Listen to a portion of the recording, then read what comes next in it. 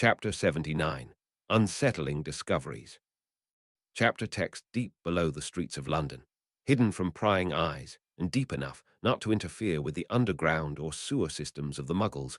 Scurrying around above lay the British Ministry of Magic. The days of castles and wizarding towers had long since passed, and the invention of indoor sunlight enchantments and vacation-worthy windows kept the underground operations of wizards happy and content. However, the location of the British Ministry of Magic had existed for a long time before its inception or even some of the original wizard councils. It existed before the previously mentioned castles and wizarding towers. Truthfully, it even existed before the Roman Empire came to these shores. The original construction was built on top of what had now become the Department of Mysteries. Even before it was the Dam, it was laboratories, research, and ritual chambers of ancient wizards investigating the secrets of magic itself. Now, many of the lower ritual chambers had now been turned into courtrooms, holding cells, and training rooms for the Department of Magical Law Enforcement. However, that wasn't important now, as above the atrium is where all the action took place. Stretching up 8 floors above the Fountain of Magical Brethren were offices for all the departments in the British Ministry.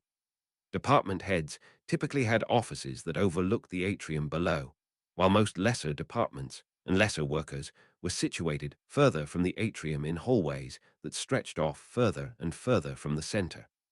In most cases, it was always better to not use magical expansion charms when possible. The malfunctioning of such a charm would mean the almost certain destruction of anything inside it. This was particularly relevant to rooms that contained records and other storage. For every department in the ministry, dozens of storage rooms contained the entire history of the people that worked there and the actions they had performed since the founding of the ministry. In that regard, many of the rooms on every floor above the atrium were used to file documents, items, artifacts, and secrets. There were many clerks who were unlucky enough to work there, sometimes due to their parentage, other times due to making enemies of the wrong person, who worked in these file rooms, organizing them, retrieving them for their supervisors, filing them away to never be seen again in many cases. No one who worked in these jobs was there by choice. Though today there was someone else rushing from room to room who was quite unexpected to be there, the Minister of Magic, Cornelius Fudge. His lime-green bowler hat seemed stuck to his head, but he had long since abandoned his coat. His white shirt was soaked with sweat, and his suspenders were down at his side as he rushed from one filing cabinet to another. There were whispers among the clerking staff of what could be so important that Big Fudge himself was down here looking for it, but no one had any idea. This was wrong. It was all wrong. Fudge had gone to the clerk in the DMLE looking for the trial transcript of Sirius Black, but they came back to say it wasn't there.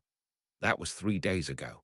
He had ordered the girl to get back in there and find it, and she spent 3 full days looking for it and could only come up with his arrest record.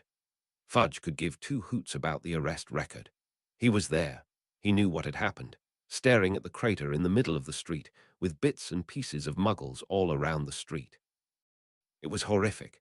The file that the clerk brought him even had his signature on some of the papers for evidence gathering and work to fix the scene properly, for when the Muggle investigators were allowed to look in on the site. The last thing he could find in the file was a transfer for Sirius Black to holding cell, signed by old Barty Crouch. This was worth his sweat and labor, to dig through all the possible places where the trial transcript could have ended up. He couldn't disappoint Harry Potter. If he came back empty-handed, he could just see the headlines. Potter speaks. Fudge is a buffoon. That couldn't be allowed to happen. However, after a full day of looking through related files, he could find nothing. All he had was the arrest record, file 1981-080 SB1. However, nowhere could he find SB2. When he stopped for lunch, he sat in the clerk's cafeteria, eating the bland food these workers got and trying to figure out his next step.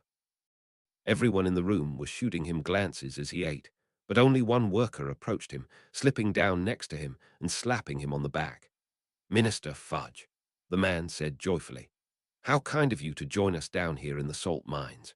I'm sure I speak for everyone here when I say how much of a morale boost we get to see that you are capable of hard work, just like us." Fudge didn't recognize the man, probably in his 30s, with blonde hair and a patchy beard, but he tried to put on his smiling, man-of-the-people persona and responded, "Well, as I'm sure you know, every job has its ups and downs. Sometimes you just need to get back your roots to improve how things run. I'll be doing this in other departments over the next few weeks just to see how well the ministry runs." "That's great to hear," he said loudly, then leaned in close. "We both know that's bollocks. You're looking for something, and I know it. I've never seen a cover of the Prophet that says, 'Fudge,' just like the rest of us. If I can find what you're looking for, you can get me and my team out of this endless nightmare of the file rooms." This had to remain a secret, but that's what oaths were for. "How many on your team?" he asked. "4, including me. Get them and meet me in the head clerk's office." Fudge abandoned his plate and went over to the office, telling the man and his secretary to take the next hour off. 10 minutes later, there was a knock, and the man from earlier, along with 2 brunette women who looked like twins and a burly boy, probably just out of school, entered the room. "So, do you think you can help me out? Where do you want to go if you succeed?" One of the twins spoke up. "We want somewhere cushy, Centaur liaison office, or misuse of Muggle artifacts." "You'll still all be clerks there," Fudge told them. "That's fine," the other twin said. "Anywhere is better than here. If you want to help me, you'll need to swear a secrecy oath," Fudge told them. "Let me see it," the blonde man said. Fudge had written up a quick oath while waiting for them. The man took it and read it over. "Standard, don't tell anyone who isn't in this room, blah, blah. I don't like the clause of obliviation if we can't find it." He looked to his people. "Are you lot okay with this?" "It beats this gig," the big guy said. "I haven't been here as long as the rest of you, but I'd rather forget that I tried and failed to get out than remember that I lost the opportunity." The 2 girls nodded along. "Fine," the blonde man said. "But we need an oath from you as well that if we find what you're looking for, you'll deliver on your end of the agreement." The next 30 minutes, Fudge and the team of misfit clerks hammered out and closed loopholes on the appropriate oaths, and then swore them. Then he passed the files along to their leader. "I need you to find all files associated with this one." Fudge passed the arrest record of Sirius Black to the man. He opened the file and scanned it for a few seconds before chuckling. "You lost the paperwork for he who must not be named's right hand?" the big guy asked as he looked over at the file. "Someone did," Fudge responded. "I'll add a cherry on our agreement, no oath. If you can find out who misplaced the files, 50 galleons to each of you." That was a nice cherry. So, without any of them exchanging names, the group of misfit clerks left the room. Fudge took the head clerk's flew back to his office and used his private bathroom to freshen up after spending so much time in the trenches. Just before the end of the day on Friday, Fudge's secretary came into his office with a strange look on her face. "There are 4 clerks from the file rooms here to see you," she said. "They didn't give their names, and they don't have an appointment." Send them in at once," Fudge told her. As soon as the group was inside, Fudge told the hidden aura in the corner to leave, then sealed the room. "Would you like anything? Something to eat, something to drink?" he asked. "Something expensive," one twin said with a smile. "To eat and drink," the other said. Fudge called an elf and brought a spread of cured meats and expensive whiskies to the room. After waiting patiently for a few minutes for them to have some snacks, Fudge demanded, "Well, what did you find?" "We found 2 files. Only 2 files," the blonde man said. He placed the first one on the minister's desk. The file number was 1981-0803-SB2. Fudge opened it up to find a single piece of parchment that held the receipt of a transfer order for Sirius Black to the holding facility at Holy Island. That's when Fudge began to panic. Holy Island lay on the east side of England and was the location for the holding facility where prisoners were kept before they were transferred to Azkaban prison. They needed to wait there until the shipping lane was open that allowed passage to the prison. Notes on the paper stated that Black spent his time there laughing and crying and repeating over and over, "I need to get Harry.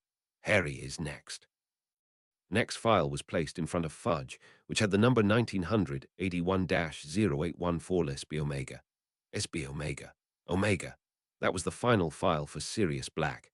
It contained his transfer papers to Azkaban, his mugshot, and nothing else. Sirius Black had never had a trial. Fudge couldn't care less about the man. Now he had to report to the boy who lived that he wouldn't get any answers to his questions. Even worse, a member of the Blacks was put in prison without a trial. Arcturus would string him up in the streets. "We delivered on our end," the bland man told Fudge. "It looks to me like this is a huge problem. I don't think any paperwork was lost, but the man responsible seems to be the one whose signature lies on the first transfer order, Bartemius Crouch Sr." He pointed to the man's signature. "Are you ready to fulfill the end of your bargain?" Fudge pulled out 4 files and a bag of coins. "There are 4 transfer orders here. 2 go to the Centaur Liaison Office, and 2 to the Misuse of Muggle Artifacts Division. My signature is already on them. You decide who goes where. I don't want to see any of you ever again. Good doing business with you, Minister Fudge." The man took the files and the money, and the 4 of them left the office.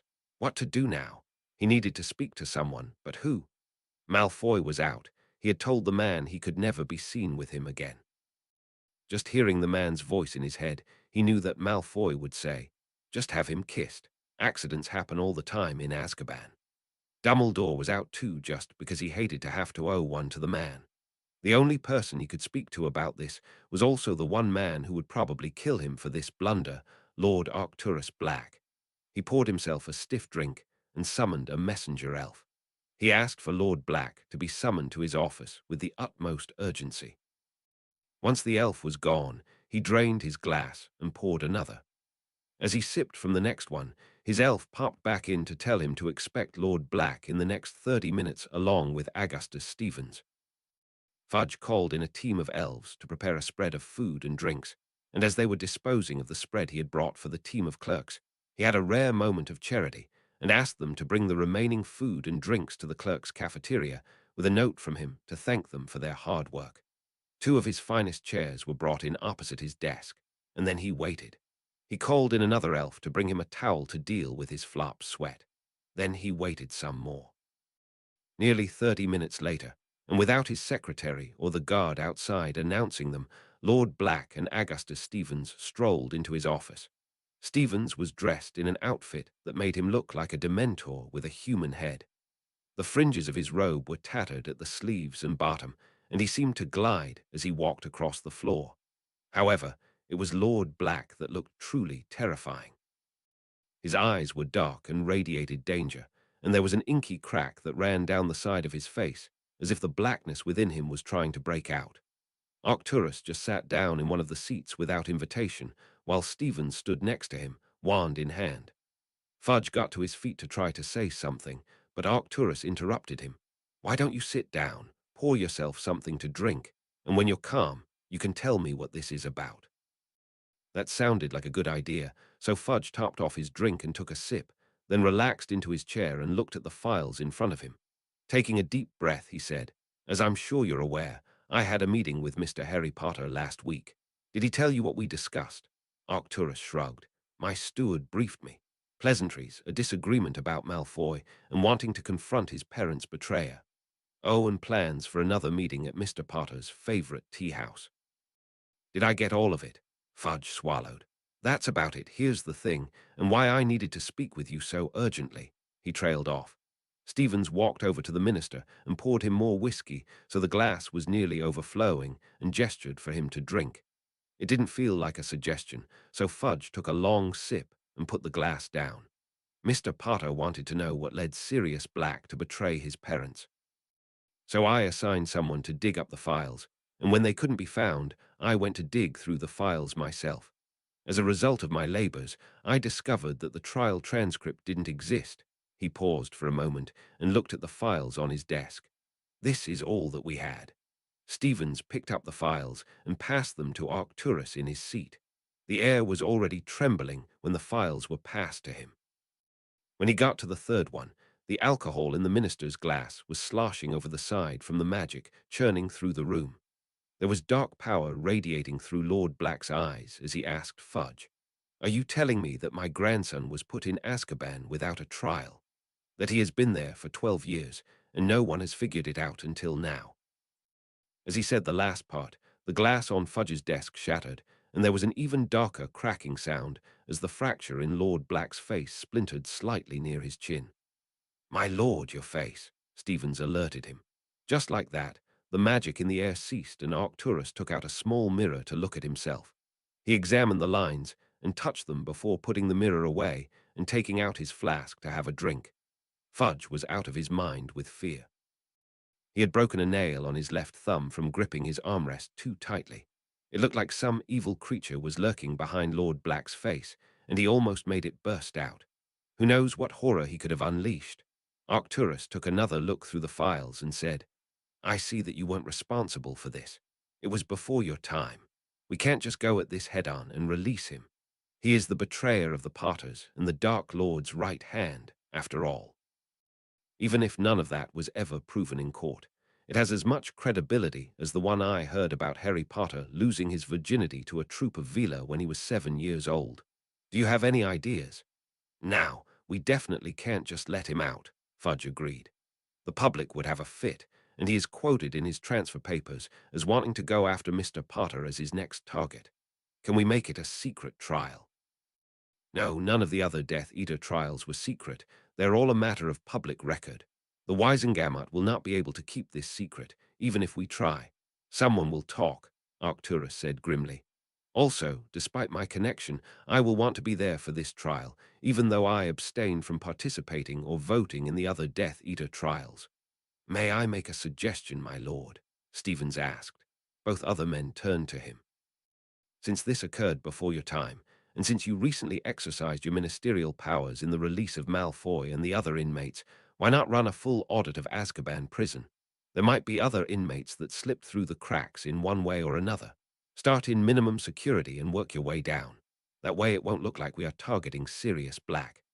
"Good thoughts, Mr. Stevens," Arcturus commented, looking back to Fudge. "I think this is what you should do. Find someone impartial to run the audit, someone from a good family, but one that may have been against the ministry or the Wisengamot in the past. That way no one can say that you are trying to influence things in your favor or think that you are just trying to find more Malfoys to release." "I think that will work," Fudge exclaimed, jumping on the suggestion like a lifeline. "I'll have my people start putting together a list of potential candidates. Make sure you send me the list when it is together. We'll make sure that we pick out the right person for the job together." I will. Fudge let out a large breath and seemingly deflated. "I knew I could count on you for assistance in this matter." Arcturus stood up and started to walk out. As he got to the door with Stevens, he turned back. "Make sure you get me that list." Back at Black Manor, Arcturus summoned Brant and Goyle from their other responsibilities. When they each arrived, they sat down in silence with the other men and waited for him to speak. Arcturus started by explaining to Goyle what had transpired with Harry's meeting at the ministry, and then recounted his recent visit. Brant looked at the other men in attendance and locked eyes with Arcturus, giving him a brief flash of the tricorn pirate hat in the trophy room and getting a nod from his lord in return. Goyle spoke up next. "Couldn't we have used this to our advantage? A pureblood being put in Azkaban without trial.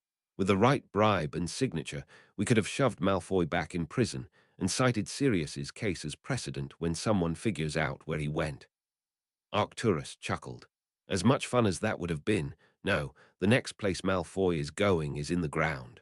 Also, I have a need for Sirius to be out of prison.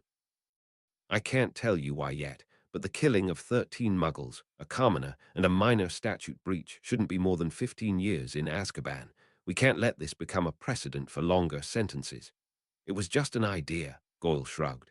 "Also, why are you looking for that kind of person to manage the audit? Shouldn't we have one of the right sorts of people doing it? Someone that we can better control?" "Who said we won't?" Arcturus smiled. "There will be someone smart, capable, and able to be manipulated with the right lures to take up the job. Though we will need to keep the evidence of our hands out of this, or she will kick down the doors to the manor and burn it to the ground with as many of us as she can manage inside." All three other men's eyes widened in understanding. A hands-off approach will definitely be required for this. At Hogwarts, the weather was warming slightly. Slightly didn't mean the snow was melting, only that they were now getting near frozen rain instead of snow. As a result, all outdoor activities had been cancelled as the ice and rain were making it dangerous to go outside. All the astronomy classes had been moved into the Great Hall, with students laying on pads under the stars they could see on the ceiling. Saturday night at dinner, one could barely hold a conversation due to the rain pelting the windows outside. and the wind whistling through the turrets of the castle. Halfway through the dinner, there was a large flash of lightning that lit up the windows of the hall from outside. A few older students stood up and watched the windows. Around 20 seconds later, a rolling clap of thunder shook the castle. Professor McGonagall stood up and said to all the standing students, "Go now. I'll meet you all in the room." 8 students, including Gemma Farley and Penelope Clearwater, began to run out of the hall. Most of the student body was confused, but then whispers started to circulate that these were all the students that had been approved for animagus training. Harry and Lyra shared a look. The lighting storm would be the final step, and all 8 of those students would undergo their transformations tonight. Now there was just endless speculation and rumors rushing through the rest of the school on what each one would turn into. The next day at breakfast, there were rumors abound, as none of the students who had left the hall the previous night had returned to their dormitories. Once it was clear that more students weren't arriving, Professor McGonagall approached the lectern at the front, and the room was instantly quiet for her announcement. "As many of you have surmised," she began, "last night was the end of the animagus ritual for the students I deemed to have the dedication and high enough scores in transfiguration, and that Professor Snape determined had the proper potion scores to undergo the process. This was a long and complicated ritual that will be continuing for the foreseeable future for those who are deserving of this higher level of magical studies. However, and regardless of our selection process, Mr. Colton of Gryffindor is now in St. Mungo's for rejecting his form during the transformation. Very few people understood what that meant, but they all knew it must be serious. Rejecting one's animagus form during the transformation is tantamount to rejecting a part of yourself, and since he cannot accept it, it will do him serious harm if it remains. The ritual staff at the hospital will strip him of his form, which will make him unable to repeat the ritual in the future. For those wishing to take this elective next year, bear in mind that this may happen if you do not accept your form. No matter what form you take, it may benefit you in some way. All that was revealed to me before my transformation was that it was feline in nature. I was hoping to be a lion or something more representative of Gryffindor, yet I became a house cat. I wouldn't trade it for the world. The other 7 students made it through with flying colors and only a few small hiccups. They will be out of class for the next 2 weeks while they adjust to their forms. My NEWT students will take turns running my other classes. Thank you." She sat back down as the whispers and chattering started up again among the students. It was a very good thing that today was Sunday, as no one was able to focus on their homework. Groups of students roamed the hallways searching for where the new animagi were holed up, while others gathered around friends of those who had undergone the transformation and pestered them for clues on what they may have become. So, of course, the first stop for Harry and Lyra was to bug Hermione about Penny. "I knew she was doing the ritual, but she didn't give me any information about it," Hermione told the 2 of them and the 20 other students that had gathered around the couch she was sitting on in the Ravenclaw common room. "You must know something," one student shouted. "She told me that she was happy with all the possibilities of the form, that's all," Hermione said, desperate to stop the Inquisition. "I bet she's an owl," someone said. "Not fierce enough," said another. "I bet she's a tiger." "That's too Gryffindor," the argument continued. "Definitely a bird of prey." Harry locked eyes with Hermione, who just mouthed out the words, "I don't know anything." Harry whispered to her if she wanted him to get rid of all the other people surrounding her, but she just shook her head. He surmised that she was enjoying the attention of the other students. Lyra wanted to stay in the Ravenclaw common room to keep reading Hermione's Redwall books, so Harry grabbed Whispers, who had been laying invisibly with his head on Hermione's lap, went in search of Tracy, Daphne, and Blaise. Unable to find them in any of the usual study locations, he ventured downstairs to Slytherin's office behind the Baron's portrait. Opening up the Well of Serpents, he scanned the room below for any of his friends. Unable to find them in the common room, he pushed the well over to the dormitories.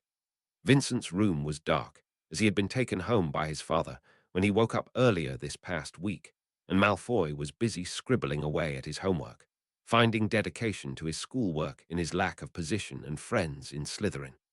He couldn't tell if Tracy or Daphne were in their rooms, due to the tapestries over their desks and doorway. Luckily, in the last spot, he found Blaise brewing a potion in the corner of his room. Examining the color and ingredients on the table, Harry figured out it was a standard headache-relieving draught. However, Blaise had not removed the skins from the wintergreen berries before mashing them. It wouldn't change the effect of the potion, but it would make it taste very sour. So before he was able to add them to the mix, Harry scribbled a note, crumpled it into a ball, and threw it down the well, hitting Blaise in the head. "What the hell?" the boy asked into the air, then picked up the note and unfolded it. He looked up at the ceiling. "Harry, is that you up there?" Harry tried to respond, but Blaise couldn't hear his voice going down through the well. So he lowered down a long length of rope and gave it a few tugs, indicating to him to climb. Harry wrapped the other end around him and braced his feet on the side of the well, just in time to feel the rope become taut. A minute later, it slackened as Blaise's head popped out the top of the well, and he climbed over. "Whoa, that was a tough climb," he gasped. "I don't think I know any good spells to help with that." Harry grabbed the boy's wrist and pulled him over the top.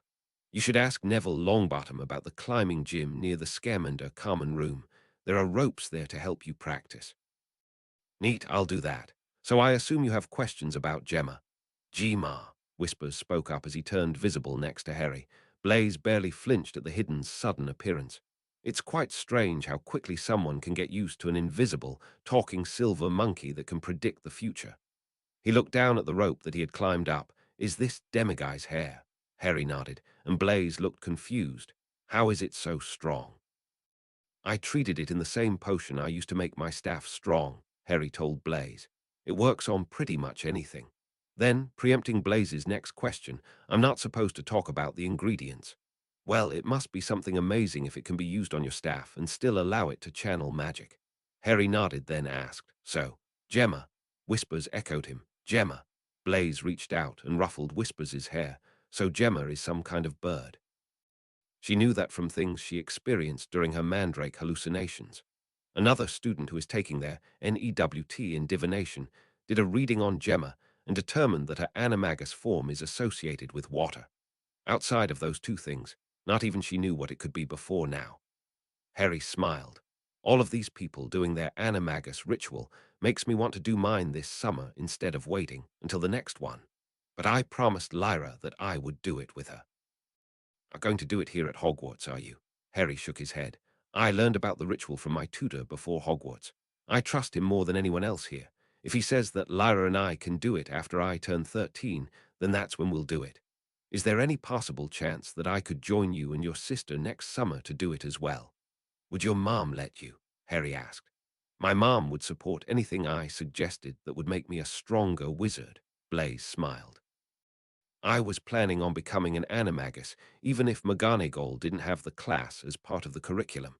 The number of registered British animagi in this century just doubled. Before McGonagall's class this year, there were only 7 that actually registered with the ministry in the last 92 years, though there are definitely dozens that didn't." "Why do you need to register?" "It's mostly so that the ministry can keep people from using their form to commit crimes, probably for other reasons too. My mother says that weak wizards in the government instituted the registry because they couldn't complete the ritual themselves, and if they couldn't do it, then they would discourage others that could." "That's not very nice," Harry frowned. "Politicians aren't nice," Blaise told him, though most will try to at least conceal their apathy. They both sat in silence for a bit. "So how's Whispers doing with the portrait?" Blaise asked Harry. "Why don't you ask him?" he responded. Blaise looked over to the demiguise sitting patiently next to Harry and just taking in everything that was going on around him, then asked, "How are the speech lessons?" Whispers peered back at him and tilted his head slightly before saying, "Portrait teach Whispers. I learn speak same Harry Lyra." "That's amazing," Blaise said with his eyebrows raised. "I haven't heard him say more than 2 or 3 words together before. He seems to be able to identify things and communicate moods and situations. He can string a sentence together occasionally, like that, but normally he prefers not to. Though I don't think he'll be able to do anything more than that. The portrait of Laborio seems to have taught him a lot of words that he doesn't know how to use, so sometimes he'll say something that doesn't match the situation at all, like it's just a sound to him." "Do you think any of his other family members would be able to learn like him?" Blaise asked. I think he's unique, Harry said. He's got plenty of younger cousins and siblings, but he's the only one who ever even tried to start speaking more than just the signs we taught the others. Magic is strange like that, Blaise contemplated. I think my mother might like to take back the portrait if there's nothing more he could learn. She might be getting a few more house elves by the end of this summer. Really, we put up the portrait in the common room, and Laborio has been helping everyone in the house write our essays. He's helped Lyra a whole lot as well with her reading and writing. My mother might not want to leave him at Hogwarts. I'll try to get her to visit next weekend. Blaise cast a tempest spell and looked at the time. I need to get back to my room and finish that potion. Pausing for a moment after he threw the rope down the hole, and Harry gripped the other end. How did you know about removing the skins from the berries? Symbology, Harry stated. All skins on fruits and berries are protective in one way or another. It's the juice in the middle that you want to use, so the outside layer is just something that dissuades people from the juice inside. So it almost always makes the potion taste bad to leave the skins on. Makes sense. I'll try it with other potions. Then he carefully climbed over the edge and worked his way down the rope into his bedroom. Harry pulled the rope back up and closed the lid to the well.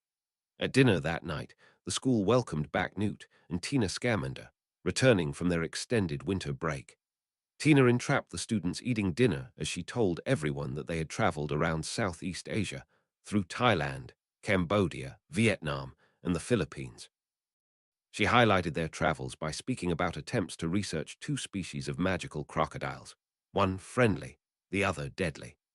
The friendly one, known as a barangitor, would be helpful towards wizards and keep waterways clear of invasive species that would damage agriculture or attack the local residences.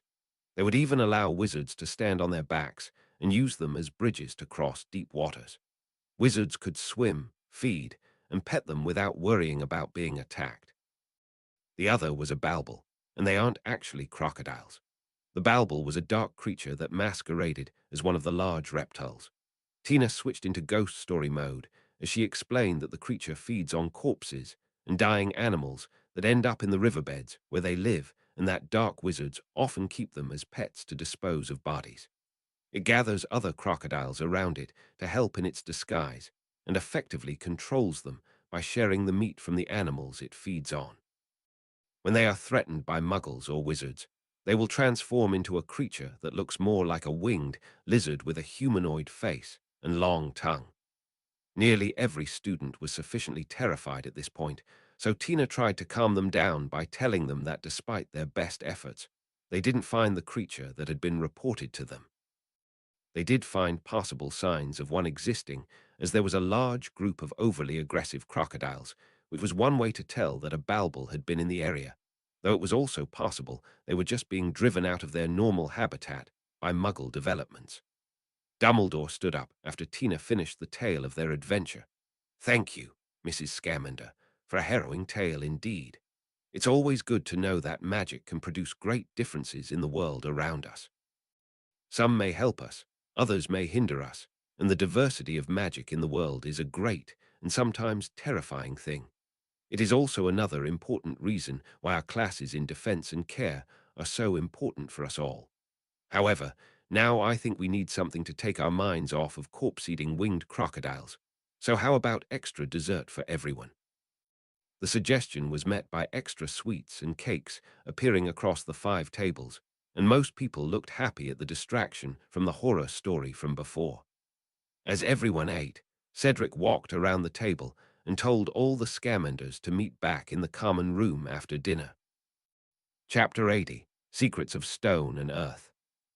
Chapter text: The students of Scamander returned to the common room after dinner to find that Newt and Tina had somehow beaten them there, despite still being at the head table when they left. They were both staring at the growth of the trees, while Whispers was trying to get Dougal to play with him, but the older Demiguise seemed a bit too tired for the excitable younger one. It was a bit dark in the room, but instead of lighting a fire, Tina waved her wand toward the ceiling and turned up the brightness of the stars above them. Newt sat with his wife on the far side of the pit, opposite the students, and waited for everyone to get settled. Once they were settled, he spoke. It's good to be back at Hogwarts and see all of you. It's quite amazing to see what has become of this room, and I hope all of you had wonderful winter breaks and are growing and developing as much as the environment around you." He smiled warmly and continued, "Before the break, I promised all of you that I would share some of the secrets of Hogwarts with you when we get back. However, before I do that, I have a few other things to share. The first is I am going to be scheduling meetings with all of you to see how your experience at Hogwarts is going and to see where you want to be in the coming years. Typically, career counseling takes place in a student's 5th year, but this is not what that is. You can treat it as such, but I will have another one specifically for the older students towards the end of the year." Tina stopped him from continuing by asking the students, "Does anyone have any questions?" Lily Moon raised her hand and asked, "Did you both really hunt dark creatures over break?" "Miss Moon," Newt replied, "I do not hunt any creature. I was only seeking to find and catalogue this elusive magical creature. While it is dark in nature, I would never actively seek to kill a magical creature. Even in self-defense, I would seek to escape rather than harm one." He reached into his pocket and pulled out a small stick-like creature. "This is a botruckle. They are the most delicate of any creature I've come across in my lifetime. They congregate in trees, most likely to be able to be harvested for wand wood. This little guy is the progeny of another one of my lifelong companions, named Pickett, who is now at my home taking care of one of the most magical trees in Britain. This one's name is Gilbert. I will always treat the creatures I encounter the same as I would for Gilbert here." Harry and Lyra exchanged a glance. That whole speech made Harry feel terrible about killing the Sigbin in front of Newt. Their head of house had told Harry that it was truly a dark creature and hadn't tried to dissuade him from killing it, but he obviously wouldn't have done it himself. Harry knew he wouldn't ever try to kill something like Gilbert the Botruckle, but the magic in his staff and wand seemed to be specifically made for killing something like the shadow vampire he encountered in Manila. Lily apologized. "I'm sorry, Mr. Scamander. What would you have done if you had found it?" "I'm not quite sure," he said with a smile. "From other similar experiences with unknown and potentially deadly creatures, I bet my lovely wife would have protected me from being killed in some gruesome manner while I attempted to make friends with it. With a dark creature like this one, which is known for eating corpses, I brought along several dead cows on the journey, on the assumption that they would make for tasty treats while I tried to figure out what its motivations were." There were several looks of disgust around the fire circle, but Lyra thought it was a very good idea. She had learned to keep small rodents with her when visiting the areas of the island with the snake pits. Harry had told her that the snakes there would always assume she was bringing them something when they would smell her coming. Everyone liked a tasty treat, whether they were a small snake or a corpse-eating flying crocodile. Megan asked, "What about the Baractor, the good crocodile?" Newt corrected her, "Barangito." "Yes, they are quite friendly, and found a whole group of them, called a float, living near a small wizard village. The wizards keep them quite well fed, and we were able to spend a few days there, even going swimming with them and giving them underwater tummy rubs." The students all giggled at that. Tina took over again. "We have one more thing we wanted to discuss before we get to the secrets of Hogwarts that my husband promised you. That one thing being Quidditch." That got everyone's attention. Everyone sat up straighter to pay attention. She continued, "Unless any changes are needed before next year, we are naming Cedric Diggory the captain of the Scamander team." She pulled a bronze badge out of her pocket that had a demiguise embossed into the metal with Scamander and Captain written above and below the animal. "Mr. Diggory has already gone to great lengths to ensure that Quidditch at Hogwarts will be safer for everyone involved, and I feel he will be as dedicated to the position as he has been to all of his other studies at Hogwarts. To recognize his efforts, I am awarding him 30 points." She stood up, walked over to him, and passed him the badge. Someone started clapping, which continued to have the entire house standing and applauding him, even Whispers, who had sat down next to the older boy and was looking intently at the shiny badge. There was silence following the applause, and Cedric looked up from gazing at the captain's badge to realize that Newt and Tina expected him to say something. "Thank you, Mr. and Mrs. Scamander. I will make sure that this privilege doesn't distract me from my other duties and schoolwork." We barely have enough students right now to field a reserve team in addition to our starters. So I would be happy if everyone was willing to play some kind of role on the team to make sure we can play. Even if you are helping just with broom maintenance or game strategy, instead of playing, that would be appreciated. It's good that Dumbledore allowed first-year students to play on the school teams, as we will probably need to start training the next year's students as reserves. I'll make an announcement and place it on our board as soon as I've been able to reserve the Quidditch pitch with Madam Hooch to have tryouts and start training. Then he went back to gazing at the bronze badge in his hands. Well spoken, Newt complimented him. Now we get to the main topic of conversation for the evening, the secrets of Hogwarts. Cedric stashed the badge in his pocket to pay full attention along with the rest of them. Before I continue, you need to know this will be kept a secret, so if anyone thinks they can't keep this between those in this room, please wait outside. No one moved. Don't worry, this won't be the kind of secret that will create problems in your lives or with your friends. There are even ways you can share or take inspiration from them for what I am about to tell you. Newt reached into his pocket and pulled out a long white candle with gold sparkles in the wax. Harry's eyes were instantly drawn to it, as it was the same one he had received half of in the secret room with Tracy. Lyra had seen the candle he had brought back as well, and he exchanged a look with her in silence until she realized it was the same one as what he had. Newt placed the candle in the middle of the pit and lit it with his wand, bathing the room in a golden light. Near the end of my time at Hogwarts, I broke a few rules. Not the one I was expelled for. I was covering for another student on that infraction and would do it again if I had to. One of the other rules I broke was the ban on experimental breeding. This drew concerned looks from the few older students. Don't worry, I have rectified that violation since then, but this candle was the result of my first successful experiment. Currently, magical crossbreeding is something you may pursue in a mastery after Hogwarts, as it is an incredibly delicate process that I won't get into now. Like Mr. Potter, I was attracted to the idea of truth serums and tried to make my own. There exists a type of magical insect called a Samoan dragon beetle, whose bite will cause someone to tell only the truth for a full day. Why aren't they used in place of Veritaserum? Patricia asked. Because of the side effects, Newt responded. There is extreme swelling around the bite, and even when that is dealt with, there will be some uncontrollable twitching that lasts for years to come.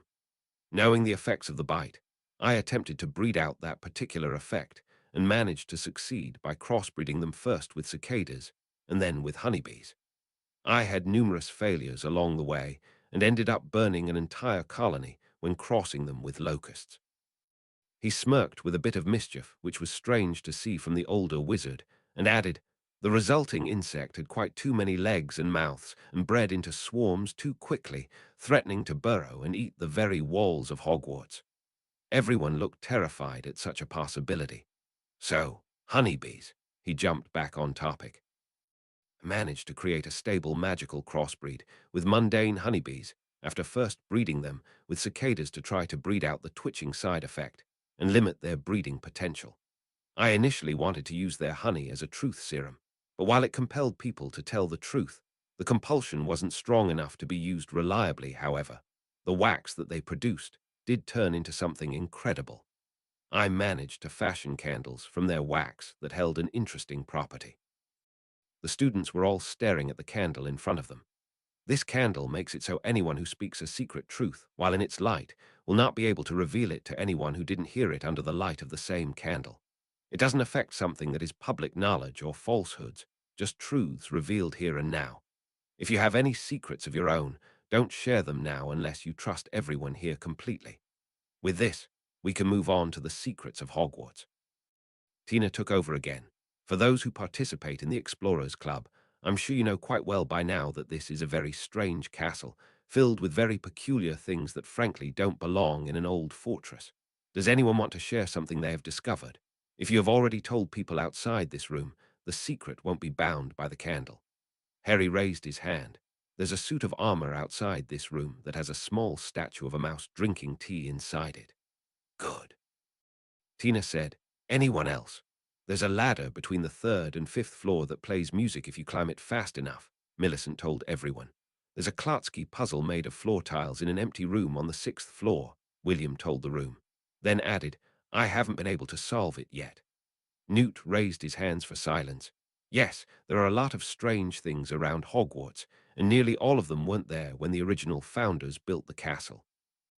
They were added by students, professors, and headmasters alike over the years. I have been permitted by the headmaster to tell you this secret, and inform you that we are going to add more strange things to the castle over the years between now and when all of you graduate. He smiled as he looked at all the curious and excited young faces before him. This will not be shared with subsequent students in the years to come, only the 17 of you. Don't rush to figure something out, as you have plenty of time. But if you have an idea for something you want to add to the castle, make an appointment with me or Tina in our office to share your idea. It can be anything from an entire room you think would be interesting to have, or just a music box hidden behind a portrait that plays your favorite song and produces owl treats when the song ends. Anything is possible, however. We will only accept one idea per student, so think long and hard about what you would like to see in the castle that will be here for centuries to come. All of the Scamander students delved into thought as many initial ideas were dismissed as not being extravagant enough. Look through the logs of the Explorers Club, Tina told them. Look at other things that already exist around the castle. You can talk to other students and brainstorm ideas, but you won't be able to tell them that you are going to create something new in the castle. Once you have something you want to implement, I will run it by the headmaster to see if it already exists. He can figure out if it does, though unless he already knows about it, he won't be able to tell me where it is or how to access it. You are competing for ideas with 1,000 years of other people adding to the castle, so this will not be an easy task. This is probably why there is a mouse drinking tea inside a suit of armor, as others may not have been able to think of an original idea that could be implemented and ended up just doing something simple but strange. Lee raised his hand, then asked, Is the only way to add something to have the headmaster do it? There must have been ways for people to find out how to do it on their own, right? That's probably true, Tina said with a shrug. However, they would probably need to know the castle as well as the headmaster himself, and how the wards function to allow for the addition of something new inside of them. That's enough for tonight, Newt told the students. We can discuss this more as a group at the end of the school year.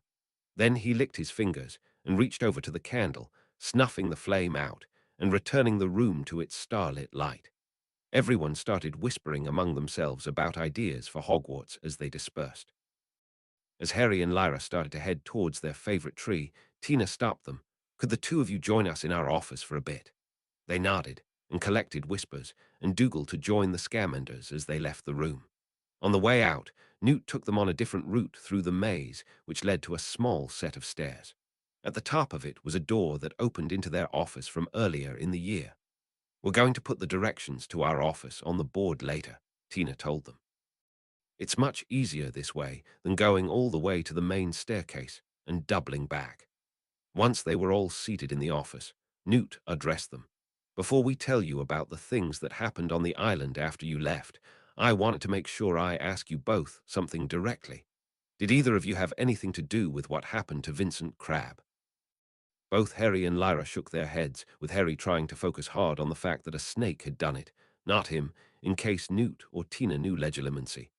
Do you know anything about the attack? Tina asked seriously. Harry thought it would be best to try to distract them a bit, so he told them. Hermione told me that Vincent attacked her. She might have told someone else, but I took a dreamless sleep potion that night to make sure I slept through the night. Why hasn't she told any of the professors? Tina asked. Or the Aurors? Harry shrugged, but added, would it do any good? Vincent's father was probably the one who got Lucius Malfoy out of Azkaban. Hermione probably thought that it would only bring her trouble to report him. Tina sighed. You're probably right about that. Your government is sometimes hopelessly corrupt. She frowned and continued. I will try to speak to her and get her to report him all the same. Let us move to more pleasant matters. Newt changed topics. We found out how the trust-based invisibility of the Hoo-Hoos works on the island and answered another question about the demiguises that had been bugging us since shortly after we arrived. It took us less than a week to gain their trust and reveal themselves to us. They are quite beautiful and like the demiguises of Whispers's family, are also much larger than most other hoo-hoos we have encountered before. Have they grown at all since your blessing? Lyra shook her head. No, but they have started to lay more eggs than they did before it. Though there is never more than one female that we've seen.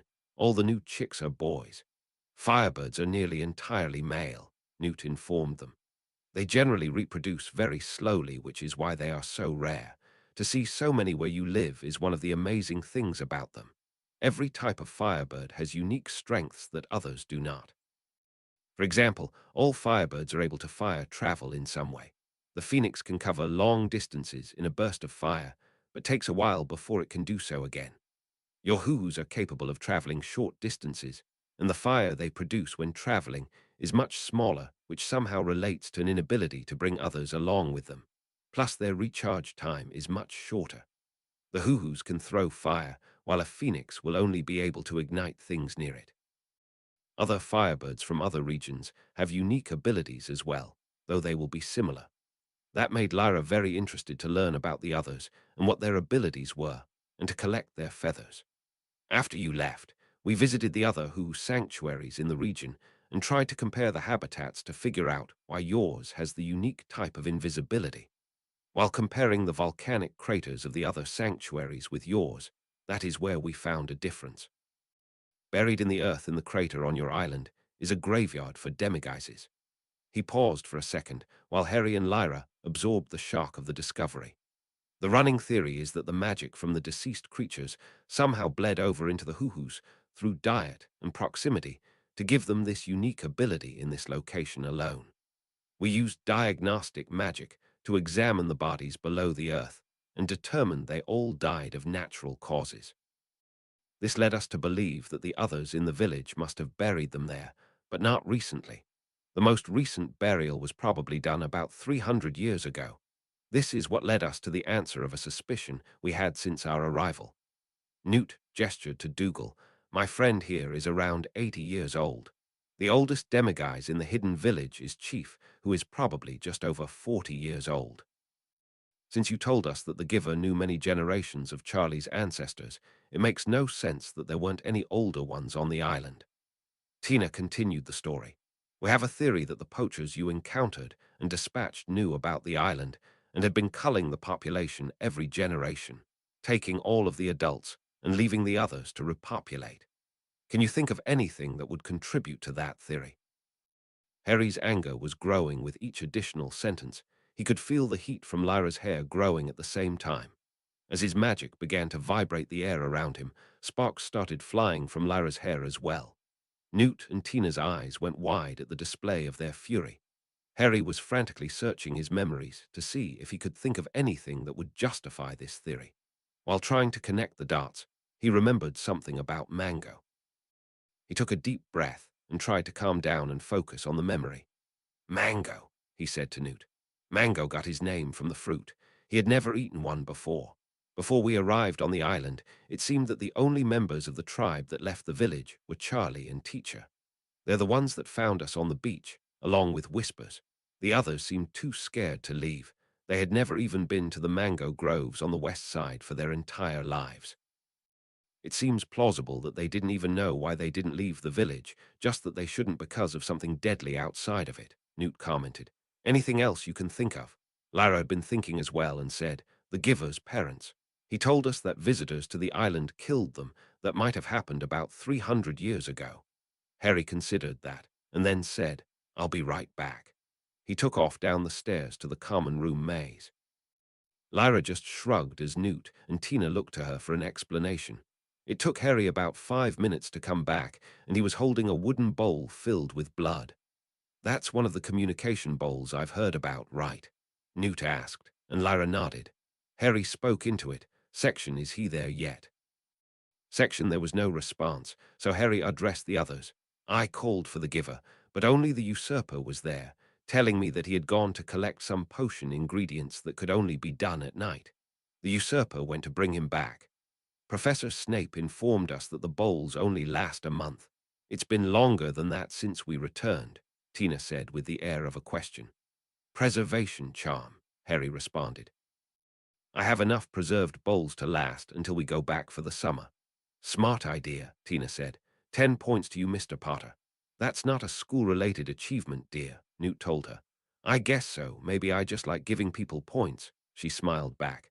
Though it is a good use for the preservation charm that they both learned as first years, so let's say that's why I gave them the points. You didn't give me any points, Lyra said expectantly. Tina got up and walked over to a desk, took out a small blue vial, and passed it to her. Taking out her wand, Lyra took a minute to perform the charm properly and returned the vial to Tina. 10 more points to Lyra for performing a charm at least a year above her current level, Tina smirked. The bowl of blood bubbled in front of them, and a hissing sound came out of it. Section I am here. The Kingsbane fetched me with much urgency. Section Harry hissed back into the bowl. Section the Scamanders have returned. Section they think that the poachers who came may have come many times in the past. Section have you ever seen them before? Section the Giver replied. Section I had never encountered them before. Section Harry spoke to the others. The Giver says he never saw them before we dealt with them. Tina told him. Ask him about the older demiguises and where they all went. Harry leaned back towards the bowl. Section, do you remember how older Hidden died? Section, they can live nearly as long as I can, but Chief isn't more than 40 years old. Section, what happened to his parents? And Charlie's? Section, there was a long silence before the Giver responded. Section, I have no memories of Hidden older than them. Section, the one you call Chief is the oldest one I remember. Section, when one would reach his age, one day he would stop coming to see me. Section, then, a younger one would take his place to visit me. Section, I never knew what happened to the older one who stopped coming. Section, until your arrival, I did not have a productive way of communicating with them. Section, Harry faced the others and translated what he had been told. It sounds like they were being culled, Newt said with anger and sadness in his eyes. If it happened regularly when they reached a certain age, then they were coming back after a regular amount of time to take all the adults. The Giver was probably protected by his magic, the Hoo-Hoo were safe due to their invisibility, and the Lampong probably was avoided due to the danger, Tina surmised. We need to tell Nestor, Lyra said, her hair still giving off small sparks. His friend needs to investigate the sunken boat as soon as possible. That also means that any international trade that related to demiguises would have fluctuated around these culling times, Newt added. I'll try to see if I can track where invisibility cloaks have come from over the years to see if that can be tied back to specific places. Not all demiguises come from your island, of course, so it will be hard to figure out specifically where the cloaks came from. Turning to Harry, can you ask the Giver how often a younger demiguise replaced an older one that visited with him?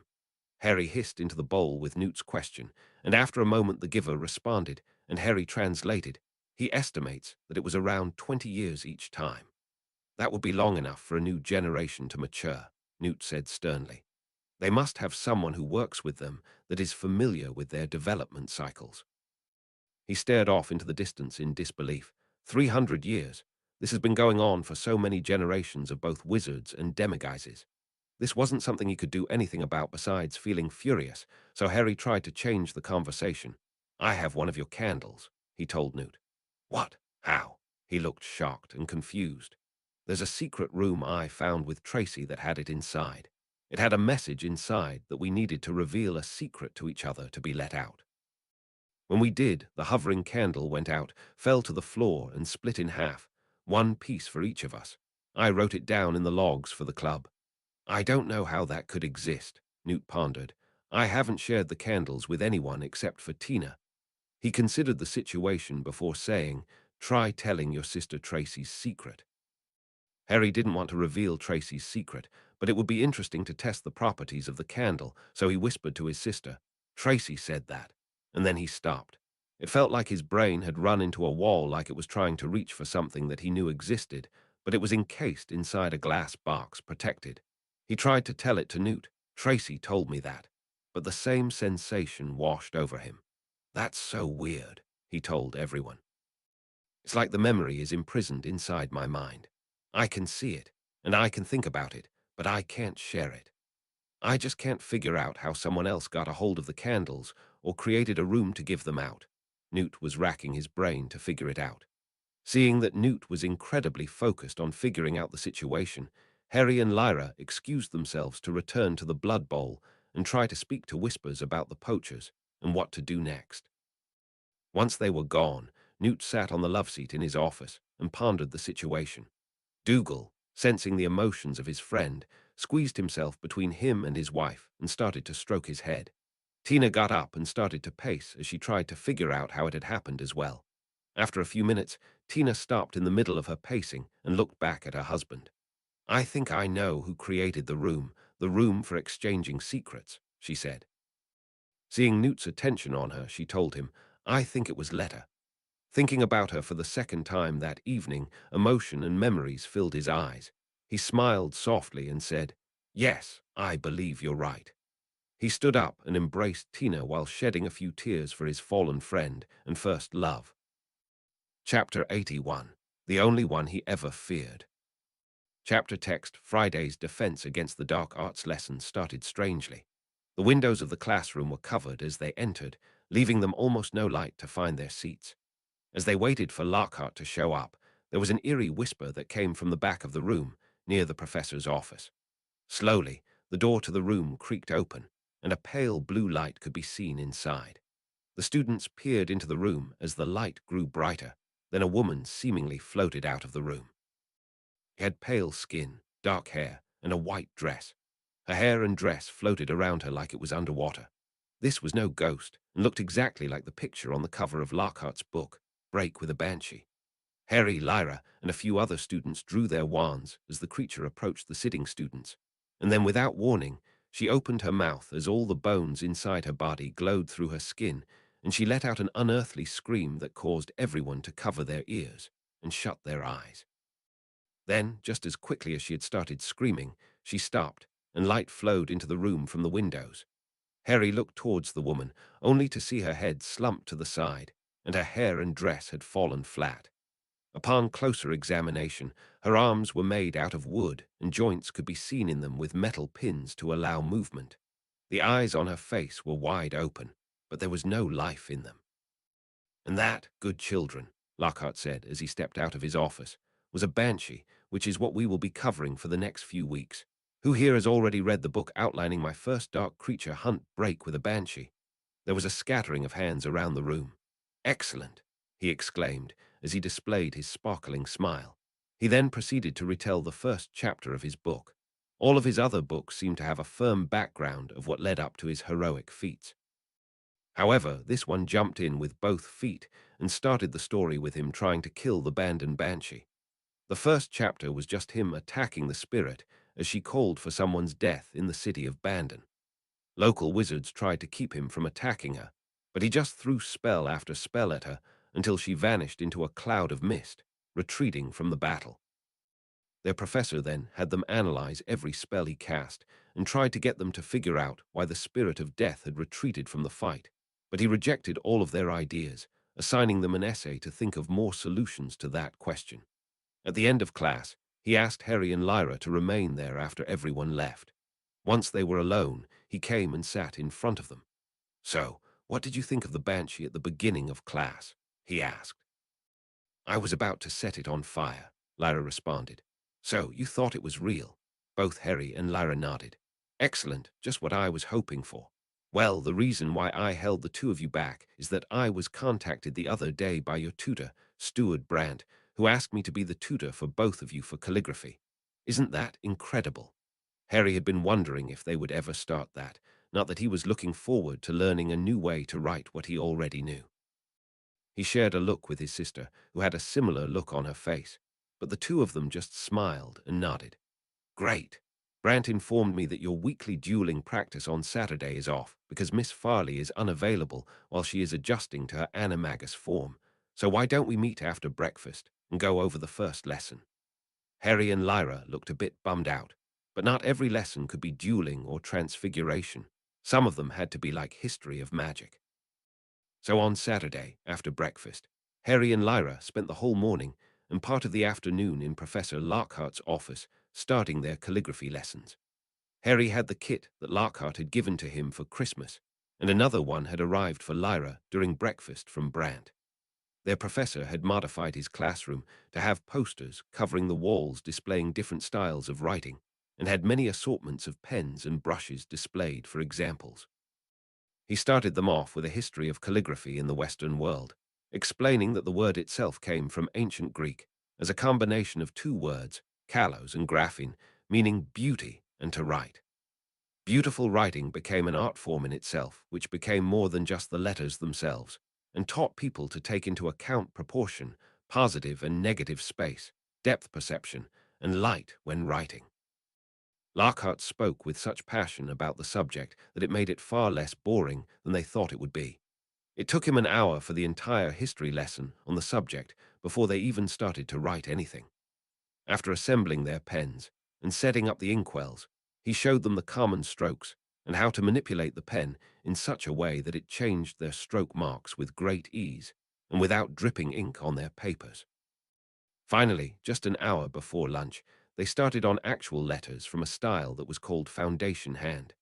They were able to make it through the first 5 letters of the alphabet, only in capitals before going for lunch. They did learn a new spell before leaving for lunch, the ink vanishing spell at Tramsco. It was a very useful spell for removing mistakes on paper or for cleaning up your hands without too much scrubbing. The wand movement involved holding it like a pencil and just wiggling it like an eraser over the ink you wanted to remove. There was quite a bit on their hands by that point, and they needed to get rid of all of it before going to the Great Hall. After lunch, they returned to Lockhart to finish going over the rest of the alphabet in this style. They managed to finish both capital and lowercase letters by 5 p.m., and then they were given homework on top of that. Lockhart showed both of them journals that Brant had purchased for them with animated illustrations for every letter that they could trace for practice. They would have to use the ink vanishing spell each time they completed a letter before starting again. He told them to come back after dinner on Monday, and he could see how they had progressed. After they left the classroom, Lyra complained, I feel like I've hiked to the hoo-hoo nest and back down twice, walking on my hands. That wasn't the most pleasant way to spend a Saturday, but as soon as we learn this, we never have to do it again. As they arrived at the common room, a large group of Gryffindors and Hufflepuffs was coming in from the snow. Sitting on the shoulders of Fred and George was Whispers, being hailed as a hero. Harry, Lyra, they took turns saying.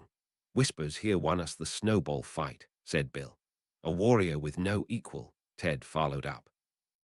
Do you mind if we come into your common room to celebrate our victory? One of them asked. Harry and Lyra shared a look, and she took off into the room to get someone to guide the larger group through.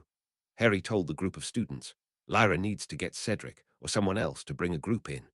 Nearly 5 minutes later, Patricia, Millicent, Neville, and William came out. Patricia had an arm full of blindfolds, while Neville and Millicent were holding a dozen garlands made of ivy. Harry had no idea what Barlock's story they were trying to do now. Patricia told the Gryffindors and Hufflepuffs who were waiting, our common room got changed a bit over break, so you need to blindfold yourself on the entry. She gestured toward the other 2 students. You also need to wear these necklaces. Everyone was sufficiently interested in seeing what was happening, so they allowed her to put the blindfolds on all of them with a sticking charm, tie them together at the wrists, and place the garlands around their necks.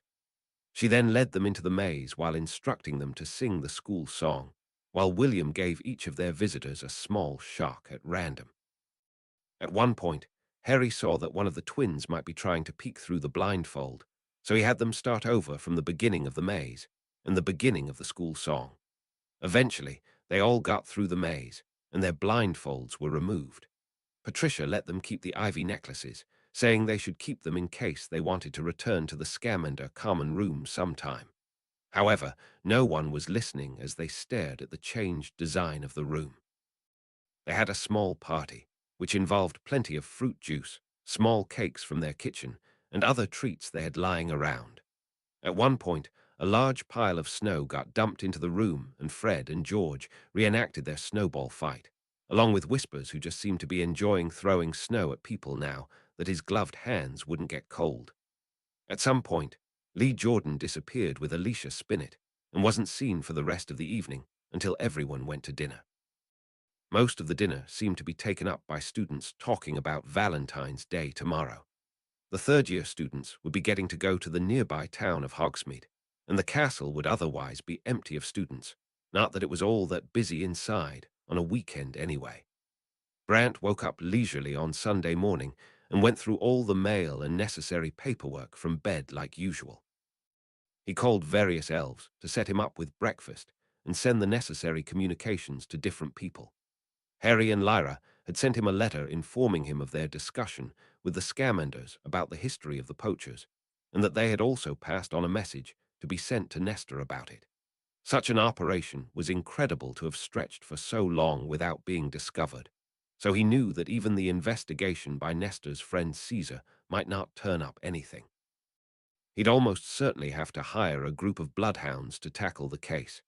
After he got through all the business paperwork and mail for the morning, there was one package left for him in shining red paper. He smiled at the seal, knowing it was from his betrothed. He had sent her a Valentine's Day gift a few days before.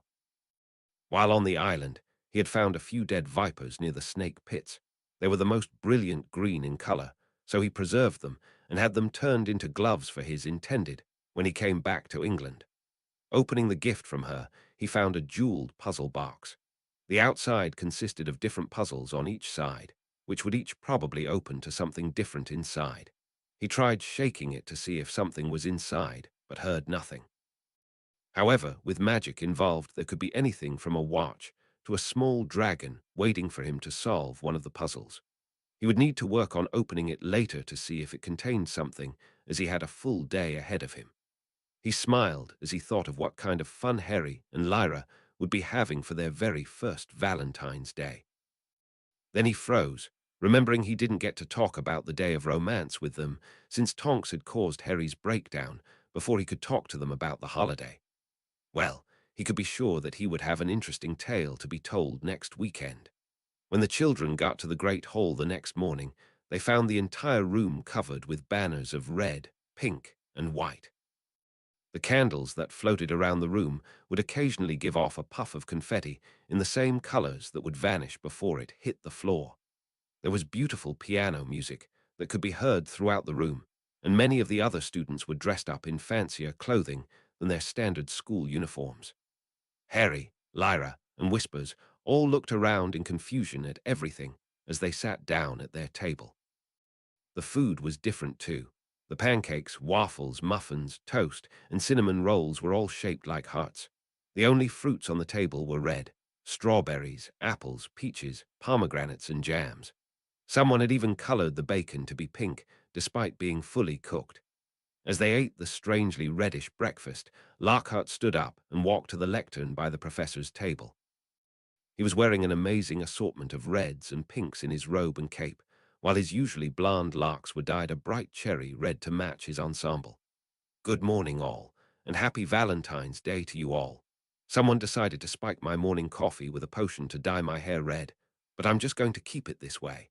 Whoever did it can expect 10 points to their house and 2 galleons in exchange for the recipe and the antidote. Nearly everyone in the room immediately looked towards the Weasley twins at the Gryffindor table, who were pointing at each other and having a small argument.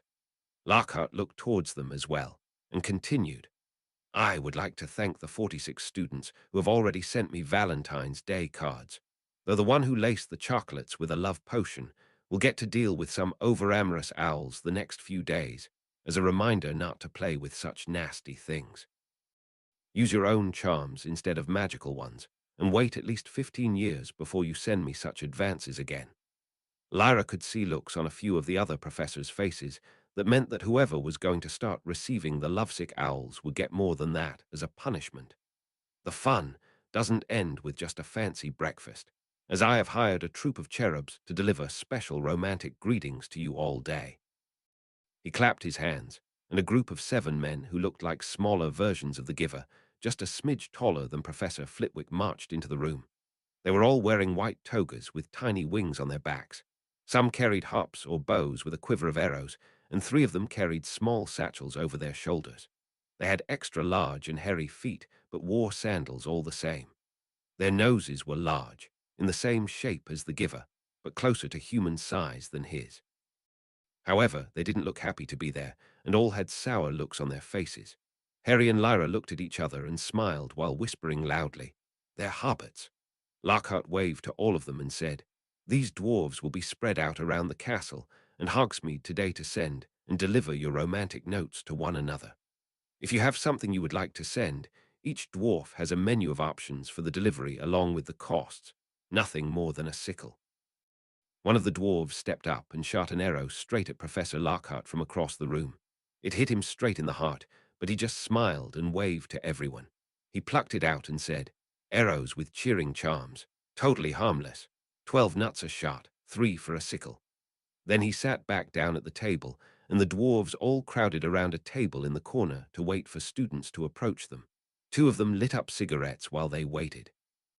"The dwarves look a lot like hobbits," Harry repeated to Lyra. She agreed and then looked around. Where'd Whispers go? They spotted him approaching the group of dwarves in the corner and followed him at a distance. Whispers cautiously sat down in an empty seat at their table and stared at all of them. They all turned to look at him, and in a gruff voice, one of them said, "Whatcha want, monkey?" Whispers tilted his head and looked at one smoking the cigarette and pointed to it. The dwarf looked curious and passed him the burning tab. He held it for a moment while his eyes glowed blue, then shook his head and passed it back. Then he reached out to one of them and touched their nose and asked, "You giver." "Give what?" he responded. Harry and Lyra approached them at that time to answer, with Lyra explaining, "He's our little brother. We know someone who looks like you named the Giver. Plenty of dwarves here and there," another one said. "Strange name, though." "He's not a dwarf," Harry said. "We were told he is called Duwend." The 7 of them looked at each other and started to laugh when they were done. The one who had given Whispers his cigarette said, "The Duwend died out centuries ago. I bet your friend is just an old man who got hit in the face with a swelling charm." Harry pulled out his photo album and flipped to a page that had a picture of their tutor, placing it in front of the smoking dwarf. The ornery little man passed his cigarette to the one next to him and examined the picture, then passed the album around the table as they all carefully looked at the photo. They all started to make rumbling noises to each other in the same way that Newt had done when he spoke to the Giver. When the album came back around, the one who they had surmised was the leader who examined it again, touching and staring at the Giver's black fur, his feet, and his fingers. "He is a asterisk grumbling noise, a giver and a taker?" the dwarf asked. They did understand, and Harry and Lyra both nodded. "We will talk to you about this another time," the leader said. "There's a line forming behind you." Harry and Lyra turned around to see a line of other students wanting to engage the services of the Valentine's Day cherubs. So Harry took back his album and returned to their seats with Whispers loping along behind them. Blaise and Daphne slid into seats next to them when they got back, with the dark-skinned boy asking, "So, who are you 2 sending stuff to? I bet you both get a ton of Valentines today." "There's something like a dwarf where we live," Lyra answered. Whispers wanted to see if they were related. Harry raised his eyebrows. "Why would people be sending stuff to us?" "You're kidding, right?" Daphne asked. "You're the boy who lived and the Black Princess. Tons of people will be sending you cards and chocolates." "Oh," he responded, unsure of what to say. Blaise informed him, "It's fine if you don't want to date anyone who sends you cards. Just be sure to say thank you to anyone who does." "What if we get love potions like Lockhart?" Lyra asked. "Yeah, that's always a possibility," Daphne said. "Snape checked all our edible gifts last year in Slytherin to make sure they weren't laced with anything. Talk to your head of house to see if he'll do it too." "Speaking of your head of house," Blaise began, "do you think he could clear up the entrance to your common room later today? My mother is coming to visit and would like to talk with the portrait of Laborio, as well as get some of the fresh fruit from the room."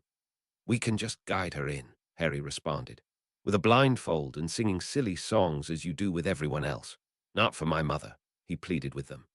"Okay, we can ask him," Harry agreed, and quickly went up to the staff table to arrange it for her visit. On the way out, however, he was stopped before he could leave the great hall by the troop of dwarves. Whispers's eyes glowed blue, and he vanished but stayed next to them. "One moment, Mr. Potter," their leader said. "We have a singing valentine for you." "A what?" Harry asked. The dwarf leader turned to the other 6 and started, "A 1 and a 2 and 3. With streaks of silver all through his hair and a sense of style that's very debonair when a lass is in trouble, He will console her, then stick his staff through someone's shoulder when things are darkest. He is the light. I hope he'll be my Valentine tonight." The leader had sung each line, along with one of the others, switching off for each member of the troupe. Their voices were not designed for singing, and it did not sound like a proper song or poem. The leader of the dwarves stepped forward when they finished and gave Harry a card that had the song written inside of it. There was no signature. A couple of people applauded while others laughed, and a few gave cooed and said it was adorable. Harry had no idea what to do with it. He looked to Lyra, who just shrugged, so he asked the room, "Who sent this?" He held up the card. "I did," called out some older girl he didn't recognize. "No, she didn't. I did," called another. A few other girls called out as well, and he heard someone from the mess of students call out, "I am Spartacus," followed by a few other similar calls, which confused Harry even more. Not wanting to deal with the situation, Harry scooped up Whispers, who was still next to him, and slung him across his back as the hidden turned visible. Then Harry and Lyra walked out of the room. Throughout the day, a few other cards came to Harry, and 3 for Lyra, while they lounged in the common room. They had a pile of chocolates from Daphne, Tracy, Hermione, Penny, Lavender, Parvati, Seamus, Dean, and Blaise. There were no more singing Valentines, and all of the others were polite and friendly. After the first 3, Harry and Lyra started to give money to the dwarves to send return letters to everyone who had sent something to them. The card from Blaise said that his mother would be arriving before dinner, close to 4 p.m. when the time was approaching. Harry, Lyra, and Whispers met Blaise at the exit to the courtyard, where Blaise was waiting. Shortly before sunset, the galloping of hooves could be heard approaching outside of the courtyard, and up the path came a white carriage being pulled by 2 black horses with manes of raging blue fire. Driving the horses was a man in a periwinkle blue coat and top hat. Riding on the back was a footman in a similar outfit. The carriage pulled into the courtyard and turned around so it stopped with the door facing the entrance to the castle. The footman hopped off the back and unfolded a set of steps to the door, then opened the carriage. Blaise's mother was inside with a dapper-looking man wearing a set of grey robes with a periwinkle blue ascot. However, none of the students watching the arrival or anyone reading this would have been paying any attention to him. The only reason he was being described right now was to mention his ascot and imply that the color matched the coachman's uniform and the blue flame of the horses. This phenomenon was due to the dress that Miss Zabini was wearing as she stepped down carefully. She was wearing a deep red velvet dress that hugged her hourglass frame. It was strapless with off-the-shoulder cap sleeves and a sheath style on the bottom that had an extra wrapping on the back to look like a cape for her lower body. She also had darned red velvet gloves to match the dress and sparkling ruby heels. She walked towards Blaise, who gave her a deep bow, and said, "Good evening, Mother. I hope we aren't taking too much time out of your evening. It's just a short detour." She turned back to the carriage. "You don't mind, do you, Gorman?" "Anything for you, my dear," he called back, as many of the others watching were startled by someone else in the carriage that they had missed. The footman reached behind the carriage, pulled out a wooden bucket, and passed it to the driver who had just climbed down. Pulling a sapphire flask from his pocket, he poured a shimmering liquid into the bucket, then waved his wand to transfigure it into a long trough in front of the horses. With another wave of his wand, the liquid was ignited, and small blue flames danced on the surface as the horses began to slurp at the burning water. "Good evening to you too, Mr. Potter, Miss Black, and I've heard it Sir Whispers now, correct?" They exchanged formal handshakes, even Whispers, who said to her, "A lesson, Ra." "Astounding memory," she smiled at Whispers. "Let's go see old Laborio now." The footman followed them as they entered the common room. Newt had disabled the maze, so they were able to walk straight down the tunnel and into the room. When the inner door was opened and they entered, Blaise and his mother stopped to stare at the common room. "Well," she began, "this is different. We blessed the room before the break," Lyra explained. "We did it before at our home. So far it has made the plants grow faster and larger, and the fruit grows much quicker regardless of the season." She looked around the room and at the floor, then said, "This floor is not going to work with my heels. Harry, where is Laborio's portrait?" Harry pointed to the back right corner of the room where a small study area was set up. "He's over there." Turning to the footman who was still with them, she told him sweetly, "Orson, would you mind doing something about this?" The man smiled and waved his wand to transfigure the ground into a polished blue and silver tile pathway that curved around the grove of trees, arriving at the study area. Other Scamanders in the room watched with interest as Whispers led the group across the polished pathway through their common room over to the study corner. Whispers climbed on the desk below the portrait as they arrived and sat down. The footman, Orson, conjured a comfortable chair for Alessandra and then stood behind it while Harry, Lyra, and Blaise sat down in the chairs that were already there. The portrait of Liborio Montesi gave a formal bow to everyone present. "It's good to see you again, Madame Zabini. You are the vision of loveliness this evening," he said with a smile. "Liborio, how goes the project with Sir Whispers?" she asked the portrait. "I would have not thought such a thing possible in the past.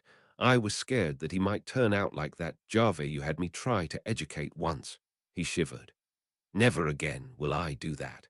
So Whispers here will never be able to communicate at the level that I or another human can. However, he will certainly be able to remember more complicated words than a giant and be more clear with expressing his thoughts than a centaur, though he won't be able to comprehend the drama that the latter speaks with when they talk about such mundane occurrences as the weather. He knows basic courtesies and behaviors, can understand most facial expressions, and can converse about as well as a 7-year-old. I don't think he will be able to grow more from additional lessons with me." He looked down towards Whispers, lounging below the frame. "Whispers, how old are you?" Whispers held up one of his hands and counted up the numbers, finally saying, I am 5 years old. What are your father and mother's names?" "Father is Chief, mother is teacher.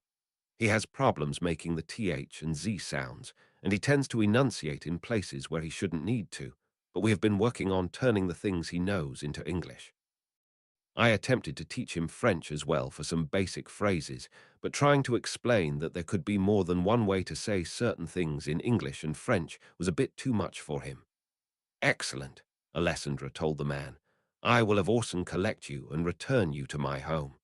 "Do I have to leave so soon?" the man in the frame pleaded.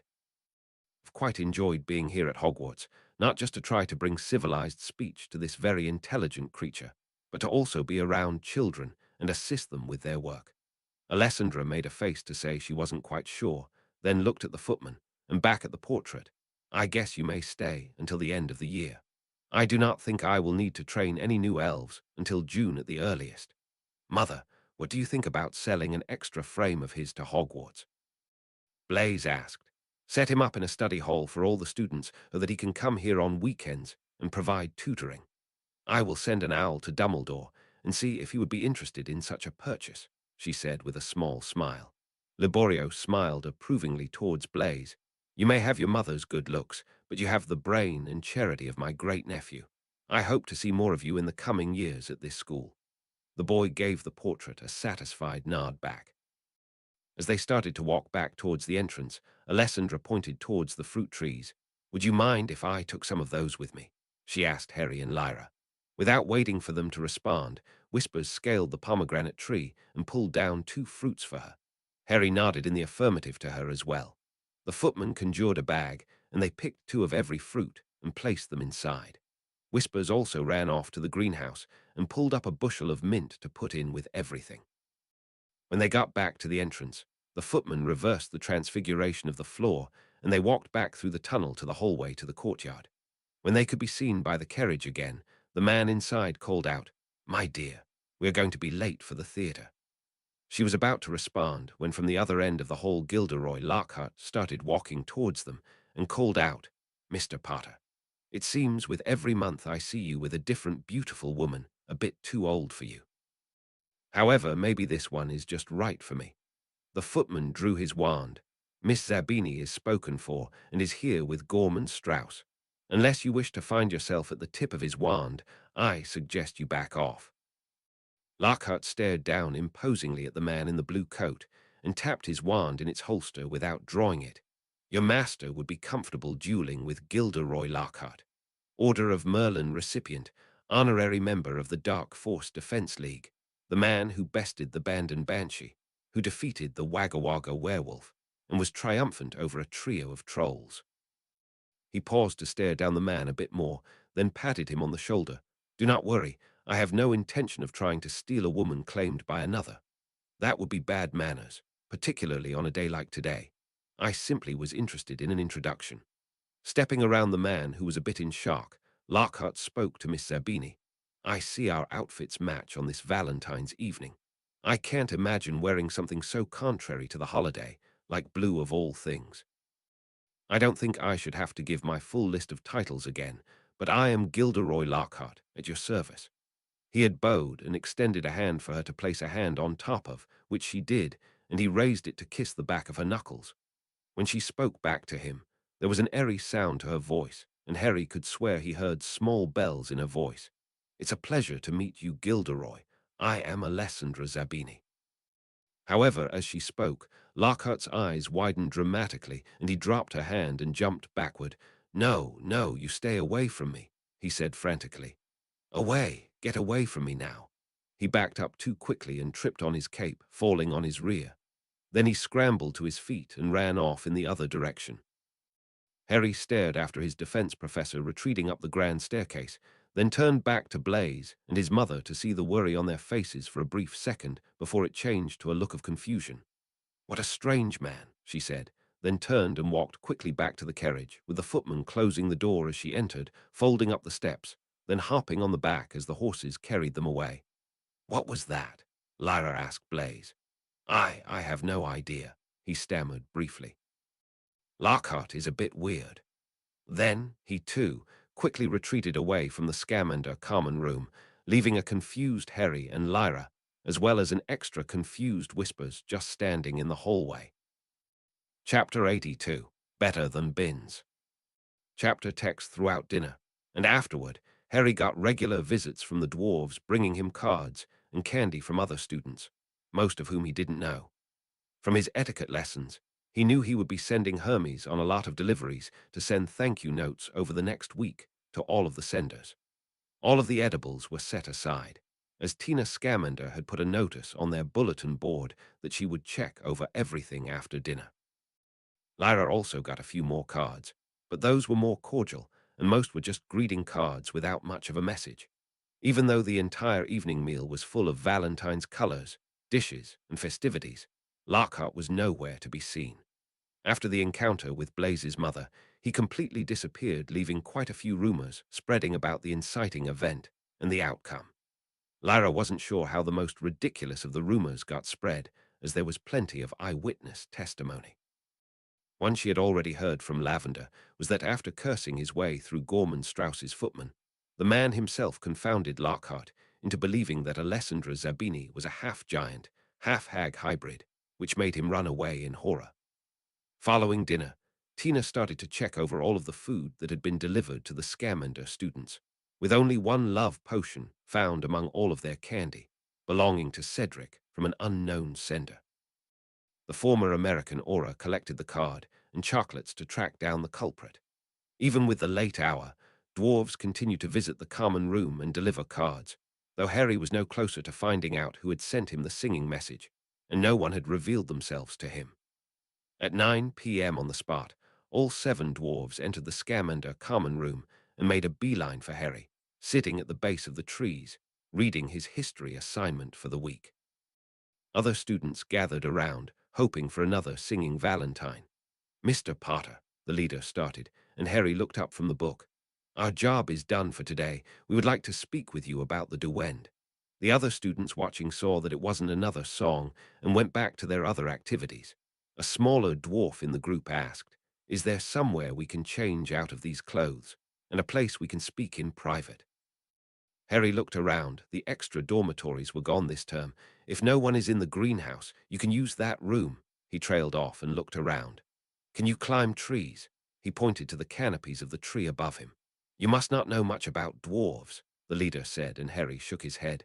We can climb trees, he responded to broad grins from the others, then took his troop to the greenhouse. Harry meanwhile went to gather up Lyra and Whispers to come as well. The 3 of them waited for the dwarves under the tree.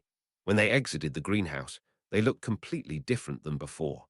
They all wore heavy leather outfits, looking almost like armor including gloves, but with no shoes.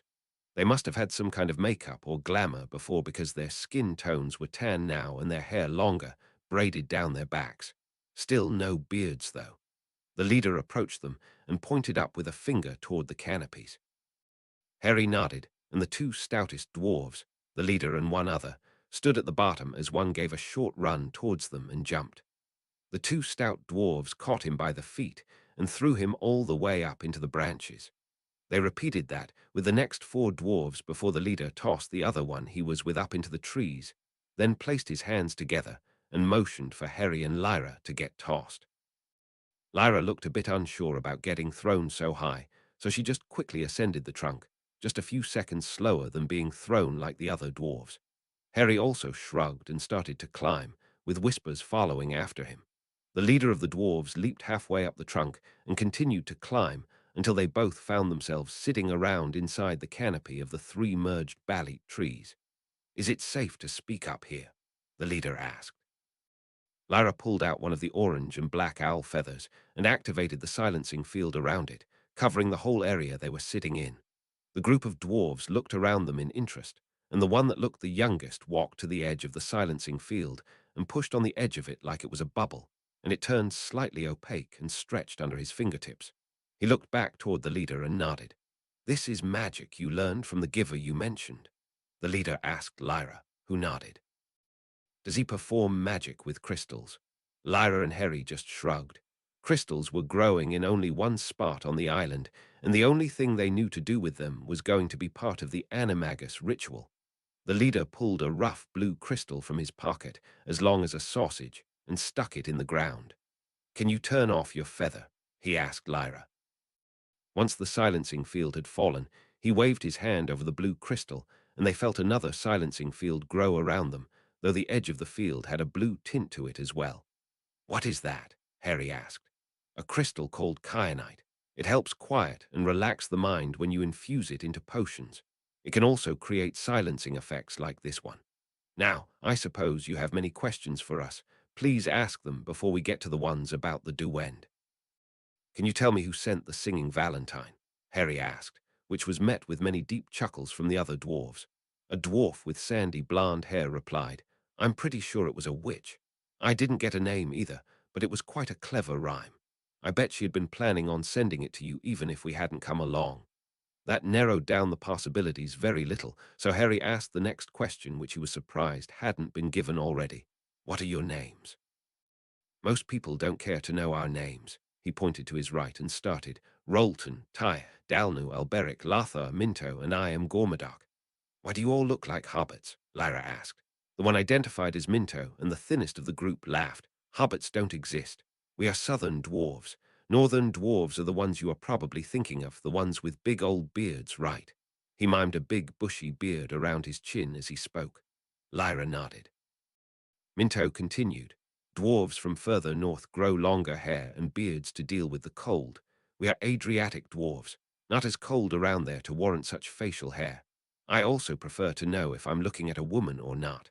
Nothing stranger than talking to another dwarf with a long beard and then finding out later that it's a woman under there." A few of the others gave deep chuckles at his statement. "Or the opposite," said Lothar, and set off another round of laughter. "Any other questions for us?" Gormadoc asked Harry and Lyra. They shook their heads. "Well, the duend, you called him the giver. Does he also have the ability to take things? From the picture, it looks like he took something to make him taller, give him fur and stronger hands and feet, and possibly other things." Harry nodded but didn't want to give away all their tutor's secrets. He asked, "Can dwarves do that too?" "No, we work with the natural elements of the earth, stone, metals, gems, and crystals. We're able to draw out the power of these elements, refine them, and sometimes enhance them." "So why are you doing Valentine's Day parties?" Lyra asked. There was a lot of angry grumbling in the dwarven language from the others. It did not sound like pleasant and happy words. "I take it that your history classes don't cover the Goblin rebellions?" Gormadoc asked. "That's pretty much all they cover," Lyra said with annoyance. "Though Harry and I have had only one term so far." "Have you learned of Gringotts?" Gormadoc asked with a sneer. "Like the bank?" Lyra asked back. "Yes, like that bank. Goblins used to live in caves and mountains, far from human civilizations. They look too different from humans to successfully integrate with them, unlike dwarves. Have you ever wondered how there is a huge goblin civilization in the middle of a metropolis like London? Harry and Lyra had never bothered to wonder about that, as they had nearly fallen asleep during most of their history classes, and paid the goblins almost no mind when being at the bank anyways. They shook their heads negatively. They had never wondered that. Sensing story time, Whispers dug out a stash of berries he had in the tree and shared it around with the other dwarves while their leader continued the tale.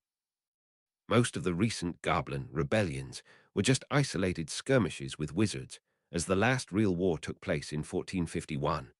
That was the largest war between goblins and pretty much everyone else. Battles took place all across Europe and North Africa. The goblins were like a scourge on the land, but luckily the wizards made alliances. They allied themselves with leprechauns, werewolves, centaurs, dwarves, and even muggles. They managed to turn back the tide of the goblins and push them back into the mountains.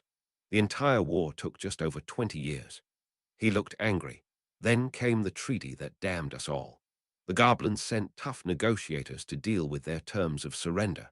They demanded that they be allowed to join wizard society, saying that the more integrated, the better, so they would not need to go to war ever again. Some of the largest amounts of casualties in the fighting fell on the dwarves, and they were not represented well in the post-war negotiations. When the treaties were signed, the wizards signed away many of the homes and mines of their dwarven allies. He used air quotes to visualize his sarcasm and disgust. The goblins were integrated into wizard society through the financial systems. In subsequent centuries, as European muggles and wizards spread around the world, the goblins went along with it, using the treaty like a scalpel to cut into any place wizards settled and building a bank wherever they went. The bank in London used to be a dwarven hold before our people were betrayed by wizards. Now it and all banks are named after the chief negotiator for the goblins, Gringotts the, he spat to his side, Gringotts the Wise. That's horrible. Harry remarked as the tale ended. That it is, Gormadoc replied glumly, though there's nothing we can do about it now. Most of us just work our whole lives like this, but at least we can live among muggles as well, unlike the goblins, though it is also the reason why we were interested in the Duend, you know. Why? Lyra asked him. Because the Duend are some of the oldest enemies of the goblins. Wherever he is must be completely unpopulated by those little green bastards, and we would hope to meet him. Could you arrange it? Harry and Lyra exchanged a look. Both of them had no idea what to say. Harry knew he'd need to talk to Brant about this. We'll need to talk to some people first, Harry told Gormadoc. Our home is somewhere secret. We're not supposed to talk about it. Though he did think it would be nice for the giver to have people to speak to in his own language, and maybe they could help him with learning magic. Gormadoc nodded to Rolton on his right, and the dwarf pulled out a card. I own a small bar. You can contact us there if you need to. The card said the bar was called the Poisoned Apple. Harry put it in his pocket, as Gormadoc said, We are taking a chance speaking with the two of you. On one hand, you are Harry Potter. However, on the other hand, he looked to Lyra, you are a black, and one of your ancestors was one of the signatories on the treaty that robbed us of our homelands. Lyra looked saddened. Harry didn't need legilimency to read her thoughts and see that she was disappointed that so many blacks did betray someone or do horrible things with their lives. By coincidence, in London at this very moment, the blacks were getting together to put a conspiracy into motion. At a conference table in the office for the Minister of Magic sat Cornelius Fudge, Dolores Umbridge, Eugenia Fiddlewood, the minister's assistant, Arcturus Black, and Steward Brant. Augustus Stevens sat to the side, eating a plate of orange slices while spinning his wand through his fingertips. Thank you all for coming tonight, Fudge told them. I wanted to get this started as soon as possible. He gave a small nod to Arcturus, who ignored the man's lack of subtlety, then continued. I have heard whispers that after releasing Lucius Malfoy from Azkaban, the people aren't confident in the prison, while others think there may be others inside deserving of release. It's in that regard that I want to organize a full audit of the prison, the treatment they receive, and the sentences that prisoners have been handed. Arcturus spoke up now. I had an additional thought the other night as well. There are a few members of the Wisengamot that labored under the Imperious curse during the last war. I believe, as part of this audit, that their voting records should be examined for any trials that occurred during their enslavement by the Dark Lord. I don't see why we need to be digging up the past like this, Lord Black, Umbridge said, with as much sweetness as a mouldy piece of cheese. The faults of a past administration must be corrected, he replied. By comparison, the Fudge Ministry will be stronger by weeding out past elements of dark corruption. Dolores Umbridge latched onto the idea of dragging someone else down to pull herself up and agreed with this line of thinking. Now that we're all on the same page, Fudge began, we have put together a list of potential solicitors to manage the audit. Eugenia, if you would. Fudge's secretary tapped a pile of paper in front of her, and copies of the list floated out to Umbridge, Fudge, and Brant. Umbridge pulled out a pink quill and started crossing names off the list immediately. A charm on the papers linked them together, and a pink line went through the copies in front of the others. Fudge also scratched off a few names with a black quill. Seeing the colors being used by the minister and his undersecretary, Brant pulled out a green quill and crossed off a few names as well. In a matter of moments, the list of 30 names had been shortened to 6. As Umbridge and Fudge started to look through their documents to compare to the remaining names, a small argument was beginning between Arcturus and Brant. They were pointing to one name on the list, and the argument ended with Arcturus snatching the quill from his steward's hand and crossing the name off himself, then saying, "You may leave now, steward." Brant looked a bit angry, but stood up and obeyed, obviously displeased by why he was being dismissed. Umbridge, Fudge, and Eugenia Fiddlewood looked at the paper to see the green ink had crossed out Andromeda Tonks. Eugenia asked, "What's wrong with this name?" "She's my grandniece," Arcturus responded. "It would be totally inappropriate." "If I remember correctly, she's your disowned grandniece," Umbridge replied. "Maybe you just are acting out of spite." "She is very well qualified for the position and has a history of working against the ministry in the Azkaban trials, so she would be perfect for this as a way of redeeming herself." "Definitely not," Arcturus remained firm. "She married herself to a mudblood. She's not the right person from the right family to take this responsibility." He looked down at the list. "I would say the best bet of the remaining candidates is Alastair Hawkins. He has 3 past generations of magical ancestors, enough to be pure, but also few enough to be supported by the commoners as well. You would turn aside your own blood so easily." Umbridge pushed more. "Her daughter is employed by the ministry. She sounds like a very good fit for the role." "Listen here, Toad," Arcturus snapped at her. "The day I let you speak about the disgraces to my family will be the day that I challenge you to a duel for such an insult." "Hold on," Fudge interrupted. "Please, no duels in my office. I rather like how it is decorated now. I've given my opinion on this matter. Please heed my advice and choose Hawkins for this."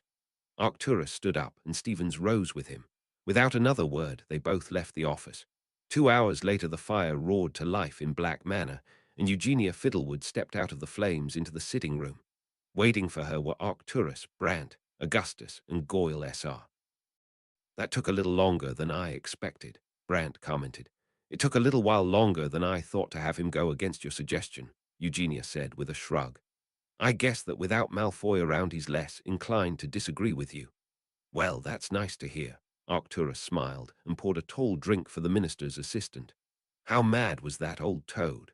She smiled back and said, "She tried to hide it, but she couldn't contain it, and even her hair started to get frazzled." She picked up the offered drink and took a sip. "I had to balance her out in a few places so it wouldn't look like her suggestion was just blind rage at your insult. But now Andromeda will be offered the position. She'll probably reject it out of hand," Brant said with a bit of worry. "Do we know when they'll make the offer?" "I'll deliver it tomorrow morning to her office," Eugenia replied. "If she rejects it, try to get her to think it over for a few days. I'll pay a visit to Miss Tonks and see if I can smooth things over with her about it," Brant instructed her. "Take her out to a nice dinner somewhere," Arcturus smiled. "Give her my permission to throw a party at Elmswood too." On Monday, Brant received a letter from Harry about the dwarves. He had known they were marginalized in society, forbidden from owning wands, and didn't even have their own liaison office in the ministry, but the tale that Harry wrote about was more than he could have imagined. Arcturus wasn't aware of the details either, but said there had to be some record in the family archives. particularly involving a treaty that a black had been a signatory for. He eventually found a copy of the treaty, which was signed by Janus Eus Black in 1474, ending the last major Goblin War and the founding of Gringotts Bank. While examining the text of the treaty, he found that it did indeed cede the subterranean dwarven city in London, which still had the Viking name of Lundvik, to the Goblins as part of the permanent peace treaty. There were similar exchanges of territory in numerous cities across mainland Europe, all of which were former dwarven strongholds. The background in the treaty specifically stated that the strongholds were empty due to catastrophic losses of the dwarves during the war. The ceding of the dwarven strongholds was supposed to be exchanges, and in each case, former goblin dwellings in the mountains were given to the dwarves in place of their empty strongholds. In the signatories of the treaty, a name was listed as the representative of the dwarves, who agreed to the treaty, Drash and Barkridge. Brant scribbled down as much information as he could in order to compile a report for Harry to continue to speak with the dwarves he met with. It would be interesting to see how they might interact with the giver if they were to meet Harry and Lyra's tutor. He was also very interested in their magic related to crystal warding techniques. The sad thing about the situation with the dwarves was there was nothing that could be done. There were too few dwarves in the world, and there was no way that they would ever get their homes back, as they were now swarming with goblins who controlled the financial systems of the wizarding world. The best they could hope for would be a formal apology from the International Confederation of Wizards, and that's it. When he was finally finished with the research and sent his report back to Harry and Lyra, it was already too late to visit Tonks at work. Maybe that would be better, because now she would be able to discuss her mother's opportunity at dinner, and then he could speak to her about it tomorrow. Yeah, that would be the better option. At the end of the day on Tuesday, Brant strolled into the DMLE bullpen and asked for Aura Tonks, only to be directed to one of the Muggle sparring rooms. Taking a set of stairs down a few levels, he ended up in a large room with sectioned-off areas with padded floors. Only one of the many sparring areas was in use, with quite a few auras standing around to watch the fight. Brant squeezed into the throng of observers, and his eyes widened at the sight. On one side of the ring was an aura with curly brown hair and thick eyebrows. It took Brant a moment to remember this was a legacy aura named Remington Argent. He was wielding a quarterstaff, encircling the thing on the other side of the mat. The thing was very thin, but about 6.5 feet tall, and had pale green scales on its entire body, except for a yellow stomach that could be seen out the top of an aura jacket. At the end of its arms were large, thick hands with 4-inch claws at the end of each finger. Its head had the face of a snake, with slits for a nose, needle-like teeth, and dark black eyes that had no pupils. It also had a short tail that barely touched the floor.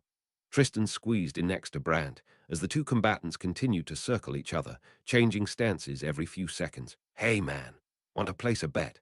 Tonks and Remy are tied 2-2 now." "That's Tonks," Brant said in slight disbelief, as he had seen her Dragon Lady transformation before. "Yep, she's been changing forms for each fight, so we never know what to expect." "What are the odds on Tonks?" Brant asked. "After the first 2 rounds, we just put them both at 1-2.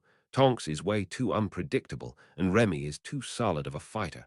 "Put me down for 10 galleons on Tonks," Brant said as he fished out his money pouch. "I'll put you down for 10 sickles." "We're auras, not goblins," Tristan told him as he scratched down the bet in a ledger. The two of them stopped circling each other and proceeded to stare each other down. Brant watched as the claws on Tonks's right foot curl inward to prepare for a lunge. He was proven correct, as she made an incredibly quick dash across the ring, leaping and spinning with a roundhouse kick toward the other aura's head. He was prepared and swung the quarterstaff at her leg, knocking it to the ground as he was pushed backward. Tonks took advantage of the forced change in direction by swiping downwards with the claws on her left hand toward the man's shoulder. Remy deflected the blow with a bracer on his forearm and delivered a solid punch to Tonks's stomach with his other hand, though it meant he dropped the staff before he could swing. She started to fall from the blow, but before she hit the ground, the tail under her cushioned the fall and propelled her back toward her opponent.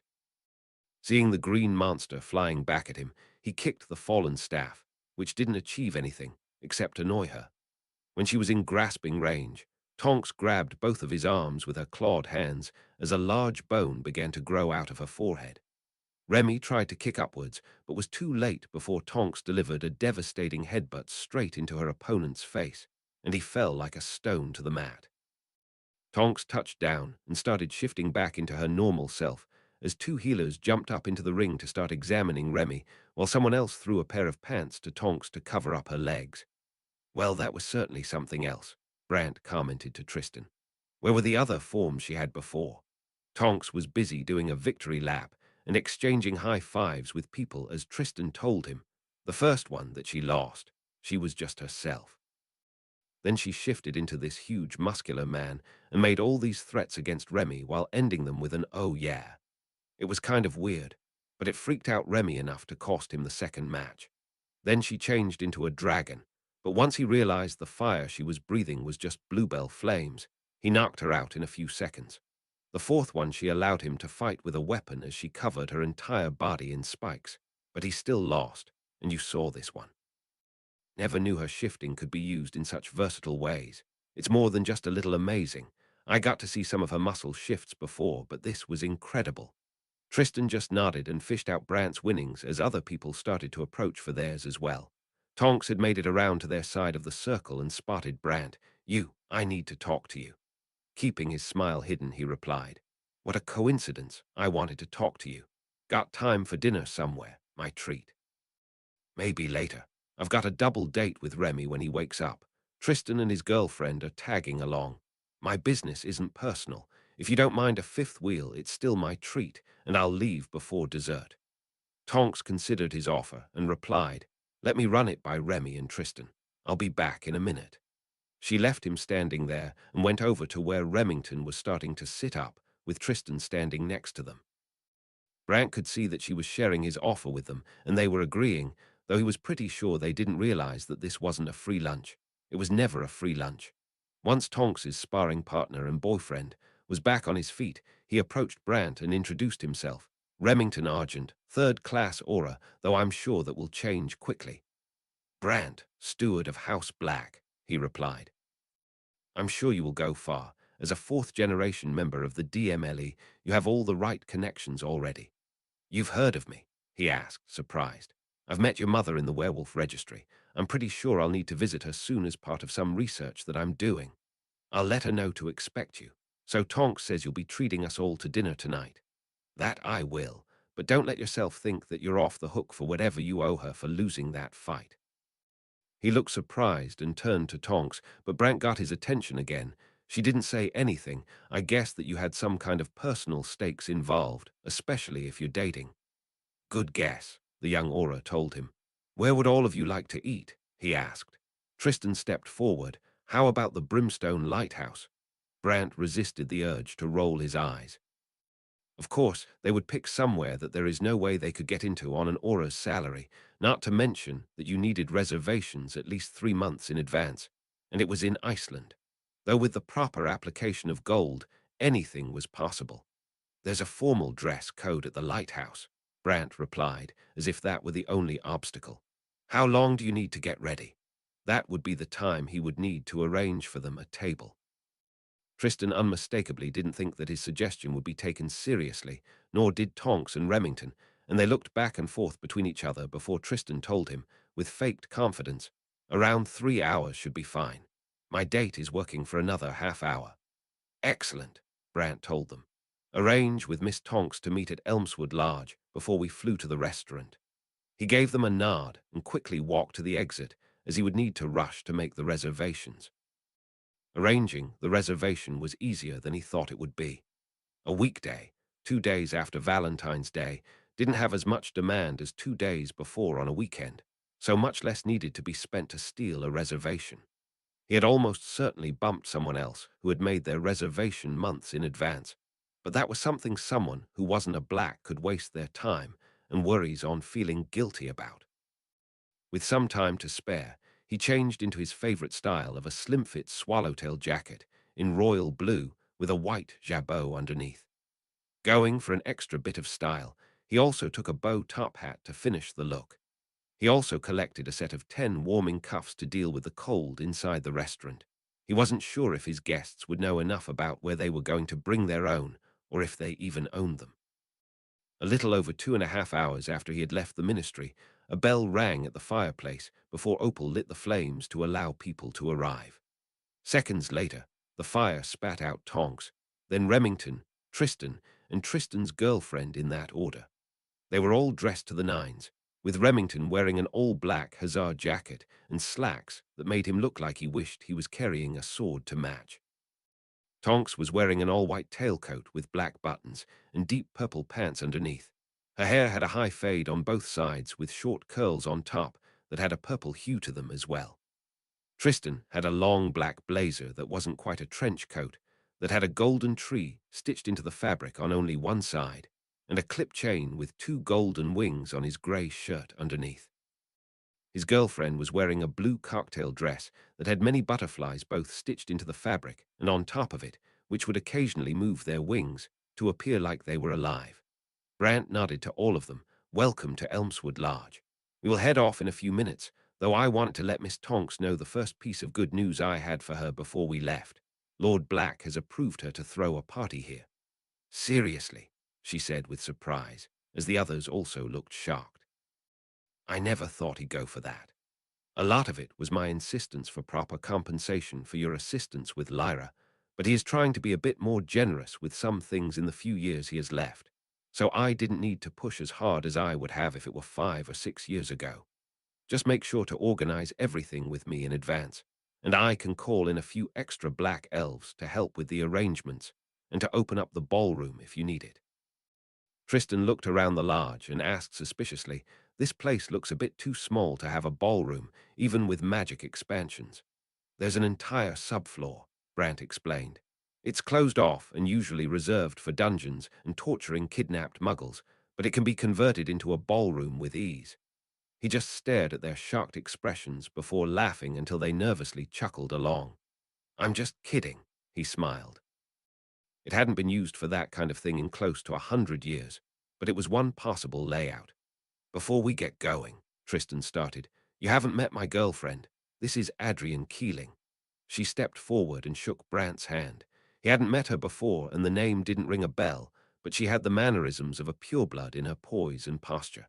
She looked Britishish, though there were a few hints of Russian in her face and blonde hair, which was styled up with magic. "Pleasure to meet you," Brant replied.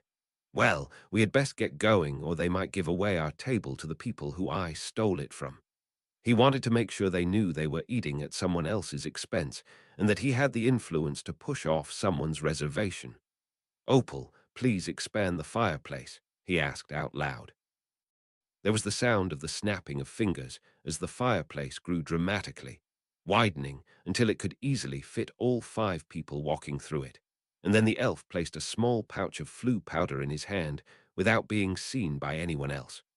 It would make for a better arrival for all 5 of them to appear at once rather than one at a time. The group turned towards the fireplace as Brant walked between the 2 couples, then took a handful of flue powder and threw it in a wide arc into the fireplace while calling out, "The Brimstone Lighthouse." Then they walked into the flames and vanished. When they had gone, the fireplace returned to normal size, and a steel plate closed over the front. The Brimstone Lighthouse was a very exclusive restaurant, located in a heavily warded section of the Katla ice caves of the volcano with the same name.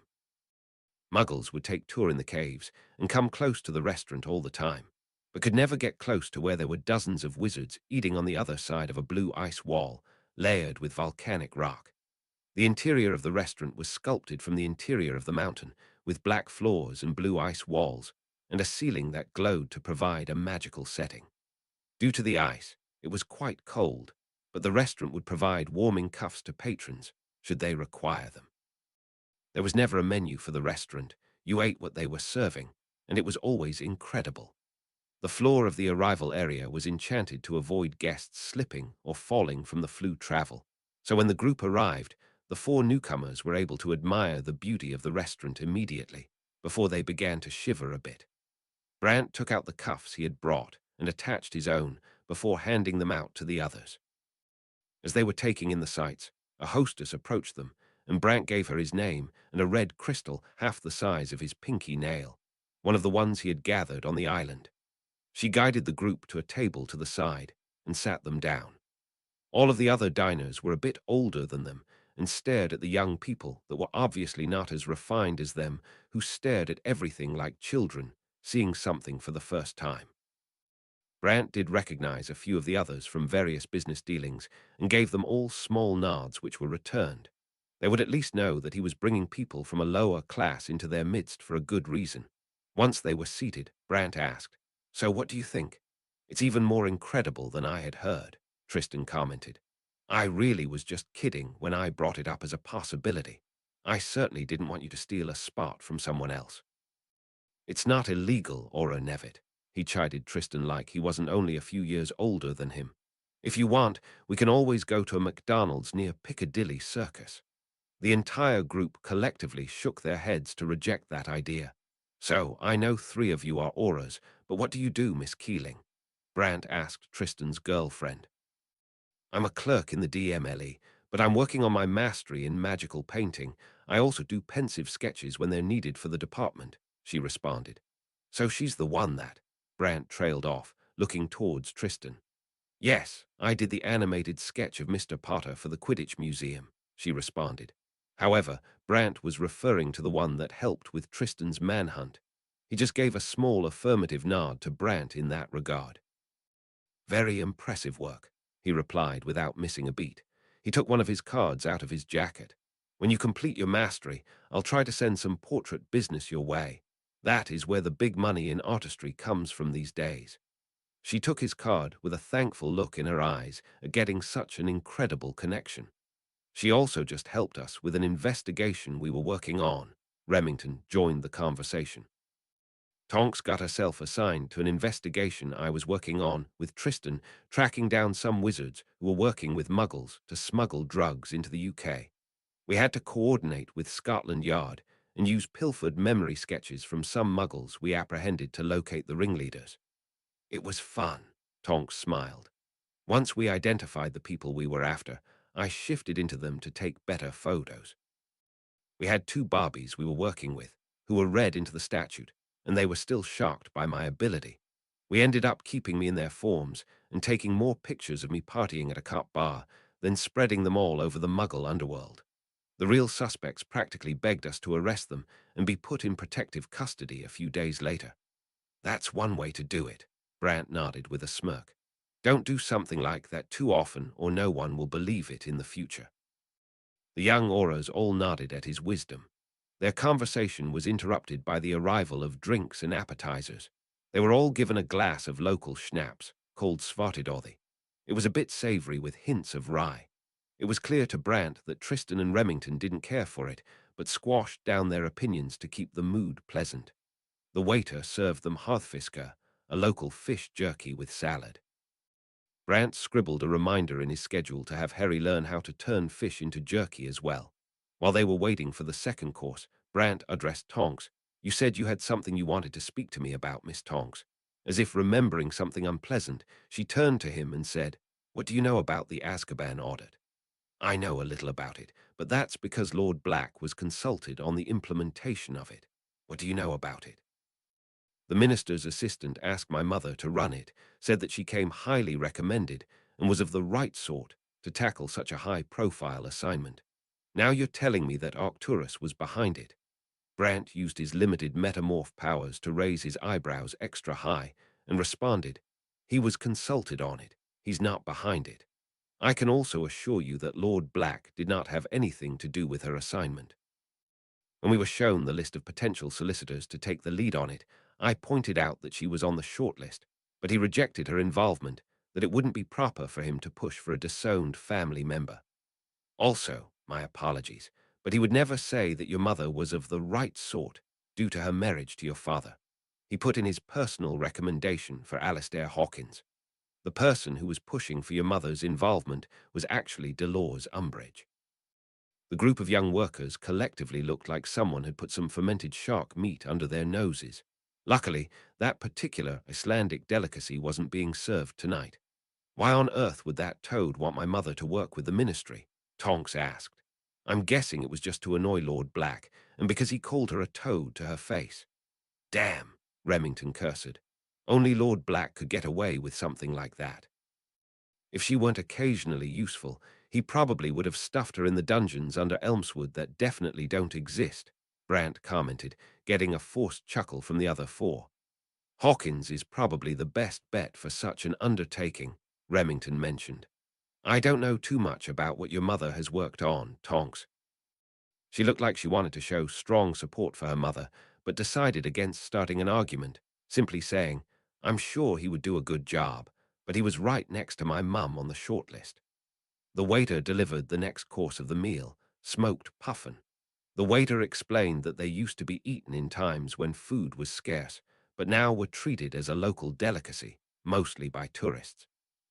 This particular recipe used Wigan planks to smoke the meat, which gave it a magical boost to the flavor, and was one of the few mundane birds that did not taste like chicken, having its own strong and unique flavor.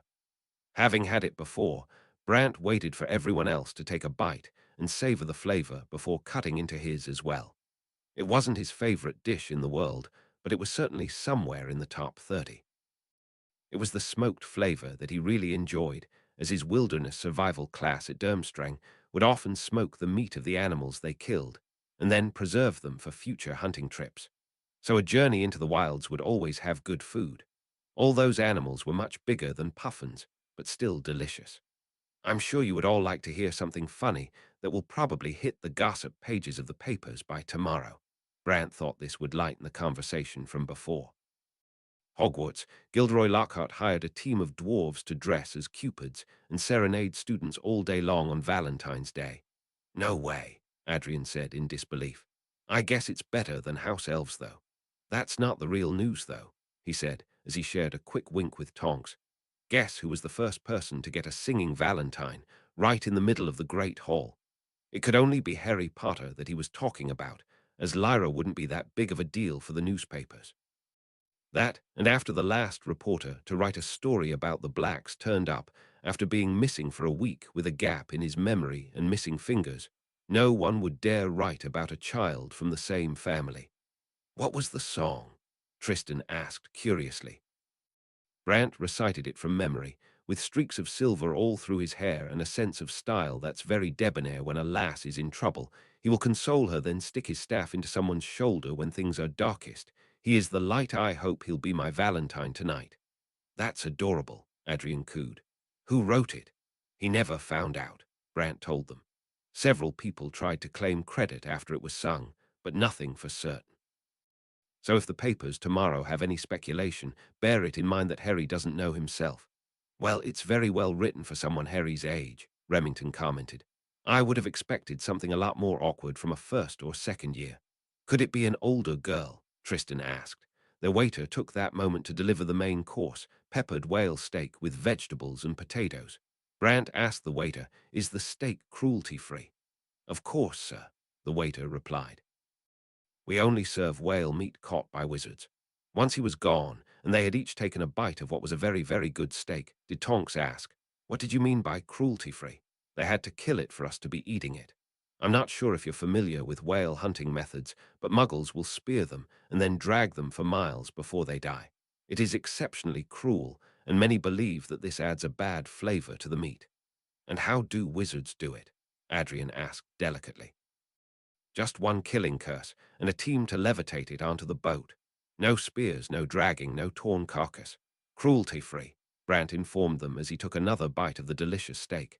Everyone but Remington looked a little unsettled by this, and Tristan commented, this was killed with a killing curse. Most of the meat you eat is, Remington informed the others as he cut himself another piece. He's right, Brant said. It's much more humane than cutting throats or putting a bolt in their heads. Just one quick spell and it's over. I was always taught that you needed hate to power a killing curse, Tonks said cautiously. Yes and no, Brant told them. Hate is a good way to fuel it, but you just need the total mindset that something should no longer be alive. Indifference and greed are also two emotional triggers to use. The only thing that would keep someone from using the curse is if you have something, somewhere in the back of your mind, which makes you think that your target should go on living. You might be able to cast it on a really ugly fish, but not on a fluffy bunny rabbit, despite both of them being food. The spell is only illegal when you use it on people, Brant added. You can still get in trouble for killing things other than people, but not for the use of the killing curse itself. We all know that last part, working in the DMLE, Tristan said. Kind of interesting about the other emotional triggers, though. Part of the drumstring education, Brant shrugged. Always better to have more than just defense classes. They continued to chat through the main course about the various legal hiccups of when you could and could not use unforgivable curses. It reminded Brant of being back at school and discussing dark magic with his classmates. He doubted very much that any of these British ministry workers here ever had such conversations. When the waiter came to clear their plates, he told him, "Please bring my dessert to go, with an extra order for me to take home." Then to the others, "I promised you all that I would be gone before dessert." They all started to object, but he held up his hands. "This has gone a bit long for me anyway, and it has been an enjoyable evening, but I have been a fifth wheel, and I would like to spend the remainder of the evening with my betrothed." The others looked a bit shocked at the mention of a betrothal, except Tonks, who knew. Tristan told him, "Well, I can't think of a good reason for you to spend more time with us if you have someone else to go home to. Thank you for bringing us here, even if it was a joke at first." "Seconded," Adrian told him. "If there's anything I can do for you later on, let me know," Remington told him as he shook Brant's hand. They said their goodbyes as the dessert arrived. It was a pie that none of them could repeat the pronunciation of. It contained an extra thick blueberry jam and a flaky, buttery crust. Brant took his 2 servings and gave a tiny pouch of coins, obviously expanded, to the waiter to pay in advance, then walked to the flue, whispering his destination and vanishing into the fire. Chapter 83, The Calm. Chapter text just as Brant predicted. The only thing the gossip magazines could talk about the next day was speculation on Harry's singing Valentine. Evidently, the magazines had received so many tips on the incident that they actually spent one more day than they normally would have trying to figure out if they could get the correct information on who had actually sent the song. In the end, they couldn't verify who had done it, so they each released everything they had to avoid being a day behind the others. There were a few rumors that the reason for the anonymity was due to the girl being in an existing marriage contract and didn't want to risk shame on her family. Another speculated that the only way for someone to have composed such a beautiful ballad was due to their involvement in the Hogwarts Frog Choir. There were quite a few other theories, ranging from that Harry had sent it to himself to that Whispers had done it since learning how to speak. When Lavender showed him that article, Harry tried to control his laughter as he asked Whispers if he had done it, but Whispers didn't understand the question well enough to answer. In Charms class, they finally got started on the chilling charm, Frigidero. This was the precursor to the ice spell, Glacius. The chilling charm could cool something down or freeze it depending on the intensity. The ice spell would conjure ice and freezing air that would achieve the same results as the chilling charm, but they needed to learn to conjure water first. The mindset for the chilling charm was the hardest part of learning the new spell. Focusing on cooling off the cups of water they started with by imagining the heat being drawn out of it was difficult, and by the end of class, Harry had only managed to cool a hot cup to room temperature, while Lyra couldn't do anything other than boil the water even faster. She'd have to talk to Seamus about this spell as well. Friday morning at breakfast, Professor Kettleburn approached Harry with a package. "Mr. Potter, you have a strange delivery," he told the boy. This was portkey to a local post office, but all of the owls are refusing to carry it. Harry took the package. It felt flexible, not like books, but then he saw Cadden's business card taped to the top and knew what it was. It's cured leather from the skin of a sigbin. "I killed one over the break and the skin is for Lyra. That's some kind of vampiric kangaroo, right?" "A little more complicated," Harry said, but didn't want to get into the details, but basically correct. "It has to be killed with pure light, which is something I can do with my staff. Newt Scamander can tell you more about it." "I'll go talk to him now," the professor told him, then walked back to the staff table. Harry stood up and looked around until he saw Lyra sitting with Seamus and Dean at the Gryffindor table. He called out to get her attention and then held up the package.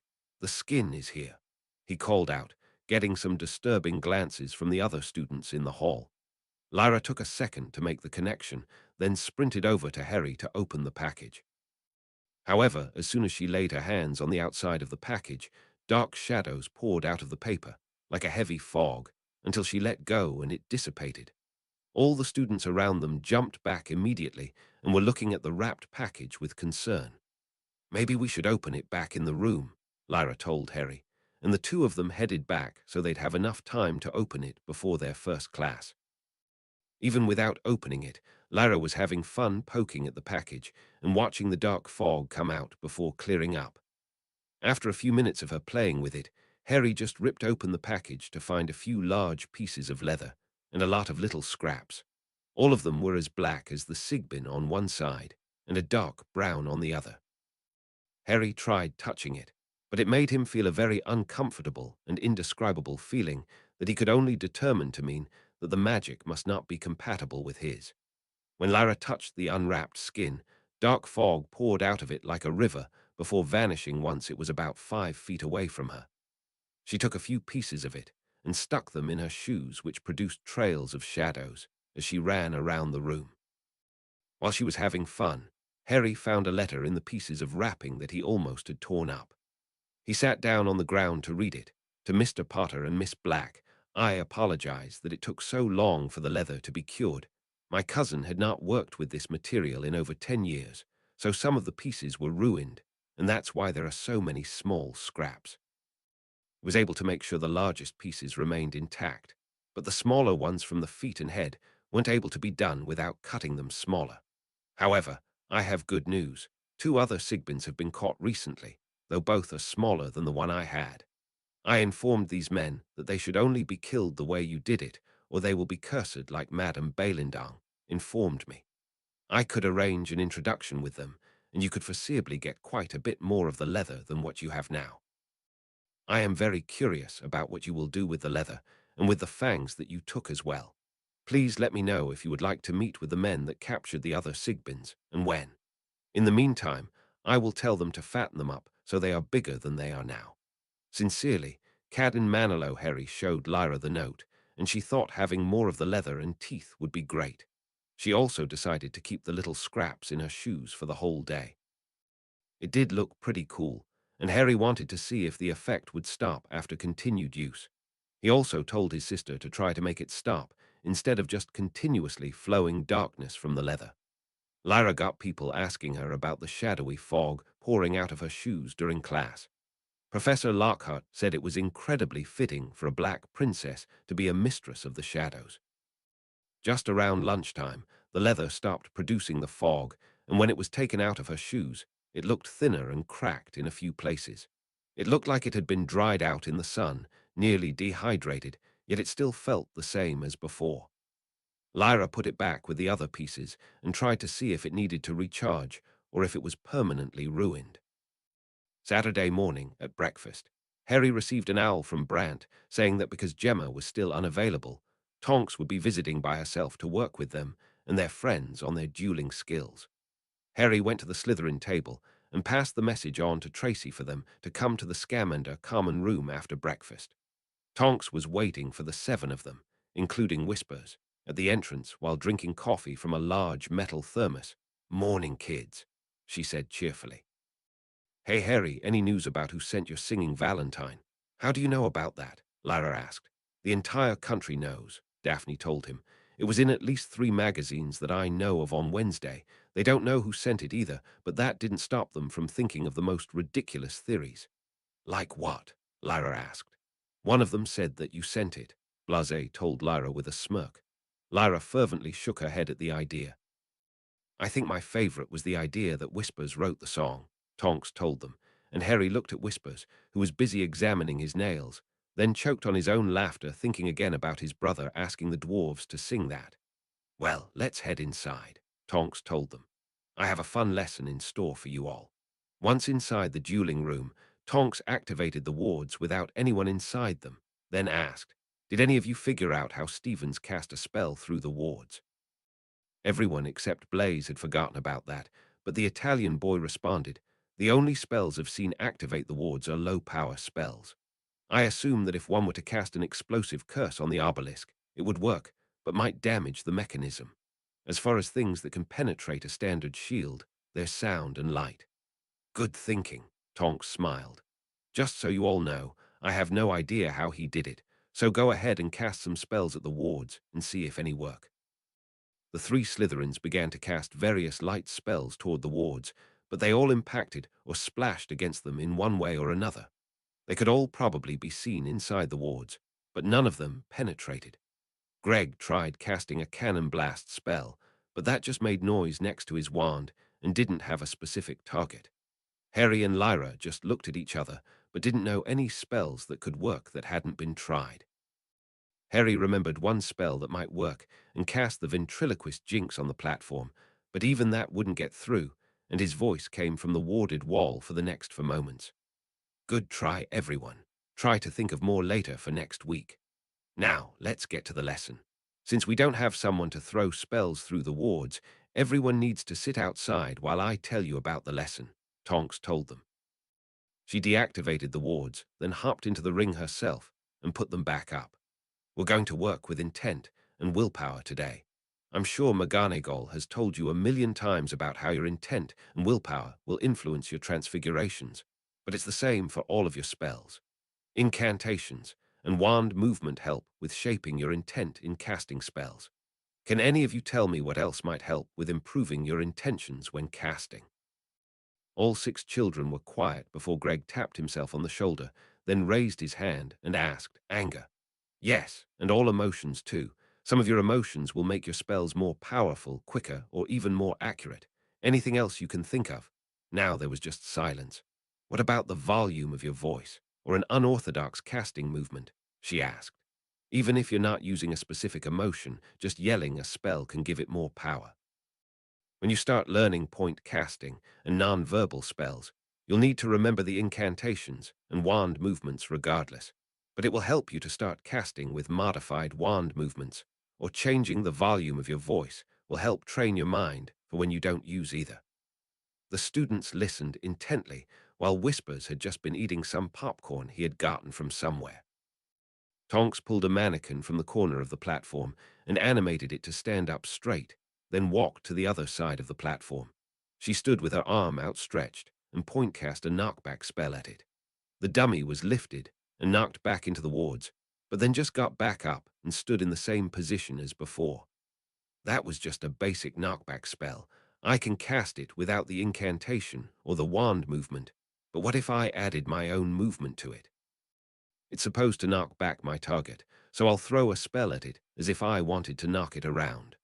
Tonks wound up like she was going to throw a cricket pitch, which Harry recognized from Hannah's party. Then she threw the knockback spell, which seemed to be a bigger pulse of magic, and went much faster too. When it hit the dummy, it bounced up to the ceiling and off the wards before crumpling in a heap. After a few seconds, it stood back up and waited again. My intent to hurl a spell instead of just casting a spell empowered it to do more. You 6 will still need the wand movement and the incantation, so I suggest trying to incorporate a throw into the movement like this, she said. The wand movement for the spell was a down-up movement followed by a squiggly line V tilde tilde, so Tonks made the movement much bigger, starting over the top of her head, swiping downwards in front of her, then pulling up and stabbing forward while wiggling her wand in the direction of the target. With each part of the movement, she yelled out, Fly Pendu. The spell was just as powerful as before and knocked around the target a bit before it got back up again and returned to its spot. One more lesson before you all get started on your own, Tonks told them. The spell knocks back the target from the spot it impacts, so depending on where you aim at your target, you can get different effects. Pointing her wand at the dummy again, she cast a spell towards its right side which caused it to get launched to its left on the impact. When it had reset, she shot one at its feet, which caused it to pop up in the air. Now it's time for all of you to try. I'll need one of you to drop the wards for me first, she told them. All 6 of them threw various spells at the obelisk, which made the wards flicker on and off until they stayed down. Tonks, meanwhile, had brought out 5 more mannequins and animated them to stand in a line across one side of the platform. She hopped into the stands herself and had the 6 children enter the ring, then set up the wards again. For the next hour, She coached them on their form and incantation from outside the wards as they tried different ways of casting at the dummies. Towards the end of the hour, they started to knock the dummies into each other instead of just back into the wards. Tonks commented on the efficiency of doing this when fighting groups of people and having them deal with falling all over each other as a means of distraction. That and even the simplest spells, when used efficiently, can be incredibly effective in a real fight. Just as they finished their training, an owl arrived for Lyra from Brant. He was asking for contact information for her friend Lavender's parents. If they were agreeable, Brant would take Lyra, Lavender, and Parvati on a girls' day out tomorrow. Not even bothering to change after the workout, she ran off to the 7th floor to find her friend and get the information. Dinner time had all the teachers in attendance, which as usual meant that there would be some kind of announcement. Conversations were a bit hushed as they knew whatever was going to happen could start at any moment. Before dessert appeared on the tables, Professor McGonagall approached the lectern. Harry always found it interesting that she was able to command immediate silence more efficiently than the headmaster. "Good evening, students," she began. Earlier today, all of the students who had finished their Animagus course visited London to register their forms and complete their initial transformation training. There is still quite a lot they need to do to familiarize themselves with their inner animal, and you may see them around the school while transformed. Animagus transformations are an exception to the no magic in the hallways rule. I would like to introduce them to you, along with their forms. She was smiling with pride as she brought them out individually. Blair Haganis has gained the form of a grey seal. The Hufflepuff 7th year walked out onto the stage from behind the staff table and morphed down to the floor into a large grey seal. The seal flopped along the front of the stage and gave a few barking noises before changing back into the boy he was before. People laughed and cheered at his antics. Robin Primrose has taken the form of a Scottish wildcat. The professor smiled with pride as another Hufflepuff joined her on stage and changed into a large striped cat with a bit of a mean look on its face. The cat just glared at everyone and turned back into a student. There were more cheers. The next was from Gryffindor and 2 more from Ravenclaw, who became a red squirrel, an iguana, and a fennec fox. Though the ones that Harry, Lyra, and their friends were waiting for came at the end, being the youngest of the group. From Ravenclaw, Penelope Clearwater, who has taken the form of a grey wolf. She marched on stage and shifted down into the canine form, then let loose a long howl as everyone applauded. Then she looked out at all the students and growled deeply before turning back and assembling with the others who had already had their turn. And finally, our only Slytherin from this first year of the class, Gemma Farley, who can now become the most beautiful mute swan. Instead of walking out like the others, a large white swan with a black face and orange bill flew out over the great hall. It weaved in and out among the floating candles before turning back and flying towards the stage, and landed while turning back into the form of Gemma and joining the other students, while everyone applauded the only student who could fly among them. Any students who are interested in taking the Animagus class in their OWL year or above should speak with me during my office hours. You will need not just good grades in transfiguration and potions, but also exemplary disciplinary records and parental permission. I hope next year we will have an even larger group of students participating. For now, I am awarding 40 points to each student who completed the ritual and is here today. There were a great number of cheers from all the students, particularly Ravenclaw, who had 3 students in the group, and the ones on stage rejoined their classmates at their tables as dessert was served. Sunday morning, Lyra had breakfast at the Gryffindor table. Both Lavender and Parvati would be joining her for a day out in London. Harry asked her to pick up the different things he needed for Hermes: a perch, a water dish, treats, and a thick glove. She didn't seem to pay much attention to his request as she chatted away with her friends. Harry went back to his table and wrote it all down to give to Brant. Looking around the breakfast table, he took some bacon and a waffle, but couldn't find any eggs anywhere. Back on the island, he had tried cooking snake eggs from time to time, but never had good results with them, like when he had made eggs for the Dursleys. So when he came to Hogwarts, he loved being able to have chicken eggs again, scrambled, poached, over-easy, or hard-boiled. All of them were great. Nearly every morning there were eggs on the table, and definitely on weekends, but today there were none. After breakfast, Brant met them outside the Scamander common room with Professor McGonagall. She didn't give a big speech to the girls as Professor Flitwick had. She just stared down at her students and said, "Don't disappoint me." They seemed sufficiently impressed by what her expectations were for them. Harry gave Brant the list of the things he'd need for Hermes and some gold, not knowing how much it would all cost. Then he watched as the four of them headed out of the castle, presumably towards the three broomsticks, leaving Harry by himself. He had left Lyra at the castle before when he went to his meeting with the minister, but watching her walk away now made him feel different. Without anything else to do, he decided to go visit the Ravenclaw common room and do some homework up there. Despite having the Scamander study room, the study nooks of the most studious house made concentrating a lot easier. After gathering up his books and whispers, the two of them headed off. When they arrived, just like before, the eagle knocker welcomed him and the door opened, allowing him entry without a riddle. There was quite a bit more noise in the common room than usual, and a lot of students were gathered around the fireplace. Harry approached the group and saw that there was a large grey wolf and a small whitish fox laying on the rug in front of the fire. Harry smiled at Penny and the other Ravenclaw student just warming themselves in front of the fire. Not wanting to disturb the sleeping canines, Harry set up his studies in front of Hermione's bookcase while Whispers joined the sleeping animals by the fire, which started up even more muttering. Whispers looked up at the surrounding students, put a finger to his lips, and said, "SHHHHH," then laid back down and closed his eyes.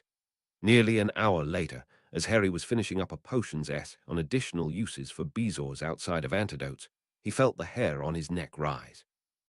Without looking up, he spied a reflection on a trophy high up on the bookcase and saw a wolf creeping up behind him. He smiled to himself and finished up the sentence he was working on. When he was done, he laid down his pen, as he did all his homework with the Muggle instrument rather than a quill in accordance with Lockhart's advice, and said, "Hey, Penny, did you have a nice nap?" He saw the reflection of the wolf morph back into the taller girl, who said, "How did you know I was there?" Harry turned around to her and said, "I've had a lot scarier things than wolves try to sneak up on me.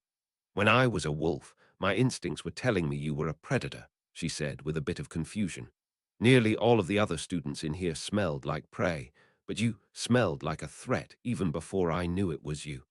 "Can I try something else?" Harry asked. "Can you shift back into a wolf?"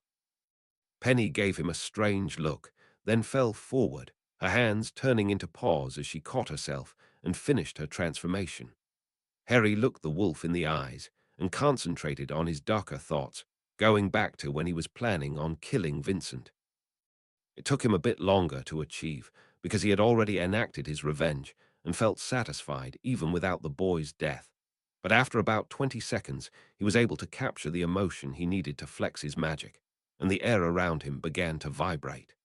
The grey wolf instinctively backed up and looked afraid, then took a few steps towards him and sniffed, then tilted its head and sniffed again. Then the wolf shivered the whole length of its body and stood back up, turning back into Penny. "What was that?" Penny asked, clearly interested. Every part of the wolf in me was telling me to run away, but I was able to focus on my human brain just reminding me that you were Hermione's friend, and I was able to dismiss it.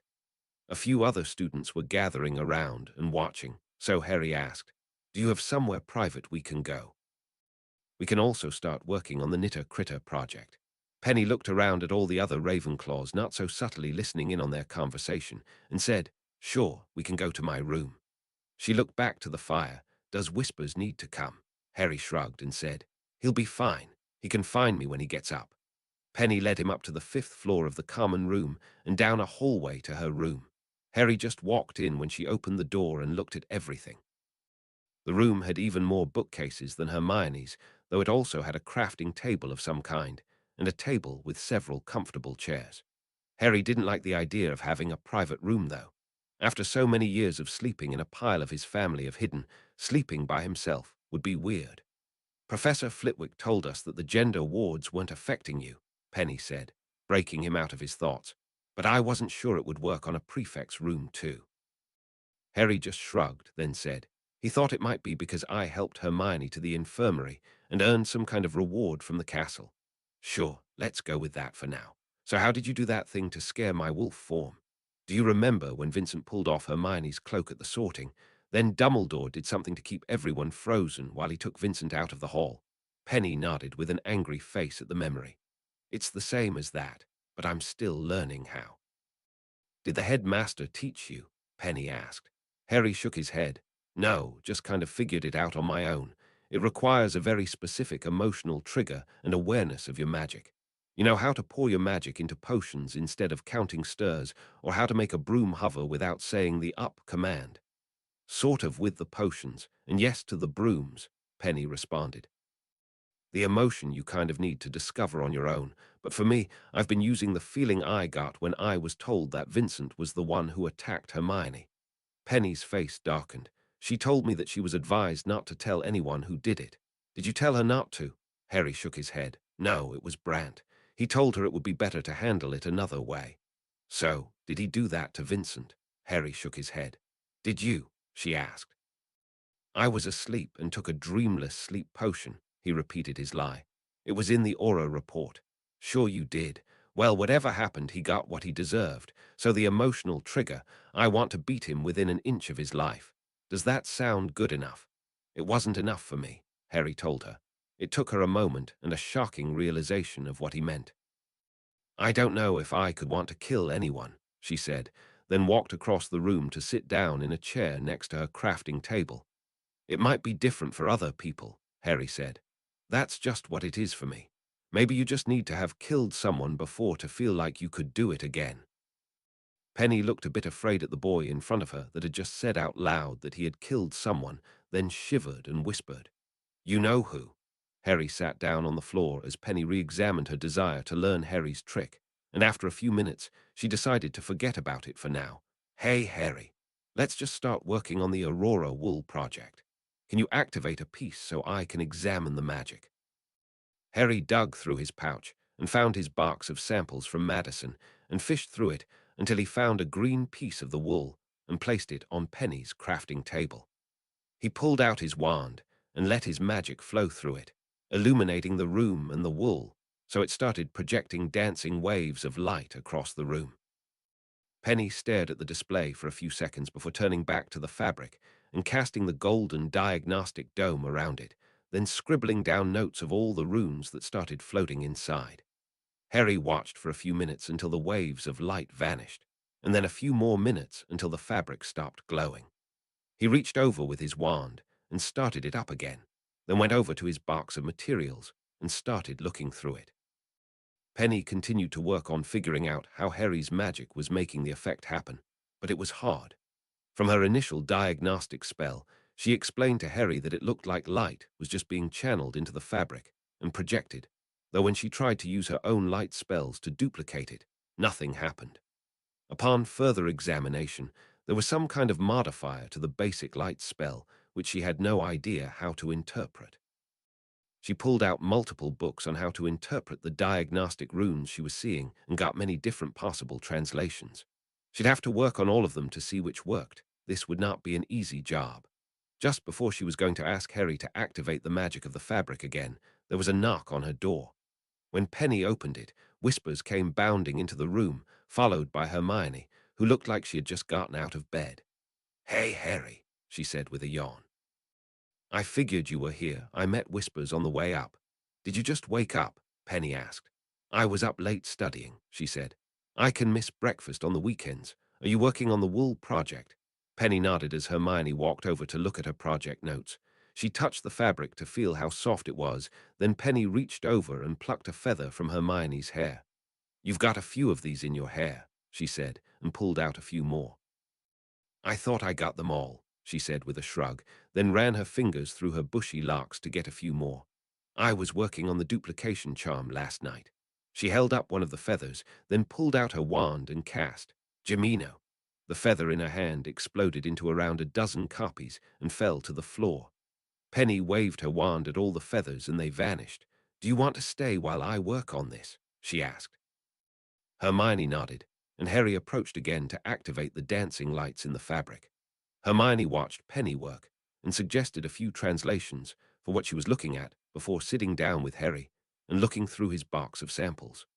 Penny continued to work hard on figuring out exactly what was happening before she heard Hermione start to giggle and laugh. She turned around to see a ball of white fluff the size of her fist crawling up the side of Hermione's neck as she giggled and laughed. After a few seconds, the fluffy thing just fell off and didn't move. "It's over. What was that thing?" Hermione asked. Harry picked up the fluffy ball and examined it until he found a tag, then looked through Madison's sample book until he found the entry and read it aloud. "It is a Kesseran passeran, related to a puffskein. It is native to the northern coasts of the Mediterranean and grows tiny horns. It eats mostly household pests and is very affectionate towards wizards. It has been bred in white, chestnut, and hickory colors. I think you found how to make their fur affectionate, even when it's just fur." Hermione smiled. Harry nodded and looked up to Penny, who was watching them. "I found another, and this one won't kill anyone," he put on a dark face and said in a deep voice, "unless you can be cuddled to death." Penny was thinking of the possibilities as Hermione blurted out, "You could make a magic cuddling blanket." Penny didn't think that was the worst idea in the world, but it had some potential. "Harry, could you order a blanket made from that creature from the Knitter Critter? Then we can see if the idea has any potential." Harry nodded and made a mental note for him to send a letter later. Whispers had meanwhile picked up the fluffy ball and held it out to Harry so he could have a turn with it.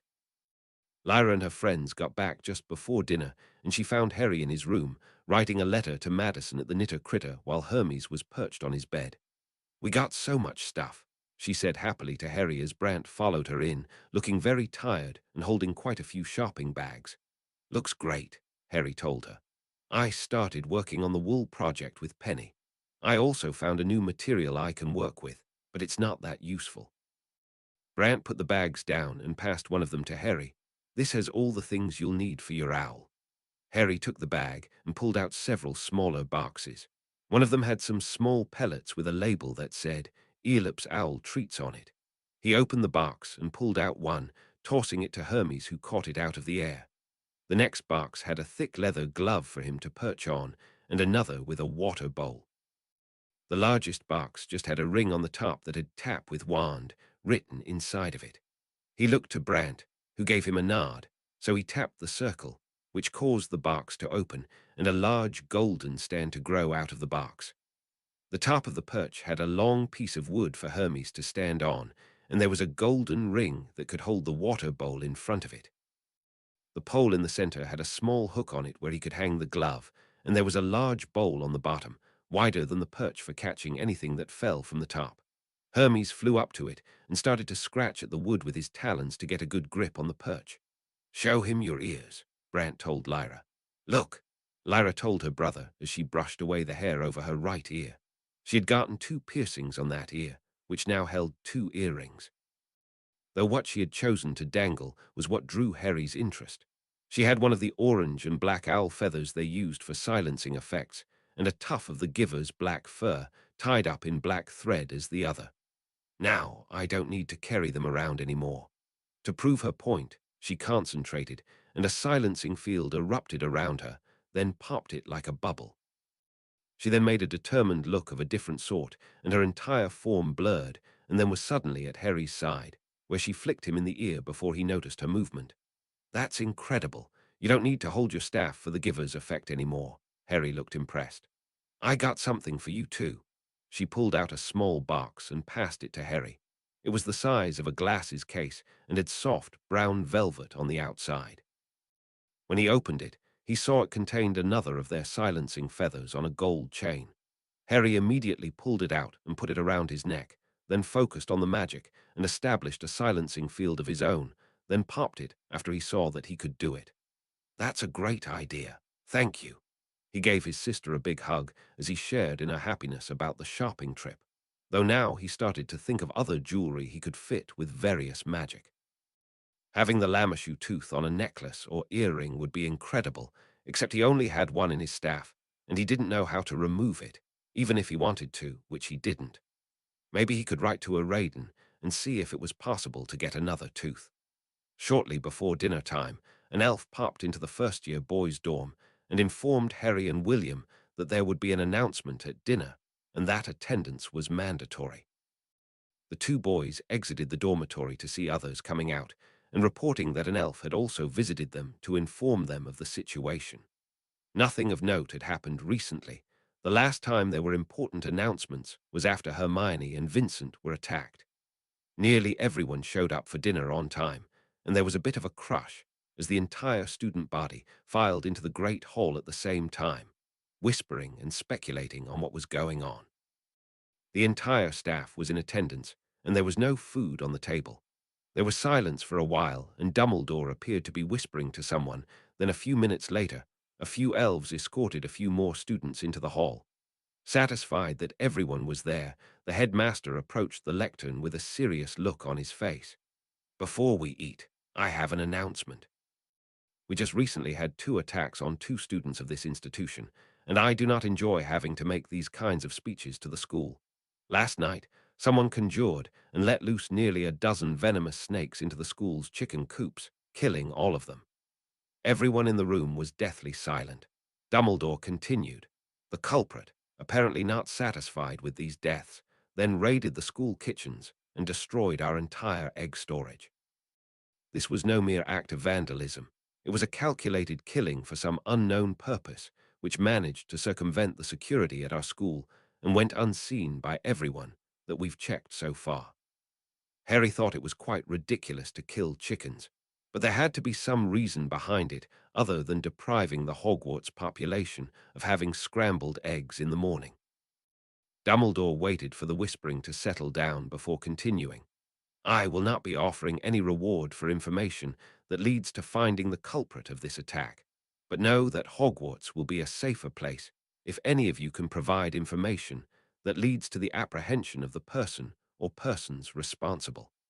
There is no reason to ask for this person to step forward, as they have already taken measures to hide their involvement. As this was not an accident, nor was it just a dispute between students that can be resolved, the culprit will be turned over to the DMLE and expelled." All whispering stopped immediately, as the silence itself made a noise. "Enjoy your dinner," Dumbledore added as food appeared on the table, and he returned to his seat. Chapter 84, Protection. Chapter text the next week was intense. Everyone suspected everyone else of perpetrating the attack on the school's chickens and egg supply, and while most people suspected the Slytherins, as conjured snakes had done the killing, Tracy informed Harry that everyone in their house was looking for someone who had soiled their name. She told them that Marcus Flint was particularly on the hunt for whoever had ruined his favorite part of breakfast. When he heard the news, Brant sent Harry a small paper that contained just a question mark that turned into a snake for just a moment before the entire paper vanished. Harry responded with "no" in his letter back. The only bright spot in the week was on Thursday, when Madison sent Harry a package that turned out to be a blanket made from the Kesser and Passer and fur. Back at the dorm, most of the students took turns with the cuddle blanket, though Patricia, Cedric, and Lee all said that it felt weird to have a blanket that rubbed on them rather than the other way around. When he showed the idea to Penny, she had the same reaction, though Hermione loved it. Just out of curiosity, Penny analyzed the effect using the diagnostic spell and added it to her potential research on how to duplicate it. She mentioned that the effect from the Kesser and Passer and fur seemed simpler than the Aurora wool, and that working that one out might lead to a better understanding of how Harry's magic worked. When Saturday came around, Harry, Lyra, and Whispers went to an eggless breakfast in the Great Hall. Sitting up at the staff table when they arrived were Arcturus, Brant, and a tall woman with dark blonde hair and a complexion slightly lighter than Blaze's. All 4 of them were in the middle of a serious conversation and looked toward the 2 children as they entered the room. Harry and Lyra froze as they were being looked at, but then Dumbledore turned back to the others and continued the conversation. Nervously, they started their breakfasts, with Whispers piling up some breakfast salmon on his plate and ignoring the people at the staff table. Towards the end of the meal, Whispers' eyes glowed blue, then all 3 of them looked up to see Dumbledore approaching with the others. The headmaster didn't stop at them and just continued to walk past them and out of the room. Arcturus, Brant, and the woman stopped at their spot, but before they could say anything, Whispers stood up as tall as he could on the bench and placed his hands on the woman's shoulders with his eyes glowing. She looked startled, but then returned his gaze, holding the stare for nearly 3 minutes as everyone in the hall observed the interaction in silence. When the woman finally blinked, she shook her head and shivered. That was intense. She bent her neck back and forth, then rolled her shoulders. I think we should continue this conversation in private. Brant motioned with his head out of the room, and Harry, Lyra, and Whispers followed the group out. And to the classroom they had used to meet Narcissa in, with Arcturus putting up a locking charm and various privacy spells after they were inside. Brant introduced the woman. Harry, Lyra, Whispers. This is Simone Ides. She will be tutoring you in basic occlumency. Well, not you, Whispers, he added while looking at the demiguise. Whispers just shrugged and tried to start another staring contest with the woman, but she stepped back and turned to the children. Mr. Potter, Miss Black, you may call me Simone. I have no need for titles, and it would be best for the two of you to be comfortable around me to better learn the craft of defending your minds. Did you understand what Whispers was doing? Lyra asked the woman. It felt like a mental sparring match. Every second felt like he was going to attack me, so I just focused on everything I would do to defend myself. He started slowly, but eventually, the feelings of attack got too fast for me to respond, and then I couldn't keep holding his gaze. That's pretty much it, Lyra told her. I think he was expecting you to try to attack him back, or at least think about it. Interesting, she mused, then approached Whispers and laid her hands on his shoulders as she stared into his eyes, and his started to glow blue. This time, she barely lasted a minute before backing off and started breathing heavily. I don't think he was being serious the first time, she said. That time, it felt like I was fighting with a 10-headed hydra. Whispers just sat back down and relaxed, appearing smug, like he was resting after a victorious battle. It's a dominance ritual, Harry explained. The hidden do it with each other. The longest we've seen was about 25 minutes between the last leader of Whispers' village and Dougal, Newt Scamander's friend. Well, that will make it easier for me to assign homework, Simone said. Once you're aware of your own minds, I believe that you'll be able to strengthen them by engaging in this behavior with him. If I have difficulty lasting a few minutes, I imagine it will be quite a long time before you're able to beat him, if ever. Excellent, Arcturus said with a smile. So both of you have been made aware of legilimency and occlumency as opposing forces in mental magics. Legilimency makes the keeping of secrets to be quite difficult when there is the possibility of someone just taking them from your mind. Simone will help you both with learning how to protect your minds from external and internal influences. Brant and I will observe for your initial lesson, then Simone will return once a week to check on your progress and instruct you on additional techniques. The two blacks retreated to the corner of the room as Simone sat down with Harry and Lyra. I am going to start by seeing if either of you can detect a mental intrusion. Harry, I've been told that you can, but I would like to see for myself. What do you need to do? He asked. She pulled out a children's coloring book and flipped it open to a random page. On it was outlines of a giraffe and a hippo. I want you to imagine each of these animals as a specific color, preferably not what they would be in real life. I am going to look into your head and try to pull the color out, okay? Harry looked at the animals and thought green would be good for the hippo, while red and white would work for the giraffe. He nodded to Simone. A lot of people can use legilimency without a wand. All they need is eye contact. However, for our first few lessons, I will use my wand so you know when I am starting. Try to think of anything else except for the colors of the animals you chose. She drew her wand. Here it comes, Legilimens. Harry felt something akin to her wand blowing air onto his face, and he immediately thought of an animal, so he imagined a dragon. Then he thought, a dragon is too big. Why not something smaller and less magical? So changing from that, he thought of a mouse. Then again came another thought, bigger with a large nose and lives in the water. Like a hippo. Yes, exactly like a hippo. What would a weird color for that be? Green. Harry sat up quickly and looked around. Simone smiled at him and said, your hippo was green. Did you feel me in your head? I felt the wind on my face, and then I started asking myself questions about animals. That wasn't you asking the questions, she told him. That was me. You'll eventually learn how to differentiate your voice from an intruder in your head. Let's do it again with the giraffe. She raised her wand again. Legilimens. Harry felt the wind in his face again as he focused his mind on something that wasn't even an animal, just a rock. He began thinking again. As long as I think about this rock, I don't have to think about the giraffe. Yes, thinking about the rock meant that I don't need to think about any animal. If I can hide the colors of the giraffe inside of the rock, Simon can't find them there. Suddenly, there was the sound of a hammer chiseling away at the rock until it split open and revealed a swirling red and white center. Harry's head jerked upwards and to the side. The rock was gone, and he was staring at Simon again, who just smiled and said, "Red and white." It really seemed like I was thinking those things, Harry said while trying to focus internally on what just happened. "Don't worry too much about what just happened," she told him.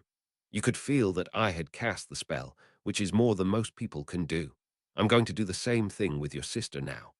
She turned to Lyra, flipped through the book again, and found a gorilla in front of a palm tree. "Think about colors for the tree leaves and the gorilla, and let me know when you're ready." Lyra focused on the pictures before looking up at their new tutor and nodding. She pointed her wand straight into Lyra's eyes and cast the spell. 3 seconds later, she raised her wand and said, "Your palm tree is black." I didn't feel anything. I just asked myself what color the tree was and said it was black. Lyra frowned. "Don't worry, this is your first time. Try to think about it this way. If you're trying to hide something that you already know, why do you need to answer any questions about it?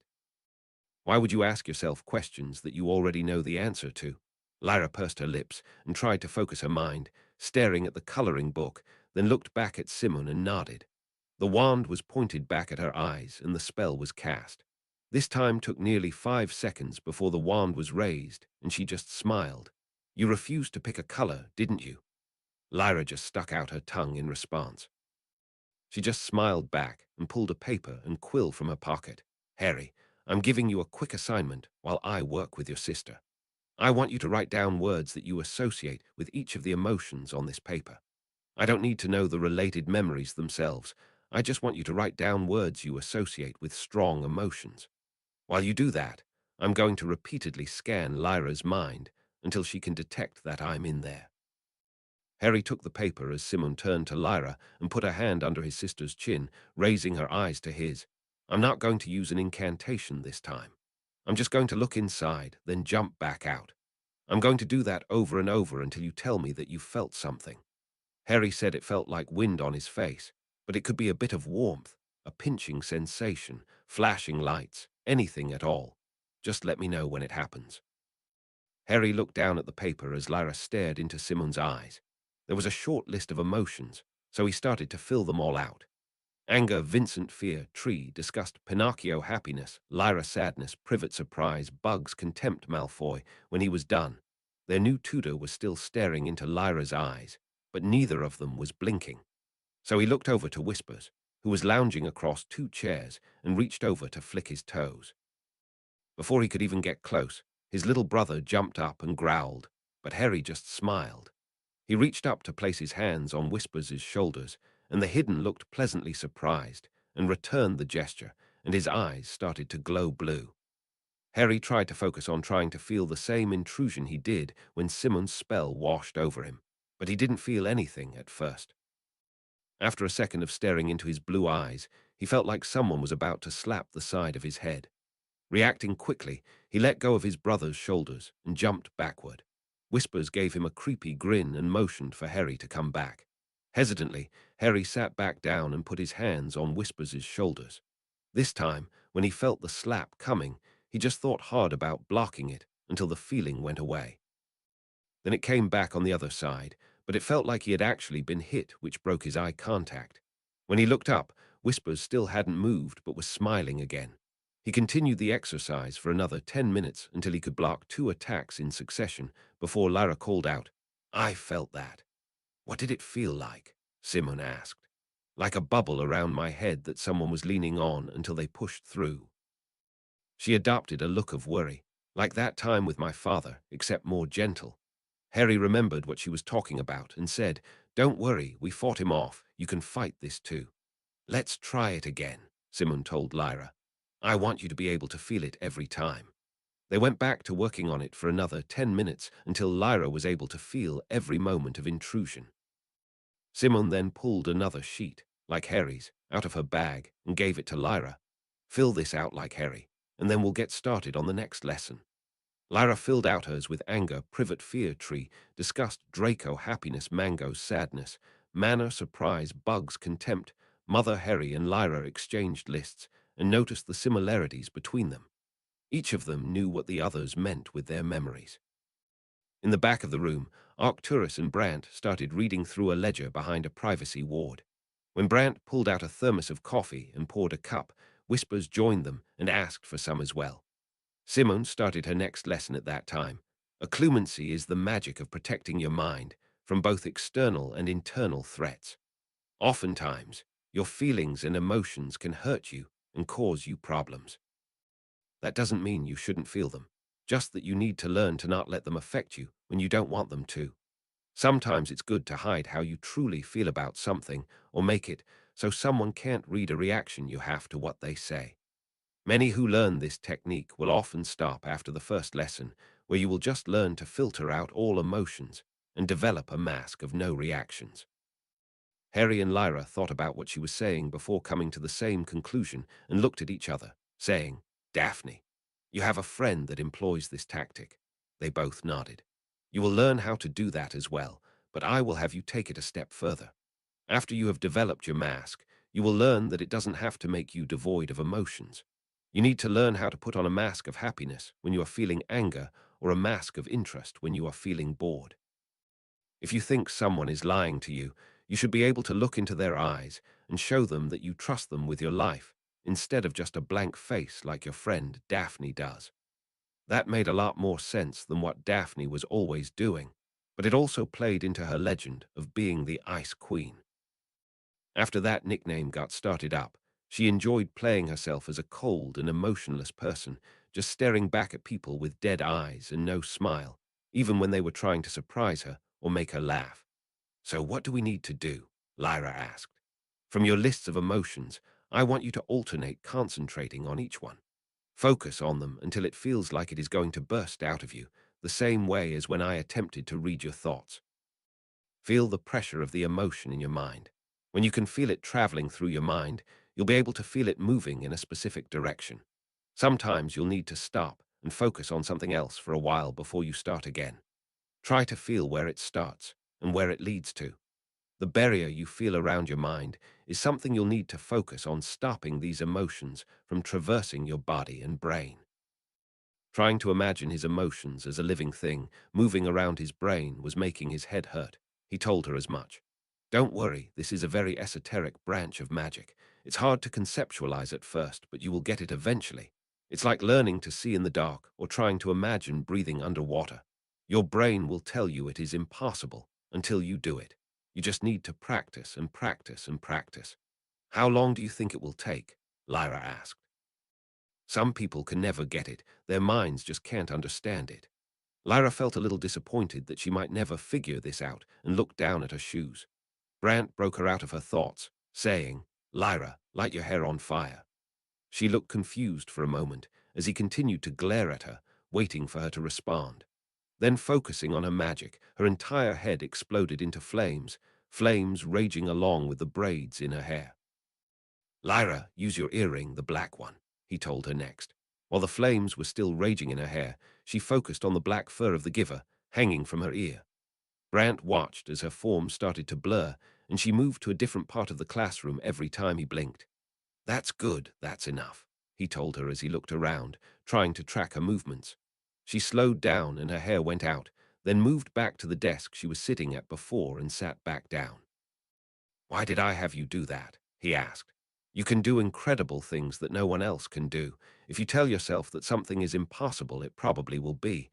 This isn't something like being a metamorph magus where you need to be born with it. This is something you learn, like transfiguration. Stick with this and you'll do just fine. It might take a while, but you'll get it." Lyra smiled at his praise. Simone added, "The steward is correct. You just need to train your mind as you would train your magic or your body. It just requires dedication and patience. When I said that some people can never get it, those are people without patience and dedication. They don't lack the ability to learn occlumency specifically, but they aren't able to learn complicated things. Nearly all witches and wizards who learn this discipline will go on to be better than they were before in all fields of magic and life. There's just so much to learn, Harry added. We have so many things already that we need to do. There's no deadline to this, Brant told Harry. You don't need to do this by the end of the school year or the beginning of the next one. Occlumency will help you in many ways if you learn it quickly, but there are no grades, no exams, just your progress. That made Harry feel a bit better, but he would like to learn it quickly if it could help in all of his other pursuits. Figuring out your emotions will need to be your homework. You'll also need a palate cleanser. All of the emotions you wrote down are strong emotions, things that get your blood boiling in either a good way or a bad one. Can either of you think of something that just makes you feel completely relaxed, like you have no cares in the entire world? As they started to think about various memories, it was Brant who reminded them of what they needed. I'm pretty sure the best one will be the hot springs. I have a few palate cleansers of my own, but I'm adding your hot springs to my list. Harry and Lyra both agreed to that. Soaking in the springs on the island was the best way to reset their brains and decompress anything they were feeling. It was also reinvigorating in a way they couldn't quite describe, but that was primarily a recovery thing, not to give them a boost. Good, Simon said. So when you concentrate on the memories from your list, take a break between each one and take your mind back to your hot springs to reset your brain before tackling another emotion and tracing the route it takes through your mind and body. Arcturus joined the conversation. We're going to need to stop for lunch, and the children have another tutor afterward that we need to take them out to the village to meet. Do you have anything else to cover with them? Simone shook her head. I would like to spend the afternoon in the castle with Whispers. One of the most difficult things about learning occlumency is finding someone to practice with to strengthen your mental shielding. If a demiguise can substitute for a teacher in that regard, it could allow for many more people to learn the craft with the same amount of human tutors. Arcturus looked towards Lyra. Is it all right if Mrs. Ides spends the afternoon with Whispers? Lyra looked to her little brother and exchanged a series of signs with him, occasionally pointing to Simon and their eyes. At the end of the conversation, Whispers just raised his hands in the internationally accepted sign of whatever. He'll be in the common room after lunch, Lyra told their tutor. You might need to climb a tree to spend time with him. I will talk with Mr. Scamander about giving her access, Brant told the group, then left the room. Arcturus gestured to the rest to head on out as well. What are we doing after lunch? Harry asked Arcturus on the way to the Great Hall. I found you a tutor for your knife training, he said with a small smile. Eat well, you'll need the energy, and then pack your knives in your pouches and meet me down by the gates to the school. Harry and Lyra perked up at that and ran the rest of the way to get started on eating. The snow had started to melt a bit, but that just made all the surfaces outside the castle icy, instead of packed with snow. Every bit of the grounds outside of the school was like a giant mirror that reflected the sun whenever it peeked through the clouds. Luckily for Harry and Lyra, they were magical and could rise above the slippery paths. With their knives stored in their pouches, they took a flight on their brooms down and over the still frozen lake, where a few students were skating near the edge, then past Hagrid's hut and back towards the Quidditch stadium where the main gate was located. They both landed in front of Arcturus and Brant, who escorted them out of the main gate without a word. After a short walk, they entered the village of Hogsmeade. It was a relatively small village, with one long main street that had numerous shops that were more obviously magical than even Diagon Alley. Being the only all-wizard village in the country, they went all out on putting as much magic in it as possible that would normally be hidden or put under disguises or repelling wards in towns mixed with muggles. However, they walked past the main street and through the residential area until they got to a small building on the outskirts that looked like a warehouse of some kind. Arcturus and Brant just walked in the front door without knocking, and Harry and Lyra followed them in. The inside showed them they were in some kind of blacksmith shop. Metal instruments covered the tables, along with various tools and weapons at various stages of development. They could see marks on the floor to show that everything in the room had been pushed towards the walls recently to leave a large empty area in the middle of the structure. Arcturus called out, "Ransom, get out here." A door in the back opened, and a strong man slightly shorter than Brant walked out. He was bald, but had a well-trimmed brown beard that made his chin look square. He wore an apron which he tossed to the side as he crossed the room. His arms were muscular without being bulgy, similar to how Tonks had shifted her arms when Harry was at the fun fair. He looked at the two of them and said, "You want me to train Harry Potter how to use a knife?" "And my niece, Lyra," Arcturus responded. He stepped closer to Harry and said, "What would Dumbledore's golden boy need a knife for? I doubt he'll ever need to plunge a blade into someone's heart." Harry was a bit annoyed, but having just come from their lesson about isolating emotions, he instead tried to figure out where the feeling started and where it went.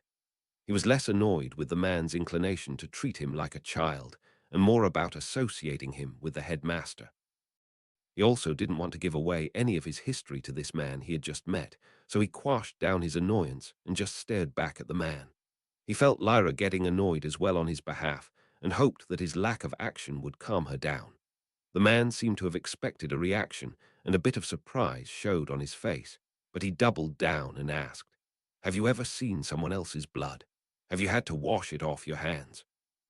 Do you still see it staining your hands days after you've scrubbed it all away?" The last question confused him, so he responded, "Why would I see it after it was gone? I mean, I can always save it for later if I need it for something. Blood doesn't stain your hands, it just washes away."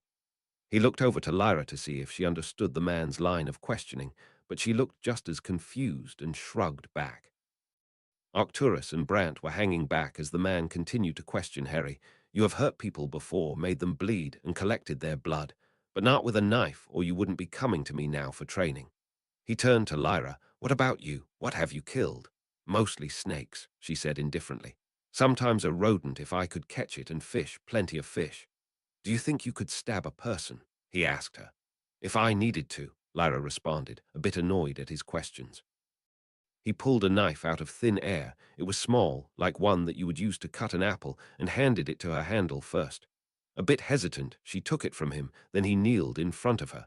"Stab me in the leg," he instructed her, pointing to his thigh. "Wait for just a second," Brant jumped in. "Don't you think this is a bit much for the first lesson?" "I want to see what they are capable of," Ransom bit back. "I'm not going to waste my time with someone who's going to break down in tears at the sight of blood." "Go ahead, Lyra," Harry told her. "He is asking you to do it." Lyra fixed the knife in a grip for skinning snakes and plunged the small knife into the man's leg. Surprisingly, he did not react as the blade penetrated his skin and a bit of blood spurted out. Everyone except Arcturus looked very confused at the lack of his reaction. However, as they were looking confused, there was an eerie scream that came from the room in the back. "Ignore that for now," he told them as if they could ignore such a thing, then removed the knife from his leg and wiped it on his pants before sticking it into his belt and standing back up. "I think this will be fun," he said with a sinister smile. "I haven't instructed anyone underage in quite a long time. Are both of you wearing something under those robes? You'll need to move around for my lessons." If it wasn't winter, there would be a problem. At the beginning of the school year, they both enjoyed the freedom of wearing almost nothing under their school robes, as they were used to wearing very little or nothing on the island. However, during the cold winters of Scotland, they did wear quite a few layers and removed their robes to show just pants and long shirts underneath. "Did you bring any knives with you to train with?" their gruff tutor asked. They each carefully removed the two bone-handled knives from their pouches in their sheaths and passed them to the man. He removed them both and looked at them before saying, "These are quite well-made knives." "Where did you get them?" Brant responded. "There was a magical animal attack that killed their owners. These were recovered later." "Give me a minute," he said, then took the knives into the back room. From the other side, they heard him yell, "Hey, Pickle, make me blunt training copies of these knives." A voice responded to him with a bit of a growl that echoed, "My name is Pickle, asshole. Give them to me." Ransom exited the room carrying several small wooden rods and tossed one to each of the children, which they caught out of the air with ease. "You're going to learn basic movements now. Then you're going to learn how to block and dodge. Then you're going to learn how to cut, stab, and throw." Both Harry and Lyra were curious about the voice in the other room, but if he wasn't going to say anything, they weren't going to ask. So they just waited for his next instruction. Over the next 2 hours, he had them run through various drills to show them both specific stances and ways to hold knives to protect themselves from various attacks in the proper ways. He had them hold their positions for long periods while he would get in close and shift their elbows or feet slightly in different directions to correct what they were doing. During the second hour, he used one of the wooden rods he was carrying to strike at theirs while they held a position. It was tough work, but they were both strong for their age and pushed through the difficult work. Nearly 2 hours passed, and they heard the voice from the other room growl again. "I am finished with the knives." Ransom turned around and left them there. Harry and Lyra both looked to Brant for an explanation, but he just shrugged. Arcturus looked like he knew something, but also didn't look like he was going to say anything either. After a minute, their tutor came back into the room carrying their knives and what looked like exact copies of each. He put one of each back in a sheath and tossed them toward the pack that Lyra had brought. With the 2 copies in his hands, he told them, "Hold out your arms." Obediently, they both held out their left arms. Almost as fast as the giver could have done, he slashed both of their arms with the new knives. They both jerked back instinctively, but after the blades had gone across their arms, they only to see that nothing was cut. "These blades cannot cut," he told them. "They have enough of a point that they'll still penetrate someone if you push hard enough, but the same could be said about the handle of a spoon. If you wish to carry a knife, you may do so with these until I determine you're skilled enough to carry the real ones. For now, you need to run through your stances and positions every morning before breakfast." They could see he expected some kind of disappointment from them for getting up early, but they were up at dawn each day anyway, except those days Harry was out late exacting revenge. "I wouldn't have expected a rich girl and Dumbledore's prince to be so disciplined," he added, seeing their compliance. Though at the headmaster's name, Harry's face tightened. "You don't like the man, do you?" He looked to Lyra. "And you're not what I think you are either. I think I'll enjoy getting to know both of you." With that, he turned around and went into the back room, calling out, "Hey, Pickle, time to start making dinner." "It's Pickle, you bloody prick," the voice growled back as the door shut behind Ransom. Arcturus led them out of the warehouse. Once they were outside, Harry asked, "Is he never going to tell us what was in that back room?" Arcturus led himself to chuckle a bit. "It's funny, I originally had intended on Pickle to be your tutor, but I never figured he would get himself shackled to a wizard. If that blacksmith ever decides to let you meet him, that will be his decision." "Is that man, Ransom, better with knives than the one in the back?" Lyra asked. "I assure you, Lyra," Arcturus told her, "he has at least the exact skill with both knives and teaching as Pickle does." Before they re-entered the grounds of the school, Brant gave sheaths to Harry and Lyra for their blunt knives, saying, "Just because they are blunt doesn't mean you shouldn't treat them like the real thing all the time. Do not let your friends play with them, do not wave them around. I have informed your professors that you will be carrying them on your belts around the school and that you are training with them. If there are any infractions, we will send them back to the island, and you may use them only there. Do you understand?" Harry was a bit annoyed at his tone, but it was good that Brant understood that this was his property.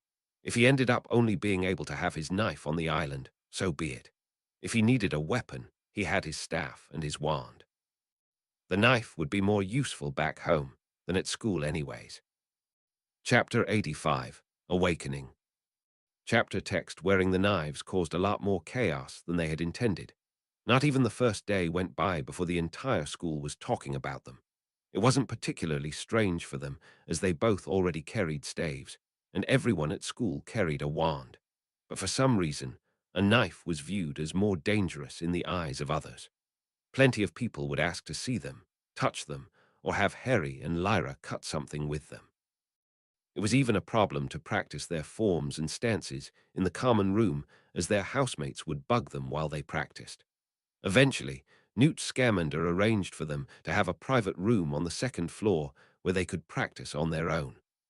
The following Saturday, Gemma was back instructing them on their dueling, 2 weeks after her animagus reveal. They had seen her flying around the grounds every so often, and Lyra had occasionally tried to fly on her broom with the girl, but it seemed like she just liked to fly alone. Despite relearning everything, their Slytherin friends and Greg were enjoying getting specialized instructions on the spells. According to Gemma, Dada teachers changed every year due to a curse on the position, so a consistent education in the subject could only be had if you got an older student to tutor you, like what they had now. She seemed happy that they wouldn't have Lockhart next year, and there was a betting pool on what reason he would not be there next year. The professor in Gemma's first year quit for unknown reasons. The next one got pregnant and had to leave for her child. Her third year, he fell victim to a curse that made him mute. Last year, no one knew what happened to Professor Quirrell. Just one night near the end of the year, the entire castle was woken up by what sounded like a very explosive duel, which was somehow related to the reconstruction of the third-floor corridor at the beginning of the previous term. The next day, he was gone, and Dumbledore informed everyone that the professor had left the school. For that day's tutoring, Gemma introduced Harry and Lyra to the smokescreen spell and reintroduced it to the others. The incantation was Fumo's, and the wand movement was just a spiral, so just waving your wand in a random series of circles also did the trick. The longer you continued to spiral your wand, the longer the spell would continue. Gemma also showed them the color of the smoke could be changed by focusing on the color-changing spell, but combining spells was a little above their level. At the end of their day, they each had a series of small duels against each other. Whenever Harry was able to use his shield, he always won, as none of the spells that the others could use would penetrate it. Daphne tried to freeze him solid, but he quickly threw enough pulses of magic at her for her to drop her wand before her ice could immobilize him. Tracy managed to tag him with nearly 5 stinging jinxes before he could get his shield up, which impressed Harry quite a bit at the speed of her spells. But in the end, a knockback spell to her side won him the duel. Greg was a bit harder to defeat due to his natural resistance, but enough continuous hits took him down. Gemma told him to practice more casting while he was being hit. Blaise didn't seem to be trying very hard and instead was just analyzing the efforts of everyone else, and consequentially, he lost all his matches. Lyra was a bit annoyed that she wasn't allowed to use fire in her duels. Only Harry was able to cast a strong enough shield to keep himself from getting burnt, and the others weren't able to use flame-freezing spells well enough to resist the heat from her fire. She did get to duel against Gemma once, but lost due to the variety and strength of her spells, even though she did get to swat her to the ground once with a tendril of black smoke from her staff. The next day, Harry and Lyra met again with Simone for their occlumency training and continued testing their perception of her presence inside their minds, giving them randomly assigned secrets to try to hide. One time, Lyra was able to ignore all the voices in her head and keep herself from giving away the secret she had been given of where in the room she had hidden a small key. However, their tutor still somehow just plucked the thought from her mind.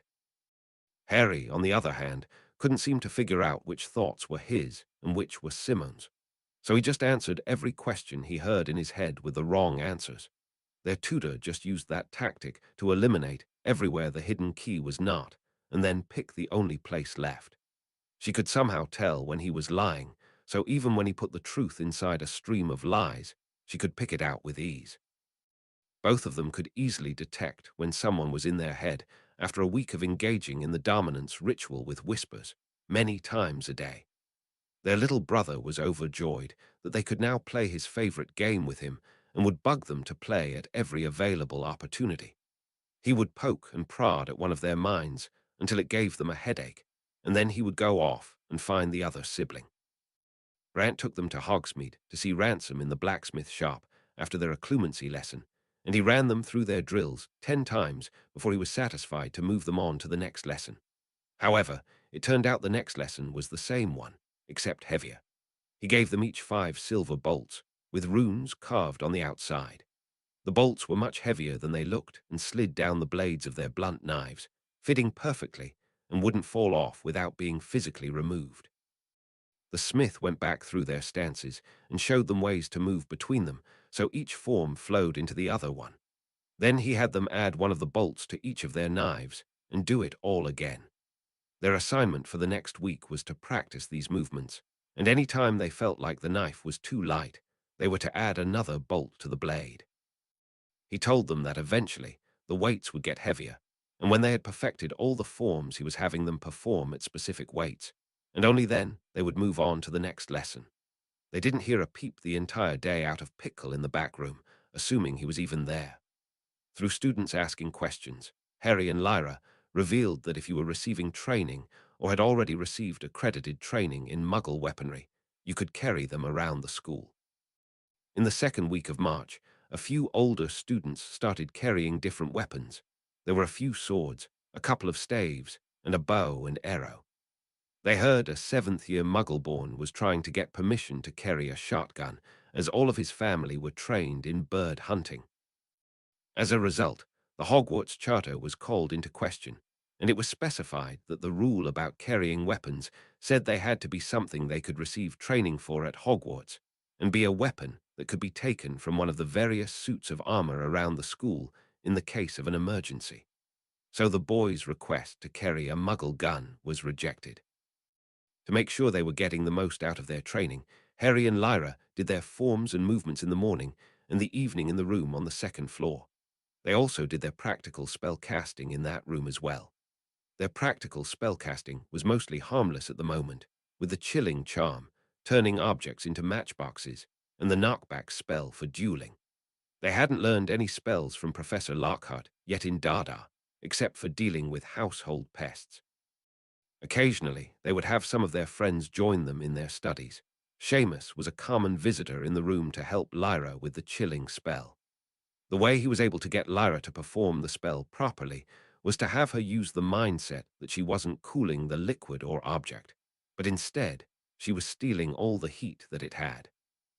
Once she was able to adjust her thinking that way, it almost worked like a warming charm on herself as she sucked the heat away from objects and froze different things solid. At the end of the second week of March, it was announced that the school had received a new flock of roosters and chickens, so eggs would be returning to the menu over the weekend. Harry excitedly rushed to breakfast on Saturday morning, but found that there were none. An announcement at breakfast told them that the poultry killer had returned, poisoning the feed for the birds, and tainting all the eggs so they couldn't be served or fertilized. Further bad news was given as the headmaster informed the students that there would be no more eggs and no more chicken until the culprit was apprehended. After dueling practice later that day, Harry and Lyra spent the evening in Ravenclaw to use the quiet of the room to relax. They tried to find Hermione while they were there, but she looked a bit harried and was running around between different project rooms in a flurry trying to study and work on as many things as possible. She said hello to them, but then ran off to work on something else immediately. Penny joined them for a moment and showed them that she had cut up the blanket of the Kesser and Passer and fur. She had taken sections and stitched them into various stuffed animals. They weren't well done, but it was the proof of concept that was important. Each one had a small rune on their hands or paws, or some two parts of the toy that, if squeezed by two hands of a wizard, would begin to cuddle them for nearly a minute before stopping. It required only the magic of the wizard touching it, so it wasn't a risk to the statute of secrecy if it ended up in the hands of a muggle, like other wizarding toys that moved on their own. Penny had done enough product testing with the blanket that, while it was fun for younger students, once they reached about the third year, they all felt it was creepy, with one student describing it as a lovesick letterfold. The stuffed animals were fun for everyone. There were 5 of them, so Penny kept a squirrel for herself, which terrified the Gryffindor animagus of the same animal a year above her, and layered it with protective enchantments so she could play with it in her wolf form. Harry took the others to send back to Madison at the Knitter Critter as their first successful project. Harry was a bit concerned with his primary project of mapping the castle. So far, he was no closer to finding the secret chamber that would hopefully contain the enemy of the usurper. On top of that, homework from his classes had increased in preparation for end-of-the-year exams, and his weekends were almost completely booked with dueling, occlumency, and knife training now. Instead of exploring himself, he found himself looking through the logs of the other students in the Explorers Club and seeing the different things they had discovered. Nothing was leading him closer to his goal. So now, the third week of March was beginning with nearly no progress from the last 2 weeks, with adding anything new to his logs for the secrets of the castle. Tuesday was a torturous day. It started with brewing antidotes in potions class. They were working on slow-acting poisons, which also required slow-brewed antidotes. These couldn't be sped up by infusing more magic into them while stirring. You needed to stir slowly and continuously over a long time at each step. There were no shortcuts with this one. For each step, they had to weigh out a specific amount of sand for their timer and let it run out while stirring at an even pace. Going too fast or too slow would ruin the potion. Changing speeds would ruin the potion. Measuring the wrong amount of sand would ruin the potion. There were many failures in the classroom that day. Herbology was the exact opposite, needing to repot and fertilize a plant called a spiky bush that lived up to its name. It was just a green bush with golden spikes all over it, which had its primary use in potions that reacted to living things and explosives. It was also used as a defensive plant and placed in areas where wizards didn't want other living things. When someone got too close to them, they would fire off the spikes that grew on them. So the best way of dealing with them was to get them to unload all of them, and then deal with an angry plant that had no teeth. For someone who could cast a shield charm, this posed no issue. However, first years hadn't learned that, so they needed to wear protective clothing and just jump in front of it and shake it until all the needles and spikes were used up and fallen to the floor, where they could also be collected as potions ingredients. History was history, and they learned about some goblin rebellion in 1741.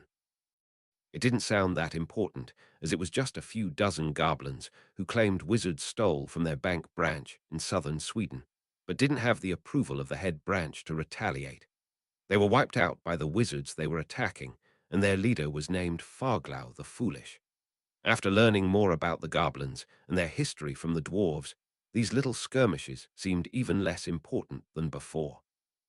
Professor Binns still hadn't taught them about the war that founded Gringotts, but they wouldn't be the ones who asked their teacher to do something outside his lesson plan. That was even assuming the ghost of their professor was even capable of deviating from his lesson plan. So Tuesday evening, after dinner, Harry and Lyra retreated to their practice room with Whispers to go through their routines and a little bit of homework. When it got close to curfew, they switched over to occlumency training. Harry was busy playing with Whispers and staring into the bright blue eyes of his little brother, while Lyra tried to trace the paths of her emotional triggers through her mind and body.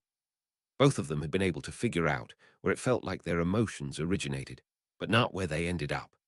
It was quite a difficult thing to see inside their own minds, like there was something other than grey matter there, like there were actual pathways and roots behind their eyes and under their skin. Harry was able to get close to a minute with Whispers now, though only when he focused solely on defense.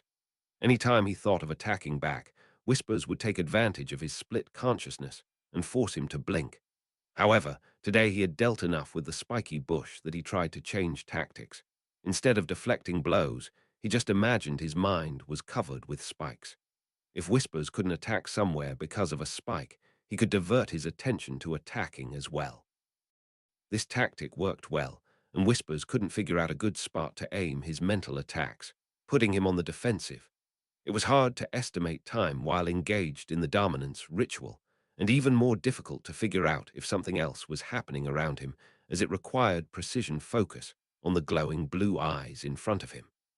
While he was focusing on the game, he started hearing someone talking about being hungry. It didn't sound quite like Lyra, but he focused on matters in front of him. After trading mental blows with Whispers for a little longer, his little brother found a hole in his cerebral defenses and broke his concentration. Sitting up, he turned to Lyra, who was sitting on the floor with her eyes shut, focusing on her emotions. He was about to start up with Whispers again when he heard the voice again, and now it sounded frustrated. Section no. I cannot eat. It is too hard. Next time I will kill small snacks. Section Harry quickly tapped on Lyra's shoulder, breaking her out of her meditation. There's a snake outside our room. It must have escaped from the Slytherin common room. It's looking for a snack. Lyra pulled out her wand in case the snake didn't want to be friendly and approached the door. Harry drew his wand as well and opened it, ready to greet whatever was on the other side. However, after looking up and down the hallway, nothing was there. Lyra lit up her wand and saw that towards the end of the hall, the bathroom had flooded. The light from her wand reflected off the water on the floor, and they could see a cat at the edge of the puddle, looking away from them, unmoving. Harry immediately recognized the annoying cat as Mrs. Norris. "There's no one here," Harry told his sister. "It's almost curfew. Let's get out of here before Mrs. Norris goes to get Filch." She nodded, and they went back into the room and gathered up their belongings. After putting their knives back on their belts and packing their pouches with their books, Whispers put his gloves back on and left the room. With both their wands lit now, they saw Mrs. Norris was still down at the end of the hall by the pool of water. While they went the other way, Whispers approached the cat. Harry and Lyra ran after Whispers, who arrived at the cat before them, and reached down to pet her, then jumped back, looking confused and saying, "Cat is rock." Lyra reached down and touched the frozen cat as well, and told Harry, "She feels totally solid, maybe it's not real." Harry felt the cat as well, noticing the detail in the fur and face of the statue. It was the most realistic statue he had ever seen, and it hadn't been here when they first entered their study room. As they examined the statue, they heard an angry voice from the other end of the hallway. "What are you two doing with my cat?" Turning around, they saw the bedraggled Mr. Filch walking down the hallway toward them. "I don't think it's your cat," Harry told the caretaker as he approached. "I think it's a statue." As he got closer, he pushed Harry to the side of the hall without care and picked up the statue, looking it in the eyes. Frantically, he turned it from side to side, looking at it with fear and worry, then tucked it under his arm and turned to Lyra with a murderous look in his eyes. "You killed my cat. I'll have you chained up in my office and beaten for that."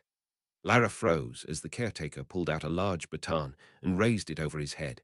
Harry had recovered from the shove and already had his wand out. Seeing the man raise the baton, Harry performed the casting movement for the knockback charm, calling out, "Flipendo," with a great amount of rage in his voice. His aim was slightly off, and it hit Filch on his right hip, which launched the man to his left and fell into the large puddle on the floor. He rolled a few times while protecting the statue of the cat held under his arm. Then he got up and stared at Harry, who was pointing his wand with a yellow light glowing on the tip. "Attacking a faculty member, you'll be expelled for that," he growled, then pulled out a silver whistle and blew it. No sound came from it, but Harry felt a pulse of magic wash over him and down the hall towards the main staircase. Harry lowered his wand as he saw Whispers sneaking up behind Filch and didn't want him to get in trouble too. A few seconds later, Tina and Newt came running down the hall with their wands drawn and stopped when they saw Harry and Lyra standing over Filch, who was still sitting in the puddle of water. "What's going on here?" Tina demanded. Before either of them could respond, Filch jumped to his feet and pointed to Lyra. "The girl killed my cat, and the boy attacked me." "We didn't," Lyra cried out. "We found the cat that way. He was going to attack Lyra, so I cast a knockback jinx on him," Harry said at the same time. "Liars," he yelled back. "My cat is dead, and you jinxed me to get away."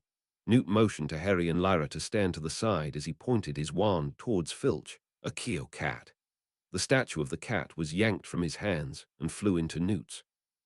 Filch ran over to him, ignoring the children to stand next to the professor as he examined the cat. Tina pulled the children aside to question them while that was going on. "What happened?" she asked them quietly. "We were in our practice room," Harry began, "and I heard a snake somewhere outside complaining about being hungry. That's like nearly everything they talk about, so we peeked out to try to return it to the dungeons. But nothing was there," Lyra continued. "So we packed up all our stuff, and when we came out again, we saw Mrs. Norris over here by the puddle. We ignored her since she normally is around that man," she pointed towards Filch, "but Whispers wanted to go pet her." "What are you saying about me?" Filch demanded at seeing her pointing. Harry took over again. "Whispers said the cat felt like a rock, and she did when we touched her. We thought it was a statue, but then Filch showed up and accused Lyra of killing it and threatened to chain her up and beat her.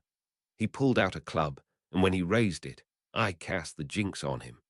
As Harry finished the story, Professor McGonagall and Professor Vector arrived on the scene as well. Tina waved them over and told Harry and Lyra to stand over against the other wall. They waited patiently as Tina explained their story to the two new professors, and then all of them went to talk to Filch as Newt began casting a variety of spells on the cat statue. After nearly 5 minutes, Newt announced, "The cat is not dead, it is petrified. I'm not sure how it was done, but I think it is in a state of Culibrian equilibrium." Vector, McGonagall, Tina, and Filch all simultaneously said, "What?" Newt explained, "It was just a theory, one that has never been proven to exist until this very moment."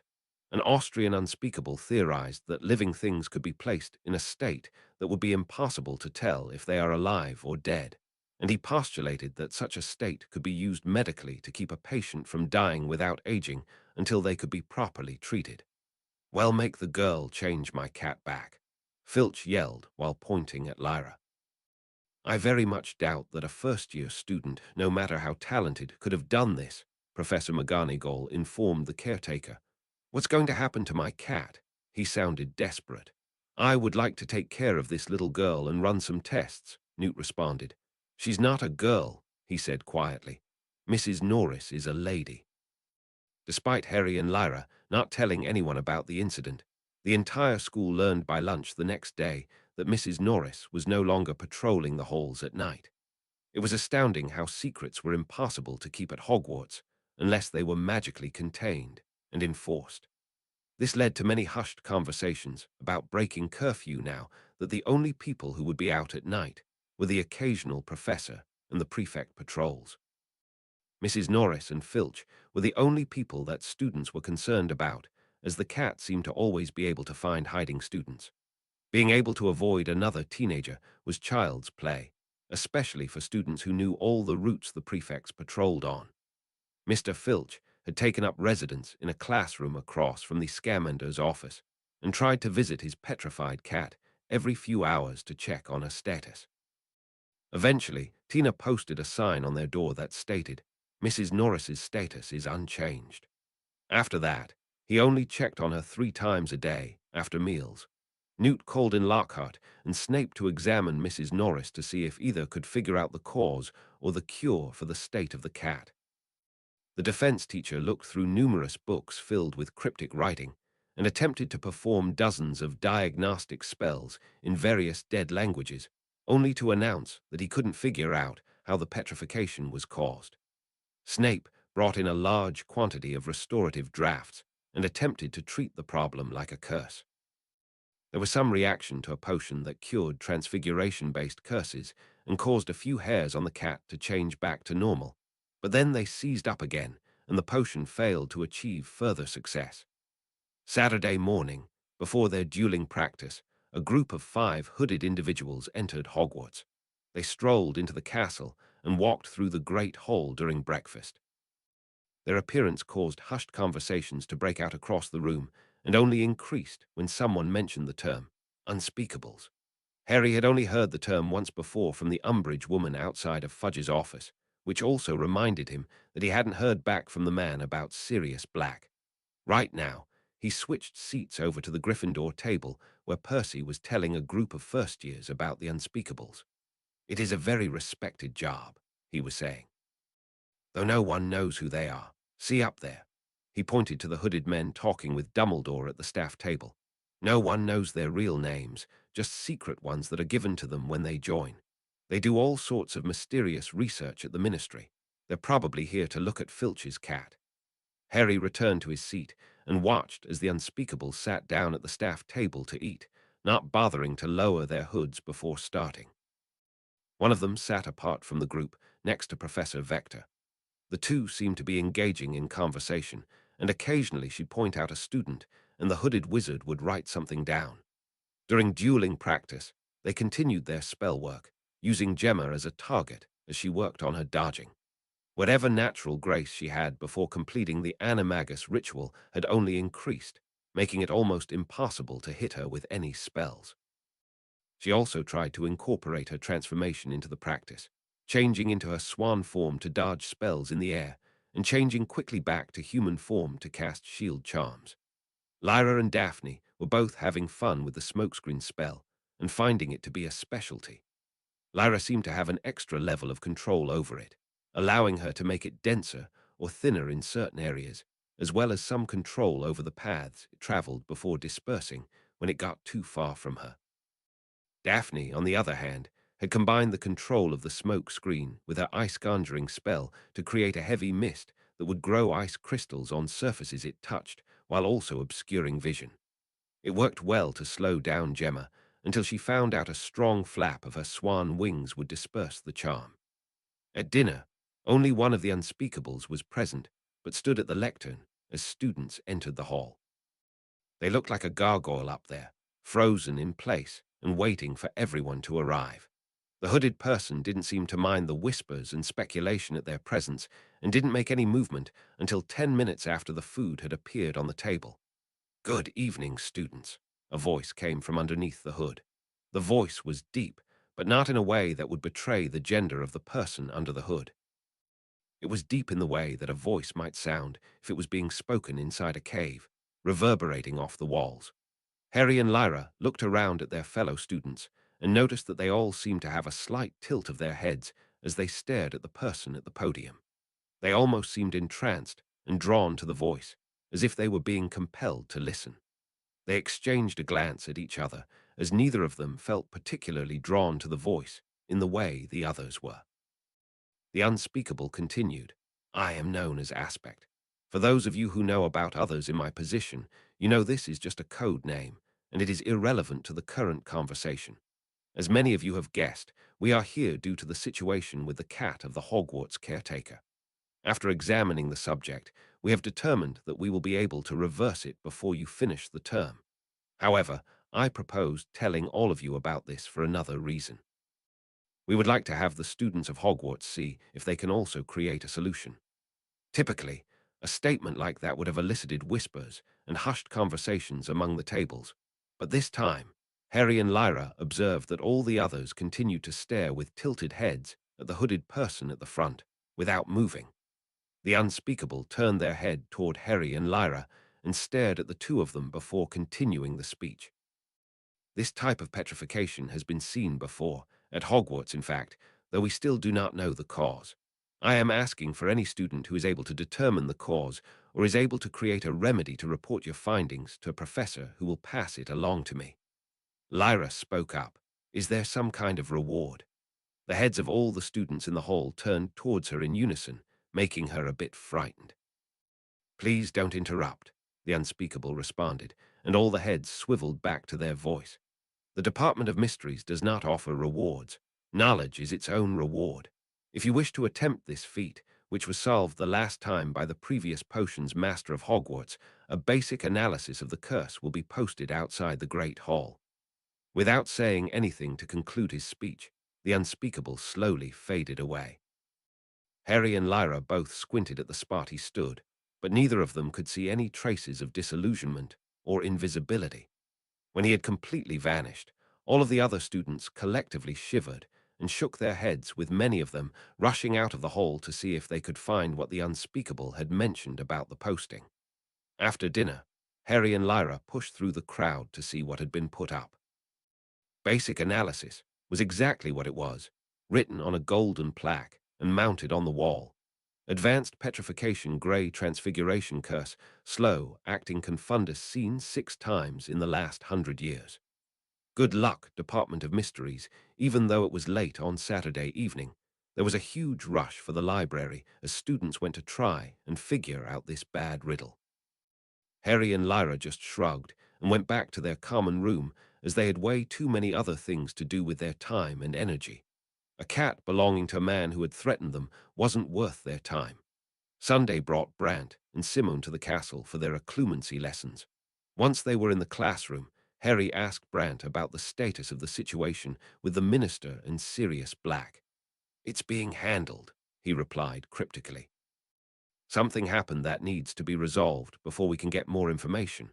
That's all I can say right now, but I hope we can get it resolved by the end of the school year." "Everything happens at the end of the school year," Lyra commented. "Filch's cat situation, and now this." Simone was busy having a staring contest with Whispers. At the moment, she was attempting to do it at a distance of about 2 meters instead of eitwise in front of his face. It seemed like she could last longer the farther away from the demiguise she was. When they broke eye contact, she smiled and turned to the others. "This is incredible. I think I'm figuring out how they predict the future. It could create an entirely new field of occlumency if I'm correct in my theory," she told them. "What are they doing?" Brant asked. "When someone performs occlumency, you can feel when someone touches your mind like a pin through a bubble. Everyone's feeling is a bit different, but it all comes down to a wall of some kind being pushed against and penetrated somehow. I feel hot spots on my shield," Harry feels gusts of air on his face, and Lyra feels pressure on a bubble. With whispers, it feels like his wall can expand beyond his mind, as if he can grow his wall so that it takes up the entire room, and he feels when different things are pushed against it from further away. Somehow that is also being transformed into a temporal distance rather than a physical one, and he can feel things impacting his mind's space from the future. Brant looked confused. I can understand the concept, but I have no idea how to factor that into my training or the children's. I can assure you, Simon told him, if I can figure out how to do it myself, I'll try to teach Harry and Lyra. For now, let's see how much they've progressed. Harry can go first. Harry sat in front of his tutor. As she raised her wand, he imagined his mental shields, in the same way as he did with whispers, covered in spikes, and she cast Legilimens. Harry felt a rush of wind on his face, but this time the wind pulled back as it got closer and seemed to move around a bit before pushing in again. However, like whispers, he tried to swat the wind away, and it moved back around and attacked twice more before he felt it inside his head. When it pulled back out, it felt strange, like eating spaghetti, but in reverse. Good job, she commended him. You've managed to work out how to create defenses without instruction. What did you base them on? We were working with the spiky bush in herbology, Harry said. I was playing with whispers, but having a hard time with attacking and defending, so I imagined spikes around my mind. Good idea. As you get more advanced, you'll learn how to create more complicated structures. Use things you know well, and your memories can become weapons and defenses. Do not try to use things you are unfamiliar with, as the strength of your understanding will translate into the strength of your defenses. Use things you know the most about and can manipulate in your head. Practice building them while you engage in your mental sparring with whispers. I'm going to try with Lyra now. She moved to sit in front of the platinum blonde girl and pointed her wand in her face, casting Legilimens. It took her a few seconds to finish with her and said, Your walls are a bit thicker now, though you need to wait before you start thinking up defenses. Work on them with whispers until you have a better idea of what to do. Right now, you tried to do them all at the last moment, and it was like pushing around confetti as they didn't have any proper form. Though please tell me what you were trying to imagine. Devil's snare, Lyra said. We got to work with it in herbology. I thought that if I could hold you out long enough, I could sneak it in. It's a good thought, but you need to practice a lot before using it on someone who is attempting to break into your mind. She looked at both of them and asked, How are you doing on your emotion tracing? Have you figured out where any of your stronger emotions start and end? Harry responded, I think I figured out sadness. It feels like it starts in my mouth and gets expressed near the outside corners of my eyes. Lyra waited for her turn. I think I've got anger.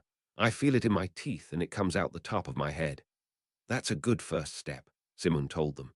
Make sure you don't restrict your understanding of emotions to just your head, though. Your whole body channels emotions, so expand your horizons and see where that leads you. For now, I want you to focus on the feeling you get from your hot springs, the feeling of pure relaxation. Take that feeling and use it as a shield and a sponge, placing it where you feel your sadness and anger leading. When you experience these emotions, let them get absorbed into the memory of the hot springs. Don't let them escape and appear on your face or in your actions, just the feeling of the hot springs. Try it now.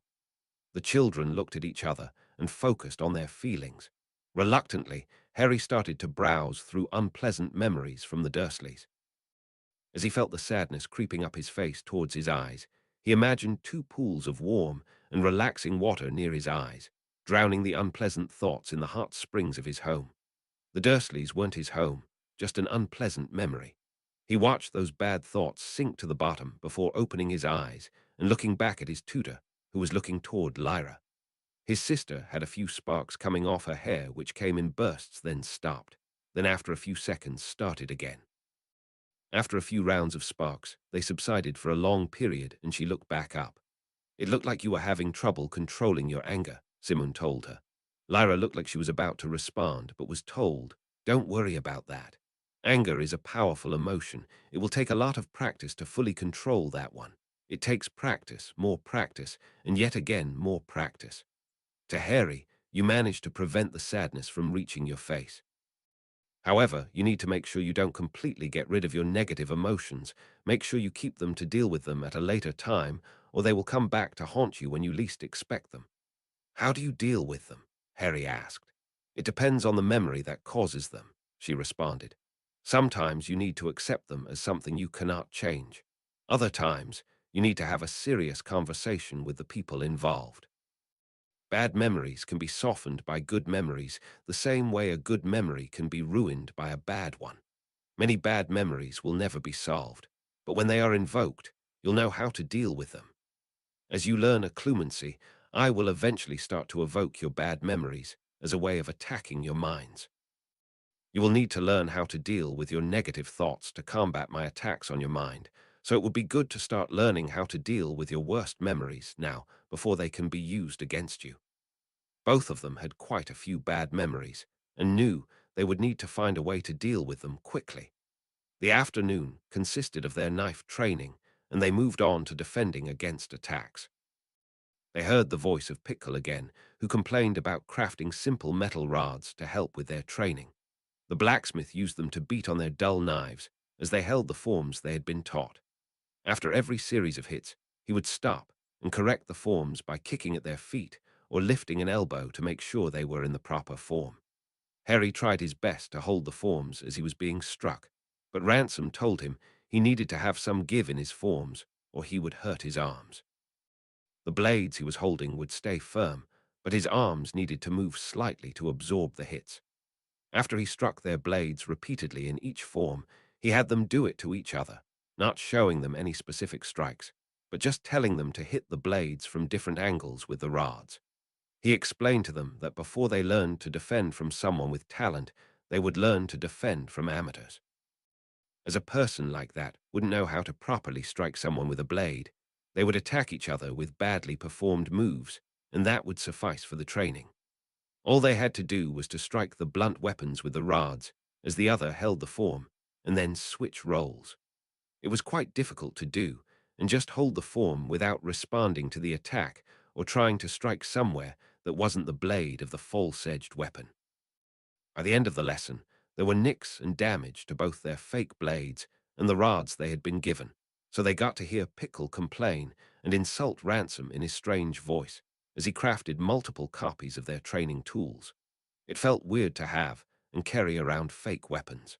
Lyra even used the color-changing charm to make the blades of her fake weapons blue, just so she'd remember which ones weren't real. Everything about carrying a knife that you weren't using was weird. No one carried a wand that was just a stick to wave around and practice wand movements, so why weren't they learning how to actually use the knives for what they were meant to be used for? So, with a bit of frustration about their lessons, they returned to the castle and prepared for the next week of studies. Throughout the next week, studying in the library was a hassle. Students who seldom set foot inside were running around and trying to track down books related to the task of the unspeakables.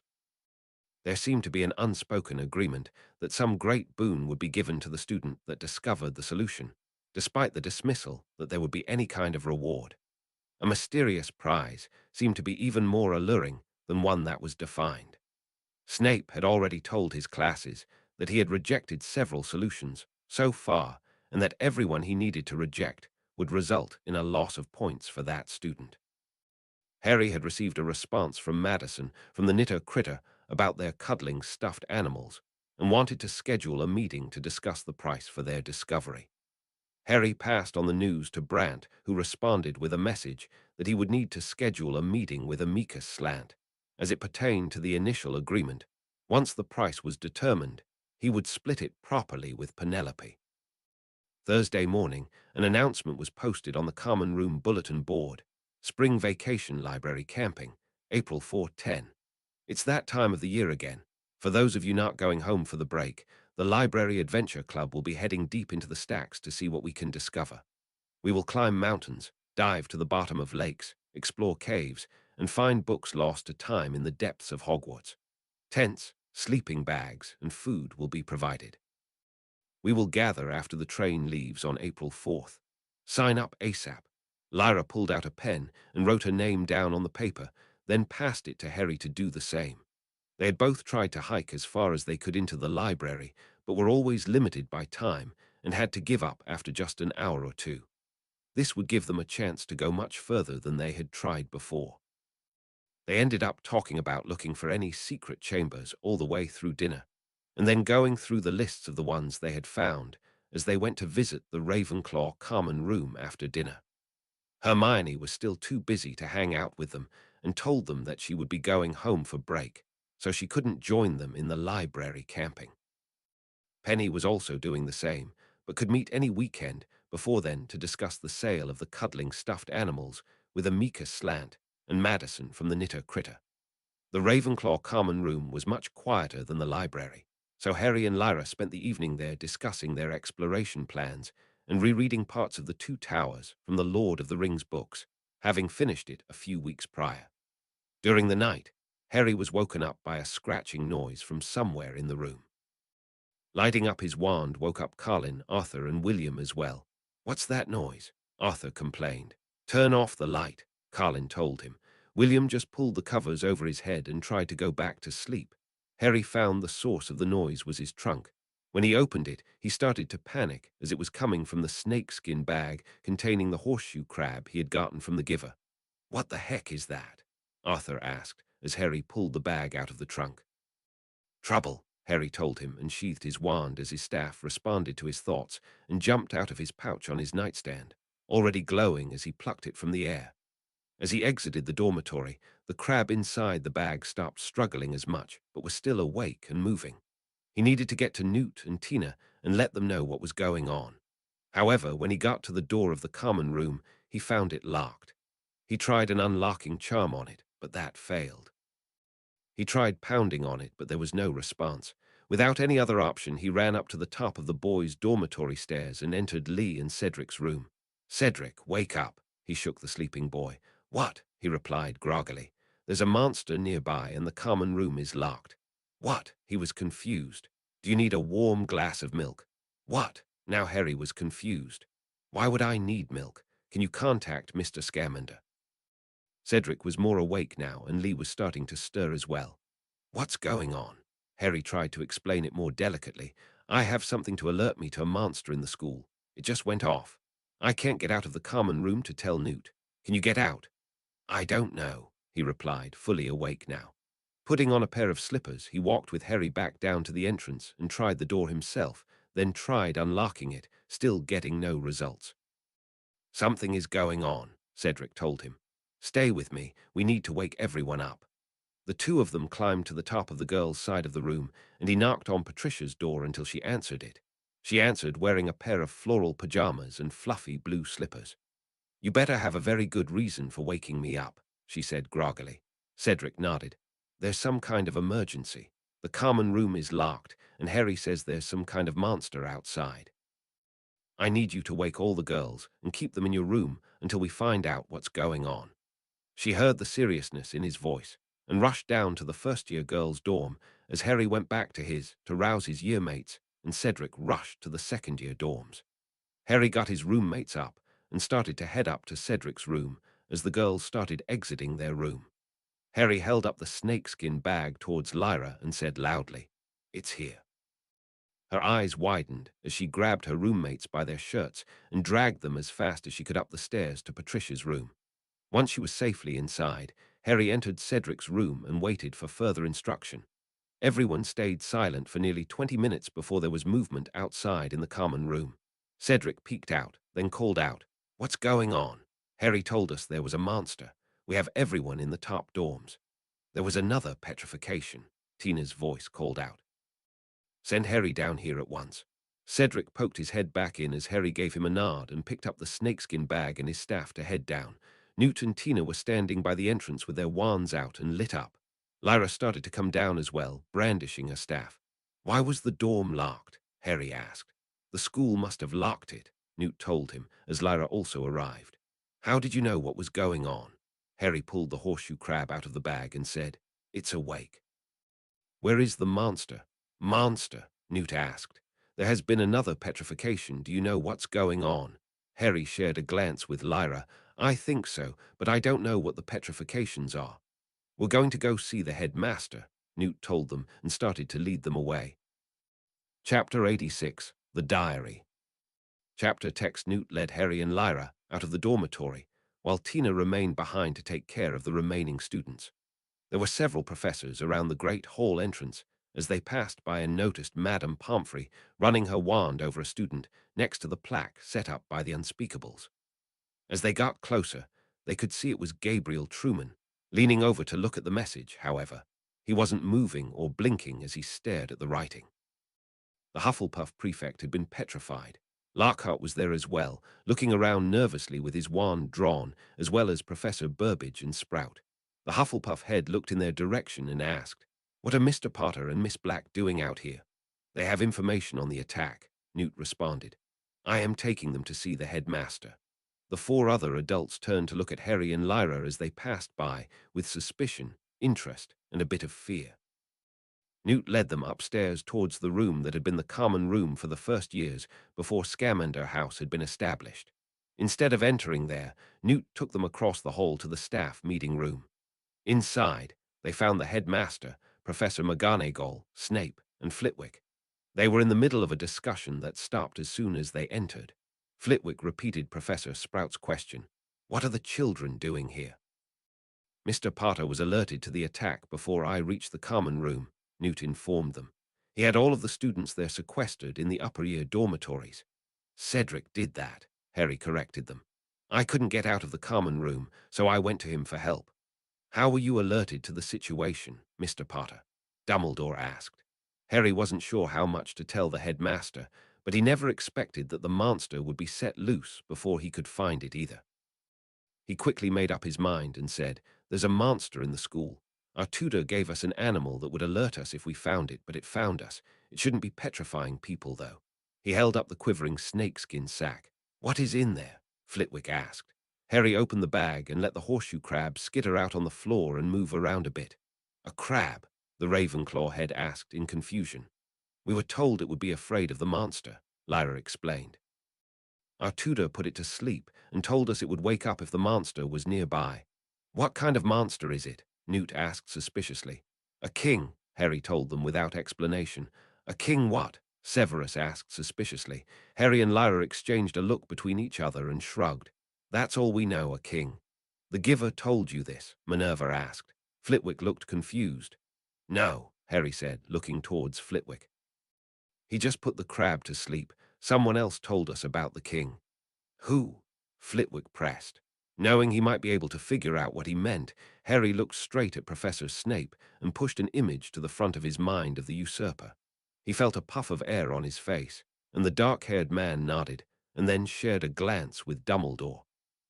The headmaster seemed to think for a moment before turning to the only one in the room not in the know, and said, "Phileas, please go tend to your house. The nature of young Harry's upbringing and some of the individuals involved in it needs to be kept private." The charms professor seemed to growl at the headmaster and show his slightly jagged teeth.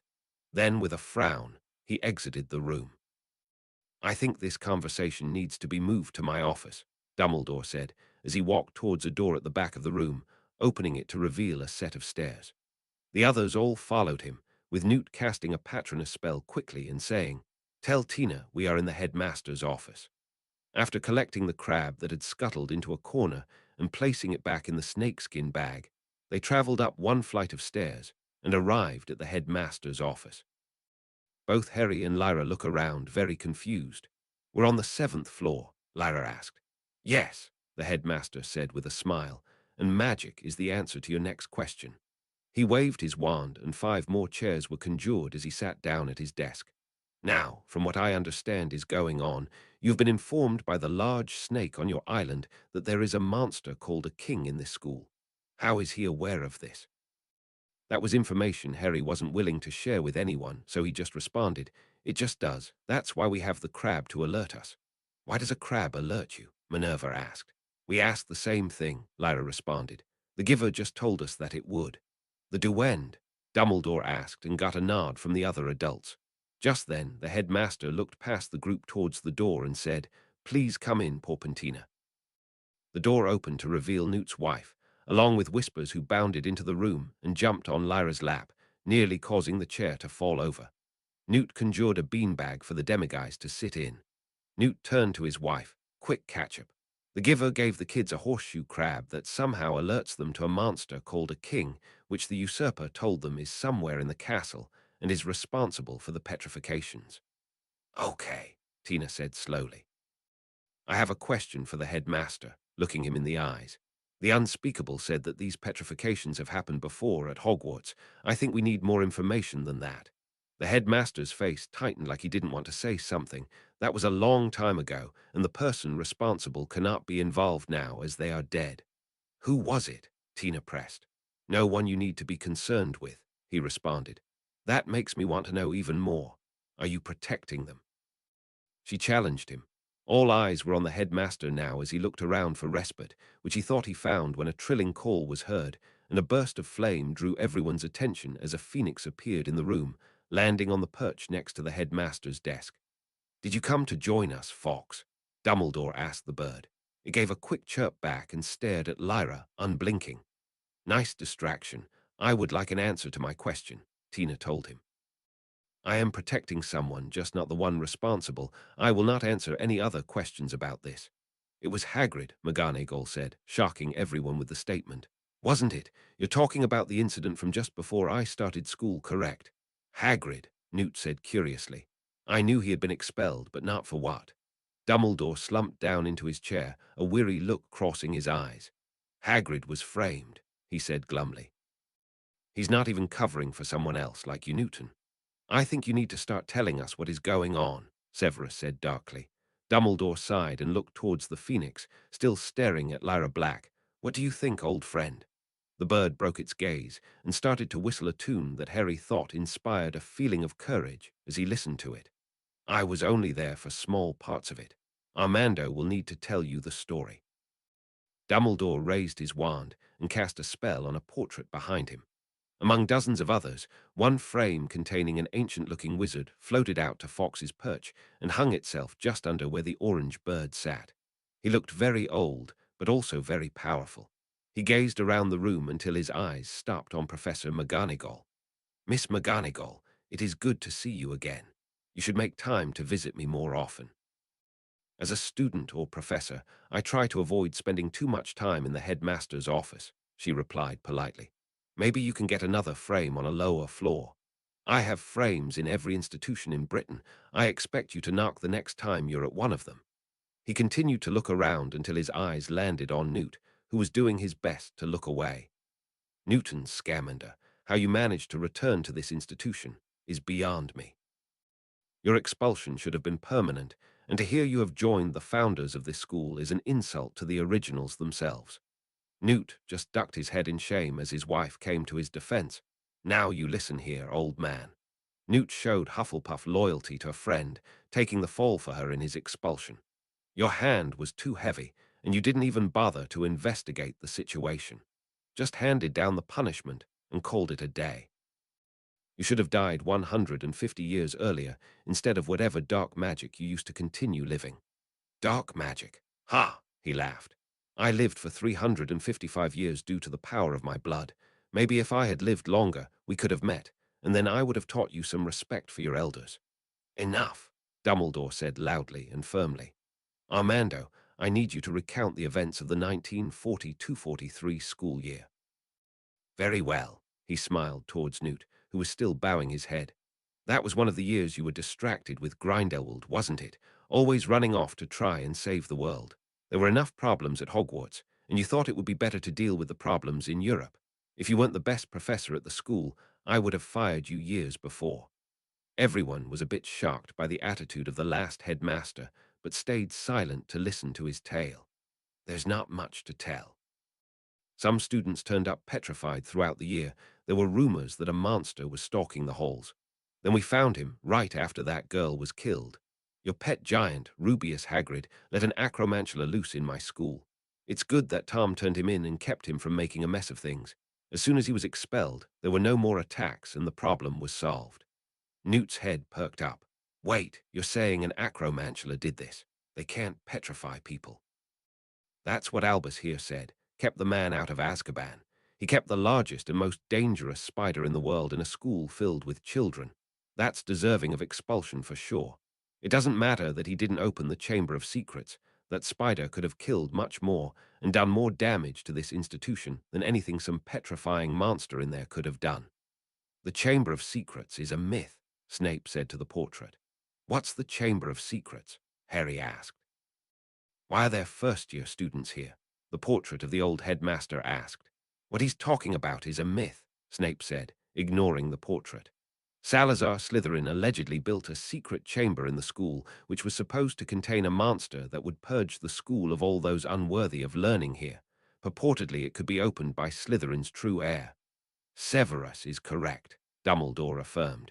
It is a myth.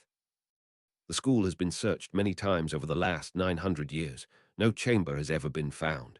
Harry and Lyra had a hushed conversation where they whispered secret chamber and chamber of secrets numerous times. It has to be real, Harry said. I don't think there's a giant spider in the school now, and the monster that woke up the crab is somewhere nearby, and it's petrifying again. He reached into the bag and held up the crab with its quivering legs to show off its fear. I don't see how this crab has anything to do with this, Dumbledore said, with the portrait of Armando Dippet nodding in agreement. Albus, Newt interrupted with a hauntingly thoughtful look on his face. I think I might know what's going on, and if I'm right, we are in a lot of trouble. Dumbledore waited for an explanation, but Newt just looked around and said, I need an elf, with one popping in next to him. Please bring me a book from the library on horseshoe crabs. The elf looked confused, but nodded its head and popped away. I need to confirm something, he informed the group. Nearly 2 minutes later, the elf popped back in and passed a book to Newt, who started flipping through it as the elf disappeared. He stopped on a page and scanned through it, then holding his finger in the spot, walked to a shelf behind the headmaster's desk and pulled out a book from there, opened directly to a page inside, then placed both books in front of the headmaster while pointing to a spot in each book. The headmaster looked up at him with fear written on his face. Newt said one word, roosters. No, it can't be. Dumbledore's face was pale as a ghost. Would you mind filling the rest of us in? McGonagall stood up and asked. Newt turned to her as Dumbledore collapsed into his chair. The horseshoe crab isn't actually a crab. It is more closely related to a spider. Right now it's in fear for its life because the monster roaming our halls is a basilisk, the king of the snakes. McGonagall also collapsed into her chair, the blood draining from her face. Snape looked frightened as well, but also contemplative. That's what I've been trying to tell you, Harry exclaimed. There's a king in the school. Oh, is that all? The portrait of Armando Dippet said nonchalantly. Just get a rooster so we can kill it. Someone killed all the roosters at the school, Dumbledore told him. Did you forget that you're a wizard? The portrait chastised him. Elf, an elf appeared in the room. Go get us a rooster. If you need to steal one from a muggle, do it. The elf vanished. Why are we getting a rooster? Lyra asked. Again, Dippet started. Why are there first years here? Snape answered her. The crow of a rooster is fatal to a basilisk, the king you were talking about. Harry and Lyra stared at each other in disbelief, and Lyra said, That's the stupidest thing I've ever heard. Watch your mouth, child, the portrait of Dippet chastised him. Newt spoke to him, Harry. It's a well-known fact that the cry of a rooster will kill a basilisk. I put it in my own book that you have a copy of. So you've seen it happen, Harry said with a confused look. Well, no, I haven't. It's something that's part of their biology stemming from how they were created, Newt told them. So, someone else has used a rooster to kill one? Harry asked. Newt paused for a moment to think, then said, I can't seem to remember when the last one was killed with a rooster's crow. There was that one 10 years ago in India, but it was deaf, and they had to kill it with conjured spikes from above. Then there was the one in Venezuela in the 30s, but there wasn't a rooster there in time, so they managed to kill it by knocking it into a tar pit. He looked to Dumbledore and said, Help me out here, Albus. Dumbledore seemed to be thinking hard on the matter as Lyra asked, How did they know the one in India was deaf? Newt paused to recall and said slowly, Because it didn't hear the rooster crow. Or because roosters can't kill it, Harry added. How could a non-magical bird kill a magical snake, the king of serpents? Because that's what killed the very first basilisk, Dumbledore said flatly, drawing everyone's attention to him. Then said with a deadly serious tone, I am going to share with you something that cannot leave this room. If any of you do, I will find you and erase your memories of it, along with whoever you tell it to. He looked at the portrait of Headmaster Dippet. I am classifying this as a secret of Hogwarts that even you cannot share with others. The portrait seemed to freeze for a moment before he nodded. Reaching up over his head, Dumbledore's hand vanished as if it were passing into some invisible pocket and pulled out a very old book, then placed it on his desk. He stared at it for several moments before announcing, "This is the diary of a man named Tellys, apprentice to the Dark Lord Herpetus, known to the world as Herpo the Foul." There was a series of gasps from around the room that didn't include Harry and Lyra, who had no idea who it was. Whispers started snacking on some popcorn he got from places unknown as Dumbledore explained. Harry, Lyra Herpo, the Foul, was a dark wizard, known for many terrible things, though one of the worst was the creation of the basilisk. He continued to explain. Tellys was his apprentice and wrote something akin to a biography of his master in this journal. A part of this journal is how we know that the rooster's crow is fatal to the basilisk. Then read it to us, Lyra said as she took some of the popcorn that Whispers had gathered and ate a piece. I would like to hear it as well, the portrait of the last headmaster said. It is not often that someone as old as I was can hear something new. You didn't take the book out to just keep it on your desk, McGonagall added. The others nodded as well, and Tina called an elf to bring more popcorn. Albus sighed and opened the book, turning towards a page near the end. I will do my best to translate, as it was written in ancient Greek. It was not a war fought like any other. I have seen wars where the sea ran red with blood, where the vultures waited patiently to feed on the corpses of soldiers slain in battle, and where the thieves and vagrants looted the bodies of the dead or preyed on the dying to do the same. This battle did not have a single drop of blood, though there are still thousands of bodies. They stood throughout the valley, alive, but unmoving.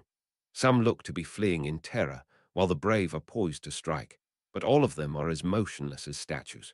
I assumed that they would remain that way until my lord saw fit to release them from the prison of their own bodies. The plan was to release them when they would serve him, and only him. The army of Asclepius had been completely defeated, and I assumed it would stay that way. I was wrong from the top of the hill. Their general, the great healer Asclepius, strolled down the valley, looking some of the frozen soldiers in the eyes, offering them words and platitudes they could not hear, heading straight for the stage that had been constructed for his surrender. My lord awaited him there, sitting on a throne made of a coiled serpent, the king of serpents, the basilisk. Asclepius, he called out, kneel before me and die with honor. My champion will not show you any mercy the way he has done for your soldiers. He stroked the head of the basilisk as he spoke. I would thank you for your mercy towards my soldiers, Herpo, he replied. However, I will not be dying today, as I have brought my own champion to this battle. A mighty crow was heard from the peak of the valley where Asclepius had descended from, and the basilisk began to quake, throwing my master to the ground and writhing in pain. What manner of beast causes my champion such pain? My lord asked Asclepius in bewilderment. There is always the one who wishes to usurp the crown of a tyrant, he responded. The crow was heard again, and the basilisk tried to flee in the opposite direction, but as the sound of the crow continued, it convulsed until it fell to the ground dead. No, my lord called towards his champion, the greatest of all magical creatures. He continued to call out on the tongue of the serpent with words that I could not understand, though they were understood by Asclepius, who spoke with words in the language of snakes himself, calling out towards where the crowing had come from. I looked up towards the peak of the valley, just as the sun started to shine over the hill. There was Asclepius's champion, with a crest of red and lips of gold. It stood there, perched at the peak of the hill, surveying the battlefield below. It threw back its head and called out again, a mighty crow to signify its victory and the defeat of my master.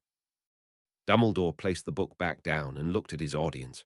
Just as he finished, an elf popped into the room, struggling to hold a rooster by the neck. The headmaster cast a binding spell at the bird, freezing it in place so the elf could release it. Picking up the unmoving bird, he pointed to its head. Red crest, golden beak, crows at sunrise. Kills basilisks. That's why you think it kills basilisks? Harry asked, looking at the headmaster in disbelief. He rifled through his pouch and pulled out his photo album, flipping through the pages until he got to one of the usurper. Pointed to the photo. Red crest, golden mouth. Its name is the Usurper. It kills the King of Serpents. There was silence across the room until Newt broke it. It does make a surprising amount of sense, Albus. Then why has someone been killing all the chickens here at the school? Dumbledore asked. Someone was clearly paving the way for the release of the monster. Or they suffered from the same delusions that you have about the rooster, Snape interjected. Outside of this room, hardly a soul knows that the usurper exists. The Diary of Teles is over 2,000 years old. Knowledge does get lost or distorted over such long periods. We don't need to believe Mr. Potter or not, McGonagall added. Whoever has released the basilisk believes that a rooster's crow is fatal to it. Harry can bring the creature here, and we can bring in more roosters to protect the school. I must object, the portrait of Headmaster Dippet broke in. You are proposing the killing of a basilisk and replacing it with an even more deadly creature. There are possibly 2 or 3 more deadly creatures on the planet than the basilisk, and you're saying you want to bring a different one that no one has heard of to Hogwarts. It wouldn't hurt anyone, Harry exclaimed. What with the usurper, Lyra added. It only ever killed people that tried to hurt us. So he's a wizard killer, Dippet said. I will be informing the proper authorities that you intend to bring such a creature to Hogwarts. The man vanished from his frame. That is going to be a problem, Snape stated the obvious. So what do we do now? McGonagall asked. You need to do exactly what you were already planning, Tina said. Bring more roosters to the school and keep them closely guarded. Whoever is aiding the basilisk needs to know that we have more of the birds, and by that extension, we know that the creature is a basilisk. As the only actual member of law enforcement currently at this school, I will be arranging the nighttime patrols, with everyone being issued a rooster in a cage with a sunlight charm attached to get it to crow, even at night. All of that will just be a smokescreen so we can get the usurper here. And how are you planning on doing that? Dumbledore asked. Harry was about to say something, but Newt interrupted. Harry has a way to communicate with the giver on the island. We will also send a patroness to Nestor Balindung, informing him of the situation. We will get the serpent to take a portkey here as soon as possible. Does anyone have anything else to add? Albus asked. We also need to keep all the students in the dormitories until we have the roosters to give the illusion of protection, Snape told them. I will need to organize a lockdown with the other heads of houses. Looking for anything else, and seeing no response, Dumbledore said, Let's get going before Dippet does anything to keep us from accomplishing this task. Whispers had fallen asleep in his beanbag during the story, so Harry hoisted his furry little brother over his shoulder, and Newt led Harry and Lyra out of the office, and down the steps they came from, as they saw Tina casting her patronus, though they moved too quickly to see the form. Back down on the second floor, the two were led across the hall to Newt's office, and down the back stairs into the maze of the Scamander common room. They followed the maze until it led to Harry's project room, where he kept the blood bowls. Harry set down Whispers on the ground and spoke into this month's bowl. Section, is anyone there? Section, nothing but silence came back. He tried a few more times, but got only silence in return. Newt called an elf and told him, You are to stand watch here. If any noise comes from this bowl, inform me immediately. Any other responsibilities you have need to be handled by another until then. If you need to eat, call another elf to bring it to you. This is your only responsibility for now. The elf sat on the floor and stared at the bowl of blood intently. Lyra told the elf, You can relax. All you need to do is listen. Newt conjured a beanbag for the elf, and they headed back to the common room. When they entered, both Patricia and Cedric peeked out of their rooms at the top of the dorms on each side. Cedric asked, Can we come out now? Yes, Newt told him, but we are on lockdown until further notice. No one is to leave the common room until further notice. Meals will be delivered here, and you can go to the project rooms, but no one is to go back into the castle hallways until the headmaster says it's safe to do so. Right now, everyone should return to their dormitories and go back to sleep. Despite being told to sleep, no one could. They would normally be up in a few hours anyway, so Harry tried to read his history assignment, but was bombarded by questions from his roommates. Thinking it would be best to do with Lyra, he exited his dorm to go to her room, but found that everyone in the house was on their way to find the two of them, and everyone gathered around the fire pit as Lyra placed a hoo-hoo feather in the center and lit it up. So, what can you tell us? Lee asked the two of them. Before they could answer, Patricia added, I'm guessing there are things you can't tell us, but if there's something dangerous, we need to know about it. Harry and Lyra looked at each other trying to figure out what to say, with Arthur pushing them a bit more. Look, Harry, you said there was some kind of monster. How about you start there? Harry sighed and began. Before we came to school here, we were told that there was a monster in the school, but it wouldn't bother us. Regardless, our tutor gave us the means to detect it. That's what that bag you had was, Melly interrupted. Yes, Harry responded. The teachers know what is going on and are working to stop it. We can't tell you any more about what is going on without the headmaster's permission. What was in the bag? Colin asked. A horseshoe crab, Lyra told him, though that just got everyone else even more confused. Everyone except for Luna, who said seriously, Oh, that is pretty bad. Then she pulled a large ribbon out of her hair, wrapped it around her eyes, and just continued to sit in a spot, with a smile on her face. What? Millicent said in confusion, while everyone else's face looked just as perplexed. I suggest blindfolds for everyone, Luna said. There is a ravenous bug-bladder beast of Troll roaming the castle. If you can't see it, it will assume that it can't see you. Colin, Daria, and Megan started to laugh. Megan even said, I'll go get my towel, but stayed sitting. Greg looked even more confused and said, That sounds stupid. That's exactly what the bug-bladder beast is, Colin said in the middle of his giggles. The most mind-boggling, stupid creature in the universe. Daria explained as she stopped laughing. It's from a Muggle book. It's not real. Everyone sighed, but looked a little bit annoyed at Luna, who was still just sitting there with a yellow ribbon over her eyes and smiling. Suddenly, there was the sound of movement near the door, and everyone turned to see Astray carrying a large table that looked like it had come from the Great Hall. The Urisk was sweating a bit as he balanced the enormous solid wooden table above his head. Colin jumped up and cast a weak levitation charm on the table which didn't lift it, but did lessen the load on the caretaker of their room. A few other students got up as well to cast the spell on the table, with Cedric casting his last. Where do you want me to put this? He asked. Astray gave him a nod of thanks and pointed near the fire pit, along one side. With others supporting it with their spells, Cedric was able to easily direct the table with his magic where it needed to go. Once it had been put down, Astray went to each spot along the table, pulled out a golden plate and a rolled set of silverware from behind his back, placing it on the table. A few students tried to circle behind him to see how he was doing it, but he just changed the position of his hands, so no one could see where he was reaching to pull out the next set. When he was finished, he ducked under the table and vanished, with all the children looking back toward Harry and Lyra. Just as someone was about to ask another question, there was movement at the table, and Astray had reappeared with a large bench for one side of the table, then vanished again. I wish I could do that, Lee remarked. It's not apparition, or whatever the popping thing is that house elves do. It's like a hide-behind, but he's not hiding. What's a hide-behind? William asked. It's really cool, even if it was a result of some dark magic, and who knows what else. Lee smiled. Harry, Lara, you might be interested in this too. Some blokes in America managed to breed a demiguise with a ghoul. No idea how you can do that, but it resulted in something that looks like a Sasquatch and can hide behind any object no matter the shape or the thickness. It will just walk behind it and match the shape perfectly. That's not what happened, Lily said. They wanted to try to import demiguises into America to make invisibility cloaks, but they bred with a ghoul on the ship ride over. It was an accident.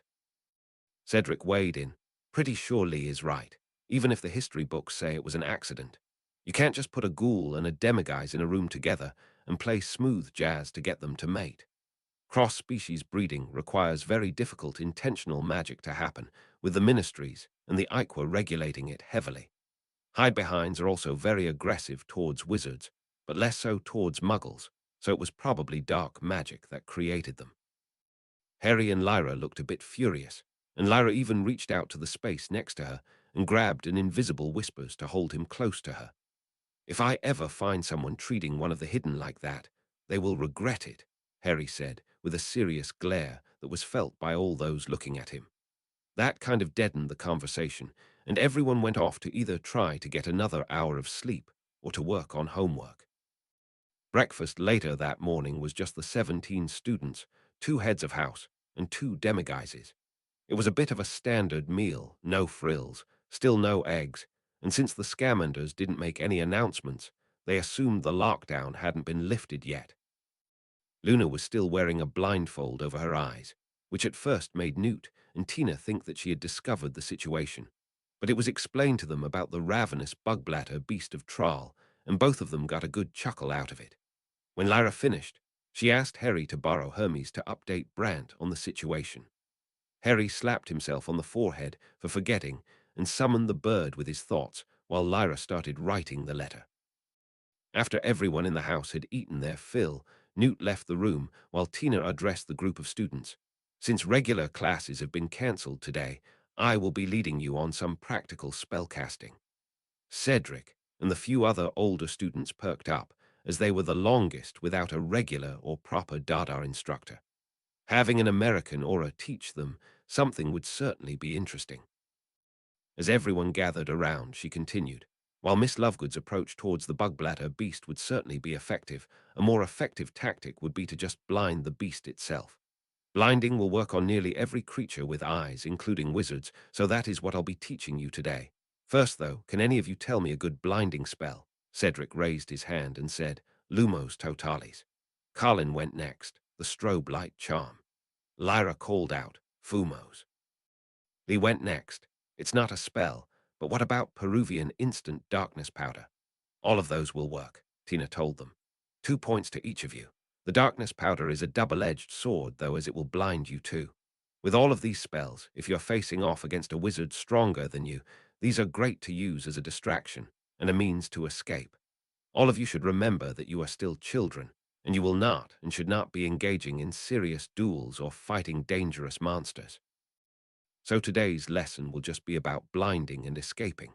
Sue raised her hand and asked, I'm fine with playing along with the lesson, but this is about the monster that Harry warned us about, right? All the other students put on serious faces and nodded along with her as Tina let out a large sigh. I guess there's no fooling any of you, she said without humor. We can't go into the details of it until things are confirmed, but for now you will just be learning how to blind and run away. Is everyone okay with that? There were nods around the room, and they all turned towards the exit door as they heard a knock. Newt poked his head into the room. Are they ready to start? Yes, dear, Tina replied. They also figured out the goal for the lessons, so we can lighten up on the cryptic messages. Newt opened the door all the way and walked back into the room. He was followed by a heavy stomping noise, and a large golem, nearly 10 feet tall, made of stone, marched in behind him. Each limb and joint was made of grey rocks, somehow all working together to march like an ordinary human. It had no recognizable features, except for 2 blue eyes the size of teacups on the stone that was used as its head. He marched it around the group of students and towards the fire pit. This golem is going to be your target. I have enchanted it to attack the person that the eyes on its head can see. Your job is going to be to blind it and then escape, Newt informed them. Tina started to wave her wand and conjured or transfigured trees, rocks, tipped-over tables, and other objects between the fire pit and the door. Newt tapped the golem on its eyes, causing them to glow and project blue-tinted spotlights. You'll each take turns starting from behind an object near the golem and trying to get to the door and out into the hallway. The golem will come after you if it can see you. The blue light from its eyes will change the color of your clothes. We will repeat this exercise until every one of you makes it out of the room safely and without being seen directly. Tina led by example, showing them how the lesson worked. The class stood to the side of the room with Newt while she hid behind a rock close to the golem. This golem can't hear you, but you should stay as quiet as you can during the exercise regardless. With other wizards and monsters, you will not be able to see where their eyes are looking like this one. But for this exercise, we can see on the ground where the golem is looking, even while behind a rock. She pointed to where the blue eyes were tracking, and when they had moved away from the rock she was hiding behind, she snuck out from behind the spot and cast a blinding spell at the golem's face. The eyes closed, and the blue light went away. Quickly she ran back behind another obstacle and waited a moment until the golem opened its eyes again. It started scanning again, and when she had the opportunity, she repeated the blinding and ran to the next obstacle. It took her 2 more rounds to reach the door and ducked outside, then re-entered. Newt cast a spell at the golem, and it marched back to the fire pit. From there, they took turns running through the course. No one made it through on their first attempt. Some students missed the eyes of the golem, others tried to get too far too fast. Some used spells that weren't strong enough, along with many more issues.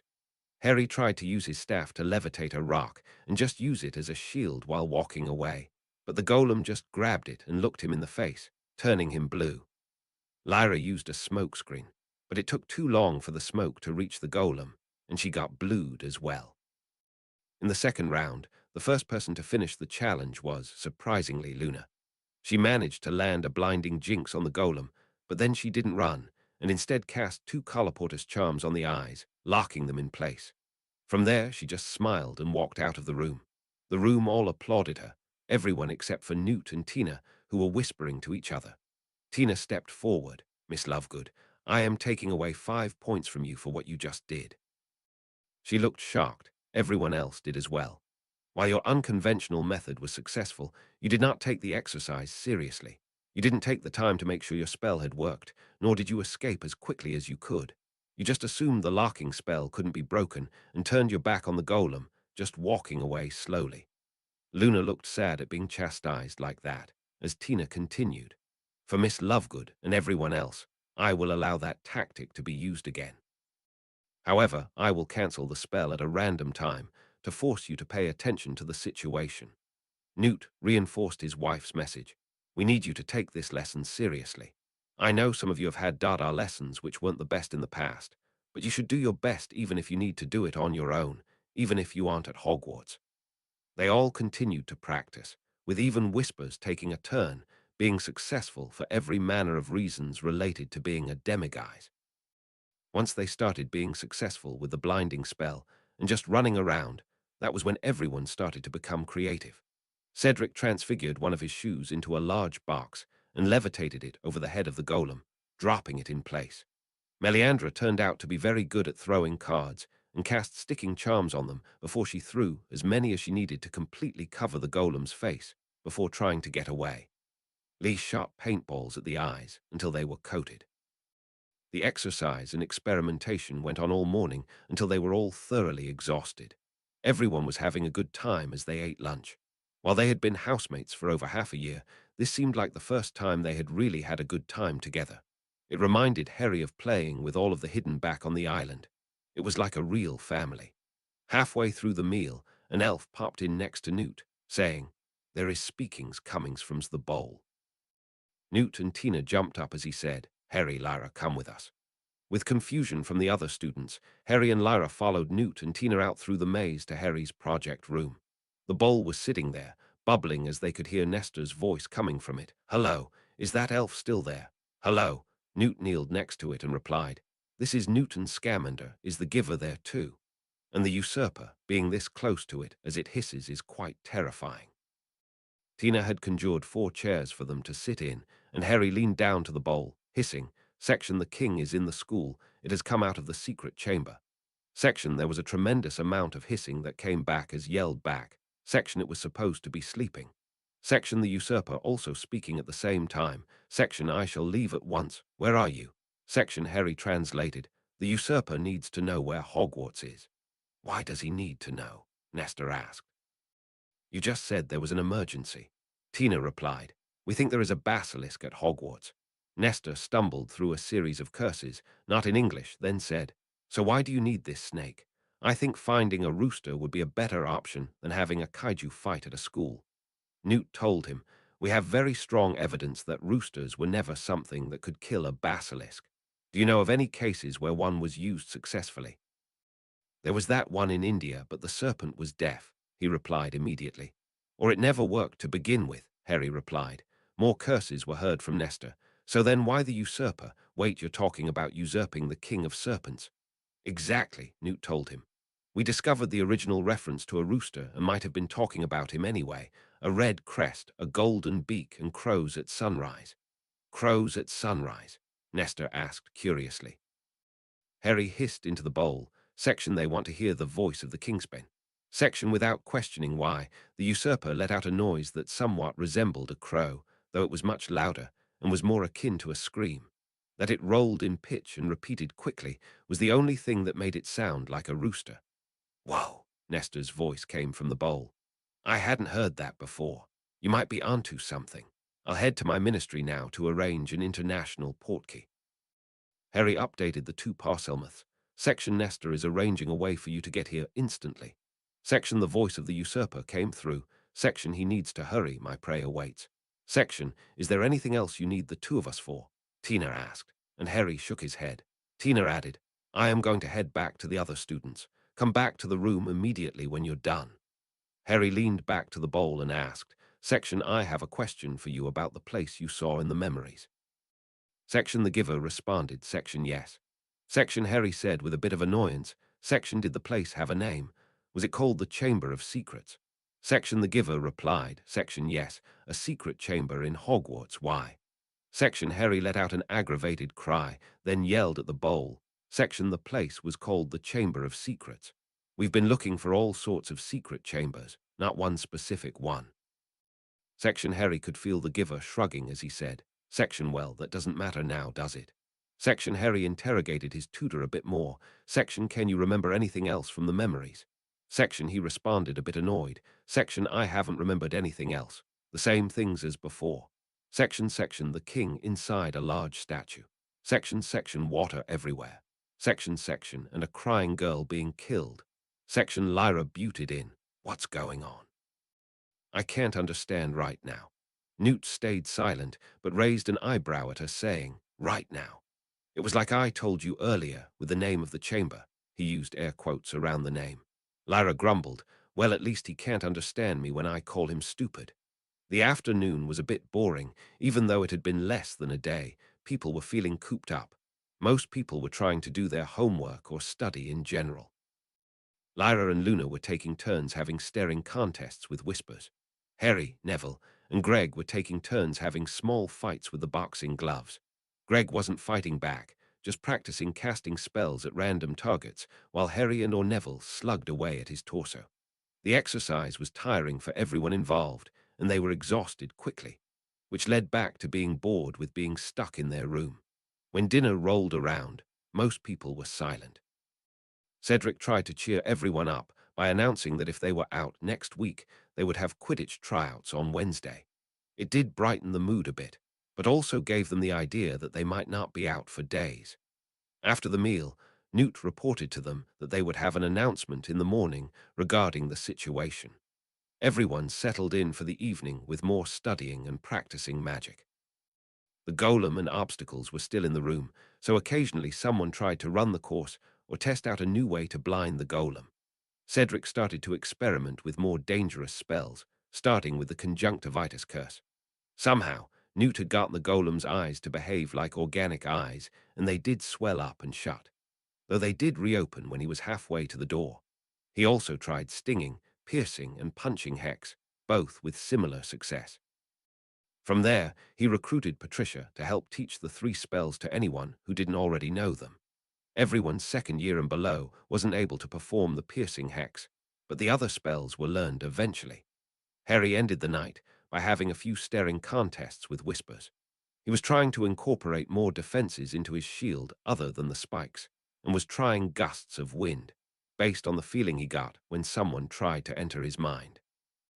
As always with his little brother, the Hidden was surprised the first few times, then adapted and started to avoid his attacks until eventually succeeding. As Harry was lasting longer against Whispers, Whispers was also benefiting from the training against Harry, learning to deal with more than just the defenses that one of his family members would employ. Chapter 87. The Unspeakable Competition. Chapter text. The following morning, everyone woke up to find the golem and obstacles gone. Their dining table had also vanished, and the door to the outside had been left open. None of the students wanted to go out alone, so when the whole house was awake, Cedric cautiously took the lead, and they ventured out into the corridor, all together. Outside their door, next to the exit to the courtyard, was a golden cage on a stand. At the bottom of the stand was a glowing blue ring on the floor. Inside the cage was a large rooster. It stared at the group of children for a moment, then looked outside at the rising sun, crowing loudly.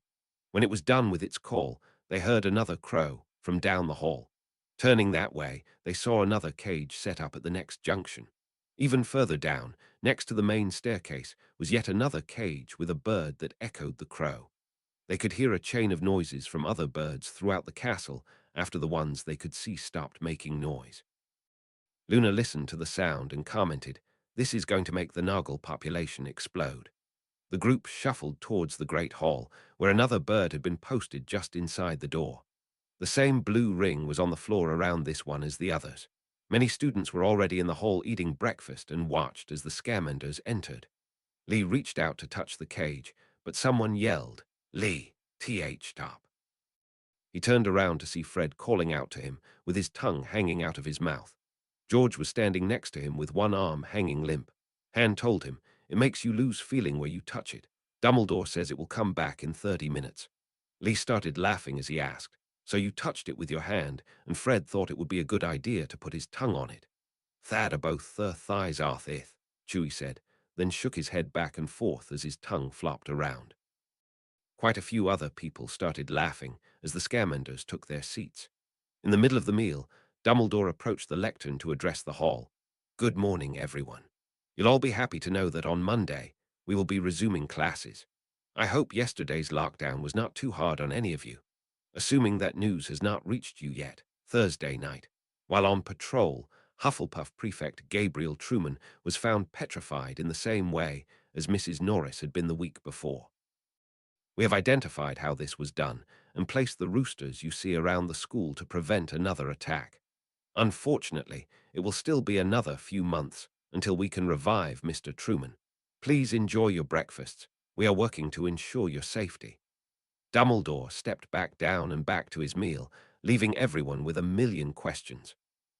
The only people not whispering and trying to formulate ideas of what was going on were at the Scamander table, as they all had some knowledge that there was some kind of monster on the loose inside Hogwarts. Their attention to eating and lack of whispering was picked up slowly, and by the end of the meal, nearly every student at their table was being interrogated about what they knew by someone else. They didn't know much, though enough mentions of a monster at the school were passed around so students started formulating their own ideas. Harry and Lyra hadn't noticed when Brant came in, with Lyra spotting him first and poking Harry toward his presence, speaking with Dumbledore at the head table. Their conversation lasted only a few moments before both of them, along with Snape, Newt, and Tina, got up and started heading out of the room. On the way, Brant waved over the two children to join them.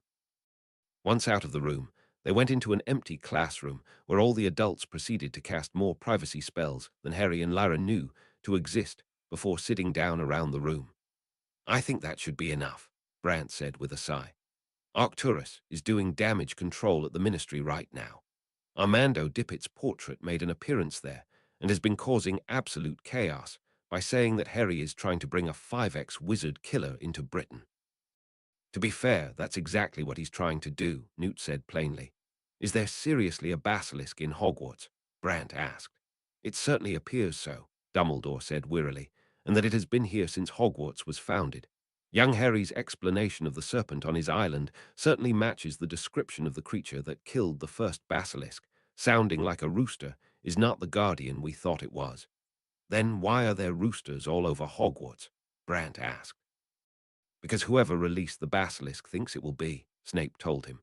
"The longer this person thinks the birds are protecting the school, the safer everyone will be. There is also a small chance that Harry's assumption is incorrect, and the rooster's crow will be enough to kill a basilisk." Harry just shook his head at such a ridiculous idea and asked, "Has anyone heard back from Nestor?"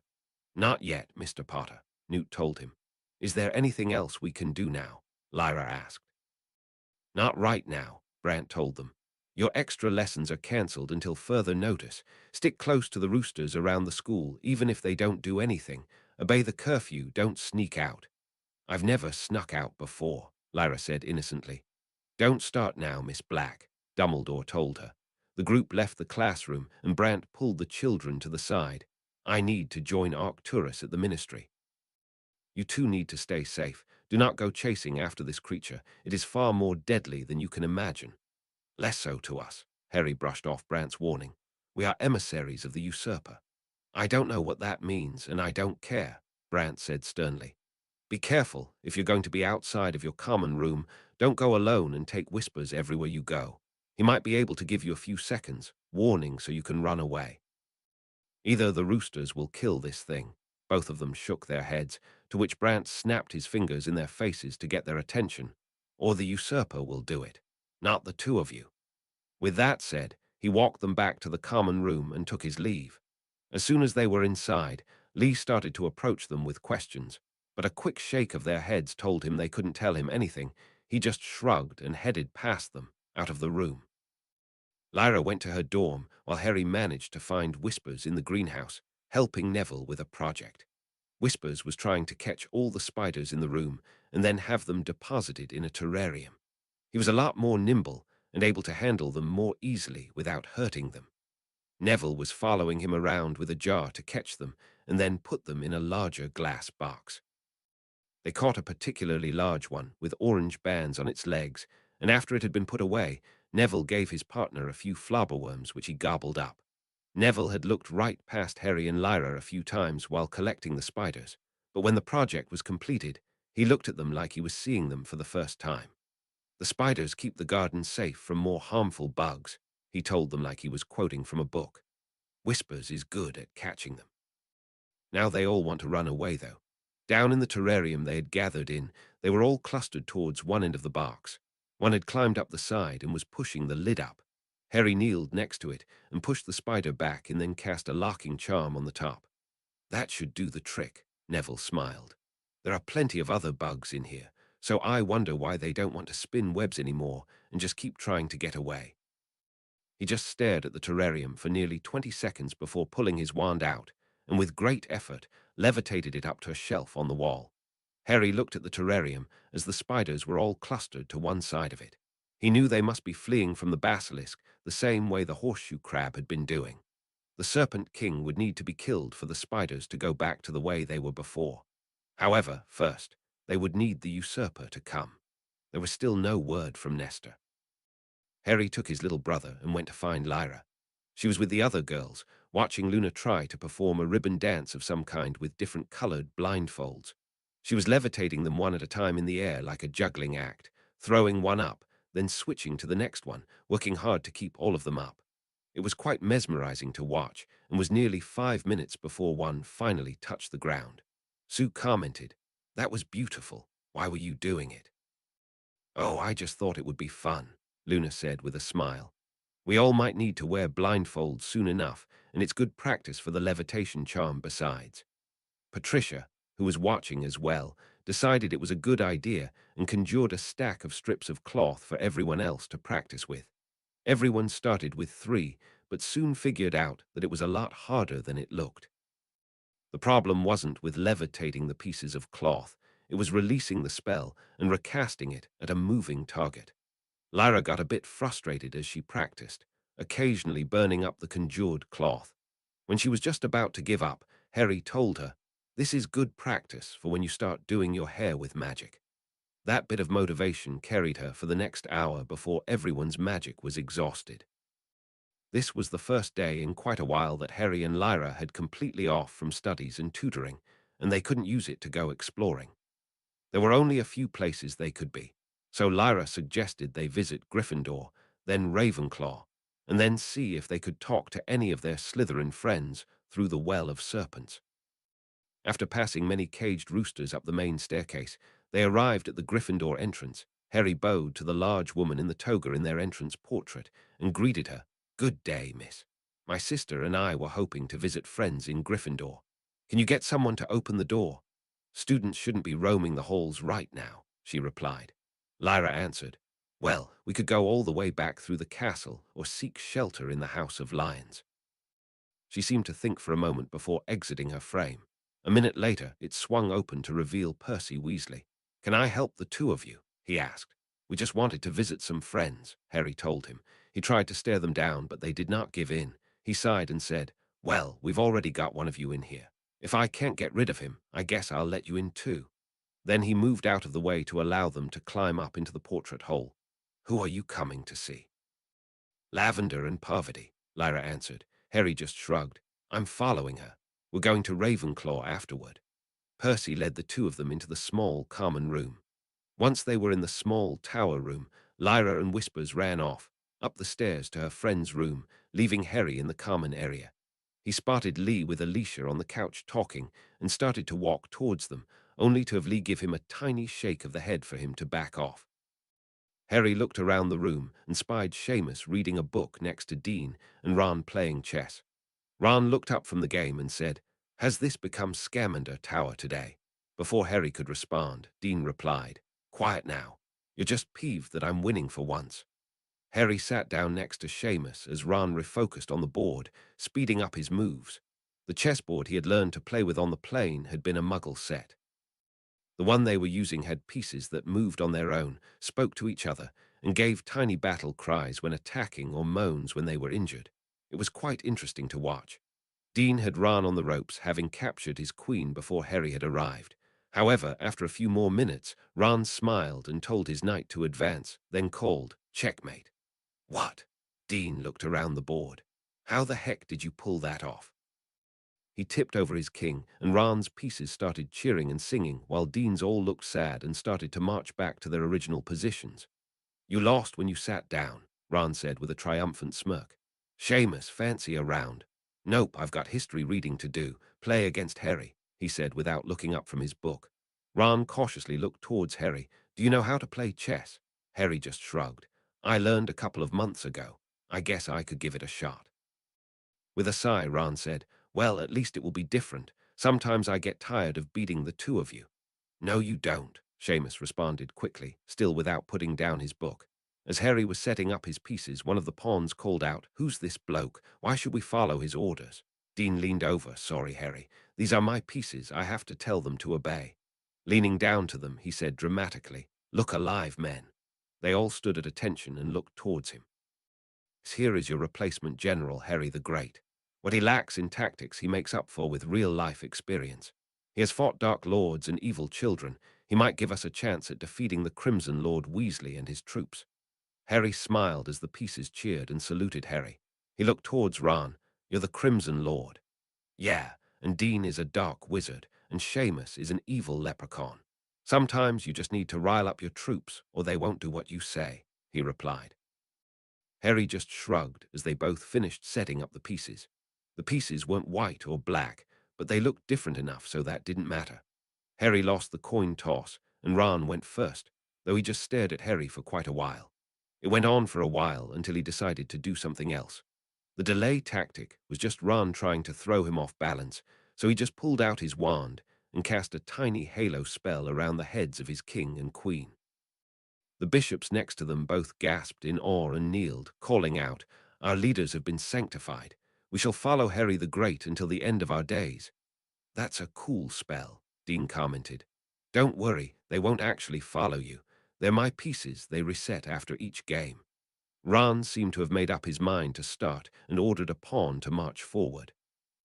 Not having much experience or thought process in his decisions, Harry made his move quickly, and while he wasn't familiar with the positions on the board, he did it by hand, with all of his pieces calling that they had been blessed by the hand of Harry the Great, each time they were moved.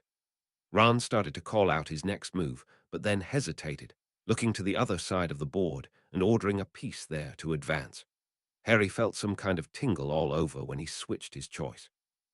That happened for the rest of the game, all 10 moves for each of them before Ron won. Dean had been watching the game closely and said, "Something about that was different. What gives, Ron?" "It just felt like he was going to do something more dramatic," Ron replied. "Well, I guess I can tell everyone that I went to war against Harry Potter and won."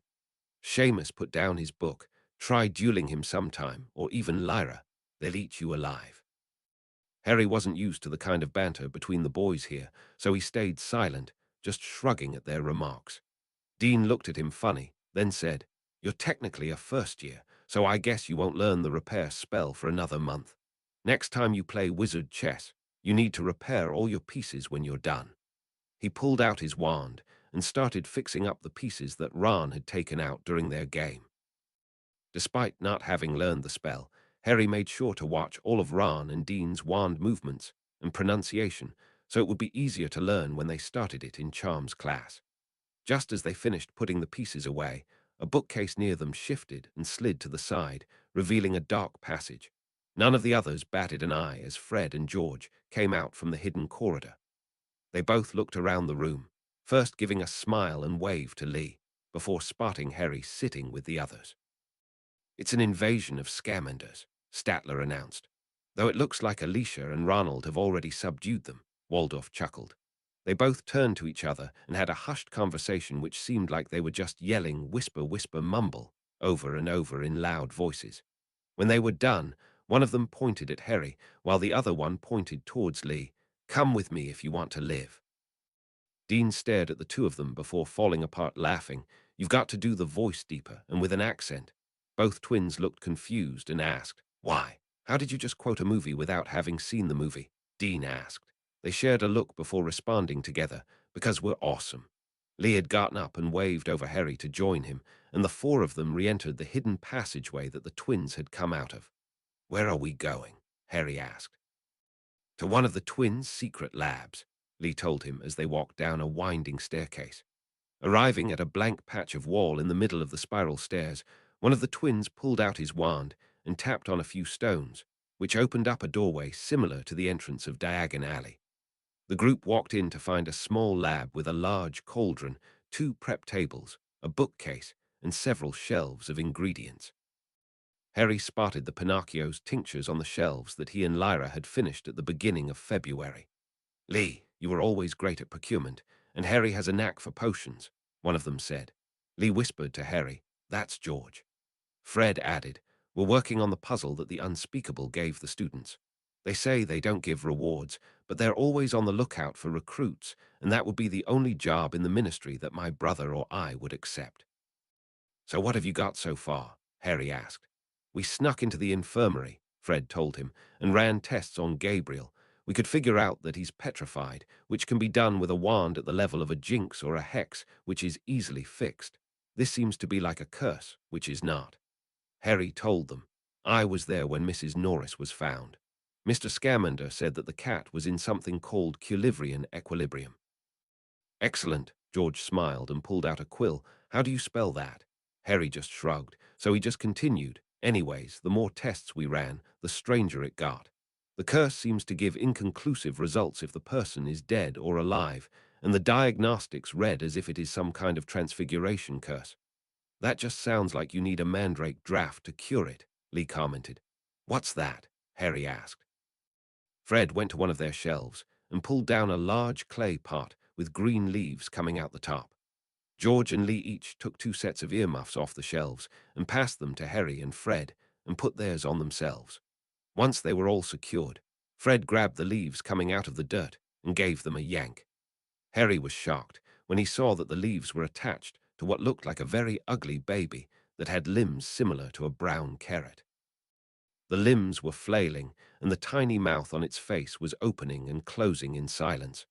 Fred put the thing back into the pot and covered it up with dirt, pushing down on it before removing his earmuffs. "That was a juvenile mandrake," he told Harry. "If we didn't have ear protection on, the screams would have made us faint. If that was a fully mature mandrake, it would have killed us." George added, "There is a potion made from the mature ones that can reverse some curses and people stuck in transfigured states. The problem we're having is that the other ingredients and the instructions aren't written down anywhere. It's a secret." Harry looked at the leaves in the pot as they rustled around. "Why is a mandrake even used? What other properties does it have?" "Not much," Lee told him. "It's used for some general medicinal purposes, and the leaves are chewed on for the first stage of the animagus ritual. They supposedly taste disgusting and give you hallucinations." "Do you know what part of the mandrake is used in the potion?" Harry asked. Everyone shook their heads. "How does the scream kill people?" The other 3 shrugged. "Why do you need mandrake leaves specifically for the animagus ritual?" Now they all just looked confused. "That's just what's in books," Lee replied. Harry didn't know what to say. After having found out that everyone in the entire world seemed to believe that a chicken could kill the king of serpents based on what was in an old book, there's no way he'd trust a cure for its petrifying gaze, based on books as well. Then that's what we need to figure out first, Harry told them. Why the mandrake is medicinal, why the screams kill, and why it's used in the animagus ritual. He paused to look at the plant on the shelf. Can you get more of these? We can probably nick one or two without a lot of fuss, Fred said. A whole bunch are grown every year for the second-year students to practice with, though they are very expensive. We stole 2 mature ones last year to finance most of our activities for the current year. Harry was already thinking about what to do for a few experiments and said, "Okay, I have a few ideas. Where can we get a few small animals like rats or squirrels?" "We can get a rat," Fred exclaimed. "It's probably going to die," Harry told him. Fred made a face and looked to his brother, who shook his head, then to Lee, who just started laughing, then back to Harry and said, "I guess not. I can conjure a few if that works. Better if they're real. It just needs to be small animals. 10 should be enough," Harry said after thinking for a moment. "I'll get something," Lee told them. "We'll get more mandrakes," George added. Thinking about the basilisk as a snake, Harry added, "We should probably also get ingredients used in antidotes. I'm guessing a large number of mistletoe leaves and berries." "I'll get the ingredients from our other laboratories," Fred said. "We can meet back here next Saturday." With everyone in agreement, they left the room and headed back up to the Gryffindor common room. When they got out, Lyra was chatting with Seamus, Lavender, and Dean, while Parvati was playing chess with Ron. All the girls had their hair styled into various complex styles. Lyra's, being so long, had multiple styles in different sections that went almost to her feet. Parvati's was in 2 thin braids that went in front of both shoulders, and Lyra had added some colored Sarumanok feathers at different parts of the braid. Lavender's looked like a mess at first, but under closer examination, it was layered in such a way that the curls stayed together instead of fanning out if she moved her head around. As Harry was looking at what was going on around him, he felt a tag on his occlumency shield. He had been trying to keep it up at a low level, as full strength gave him a headache when he kept it up for too long. It felt like one of Whisper's probing attacks, and just as he was trying to figure out what it was, his little brother landed on his back, knocking him onto the floor. Everyone laughed, including Whispers, as Harry got back to his feet. He looked at his little brother and said, "Do that again." Whispers looked confused, but then nodded slowly and vanished. Harry took out one of the blindfolds that were still in his pocket from juggling and put it over his eyes. He imagined that everyone in the room was looking at him right now. He concentrated and brought up his occlumency shields. He had been imagining them as a translucent blue dome over his head, covered in spikes. So he waited patiently to see if the feeling he got was going to repeat itself.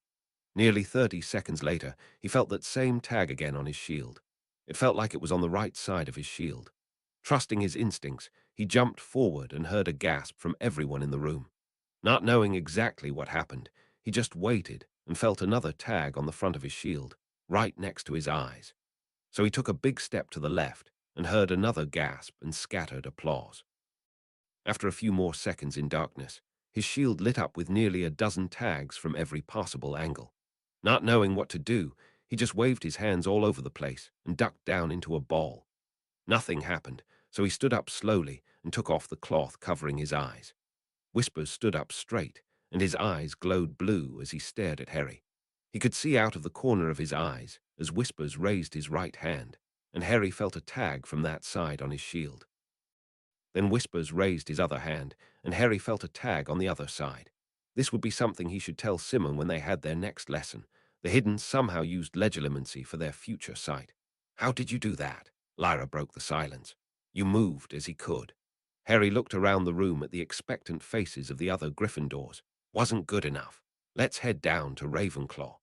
There was a series of disappointing noises from the lions in the room as they headed out with Whispers. As they went down the stairs, he told Lyra what he had just experienced.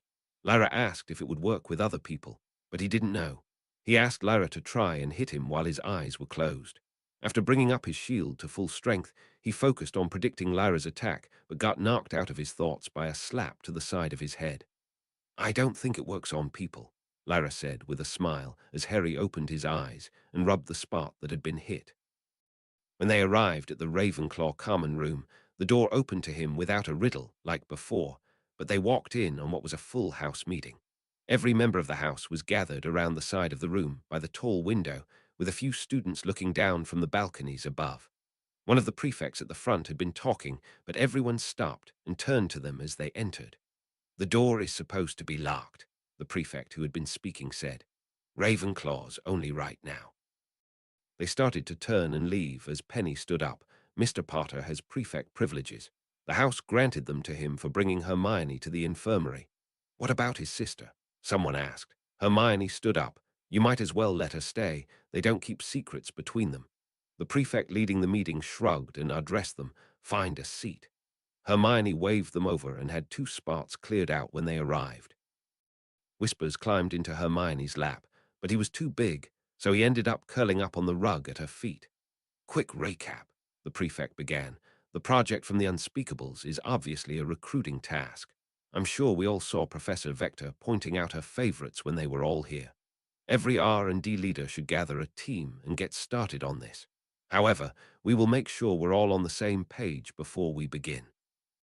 Does anyone have any ideas for what is causing the petrifications?" A boy across the room stood up. "It's almost certainly a Gorgon." There was a great amount of murmuring as he continued. "Nothing else I can think of would cause this type of petrification." The prefect responded, "Mr. Trillies, please explain what that is for those who don't know." The boy sounded a bit annoyed and asked, "Does anyone here not know about Medusa?" Harry, Lyra, Whispers, and a few others raised their hands. She was a woman from Greek mythology who had snakes for hair and could turn people to stone by looking at them. Medusa was a Gorgon, which is a subspecies of a lamia, which are basically like snake centaurs, human top half, snake lower half. Gorgons differ from regular lamias as they have snakes for hair and the whole petrification business. Any other questions? An older student stood up. "If it is a Gorgon, why are all the professors treating it like a basilisk?" There were many murmurs of agreement from the group. The student explained to everyone there. "For those who don't know, a basilisk is a serpent that can live for centuries, kill people with a look, and will be killed by the crowing of a rooster. There's no other reason for them to deploy roosters around the school unless they thought it was a basilisk." Harry and Lyra were shocked, but kept their silence. If everyone in Ravenclaw thought that it was a basilisk, then the entire school would know by tomorrow. At least none of them knew that the roosters weren't the Kingslayers everyone thought they were. Hermione stood up. "If the Gorgon is part snake like a lamia, maybe this one is part basilisk. I've seen centaurs that had the bottom half from different types of horses. Maybe this one is from a specific snake. As a result, this one shares the weakness of the basilisk." "Good idea, Miss Granger," the prefect praised her. "However, that would mean that it would also share some of the same strengths as well. It's also possible that all of us are wrong, but it's good to get these ideas out in the open. Leaders, get your teams together and get started. Even though they aren't eagles, you can be sure there are at least a few other smart people in other houses working on this that might finish before we do. Now, go." Everyone started to scatter, with Whispers jumping up and grabbing Harry so he didn't get trampled. Penny pulled Harry and Lyra over to a corner as Hermione followed. Penny pulled out a piece of paper and started scribbling down some information. When she was finished, she passed the paper to Hermione, saying, "Try to get these people if they are still available." Hermione took the list and ran off. Penny turned back to Harry and Lyra. "You two are basically Ravenclaws. Want to join us?" Harry responded. "I'm actually already working on it with Fred and George." Penny froze as Lyra said, "That's what you were doing with them and Lee." Penny stepped around them and pulled her wand out, firing a cannon blast into the air which caused everyone to stop and focus on her. "Heads up, everyone," she called out. "I just got confirmation that the Terror Twins have a head start on us." There were gasps of shock from everyone around the room as the organizational efforts doubled. Penny looked back at Lyra. "Does that mean you're still free?" "I guess so," Lyra replied hesitantly. "We're not supposed to go anywhere alone right now," Harry told Penny. "If she's going to be here, I can just hang out in the common room while you do your project." "I'll write to Brant," Penny told him. "I can be her escort at any time you're unavailable." Harry wasn't on board with that plan, but he could always wait to hear what Brant had to say before stepping in. Lyra, on the other hand, wasn't going to wait. "That sounds fine," she told Penny. "Told not to go anywhere alone, not that Harry had to be with me."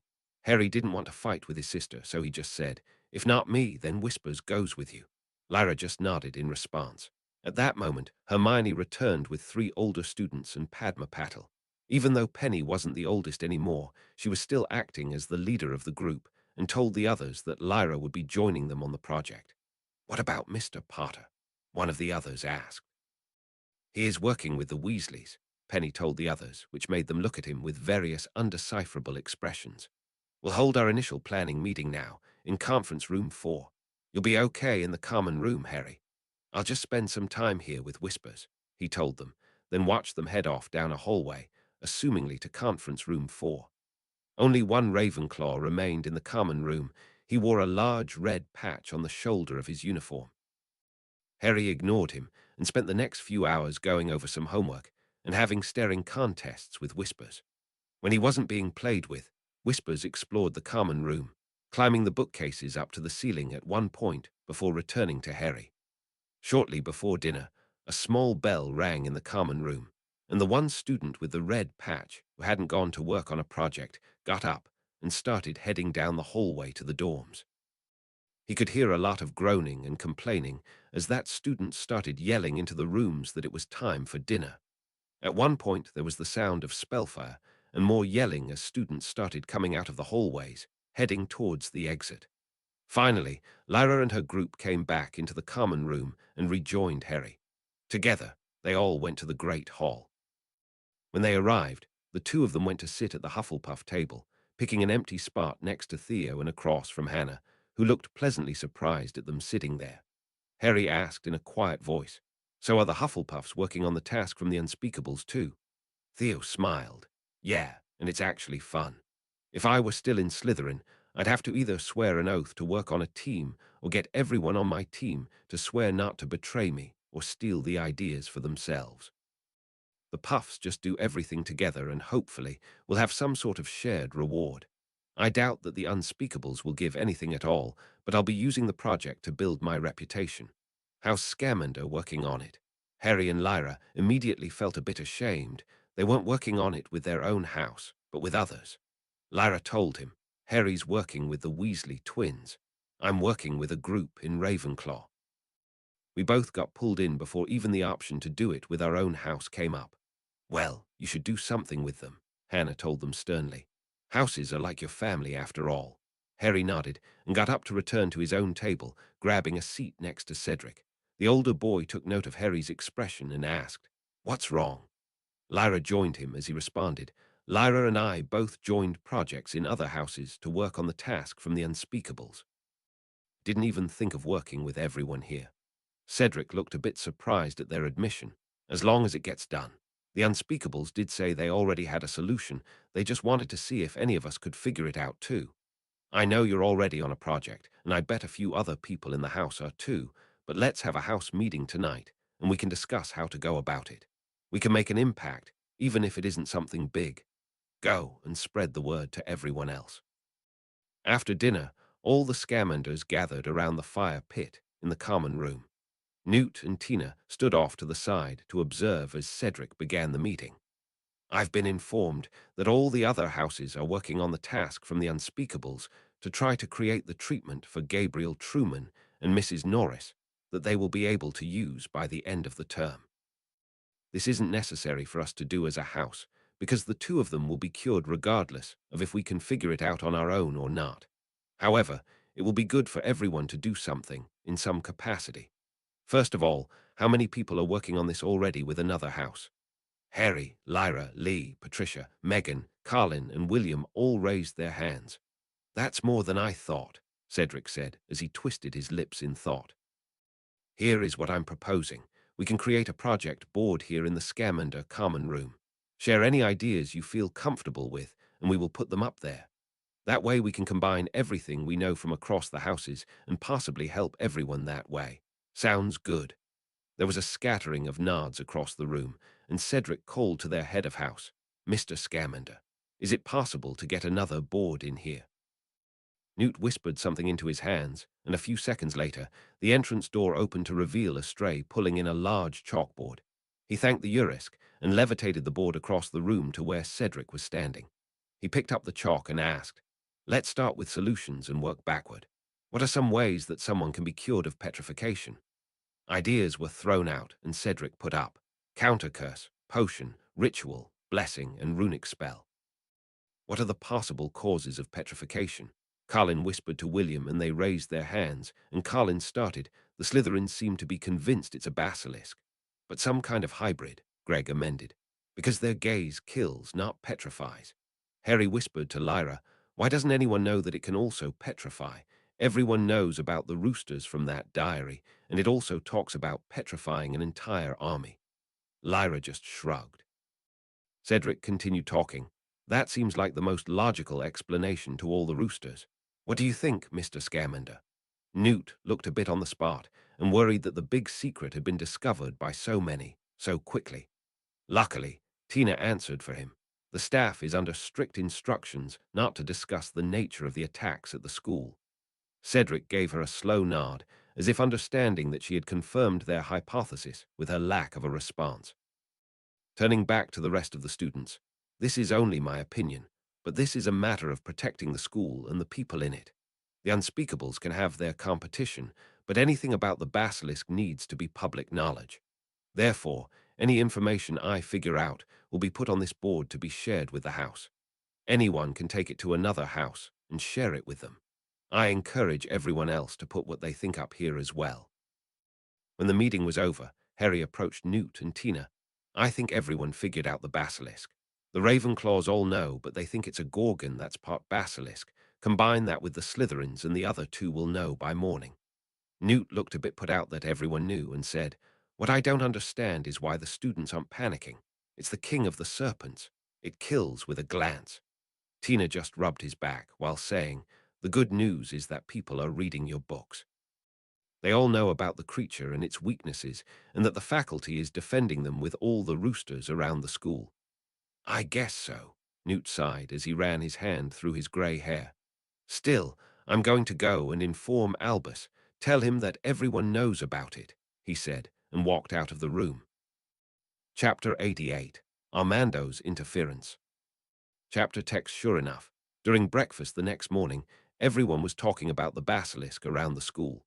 Two of Newt Scamander's books were making the rounds, Fantastic Beasts, and Where to Find Them, and Titans of the Magical World.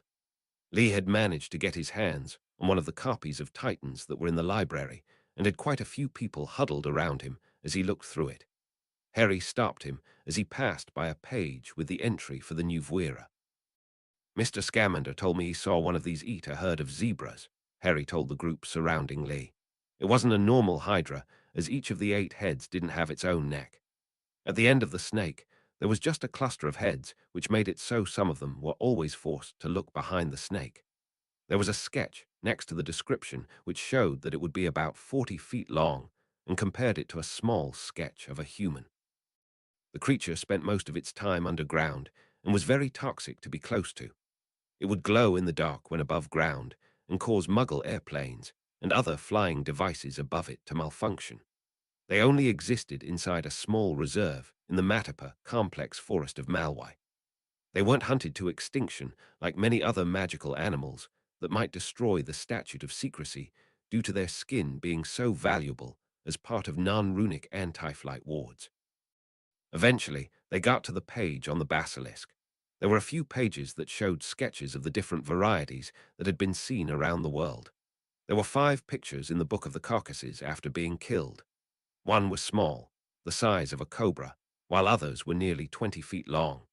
One picture showed the one that Newt had spoken about that had been killed in India, suspended in the air, with numerous wooden spears impaling it from different angles. The caption stated that after they found it to be deaf, they lured it into the open, where several dozen wizards conjured the spikes from above and used air superiority to kill it. The last one was captioned as being killed on May 12, 1865. There was a team of nearly 30 wizards standing around the body, 3 of them holding roosters aloft as they posed for the photo.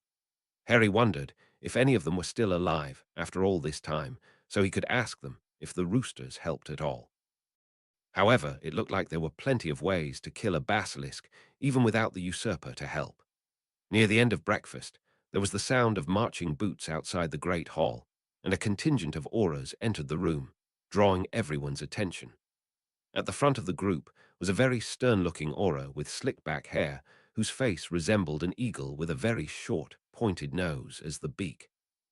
Harry didn't recognize the other two auras in the group, but he did spot Amos Diggory standing with a ghoulish-looking man with short black hair, two unspeakables, and two others without hoods. The aura at the front of the group called out, "Headmaster Dumbledore, we need to speak with you at once." There was a lot of whispering as the headmaster got down from his seat at the front of the room and crossed it to leave with the group from the ministry. Shortly after they left, the students started filing out of the room. Harry managed to find his way over to Daphne and Tracy and asked if they had any idea what was going on. "Probably something to do with the basilisk," Tracy said with a shrug. "We all know about it, so I bet the Unspeakables are back for a checkup. Though sending Yaxley and Macnair is interesting," Daphne added. "Who are they?" Harry asked. Daphne changed out of her usual emotionless mask and sneered. "Friends of the Malfoys." "Yaxley, as you can see, is a senior aura, but Macnair, he's one you need to worry about. He works in the Beast Division and disposes of dangerous magical animals. I'm guessing he's here to kill the basilisk. If we knew where it was, I bet Lockhart would have taken care of it," Tracy smiled. "Then his next book could be Battling the Basilisk, The Tale of Saving Hogwarts, with a special dedication to his favorite student, Tracy Davis." Daphne smirked at her friend. "Do you think that that man could really kill a basilisk?" Harry asked. "That's what his job is," Daphne replied, putting her mask back on. "If he can't, he should find a new line of work." Without any specific plans for the day, Harry and Lyra went to turn in some of their calligraphy homework to Professor Lockhart. Despite the monotony of the tutoring, they made sure to diligently do the lessons. At some point, all of their lessons were just a series of repetitions for the sake of drilling it into their heads. Casting the same spells over and over, the forms and movements for the knife training, occlumency, filling out star charts, and studying everything for all their classes. Calligraphy was just one more thing, though it hopefully wouldn't last much longer. Lockhart had been a bit strange since Valentine's Day. For a couple of weeks after, his behavior was very erratic and paranoid. Now, a month and a half afterward, he was just strange. He had drilled them hard on banshees for a few weeks, then switched over to his book, Holidays with Hags. Hags were essentially what Muggles thought witches were. Ugly, covered in warts, and with a taste for human children. The witch in the story Hansel and Gretel was a hag, but as Lockhart explained, one that didn't like to eat children raw. Many hags lived amongst wizards, though they had to suppress their desire to eat human flesh. They still did eat most of their meat raw and had a particular fondness for fresh livers. Most of them made their living in brewing potions, as something about their magic allowed them to understand the brewing process instinctually. The students were advised to keep clear of them and that they could identify a hag by an above-average number of warts on her face and 4 toes on each foot. That lesson had ended last week, and now they were studying harpies. Daria had complained that they seemed to be focusing heavily on evil creatures that took the form of women, but Lockhart seemed to just ignore her criticism. Harry was just interested in the number of different types of humanoid magical creatures in the world, while Lyra wanted some harpy feathers to play with. Now that they were on their way to turn in their assignments to him, she planned on asking if he could get her some. The door to his classroom was open when they got there, and they could hear him talking with someone in his office. The door to the office barely opened, and the two of them peered in to see him speaking loudly with someone's face hovering in the flames of his fireplace. "I don't see why the book isn't ready yet," he said angrily. "I wrote it years ago." "Yes, years ago," the man's face in the fire responded. "The editors need to go over it and make it worthy of the Lockhart legend." "Fine, just keep at it," he said in a resigned tone. "You'll probably hear about it soon, but there is likely a basilisk at Hogwarts. Start putting together as much information as you can on the beast, and if it can be killed, I'll do my best to bring you an epic story for my defeat of the monster." A basilisk at Hogwarts. The face looked shocked while floating in the fire. That would certainly be a bestseller. "However, if anything happens to me, from the serpent or anything else, you have my final requests. Don't publish the old book unless I shuffle off this mortal coil, and if I do, you can open my last request envelope and include that with it. I guarantee that will make it sell more than any of my others." With a promise like that, I'm tempted to find a way to stop your heart myself so I can take a look inside. Well, I guess I'll just have to wait until your untimely demise to see this explosive reveal. Harry and Lyra shared a look and crept back towards the entrance of the classroom, where Lyra knocked loudly on the door and called out, "Professor Lockhart, are you there?" There was a shuffling noise in the office, and the professor responded, "I'm in my office. Come on back." They headed into his office and took out the parchment with their assignments on it and handed them over to him. Harry tried to get some information. "I thought I heard you talking to someone as we came in." He looked around. "I guess not." "Oh, you did. It was just my publisher. Just because I'm teaching doesn't mean I'm not still working on my next project." "Are you going to kill the basilisk?" Lyra asked. "If I get the opportunity," he flashed a sparkling smile, "I will certainly take advantage of it, though it is probably cowering in fear from all the roosters around the school. No reason to come out if it's just going to die." He took their assignments and went over them with each of them. He corrected some minor errors on their strokes and then set them up with their next lesson. Before they left, Lockhart told them, "If you do happen to find the basilisk before I do, let me know and we can vanquish it together." On their way back to the common room, they were stopped at the main staircase by an unspeakable. In a completely unremarkable voice, they told the two children, "Your presence is needed in the headmaster's office." Hesitantly, they followed the man in hooded robes up to the top of the castle. The gargoyle at the entrance stepped aside without a password being spoken, and they ascended the last flight of stairs to Dumbledore's office. Before the inner door was open, they heard Dumbledore call out, "Come in, Mr. Potter, Miss Black." They entered the room to find Dumbledore, Snape, the Scamanders, and the group from the Ministry all standing around the room.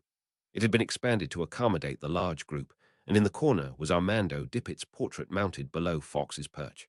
The phoenix had defecated on the frame, and the previous headmaster was shooting death glares at the bird above him. A quick look at Snape had a flash appear in Harry's head, and a voice told him, "Do not get angry. Do not say anything. Tell Lyra."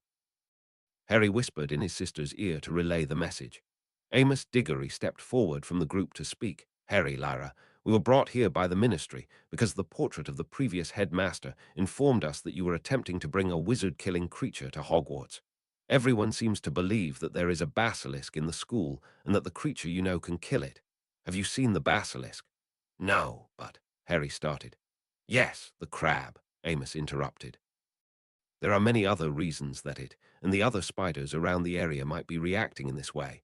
A basilisk isn't the only possibility.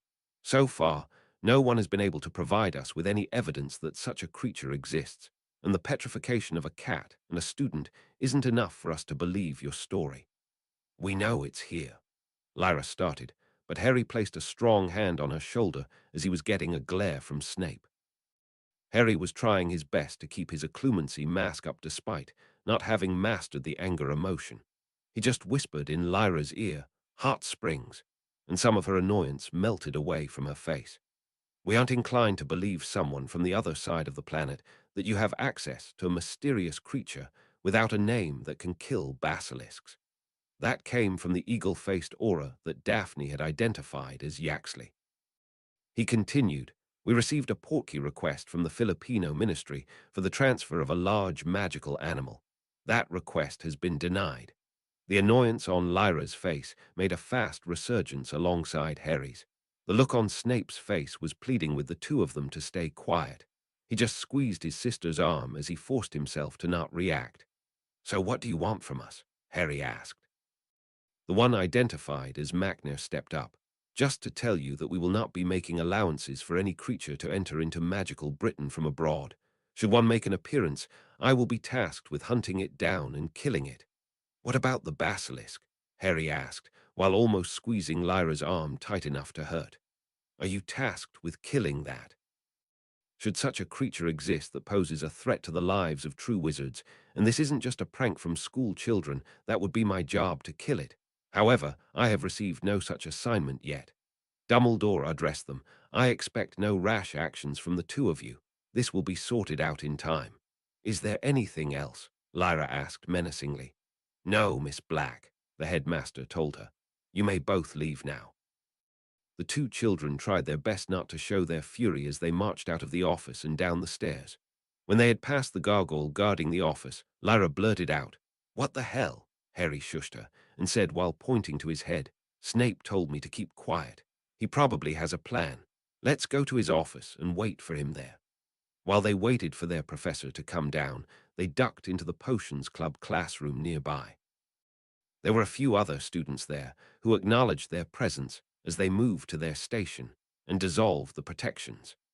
Harry had a batch of his hair growth potion that had just finished brewing, and Lyra was working on a fire protection potion that would work on her broom, so she didn't need Brant to cast the charms he did before when she flew with the hoo-hoos.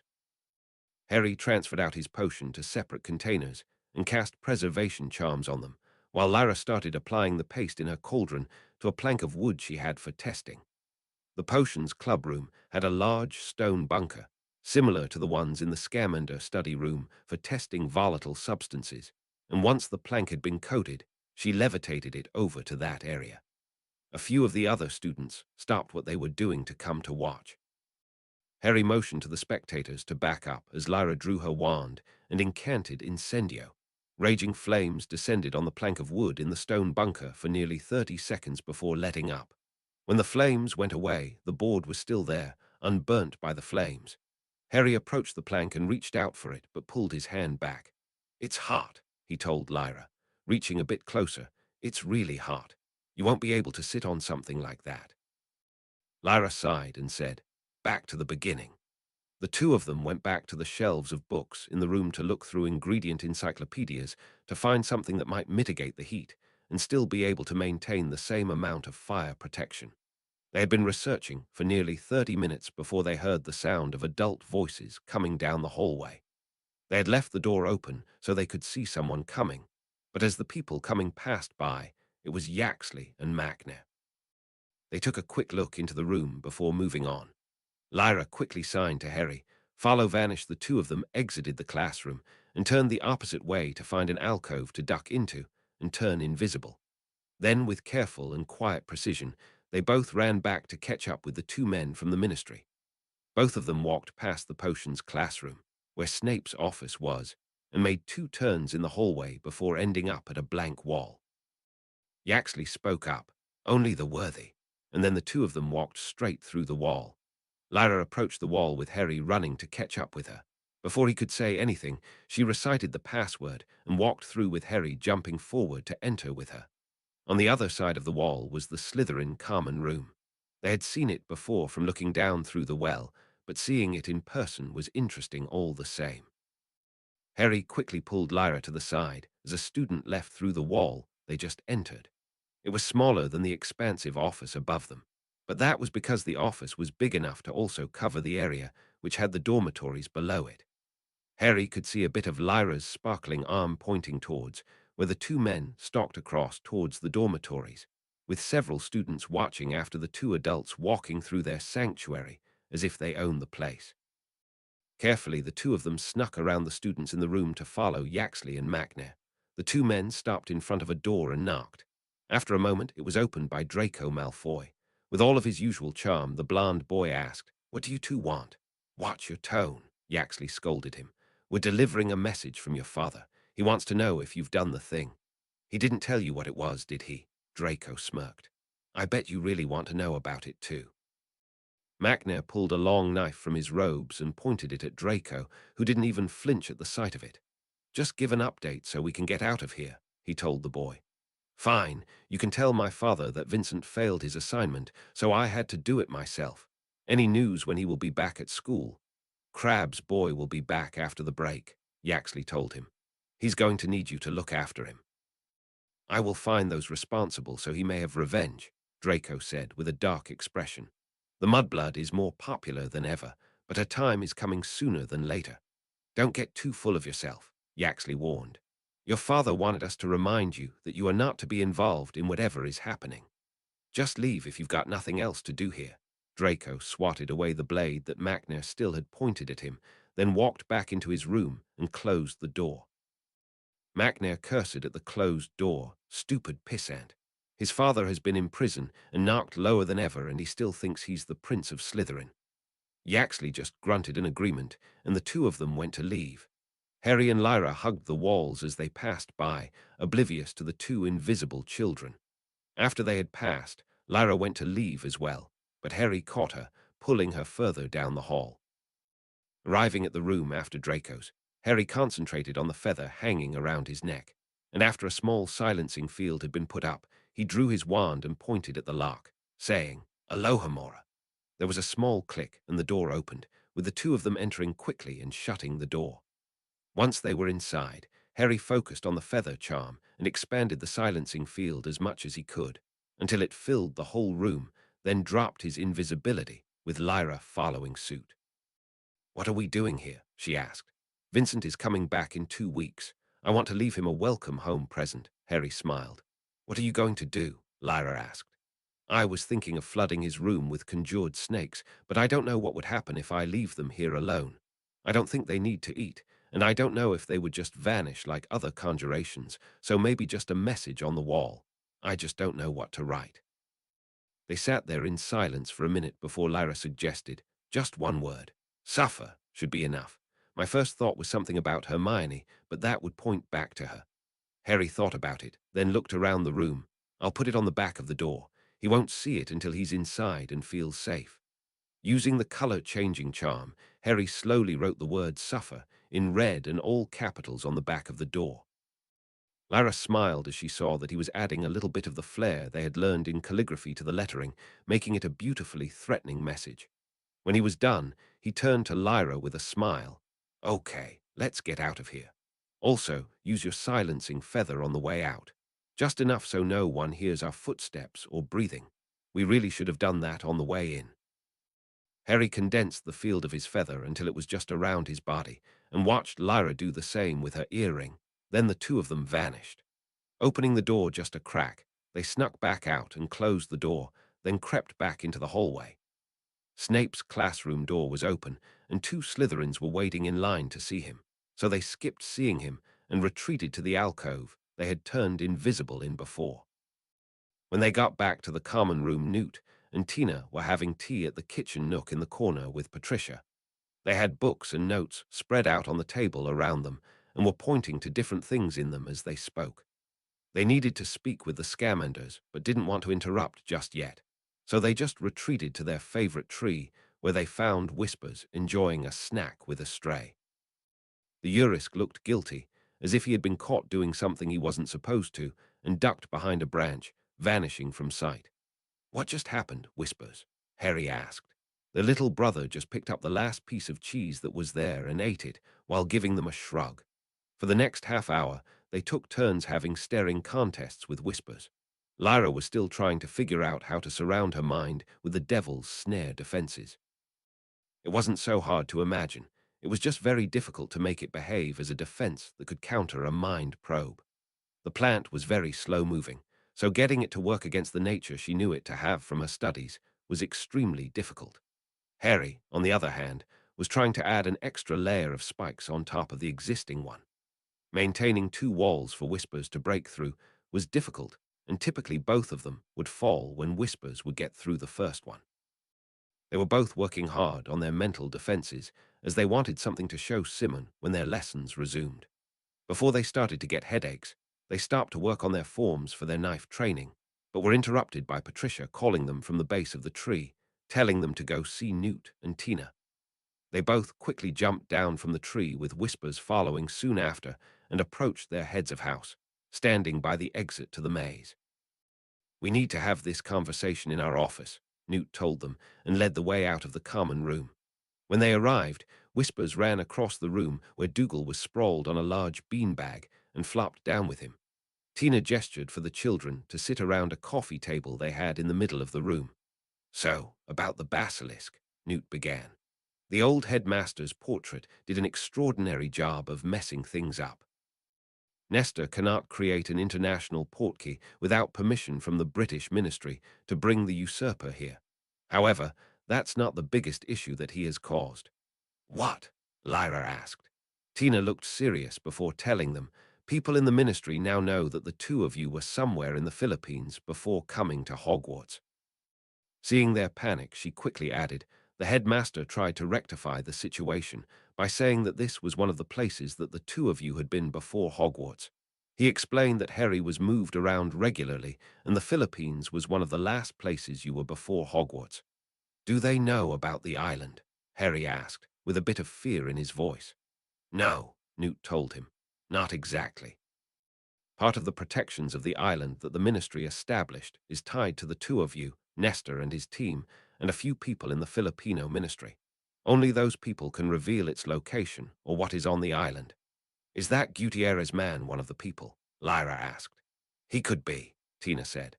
"I'll need to check with Nestor and see if he can be removed from the permissions on the wards if he is, but that would only mean that he couldn't tell others.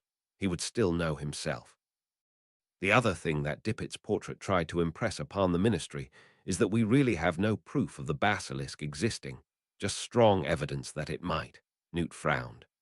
"The two of you seem positive that it is here, that the usurper told you. While it makes sense that this creature might know where its mortal enemy is, what doesn't make sense is why it would have waited so long to pursue it, and why it needs children to do its scouting. The two of you have many secrets you haven't shared with us. I just want to ask if there is anything you can do to help us convince the Ministry to arrange the portkey." Lyra started. Harry turned to her and shook his head, then faced the Scamanders. "We know it is here. You've seen the crab. Someone has been killing the roosters. That's all you need. We will just need to find another way to bring the Kingspin here. The Ministry will be watching for it," Tina warned them. "That McNair man used to serve Voldemort, but got off the same way as Lyra's father did. He's no stranger to killing." Lyra looked a bit frightened, but hid that feeling away quickly, looking at Harry, who was lost in thought. He didn't respond for a few minutes until Hermes flew into the room through an open window. "I need to talk to Brant," Harry told them. "If we need him here quickly." Newt stopped Harry from heading to the desk to get parchment. "I should send him a patronus. I'm not sure if I know him well enough, though." "Why does that matter?" Harry asked. Newt ignored him and stood up while focusing on something, but Tina responded in his place. "All magic has limits. The patronus charm can be used for repelling dark creatures and inspiring hope in those who are near it. The other use for them is to send messages that can reach anywhere in the world with very few things that can stop the message from arriving. However, you can't send them to just anyone. They can only be sent to someone with whom you share a personal connection, and the connection has to be both ways." She looked up to Newt, who had drawn his wand and was still focusing on his thoughts, then continued. "Unfortunately, it can't be used to contact someone who you aren't familiar with. Someone you feel a connection with that doesn't feel it in return as strongly, or an enemy." At that point, Newt brandished his wand and incanted, "Expecto Patronum." When Harry and Lyra had seen his patronus before, it had been too small to identify, but this time, the spectral guardian was quite a bit larger and could be easily identified as a bowtruckle. Newt looked at it and said, "Can you please contact Steward Brant and tell him we could use his presence at Hogwarts as soon as possible?" However, the glowing stick creature just floated in place and didn't vanish. Looking back to his wife, "I don't know where he could be to contact him by flu. Harry, you should just send him your letter." Harry ended up scratching out a letter quickly, and Lyra scribbled out a note to include as well, but didn't show it to the Scamanders. Hermes took it and flew off into the twilight sky. Even though the next morning was a school day, Brant showed up to the common room in the morning before breakfast and took Harry and Lyra directly to the Scamander's office. Along the way, he said that Newt and Tina had mentioned that they were keeping something secret about how they knew of the basilisk, but wouldn't reveal it. Lyra told him they wouldn't be telling him either. Newt had arranged for them to have breakfast as they discussed what they should do. Tina broached the subject of the basilisk one more time. "I just want to make certain that you're sure that there is a basilisk here. There's no room for error in this." Lyra activated a silencing feather, and the two of them had a quick conversation where Harry seemed to be saying no quite a bit, before relenting to something at the end. Lyra informed them, "We know for a fact that there was a basilisk here for the last time there were petrifications at Hogwarts, and we know for a fact that it was a basilisk that killed someone here. We don't know for a fact if Filch's cat and Gabriel were petrified by the basilisk this time, but we were given the crab to specifically warn us if a basilisk was nearby. So unless there is something else that could mimic the presence of the king of serpents, it's a basilisk. That's good enough for me, Brant told the scaremongers. What about you two? It will have to be, Newt said. Now how do we bring the usurper here? Can we just get France to allow a portkey? Brant asked. No, Newt replied. One of the things that Dippet did was alert neighboring countries that we might try that. He didn't get to be 350 years old without picking up a lot of tricks. He doesn't have portraits just in our country, but all over Europe too. It would be safe to assume that other magical governments won't allow a portkey of a giant killer snake into their territory, and any that might give access for a portkey would probably try to capture or kill it. Could it just swim? Lyra asked. Maybe. Newt wasn't sure. It probably couldn't go over land because of the statute of secrecy. It would need to travel the sea routes and avoid Muggle shipping lanes. How will we make sure it would stay on track? Tina asked. You can't use a broom or carpet underwater. Would it be able to follow a mapped route? We won't know anything unless we ask the Kingspin, Harry told them. Can I leave school to go back to the island? No, Brant objected. I'll go. I need to arrange some changes in my duties with Lord Black, and then I can go in a day or two.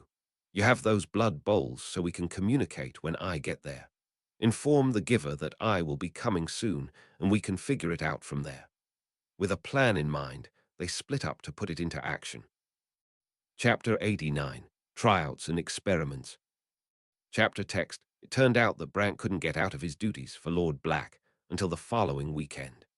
Newt assured Harry that he and Tina had already started looking over potential sea routes for the usurper to take to get to Hogwarts.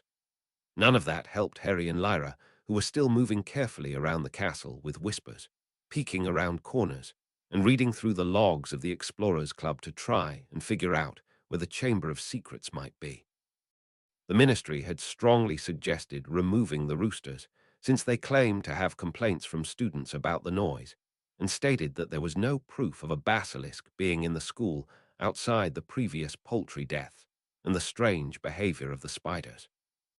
Dumbledore argued that, despite no one seeing the serpent, the evidence did point towards it as a possibility, and keeping the roosters around the school would work to try and identify whoever killed the other chickens if they went after these roosters as well. Outside of class time, Harry and Lyra both threw themselves into their respective projects to see if they could figure out how to unpetrify Mrs. Norris and Gabriel Truman. It became an unspoken contest between the two of them, and neither of them would share what approach they were taking to the project. Harry was trying to figure out why the mandrake's scream was so hazardous to people. If chewing the leaves was a part of the animagus ritual, he wanted to know why the plant could also kill someone before putting the leaves in his mouth. There was very little information on why the mandrake had the effects that it did. All of the books in the library catalogue on the plant just listed the properties without explanation. This was one of the most frustrating things for Harry, and probably Lyra too. There were so many times since leaving the island that nothing had a good answer to their questions. So many questions they had for their teachers about why things worked got responded to with just magic. Snape was occasionally helpful with the properties of the potion ingredients. When the properties were related to symbology, it was easy to figure out. However, when the properties were biological in nature, the professor often wouldn't have an answer of why that ingredient was used in that way. Luckily, he was provided a break in his search with the mid-week Quidditch tryouts. After an incredibly dull double history class, which he just spent looking through herbology books while Professor Binns's voice droned on in the background, he and Lyra stopped at the dorms for their brooms before heading down to the Quidditch pitch with the rest of their house. When they got down to the field, Penny was standing around the entrance. Cedric approached her. "Can I help you, Miss Clearwater?" he asked. "I got a note to meet Madeline Gorgon here," Penny replied, referring to one of the beaters for the Holyhead Harpies. Quite a few of the Scamanders perked up at the name, while Cedric just sighed. "I wanted it to be a surprise for all of them," he told Penny. Then turning back to the younger students, he told them with faux enthusiasm, "Surprise! Madeline Gorgon from the Harpies will be joining us to help me with the tryouts." There were quite a few cheers and excited noises from the other students. "She should be here any minute," Cedric added. "Already here," called out a voice from above. Wearing her team uniform, the beater plummeted from the sky, leaping off her broom from about 40 feet up, performed a flip, then landed on one knee while punching the ground hard enough that it cracked in 6 directions from where her fist impacted the ground and made everyone jump backward. As she stood up, everyone could see a large knee pad and glove on the leg and fist that had hit the ground. Her broom floated down next to her as she stood up. There was a luggage chest attached to the back, behind the seat. "It's good to be here," she smiled in a way that looked predatory, but everyone was still in awe of her entrance to be scared. "Your captain, Cedric, asked me to take part in your first training day. First thing, though, I asked Miss Clearwater because she needs to make some improvements on your helmets. No one should wear them until this issue is fixed." Harry felt a bit scared. He had decided to finally play partially because of the helmets. Penny was also a bit anxious, as the beater had found something wrong with their project. From inside the chest on her broom, Madeline pulled out a small box and expanded it to be bigger than was needed to fit a helmet inside. The lid was taken off, and she dumped out something that probably used to be one of the helmets that had been given to her. It looked like there had been at least 2 explosions from inside and 1 implosion. It was twisted and warped, and every few seconds flickered in and out of visibility. "Don't worry, no one's head was in it," she told them. "You should be very proud of your design. I just found this one flaw with it, something that will probably never happen, but shouldn't be worn until the issue is fixed." "What in Merlin's name did you do with this?" Penny nearly screeched at the woman who had destroyed her work. "I wailed on this piece for hours, and nothing happened with it. When I couldn't break it, I took it as a personal insult and locked it in a room with a live bludger. And when I came back a week later, it was like this." She pulled out another box and dumped out the contents to see the Gryffindor and Ravenclaw helmets in similar states. "I repeated the test on the 2 of these and found that after approximately 134 hours of continuous abuse, the helmets exploded.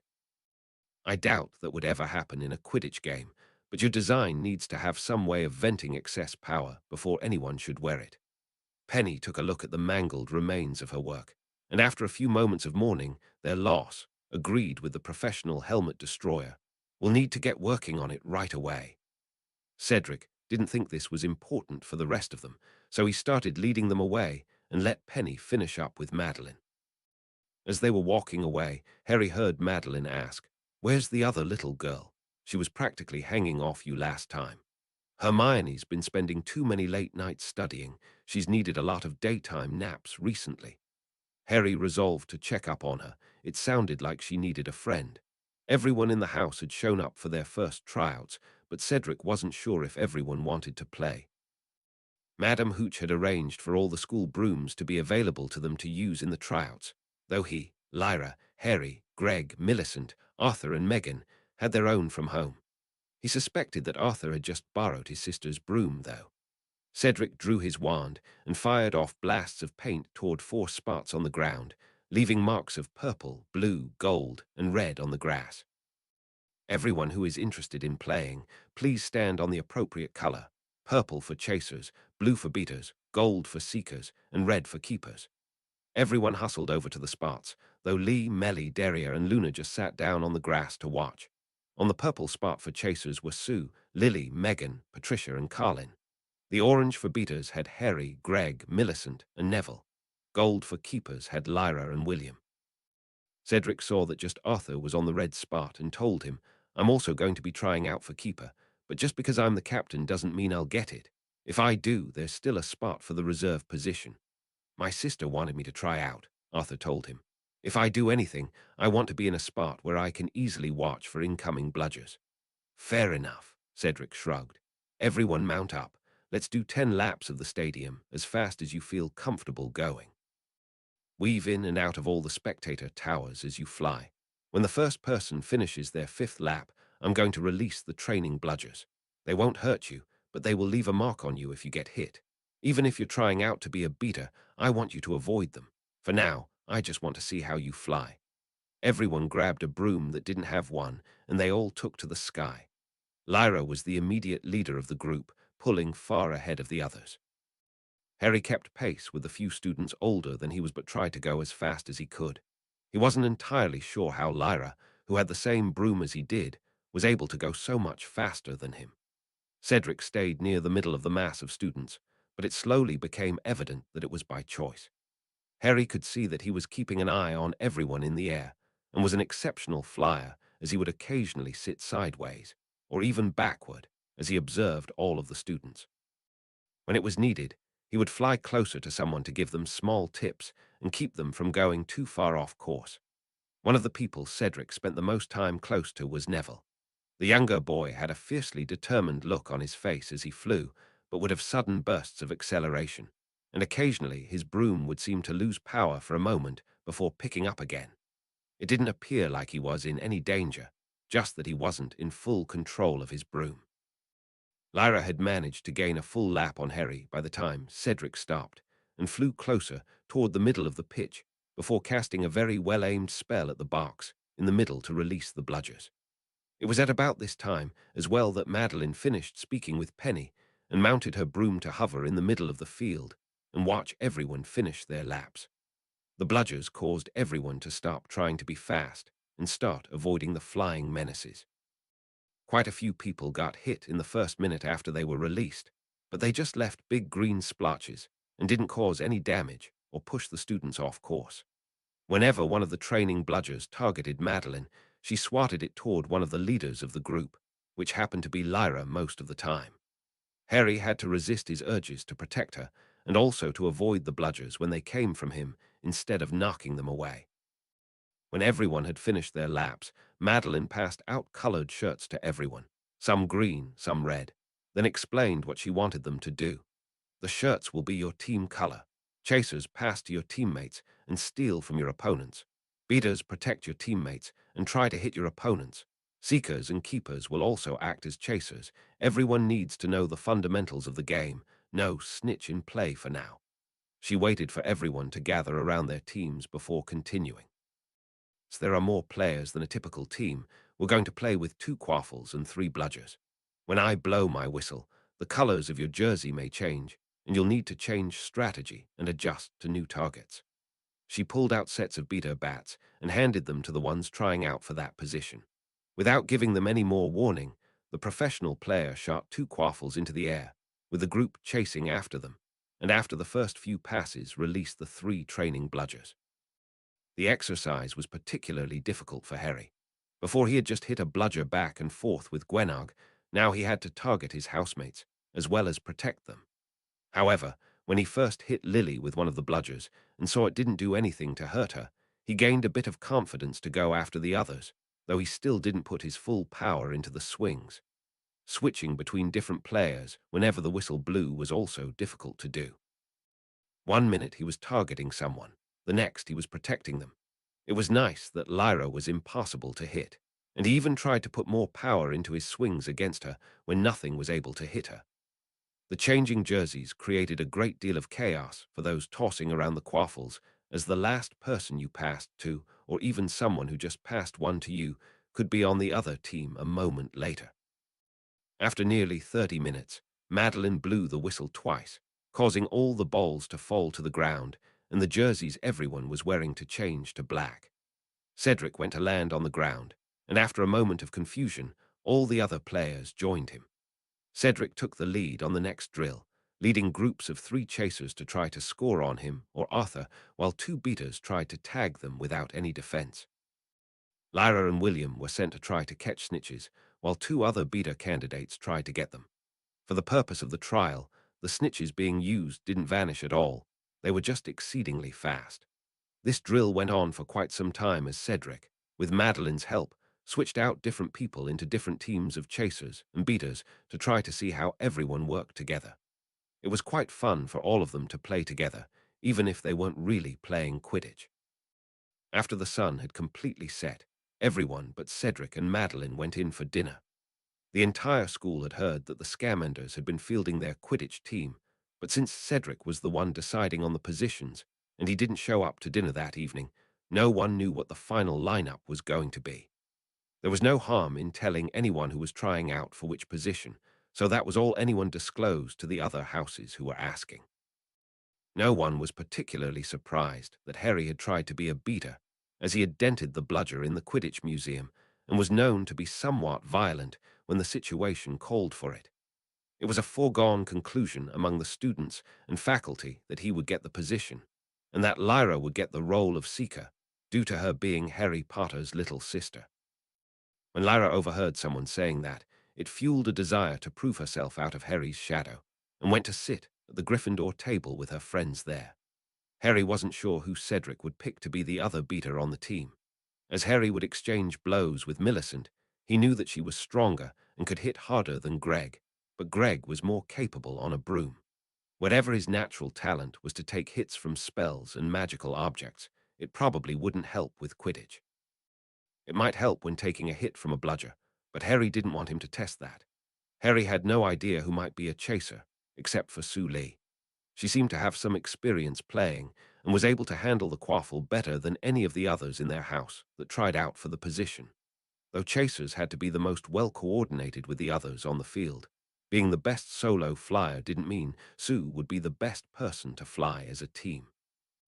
Cedric was guaranteed a spot as the keeper, not just because he was the captain, but because Arthur didn't make a good showing as the only other person who wanted the position.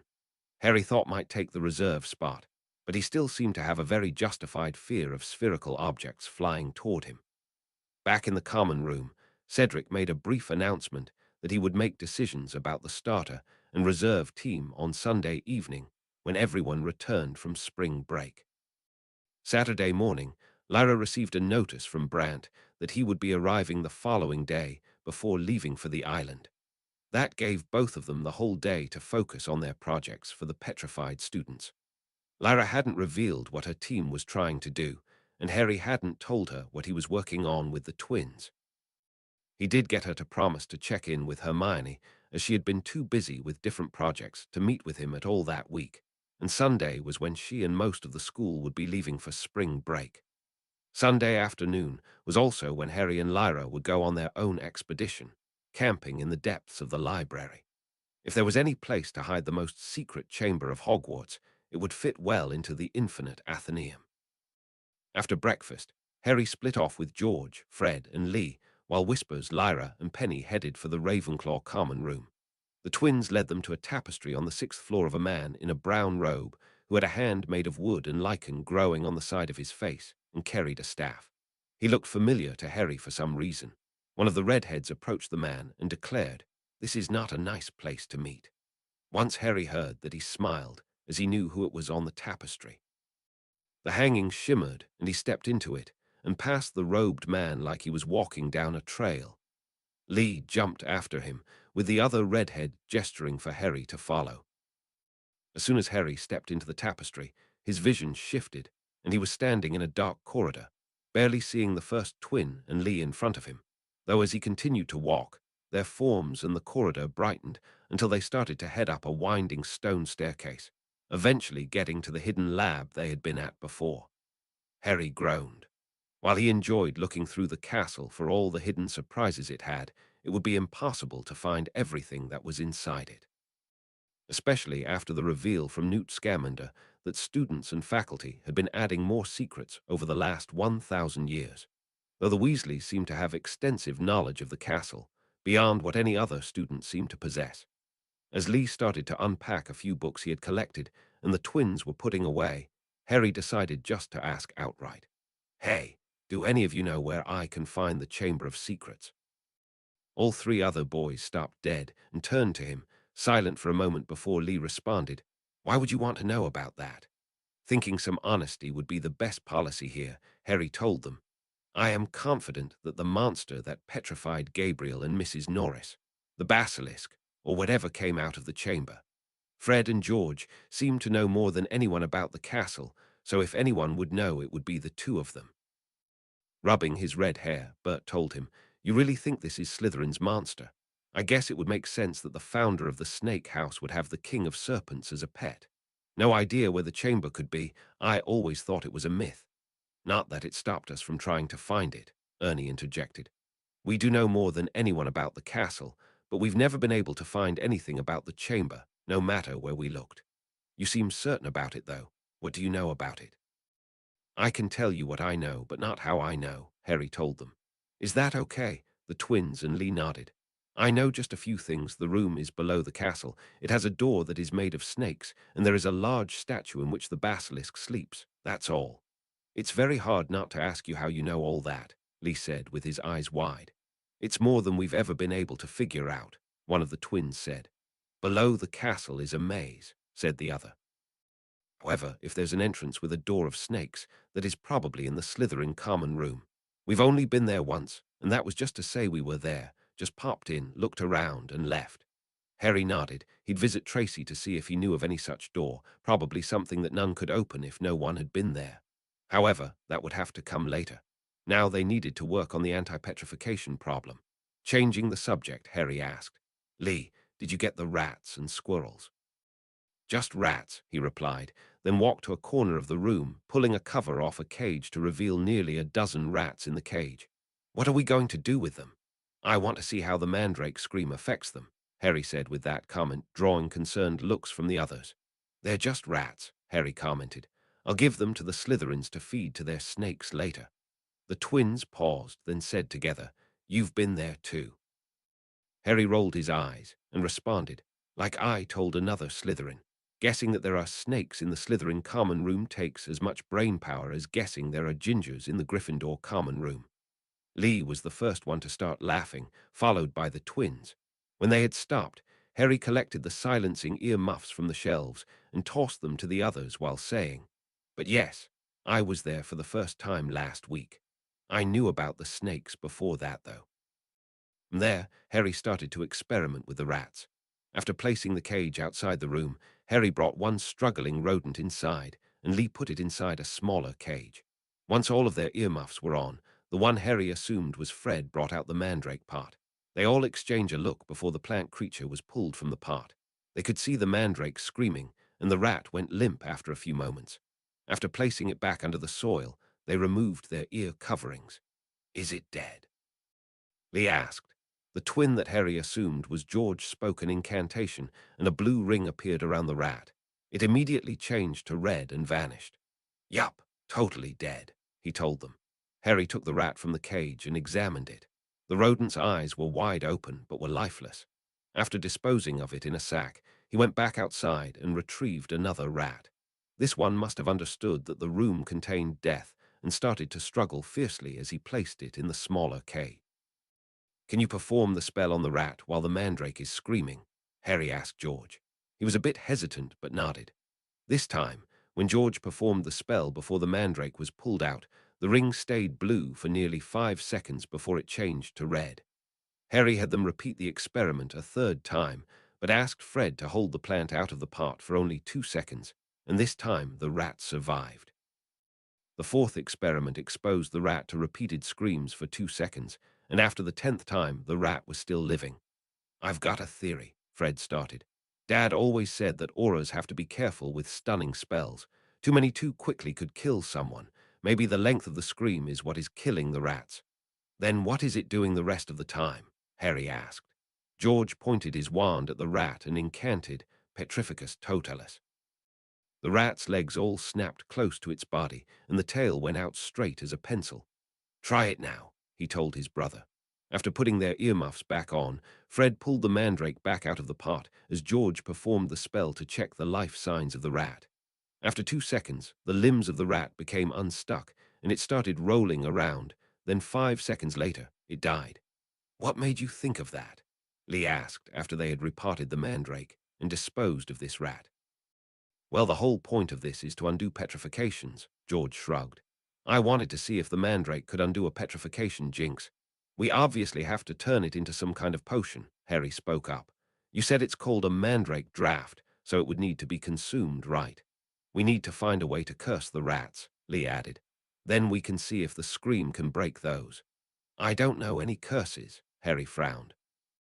Most of the curses people think they know are just jinxes or hexes, Fred told him. Jinxes have minor effects, hexes are slightly worse, and curses are often permanent or severely damaging. We don't know any real curses either, even if they are called that. They spent the next hour performing hexes and minor transfigurations on the rats to test how the mandrakes were able to reverse the magic. George also tried to see if it would work on inanimate objects, transfiguring a beaker into a bird, but the scream did nothing to it, even if transfiguring a rat into a beaker was able to be reversed. Similarly, after transfiguring a match into a needle, the scream of the magical plant did not reverse that either. After a bit of debate, George allowed Fred to hex his hand with boils. Lee and Harry grimaced at the sight of the pustules on the back of his hand, then set the mandrake free from the soil. They couldn't hear the screams with the covers on their ears, but after 10 seconds of screaming, the boils had not gone away as they had done on the rat. "Maybe you need to hear the scream," Harry suggested. "These aren't mature enough to kill a wizard," Fred commented. "We can lift Georgie's earmuffs for a few seconds without permanent harm." "I don't want to test that," George said apprehensively. He had already started to pour a ball-curing potion over his hand. Lee dug out another set of earmuffs and shrunk them down to a miniature size, then retrieved another rat and stuck it over its ears with a charm before putting it in the testing cage. Once it was inside, Fred cast the boil hex on the rat, and it started to shriek as pustules started forming on its stomach. Harry's hypothesis was confirmed as the scream of the mandrake didn't reverse the spell while the tiny earmuffs were on the rat. However, as soon as Lee dispelled the sticking charm holding them in place, the boils started to vanish. Though in their celebration of the success, the boys didn't stick the mandrake back under the soil, and the test rat died. They were running short on lab rats. With 2 of them left, the last test Harry wanted to run was to see if the silencing feathers he would protect someone from the scream of the mandrake. Both of the remaining rats lived through the testing to prove that the silencing field would protect a rat inside one from hearing the scream. The scream could not be heard outside of the bubble, and a rat inside the bubble with a mandrake could hear the scream and be cured of a hex while there. "Now we just need to figure out how to put the scream effects into a potion," Harry commented. "Why?" Lee asked. "Couldn't we just have one scream at someone who is petrified and it would reverse the curse?" "That's assuming a petrified person can still hear things," Harry responded. "We should test it on Mrs. Norris," Fred spoke up. "If it doesn't work, or if it works too well, there's no harm done." George frowned at his brother, but still nodded. "Harry and Lee can take us to the Scamander's office. The cat is there, and I bet Harry could talk them into letting us test the theory." It was worth a shot, so Harry bundled up the sack of dead rats to take down to the Slytherins later, and the 4 of them took a hike down to the 2nd floor. When they knocked on the door, Tina answered and let them in. Once they were seated, Harry addressed her. "We think we found a solution to the petrification and wanted to test it on Mrs. Norris." Tina gave them a scrutinizing glare and responded, "What did you figure out? The unspeakables have informed us of the solution that exists, so I'll be able to tell you came to the same conclusion. We want to have a mandrake scream at Mr. Filch's cat," Lee told her. Tina looked thoughtful but shook her head. "It won't work." "I'm guessing your research led you to find that the scream will reverse minor spell effects," George replied. "On living creatures that can hear the scream, yes. Is Mrs. Norris not able to hear it?" "I'm not sure about that, just that the potion's master who discovered the solution the last time already ran your test and determined the scream to not be powerful enough to break the curse." "That sounds like those who were petrified could hear the scream. The curse is just too strong," Fred weighed in. "Could a sonorous charm on the scream enhance the power?" Tina shook her head again. "No, the sonorous charm projects volume, not magical power. A criminal in America once thought to try your idea and use mandrakes as a bomb, dropping them into populated areas with the sound amplification charm in place. However, the charm effect completely replaced the magical scream of the plant, and while it was incredibly annoying, no one was injured or killed. The culprit is still in prison for attempted mass murder. Harry filed away that piece of information for later use. Modifying the scream of the plant, even with magic, eliminated the effect. They needed to find a way to magnify the magic itself, which he might be able to do with a blessing, but would need to study more to figure out how to invoke it.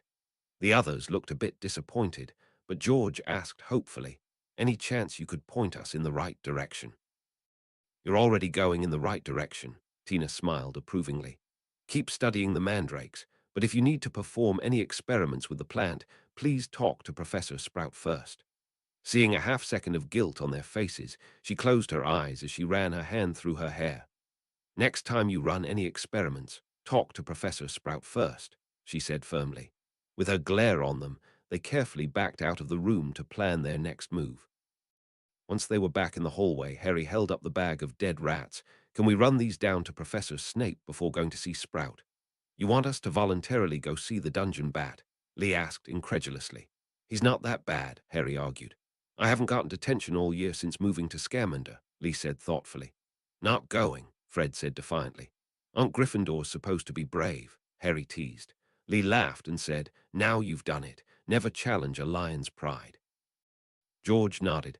"Now we have to do it. It's the first rule in the book." Fred fixed his face in a grimace and added, "First sign of fangs on that vampire and I'm out." When Snape opened the door to his classroom and office, he did a double take at the students on the other side. Fred and George jumped back a bit as the professor's hand twitched toward his wand. "You boys don't have detention today," he said slowly.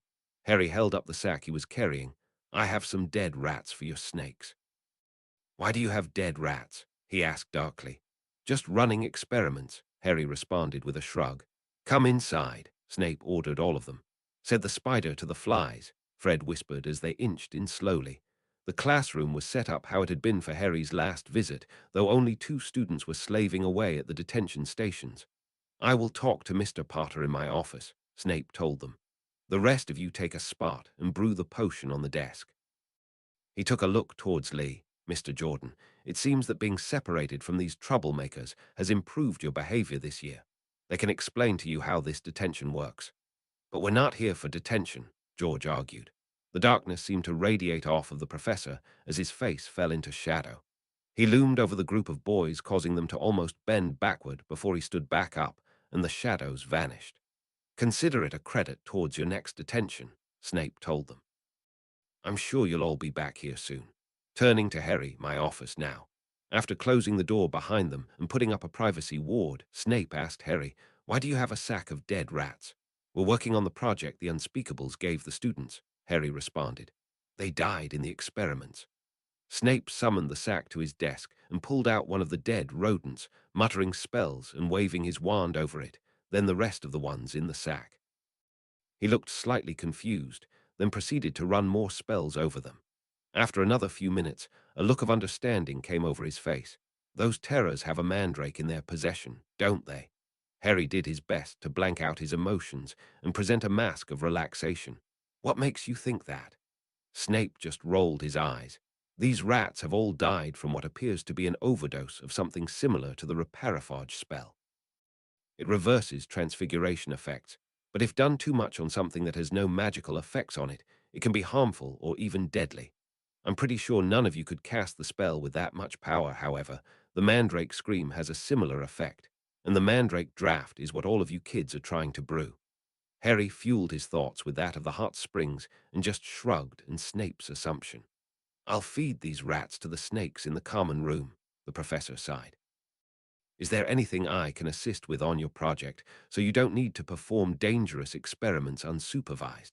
Harry thought for a moment before responding. "Do you know a way to magnify the magical effect of something, or put a sound into a liquid?" Snape's look grew serious. "You are talking about rituals and blessings, something that I will not instruct you on at your age. Now go out and join Mr. Jordan and the Weasleys, brew one of the potions at the desk, have everyone record their results, and then you may leave." Harry frowned a bit at his professor's response and left to join his project group with their faux detention. Once Harry was gone, Snape locked his door again and put up additional privacy wards. Taking a pinch of flue powder, he tossed it into the fire and called out, "Black Manna," before strolling through. The other side of the fireplace, he exited into the grand manor of Arcturus Black. Darby the house. Elf stood waiting for him. "How mays I be helpings yous?" he asked. "I need to speak with Arcturus," Snape responded. The elf gave him a small bow and gestured for him to follow. They arrived at a room with large reinforced doors that Snape wasn't sure of the purpose of, and the elf vanished, presumably going inside. A few minutes later, the door opened and Arcturus came out, followed by the elf. "What seems to be the matter, Severus?" Lord Black asked. "Harry is interested in ritual magic," he replied. Arcturus gave a sinister grin. Interesting. What does he want to do with it? The whole school is trying to recreate the Mandrake draft because of the unspeakables in their project. Harry has figured out he needs to magnify the effect of a Mandrake scream and infuse it in a potion. I have told him he is too young for me to instruct him on such magic. As you shouldn't. You are an esteemed professor of Hogwarts after all. Arcturus continued to smile. I will send Brant to provide him with a book on the theory and basics. Snape nodded, but looked a bit uneasy.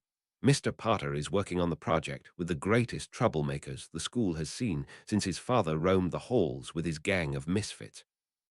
If there is any way you can find a way to keep them from being more destructive than they already are, it would be most appreciated by everyone at Hogwarts. We will do our best, he replied, but Severus was unconvinced.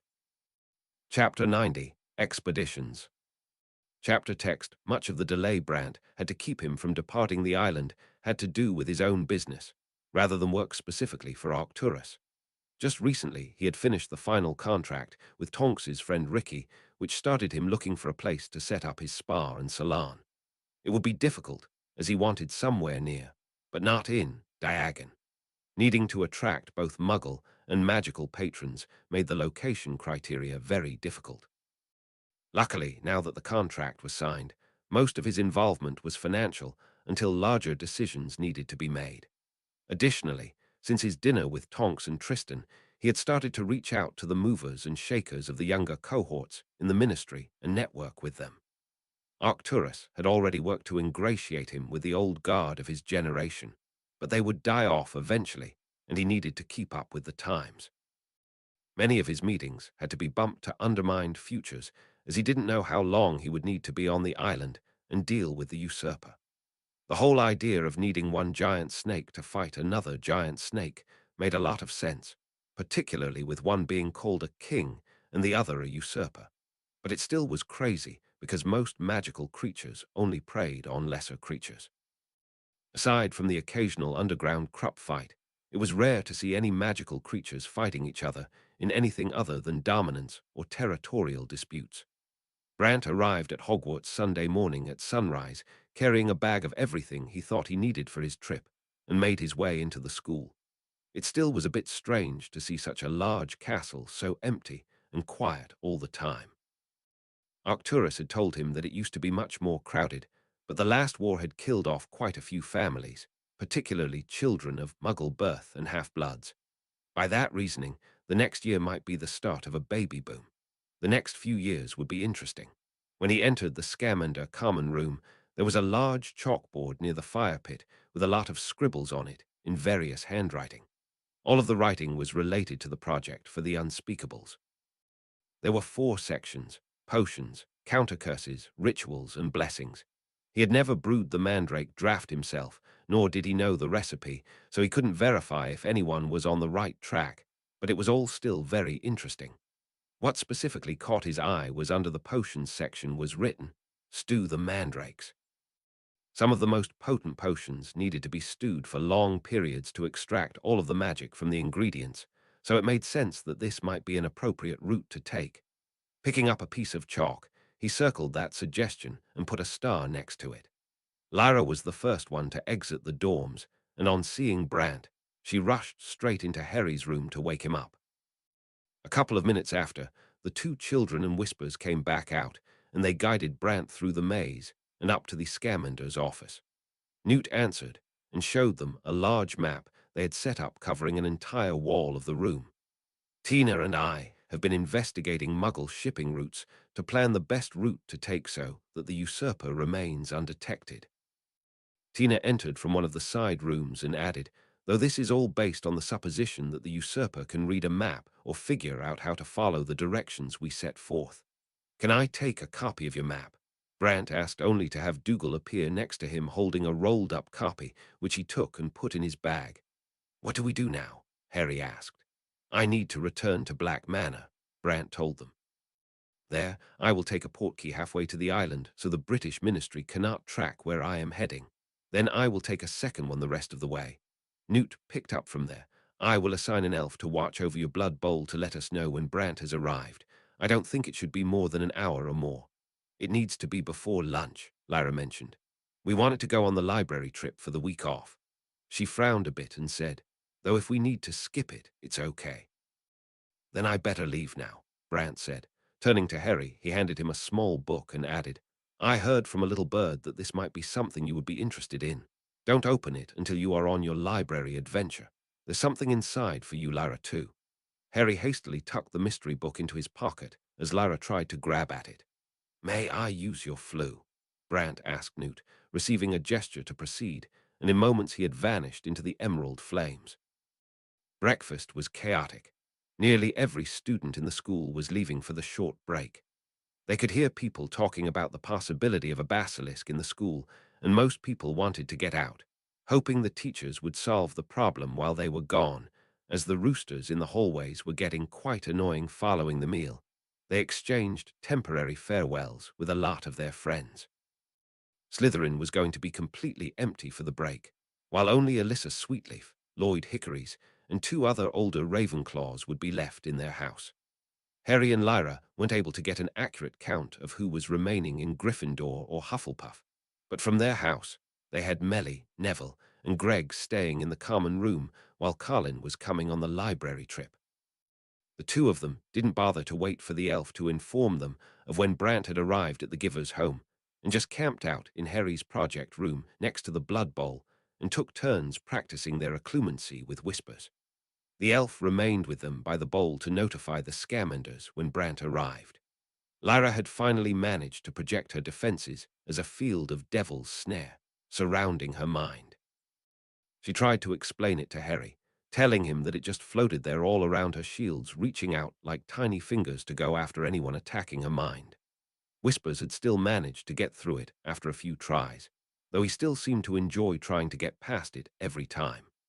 Harry thought her mind sounded a lot like the creeping death, but didn't want to tell his sister that as she would either be scared of herself or stop using such an effective form of defense. After his very personal experience of having one of the vines inside his head, he thought he might be able to replicate it for his mental defenses, but every time he thought about it, it sounded horrible, and he had to shiver a bit to get rid of the idea. He had 2 layers of the spikes from the spiky bush layered over his mind, and he had started working on a 3rd. 1 shield was nice, 2 were better, and 3 couldn't hurt. If it was possible, he could keep doing that forever. It had been nearly 2 hours after Brant had left before the bowl in front of them bubbled and let out his voice. Lyra, Harry, are you there? The elf popped away at the first name. We're here, Lyra called back. I'm here with Nestor. The serpent should be here soon with the giver. I spotted them on the way in coming from the western beach with the rocks. Brant showed me the route for the usurper's journey, Nestor chimed in. That should keep it away from major shipping lines, but the journey between Africa and South America up the Atlantic is going to be like running a gauntlet. Just as Newt and Tina came into the room, there was a great hiss from the bowl, emanating from the usurper. Section I am here. Section how will I travel to you? Section Newt unrolled his map and stuck it to the wall, telling Brant to do the same thing on his end. He pushed a finger into the map on his end. It glowed blue, and he called to Brant, I have a protean charm on our maps. Do you see the glowing spot on your end? I've got it. Good thinking, replied. Harry, ask the usurper if he can read the map. Harry had received a few geography lessons from Brant since the winter break, so he understood the map in front of him. He didn't remember many of the countries, but they were labeled on this one, so he didn't have to. He hissed as he tapped on the map where their island was. Section the paper that Brant brought. Can you see the flashing spot? That is where you are. Section the giver responded. Section how is this magic done? Section Harry remembered that Snape had told him the blood boards he made were similar to this magic, and informed his tutor of that. The usurper told him. Section I see it. Where are you? Section Harry pulled out his staff and used it to tap higher on the wall where Scotland was, and informed the Kingspin of their location. Section it's very far from where we are, you're going to have to swim. Section the serpent made a few hisses that sounded like grumbling before replying. Section I can't feel your presence, and I won't be able to feel the king until I am closer. I do not know which way to go. Section, what's going on? Tina asked. I'm trying to figure out if it can understand directions and the map, Harry told her. So far I just know that the usurper can see the map and the spots from poking it. Also that it will be able to feel the basilisk when closer. No idea how close, though. Can the snake tell directions from the sun? Nestor asked. Yes, Lyra responded. The usurper can tell the different sides of the island from the sun's position throughout the day. From there, they started trying to figure out how to tell directions to the magical snake, which was a nightmare to figure out. More so was trying to explain what the journey would look like. Water, more water, and even more water. It couldn't come to large land masses or near other people at any time during the journey. The trek would start down the east side of the Philippines, which would be easy to navigate on a long underwater trench.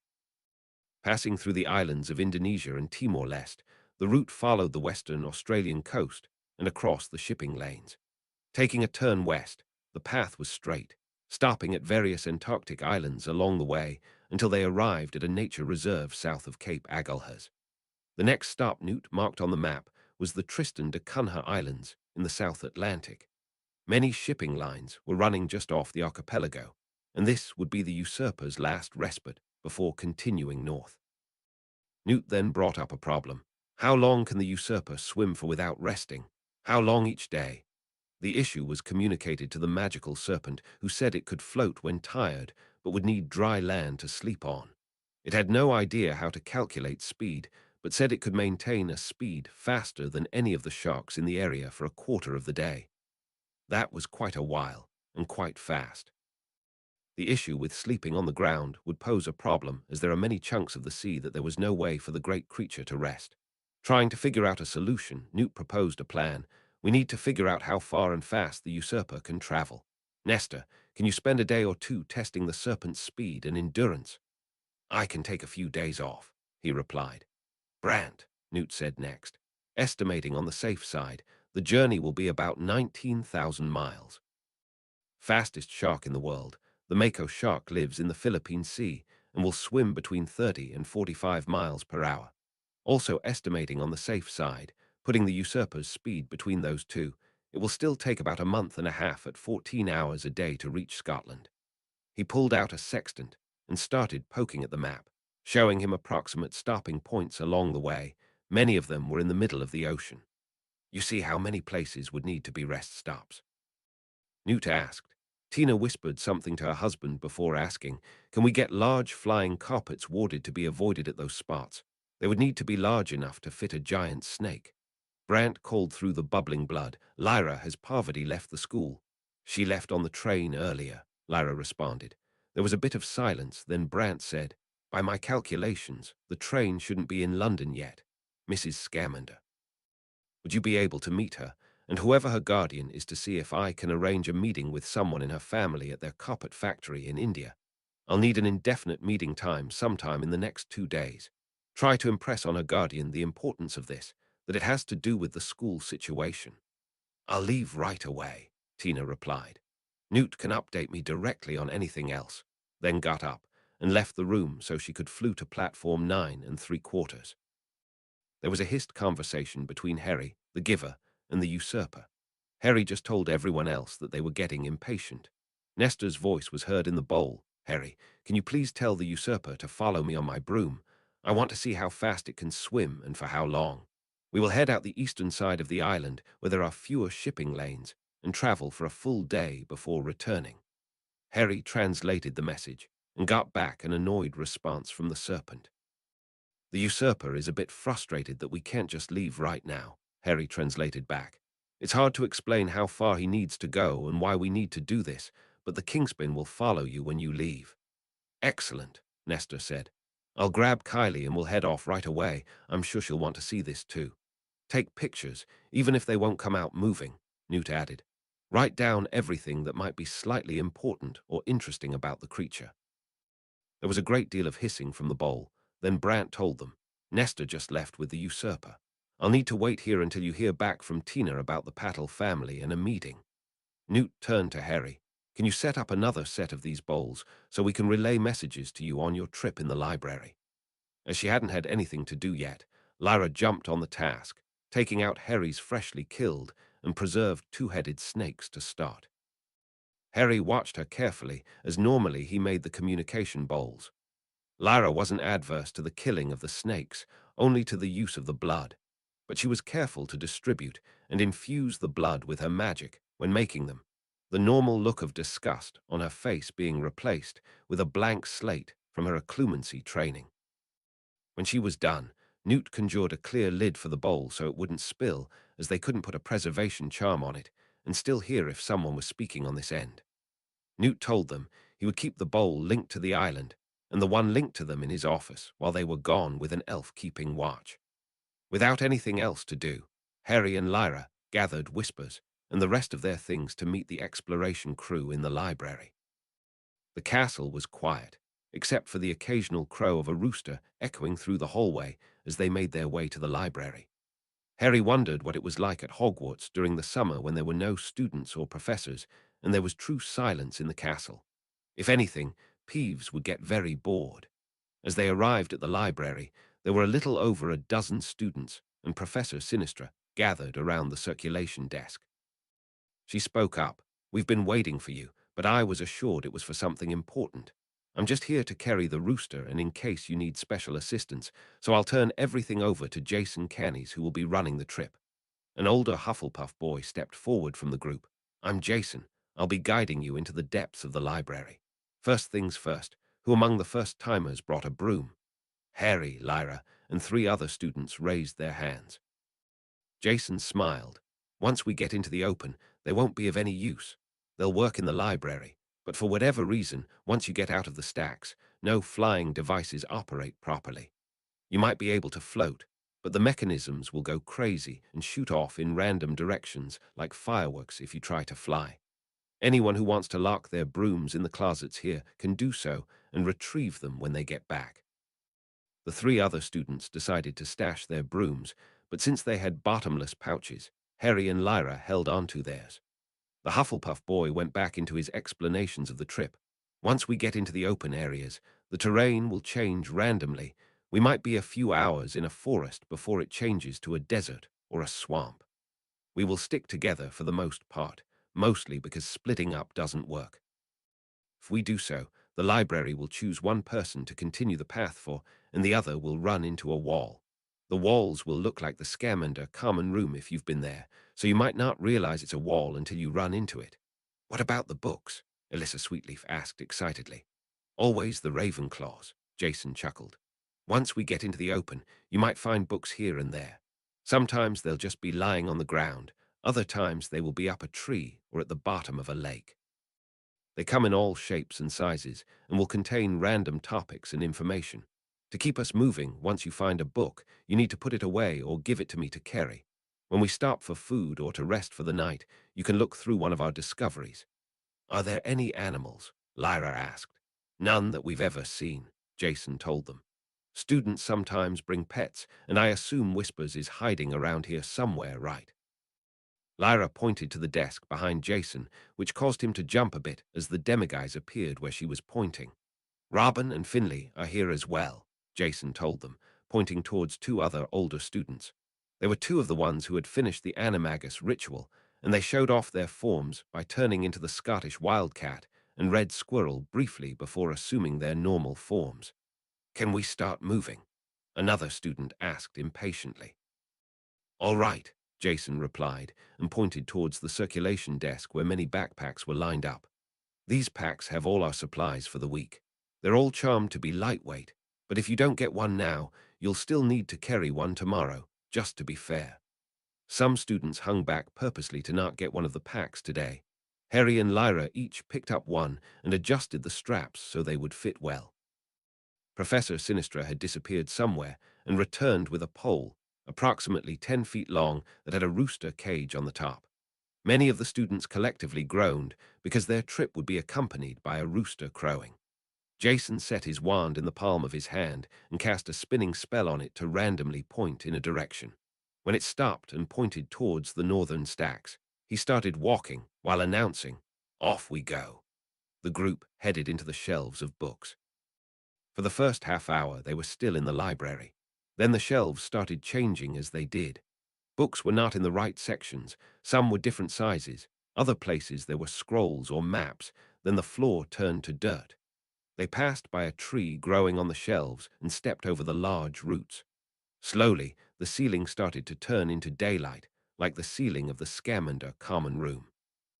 Shortly after that, there were no more shelves and they were standing in an open field with tall grass all around them. "This is the start of our adventure," Jason told them. "We will be hiking for 4 days, then turn around and walk back. On the way out, we can take our time and explore, but the return trip will be faster. You can go wherever you want and spread out as much as you want. If you hit a wall, stamp your feet to find the way back to the circulation desk, then go the opposite direction when the footprints light up." Professor Sinistra interrupted. "Everyone takes one of these stones." She pulled out a bag. "They'll let me know your location, and I'll come to find you if you get too far from the group." As everyone gathered around to take one of the tracking stones, Jason gave them one final piece of advice. "You'll find books all over the place. Just put them away when you find them. You can read them later. If you find water, it's drinkable, though if you find food on the trees, do not eat that.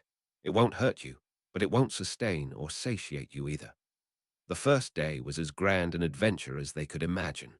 Up until lunch, they just were crossing a great plain filled with tall grass.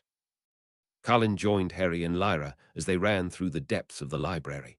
With all the tall grass, they had trouble seeing their feet, and twice during the exploration, they tripped over books half buried in the ground.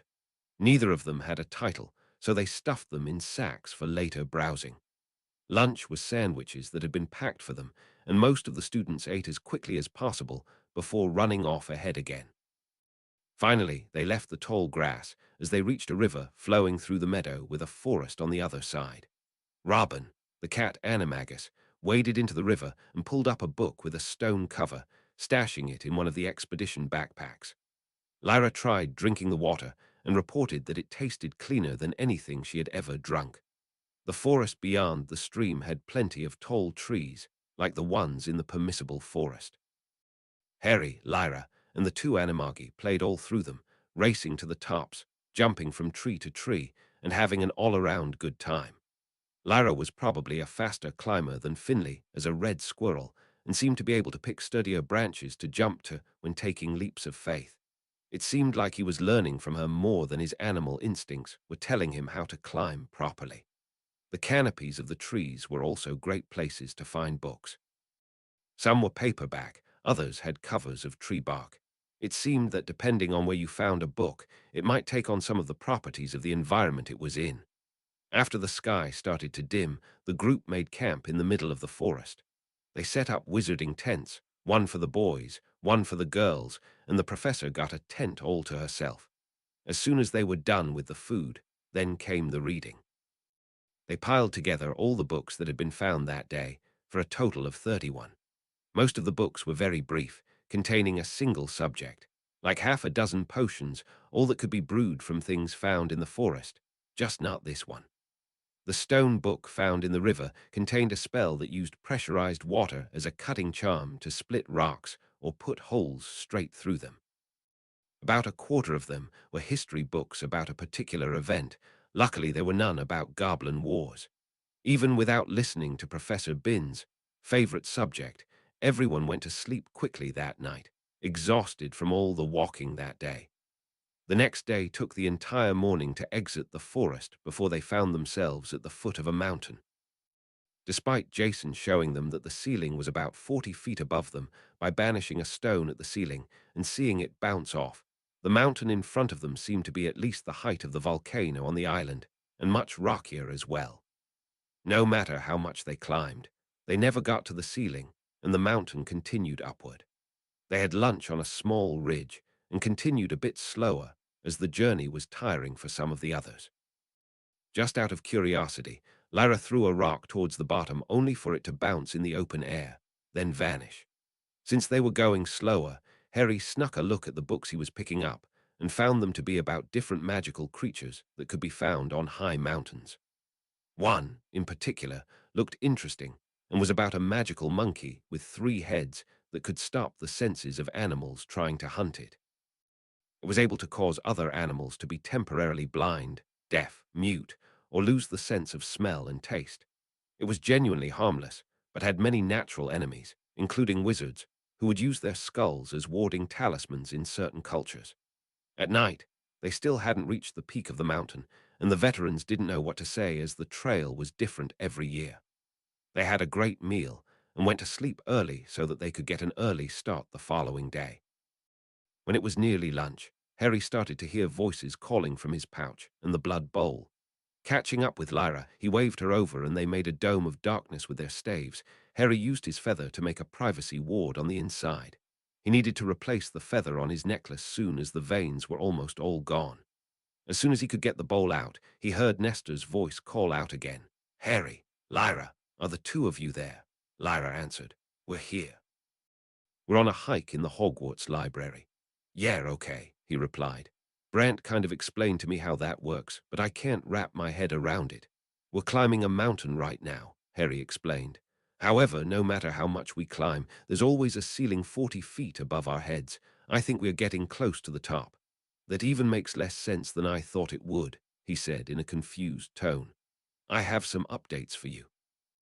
I took the usurper out to test his speed and stamina, and Mr. Scamander was approximately correct about how fast the serpent can travel. Roughly 64 kilometers per hour, or 40 miles per hour. It's able to travel about in 6-hour chunks at that speed, with a 3-hour rest in the middle, and then sleep at night. It doesn't like traveling without the sun overhead. "Is it going to be able to swim all the way here?" Lyra asked. "I need Harry to ask the Giver and the usurper something first. They're both here. I need to know how the usurper can locate the island. See, when traveling away from the island, the snake followed me on my broom. However, on the way back, it made a beeline straight for the island, and I'm wondering how." Harry hissed into the bowl, and the usurper replied, "Section the slain body of the king that my mother, Guise, killed. Section, I can feel the presence of the corpse." Section Harry translated to Lyra, and she whispered to Harry so Nestor couldn't hear. "Could Brant take some of the bones from the skeleton with him, or bring it here so the usurper could find us?" Harry asked the great serpent her question, and it responded, "Section I believe I could. I shall send the Giver to return with a piece." Section Nestor piped up, "What's going on? Where's the Giver going?" Harry informed him, "The dead monster that I told you about before is another basilisk that the usurper's mother killed. He can feel its presence." Harry could almost feel the shock and fear of the man as he continued, "The Giver is going to collect a piece of the skeleton and see if we can use it as a lure for the usurper." "Are there any other surprises about this island?" Nestor asked with a bit of exasperation. "Well, there's still plenty of time to discover them, I guess. I have good news to share. I received authorization from my government to ferry the usurper on the Dragonsail ship to the western coast of Australia before he has to start the journey on his own. I will meet Brant there, and he will have a newly acquired flying carpet to escort the usurper along its journey from there." That was good news. From how Newt explained the shipping routes, there was a lot of boat traffic that they would have had to hide from before getting to southwestern Australia, but a boat of their own would bypass all of that.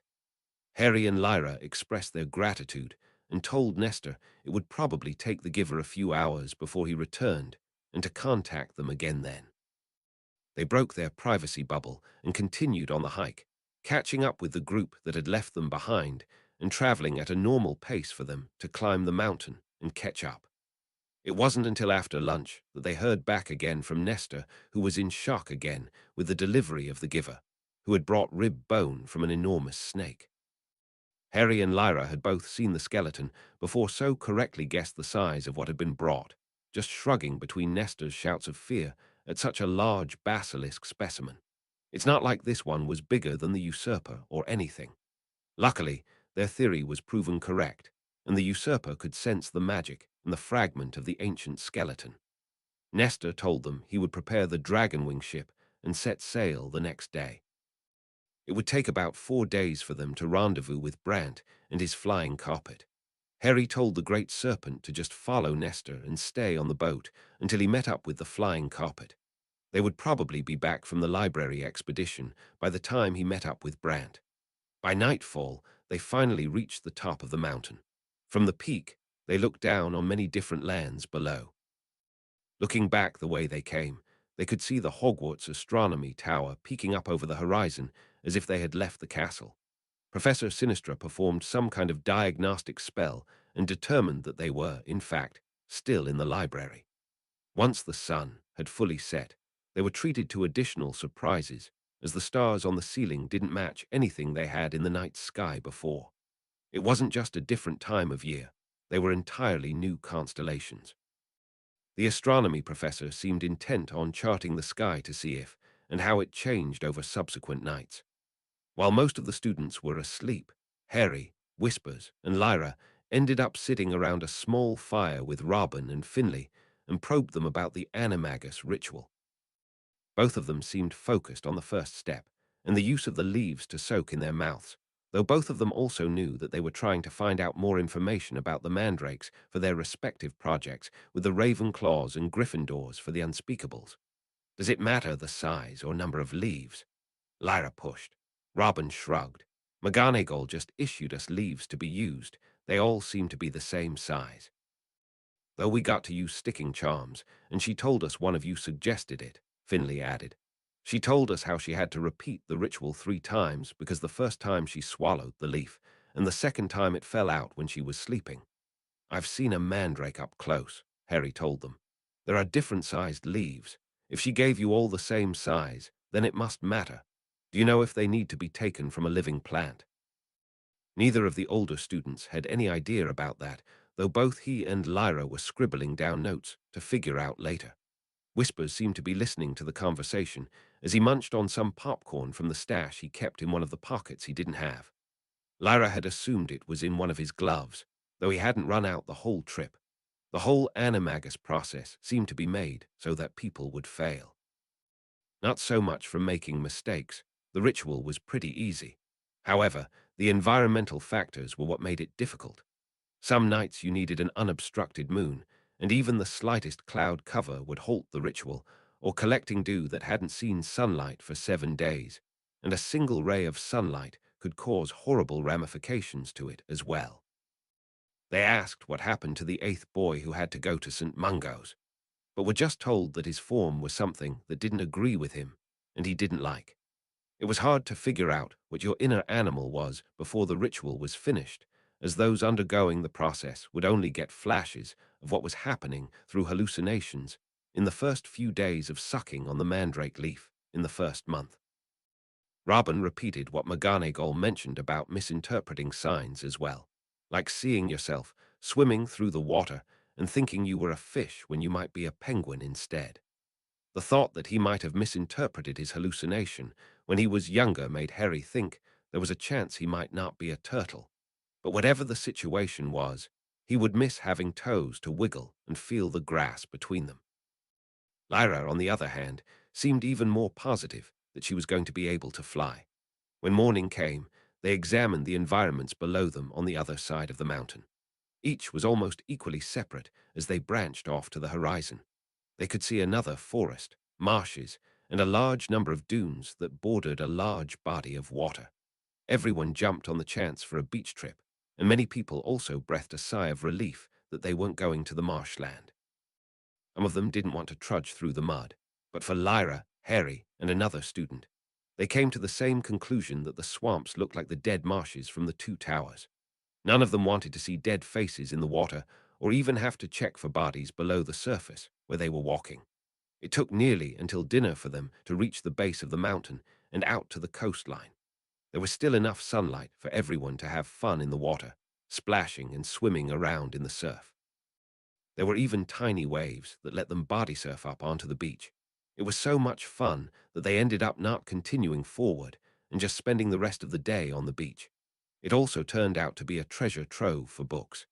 Harry spent a lot of time diving to the bottom and looking under rocks to bring books back up. Other students used transfigured rakes to comb the desert to find books buried in the sand. Harry's favorite book that he found was one on animals that lived on land but could survive underwater for extended periods. Lyra's favorite book that she found was about using fire magic to turn sand into glass. At the end of the day, Harry took Lyra and Whispers a little further down the beach as he wanted to examine the book that Brant had given them before they left. It was a small book, containing slightly more pages than most of the books they were discovering on their expedition. It had no title on the front or spine, but before he could read the first page, a note fell out with Lyra's name on it, and she leaned over to pick it up. She picked it up and read, "Lyra, I wanted you to start thinking about what you would like as your birthday present this year. I'm sure your brother will get you something very nice, but let me know what you would like from me and Lord Black, other than a new broomstick." "Brant, my birthday?" Lyra asked, surprised. "When is it?" "I don't know." Harry replied, then looked ashamed. "I never found out when it was after we celebrated mine during the summer. I don't remember ever celebrating it before the island," Lyra mentioned while looking upward and trying to remember things from long ago. "It must be soon, maybe later this month." Whispers had started to leaf through the book Brant had given to Harry, and when they looked at him trying to read, he just shrugged and passed the book back to Harry. "So what's the book?" Lyra asked. Harry opened to the first page, which was an old, yellow parchment. There wasn't a cover page, and the writing started without a preamble. Ritual magic was probably the fourth type of magic to be discovered long ago. The first was the magic of will. Now known as accidental magic, it is what occurs when an event triggers the emotions of a wizard strongly enough for a simple desire to be accomplished in a way that is easiest for their magic to perform. Wandless magic is different and comes from practice and study until a wizard understands how a task can be accomplished and can repeat it on command instead of flooding their mind with emotions that overload it to the point of forcing an outcome. The second discovery of magic was most likely potions. Once wizards discovered their own magical nature, they discovered the magic in the plants and animals around them. Through experimentation combining elements in the world around them, structured results were discovered, and wizards learned of specific properties of magical life. Harry made sure that Lyra had finished before turning the page. The third discovery was the magic of blood. Along with experimenting with plants and animals, wizards experimented with themselves. If you could use the scales of a fish, the eyes of a bat, or the eggs of an ashwender for magic, why not a muggle? Why not a wizard? This led to the use of a wizard's own blood in specific magics. A wizard can use their own blood, along with the intent they carry, when the blood is shed for incredibly powerful spells that can do anything from protecting a family that shares the same blood to dooming one that does not, and everything in between. The shedding of blood for magic led to using violence and death for even greater spells and enchantments. That becomes our fourth discovery in magic, rituals. In the most basic explanation, a ritual uses the power released when something or someone is harmed or killed to fuel a great magical effect. As you are aware, children will typically perform their first accidental magic when under duress, and that release of magic and energy is common among all living things. Even among adult wizards, a release of accidental magic will be more powerful than the magic they could cast willingly, though it will be more chaotic as well. Even mundane plants and animals will release energy when being injured or killed, though it will be weaker than something magical. With proper training, a wizard can channel the chaotic energy from the injury or death of another to fuel magical purposes of their own. This is the basic summation of how ritual magic works. Harry put down the book and looked toward his sister. "It makes sense," she told him. "I don't like it, but it makes sense." "I'm going to keep going," Harry told her and turned the page. As previously mentioned, both the magical and non-magical can be used in a ritual. Of course, magical ingredients will produce a greater effect, though non-magical ingredients will be more commonly available and less prone to dangerous side effects. One of the greatest civilizations that practiced ritual magic in the open was the Aztec Empire. The magical priests performed more than 20,000 human sacrifice rituals every year throughout their empire to make it prosper and grow. They made their harvests more bountiful, the rainfall more plentiful, strengthened their armies, weakened their enemies, and much more. Their downfall, however, was due to being unable to contain the intent of their victims, slowly poisoning the magic in the region. This is why in modern times, there is nearly no human sacrifice in ritual magic, as it is nearly impossible to contain the intent of those being injured or killed. A willing sacrifice produces an incredible effect, more so than any other, but you will be hard-pressed to find an individual willing to do this for you. even harder to find a second. However, this did give rise to rituals where wizards would sacrifice something of themselves to gain more power in another area. This leads us to the first rule of ritual magic, and something you will need to repeat aloud. What is sacrificed can never be regained. The book was blank after that.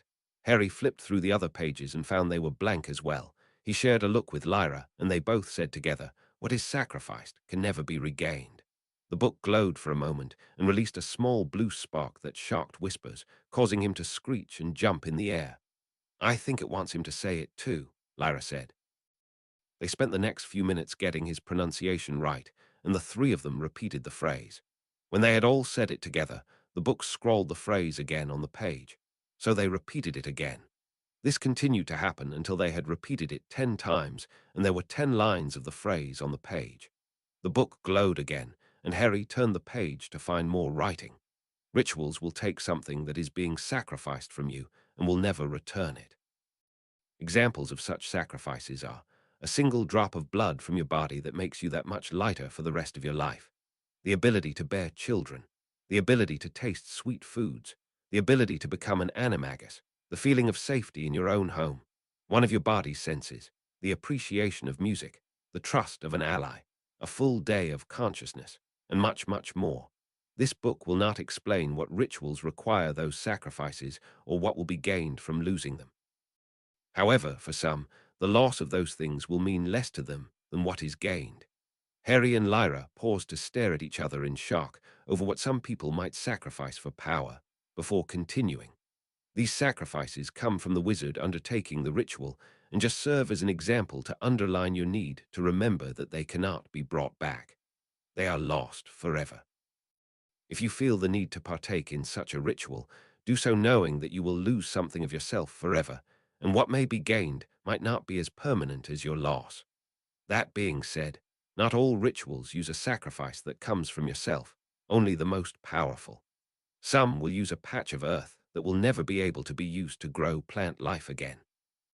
They might require the life of a single animal, or may need a selection of flowers to be put to the flame, with the energy coming from their deaths being siphoned into whatever reaction you are trying to achieve. The next few pages will show you how to construct ritual circles to properly channel different types of magic while you, the wizard, inflict pain, suffering, or death within them. While this booklet is just a guide, do not journey into this dangerous field alone.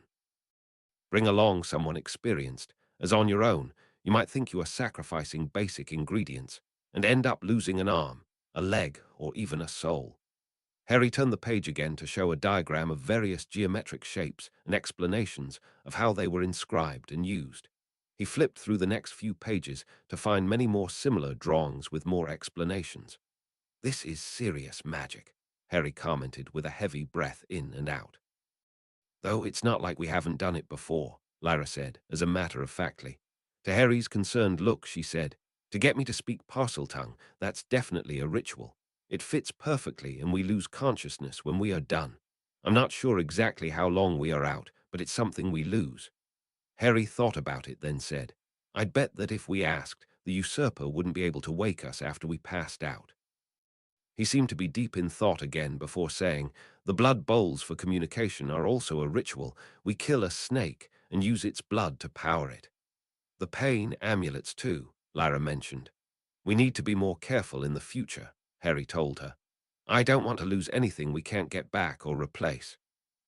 That seemed to be the end of the conversation, so they stashed the book, took Whispers back to the main campsite, and joined Colin, who was sharing all the pictures he had taken so far this year with some of the other students. Harry laughed at the photo he took when they were in the trophy room for the duel Draco tried to set him up for. The next day they began their journey back to Hogwarts. After breakfast in the morning, Professor Sinistra stamped her feet 3 times, and a path of green footprints lit up on the sandy beach heading back in the direction they came from. For whatever reason, it was taking them on a different route and would not need to be scaling the mountain again, going around the base. The route did, however, take them across many open sand dunes. It was hard work to climb up to the top of the largest ones, but once at the top, the older students conjured sleds for everyone, and they zipped down to the next one at full speed, making up for having to trudge up many others, but they were out of the dunes by the end of the day. It took them 2 more days through a forest before they noticed the first bookshelf, signifying they were almost back in the library. When everyone was back in the library at the circulation desk, the books they had gathered were sorted out, and everyone from the trip took their favorite ones. Madam Pince, the librarian, took nearly a dozen from the pile and then said they could each take 1 or 2 books to keep. Harry hadn't finished the one on aquatic animals and held on to that along with one someone else found from the pile that had a leather cover engraved with a sitting man that had horns of a deer, while Lyra retained 2 on magical birds. Back in the common room, Melly, Neville, and Greg welcomed them back as Colin rushed off to his darkroom to start developing all the photos he took on their journey. Harry and Lyra told them all about the adventure, while Whispers seemed to enjoy miming his experience along with the occasional word. Each of their other friends had their own take on the story. Greg thought it would be fun to just go on an adventure and ignore all the books. Neville wasn't interested, as he had been told that all of the plants couldn't be used for potions or regrown anywhere else outside the library. And Melly thought it would be fun to have a cross-country race to try to reach the end. Shortly before dinner, the train arrived back at the school, and all of the students flooded back into the school. Lyra ran off when she saw the girls from Gryffindor, leaving Harry alone talking with Lee, who had just returned. Harry briefly told the other boy about the library adventure, then slipped the small book on rituals to him and whispered, "Read this, then pass it to the twins. I figure that this will be the key to the project." Lee gave him a tiny nod and then disappeared into the crowd of students. The next person he bumped into was Hermione, who looked a bit flustered, so he asked what was wrong. "What's wrong?" she squeaked. "Exams are coming. I hope you've been studying. Your first year is very important for the rest of your academic career. It sets the stage for everything you will do for the rest of your time at Hogwarts." "Sure, I guess," Harry responded with a shrug. "The homework hasn't been that challenging, so I've been focusing on the petrification problem and other things." No, that won't do at all. You need to actually study. I'll make you a study guide from last year's notes. I have an old prefect helping me with my studying now, so I'll be fine. I just need to focus on being ready for next year's electives, especially if I want to test into advanced runic studies." Harry was a bit thrown by her enthusiasm, but nodded along as he waved to Hayden Colton, the future wandmaker, walking with a large group of Slytherins as they entered the school. Refocusing his attention on Hermione, he smiled and said, "I'd appreciate the help. Do you think you could also give me a list of the books on runes you used to learn on your own?" Hermione's face brightened, and then Harry heard a hissing from his pouch, where the blood bowl was being kept. "Section, we have met up with the one you call Brant. Section, did you hear something?" Hermione asked, looking around. Harry was startled, but quickly said, "I need to get going. We'll talk later about the study notes." He ran off quickly back to his common room and then up to the Scamander's office, getting let in by Newt. Tina was off somewhere else, and Dougal was laying in an oversized bean bag, sleeping. "Nestor has met up with Brant," he told the older wizard as he retrieved the blood bowl from his pouch. "We have the relay bowls here," Newt told him, and motioned towards a table in the corner that had 2 blood bowls on it. He removed one that linked to the bowl that Harry had been carrying around and set them to the side, then spoke directly into the bowl linked to Nestor. "This is Newt Scamander. I am here with Harry." Brant replied, "I met with your friend Parvati's older brother and purchased his personal vacation carpet for this." "This thing is incredible," Nestor's voice chimed in. "It has just over 200 square meters of outside space and a 2-story house on the back that has space for 3 families inside. The outside is heated, and it's layered with protective wards and avoidance charms for wizards and double for muggles. It's truly a work of art. Must have cost a fortune." "Did," Brant said with a strained voice. "It nearly drained my resources, though I hope to make them back soon."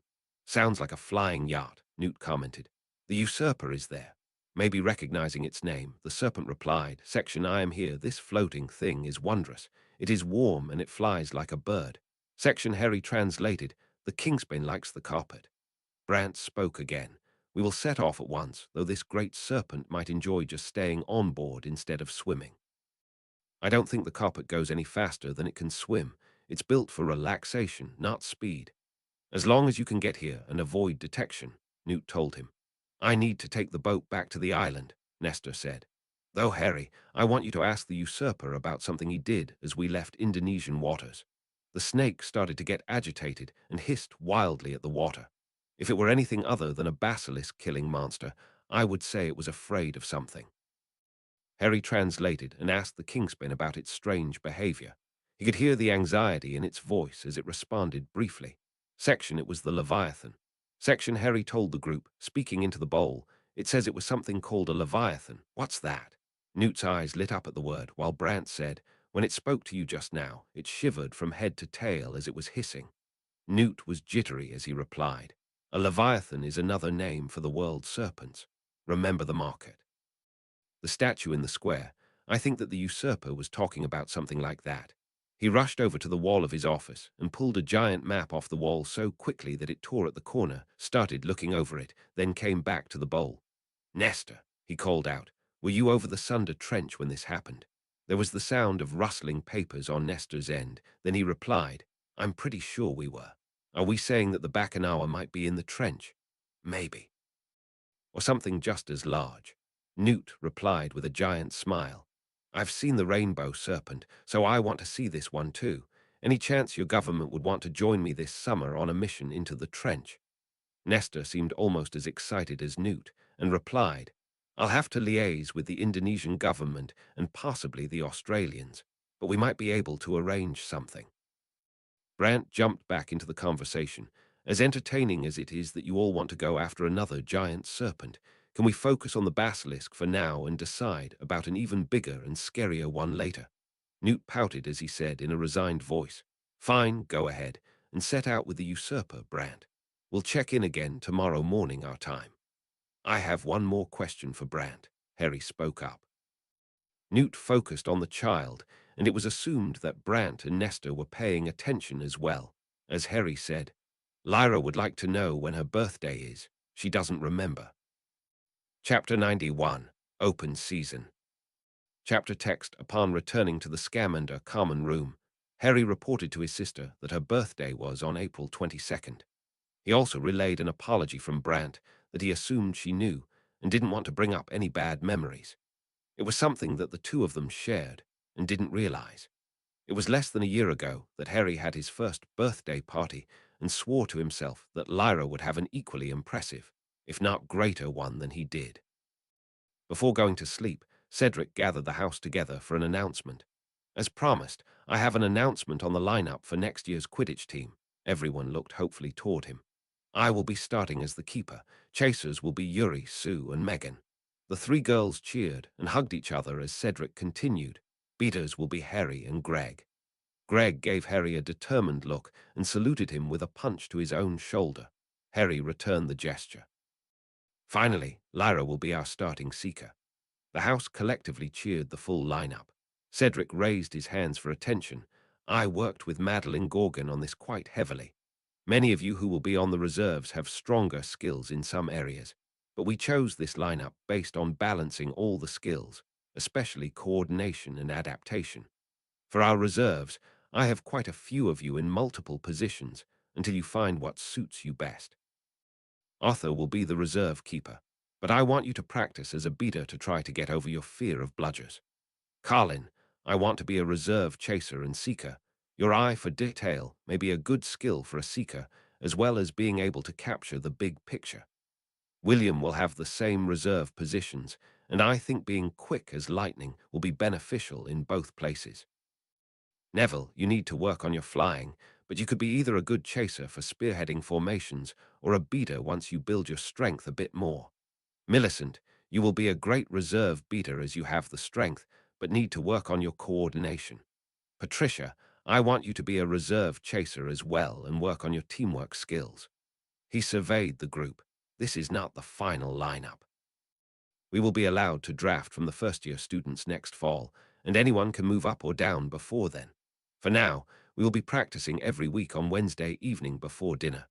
Make sure to eat a big lunch before. If you have any questions, try to catch me at breakfast, as I'm sure we all need a good night's sleep. The following morning, During breakfast, all of the teachers were in attendance, signifying an announcement of some kind.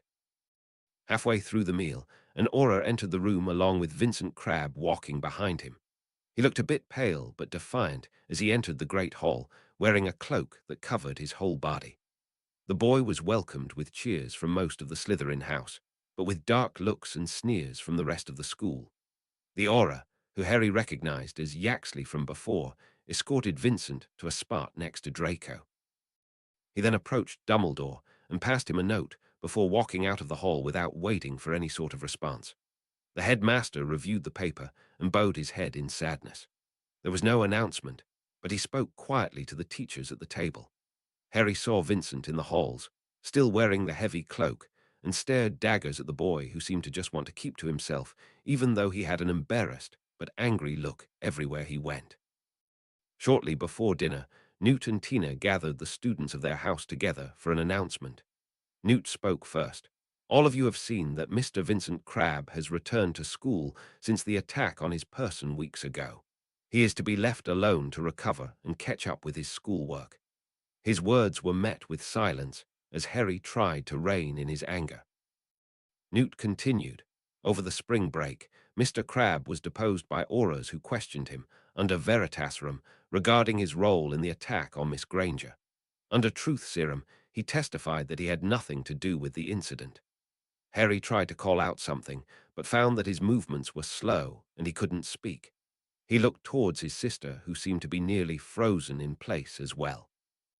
In a panic, he looked towards Newt and Tina to see the former American aura standing with her wand pointed down and a silver glow at the tip.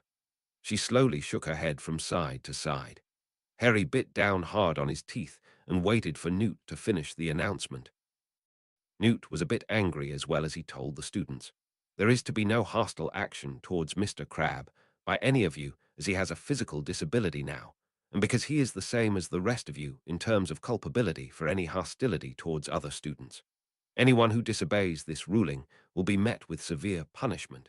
Now it's time for dinner. Harry felt the magical restraints on his voice and body release as he turned and stomped out towards the great hall for dinner. Quite a few grumbling students were staring at Vincent and the Slytherin table as they entered the room. There was fury in the eyes of Penny and Hermione as the two of them entered the room. Harry could feel it rolling off Hermione specifically, and it gave him the shivers. He grabbed Lyra, and the two of them went to sit with her for the meal. "They told your house too?" Penny asked, as they all sat down, and Lyra nodded.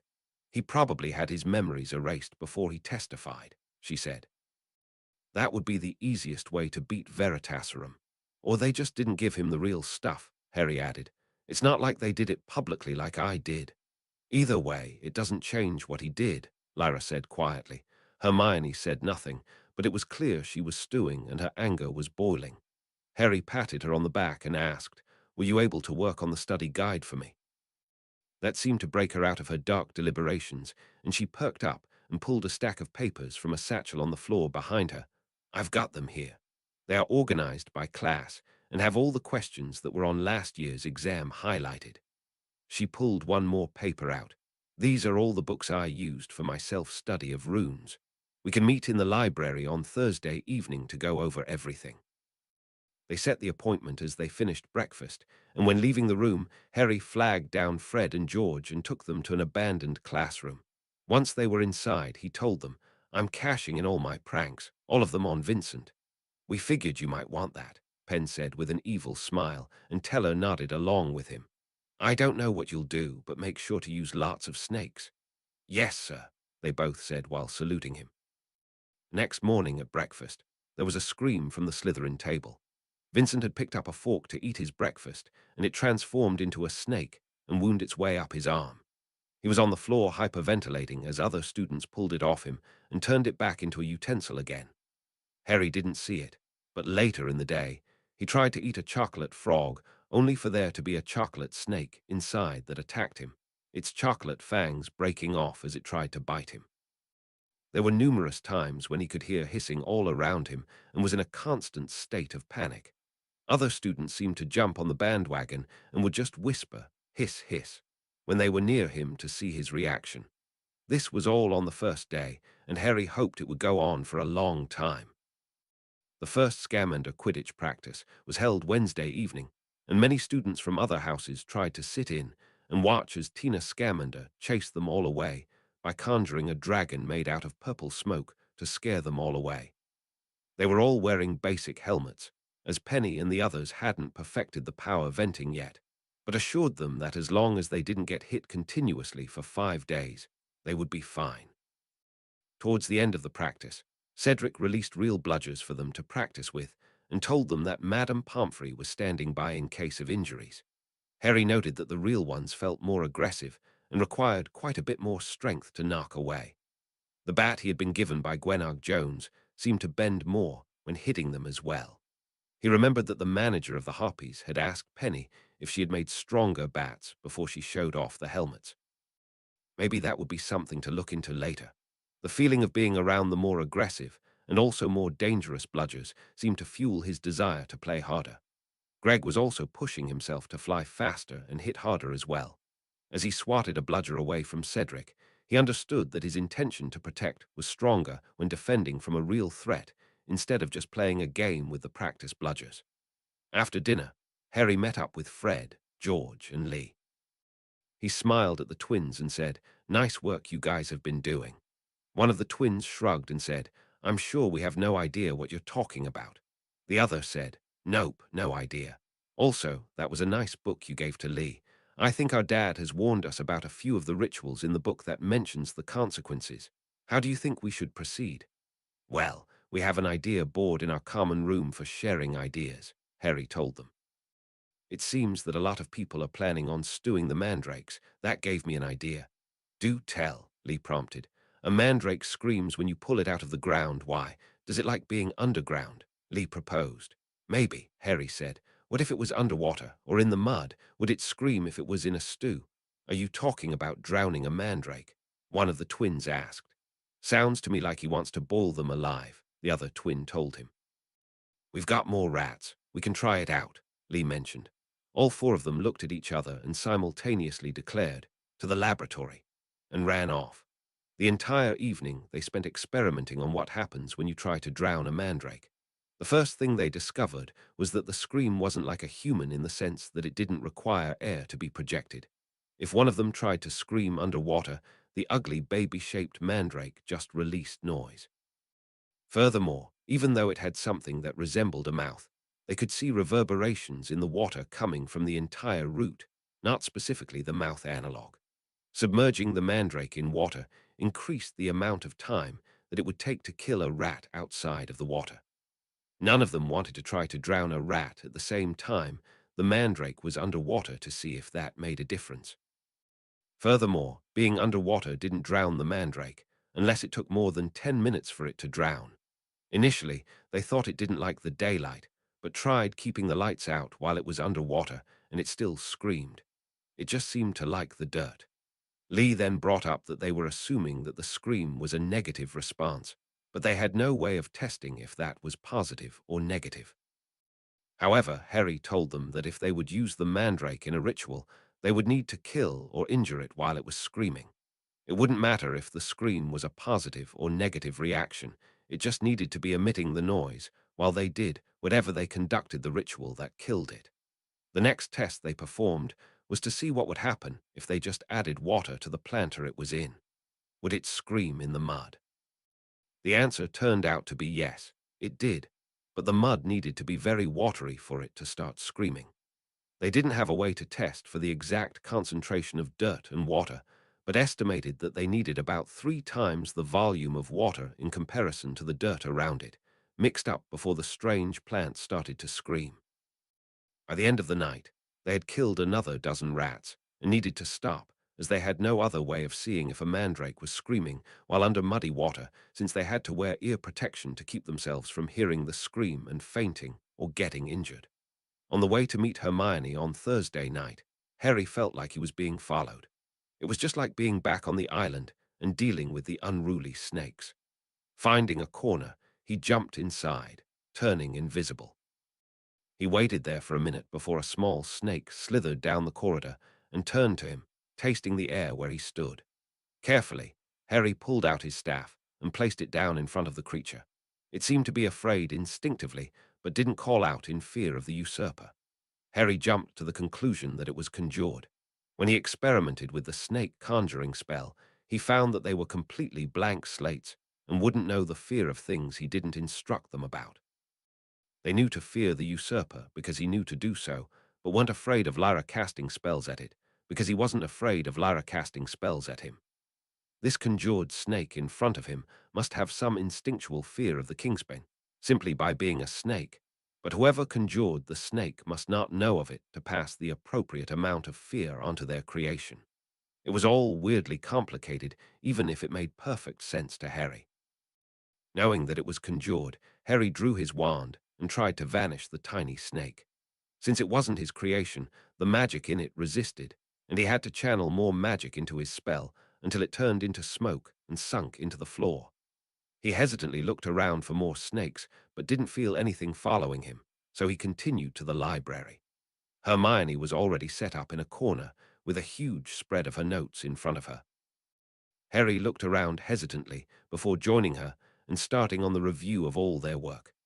The two of them made excellent progress through all the theory work for transfiguration and charms, stopping when they reached the severing and repair charms, as he would be starting on them next week. However, despite his reluctance to continue to subjects he hadn't studied, Hermione just started him on the theory herself. Her explanation seemed to start directly from the textbook, but then branched out more easily to clarify in her own words. A severing charm would act like scissors right at the wand tip, separating whatever it was pointing at. It was very important to visualize the division of the material as being cut, regardless of whether it was a hard or soft target. Focusing on a harder surface being cracked or broken rather than cut would often end in the spell reflecting and cutting the caster's hand or arm. Hermione told him that while Professor Flitwick would instruct them that the severing and repairing charms were opposites in function, they were completely different, and the magic shouldn't be looked at as inverted. A repairing charm required knowledge of the targeted object as a whole and how all the pieces of it fit together. An adult or powerful wizard might be able to repair something without this knowledge. Just letting the magic of the spell put something back together without knowing what it was in the first place, students would be unable to do so. Hermione also cautioned him not to repair anything that didn't have all the pieces available, or it would come out looking funny, as his magic wouldn't know what to do with the empty spaces. Harry thanked her at the end of their study session and started to head back to the common room. Along the way, he felt like he was being followed again. Instead of waiting for whatever was tracking him to catch up, he drew his wand and went on the hunt. Almost back at the library, he saw a disillusioned snake peeking out from behind a suit of armor. With a quick flick of his wand, he blasted it into nothingness. Looking around, no one made a move to reveal themselves as the caster. Following morning, at breakfast, Vincent went to take a drink from his pumpkin juice, only for the cup to explode into confetti and turn into tiny snakes as they rained down on him. The skinny boy screamed and waved his arms in the air to get them away from him. The flapping of his arms knocked the cloak off him, and everyone saw what was left of his arm underneath. Vincent's left arm had a silver framing around it, with small needles starting outside the metal and penetrating his skin underneath. The arm itself was almost white, with small blue discolorations of his veins visible through the skin. At nearly a dozen points along the arm, one could see pairs of small black dots, which Harry assumed were where his snake had bit the boy. Quickly, he grabbed his cloak and covered his arm, wrapping it as tight as possible. It was quiet throughout the hall as everyone stood up to get a better look at Vincent. Finally, a Ravenclaw that Harry didn't know called out, "Hey, some of us are eating here. Try to keep that thing covered up." Vincent looked embarrassed and ran from the hall as quite a few people laughed at him. Snape gave detention to the Ravenclaw student who had yelled at Crabbe. On the way out of the Great Hall, Harry ducked into an empty classroom with the twins and paid his compliments to them for the prank. They denied any involvement, but also provided him with a bag of confetti that might do the same thing as what just happened, and said it was activated by movement. Later, in the middle of the night, Harry, Lyra, and Whispers snuck down to the office over the Slytherin common room. When they got in, they saw Tracy, Daphne, and Blaise all standing around the well and looking down into the room. Tracy must have heard them enter and looked up. "Harry, Lyra." She waved them over. Whispers waved at her. "Yes, you two furball. What are you doing here?" Blaise asked. "I need to use the well," Harry told them. "I have a present for Vincent." The three Slytherins flinched. "That's you torturing him?" Daphne asked. "Harry hasn't done anything to him, yet," Lyra said mischievously. "I did the writing on the door," Harry admitted. "You snuck down the well?" Tracy asked. He was freaking out the first night when he saw someone had written on the inside of his door. Snape had an inquisition to find out who did it. "We actually went through the front door," Lyra smiled, then said, "Only the worthy." Blaise looked shocked. "How did you find out the password? Can you tell me, please?" "We overheard it," Harry told the Italian boy, "from those two adults that visited, McNair and Yaxley." "Ooh, juicy," he said with a smile. "That will be perfect to tell Professor Snape." "So what are you three doing up here?" Lyra asked. "Digging up gossip," Tracy told them as she scratched Whispers's head. "Somehow someone else is getting all the good secrets before us, and we can't figure out how. Also, the snakes aren't afraid of Blaise anymore." "Do I need a new piece of the skin?" he asked Harry. "When I get near the snakes now, they just stand up straight and hiss at me." Harry looked confused. That shouldn't be happening. He brandished his wand and cast Serpensortia. He had been training the spell quite a bit since learning it, and now a small cobra shot out of his wand and onto the floor, causing the three Slytherins to jump back in shock. "Take out the skin," Harry told Blaise. Cautiously, he followed the instruction, and the small cobra jumped back and curled up at Harry's feet. "Now it works," Blaise said, with more confusion. "Can you go down and let us see what happens with the other snakes?" Lyra asked, knowing Harry would want to see that. The group pushed the well over towards Blaise's room and used some of Harry's rope to climb down. They followed him back out into the empty common room and watched as he pulled out a bit of the usurper's shed and waved it at a yellow snake in a terrarium. It rose to meet him and hissed, causing many others to rise as well along with. Harry understood the first one immediately.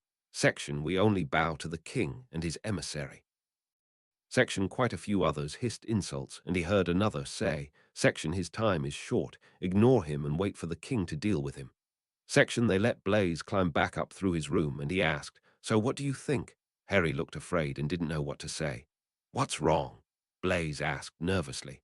Lyra answered for Harry, saying, "We've never seen snakes unafraid like this. We don't know what it means." The three Slytherins looked at the two of them suspiciously, but Daphne broke the silence by asking, "What were you going to do to Vincent?" Thankful for the respite, Harry pulled the well over to the spot above Vincent's room and looked down. He couldn't tell if the boy was asleep, but couldn't see any movement below. Carefully, he poured the entire bag of confetti down onto the canopy over his bed, then stood back up. "That's going to be like the confetti from this morning?" Tracy asked. Harry nodded. "It's motion activated, so when he gets up, it will rain snakes on him." "Yeah, there's no way you made that stuff," Daphne told them. "However, if I had two guesses, I bet I would need only one guess to get them both right," Blaise said with a smile. They all shared a laugh and returned to their respective dormitories. Vincent wasn't at breakfast the next day. It eventually got around that he had a breakdown before breakfast and was in the infirmary.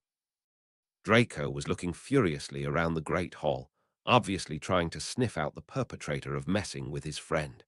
It felt a bit bad to engage in the same kind of bullying that Hermione had been the subject of, but Vincent needed to feel the same fear and hopelessness that his victim felt before he would be motivated to change.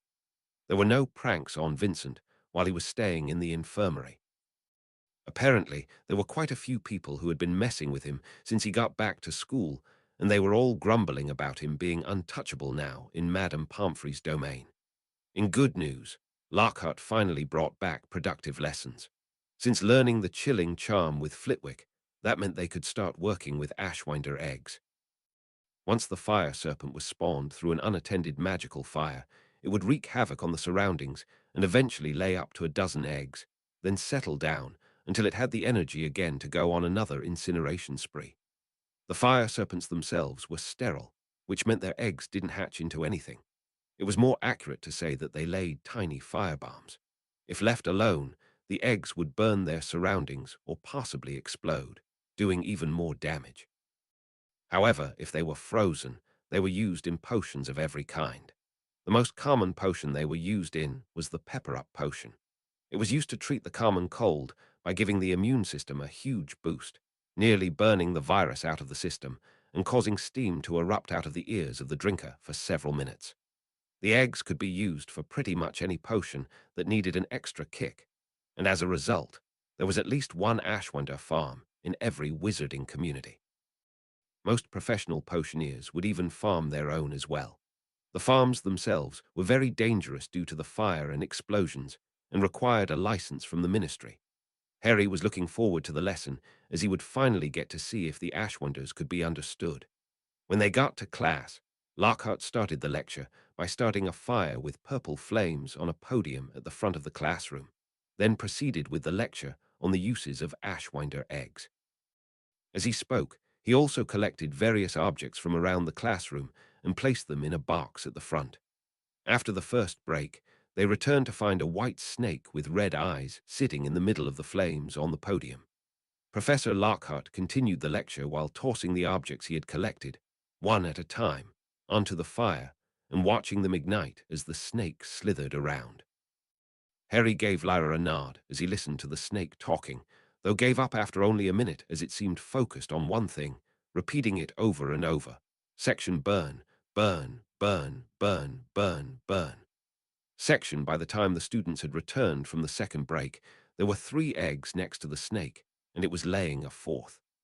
The students gathered around to watch as a glowing red egg came out near the tail of the snake.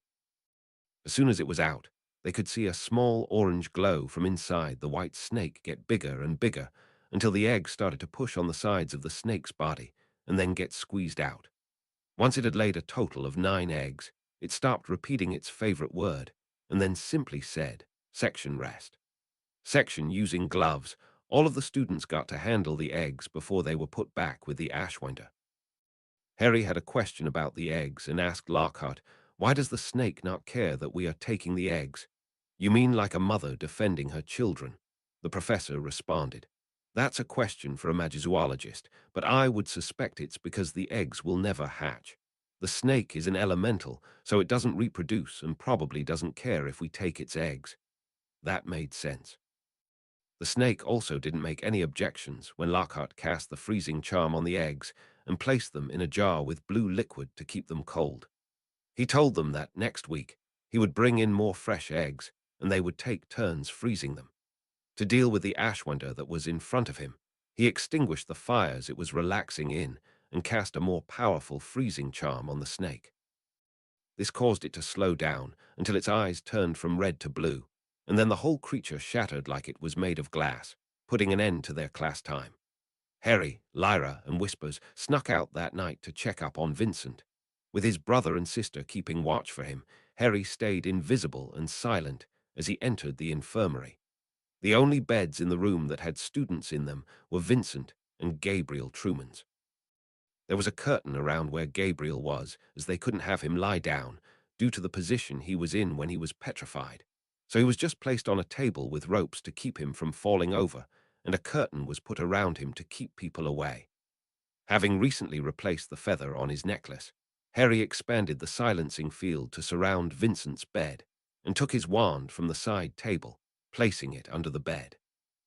Then after looking at the sleeping boy with disdain, jabbed him with his wand. "Wake up, Crab," he ordered in an obviously disguised voice as the boy jumped up. The boy went for his wand on the table next to the bed, but Harry just waited patiently as he couldn't find it and started looking around for whoever had woken him up. "Who's there?" he asked with fear in his voice. "Have you learned your lesson yet?" Harry asked him with his voice deepening to a comical level. "I didn't do anything." "Why are you doing this to me?" "You did." Harry cast a small, pinching jinx at him, causing him to yelp. "You testified that you didn't, but we both know you did." Vincent's eyes widened. Then, like he was reciting from a script, said, "I have no memory of being involved in an attack on Hermione Granger, other than when I took her cloak in the last term." Harry growled, "So you did have your memory erased. Though I think you still know what you did, even if you don't remember it, don't you?" Vincent missed the opportunity to hide the guilty look on his face, then looked towards the invisible presence by his bed. "What do you want from me?" "You got my message," Harry told him. I want you to suffer. Someone wiped your memory to keep you from getting punished, but you will get punished all the same until you make a public confession."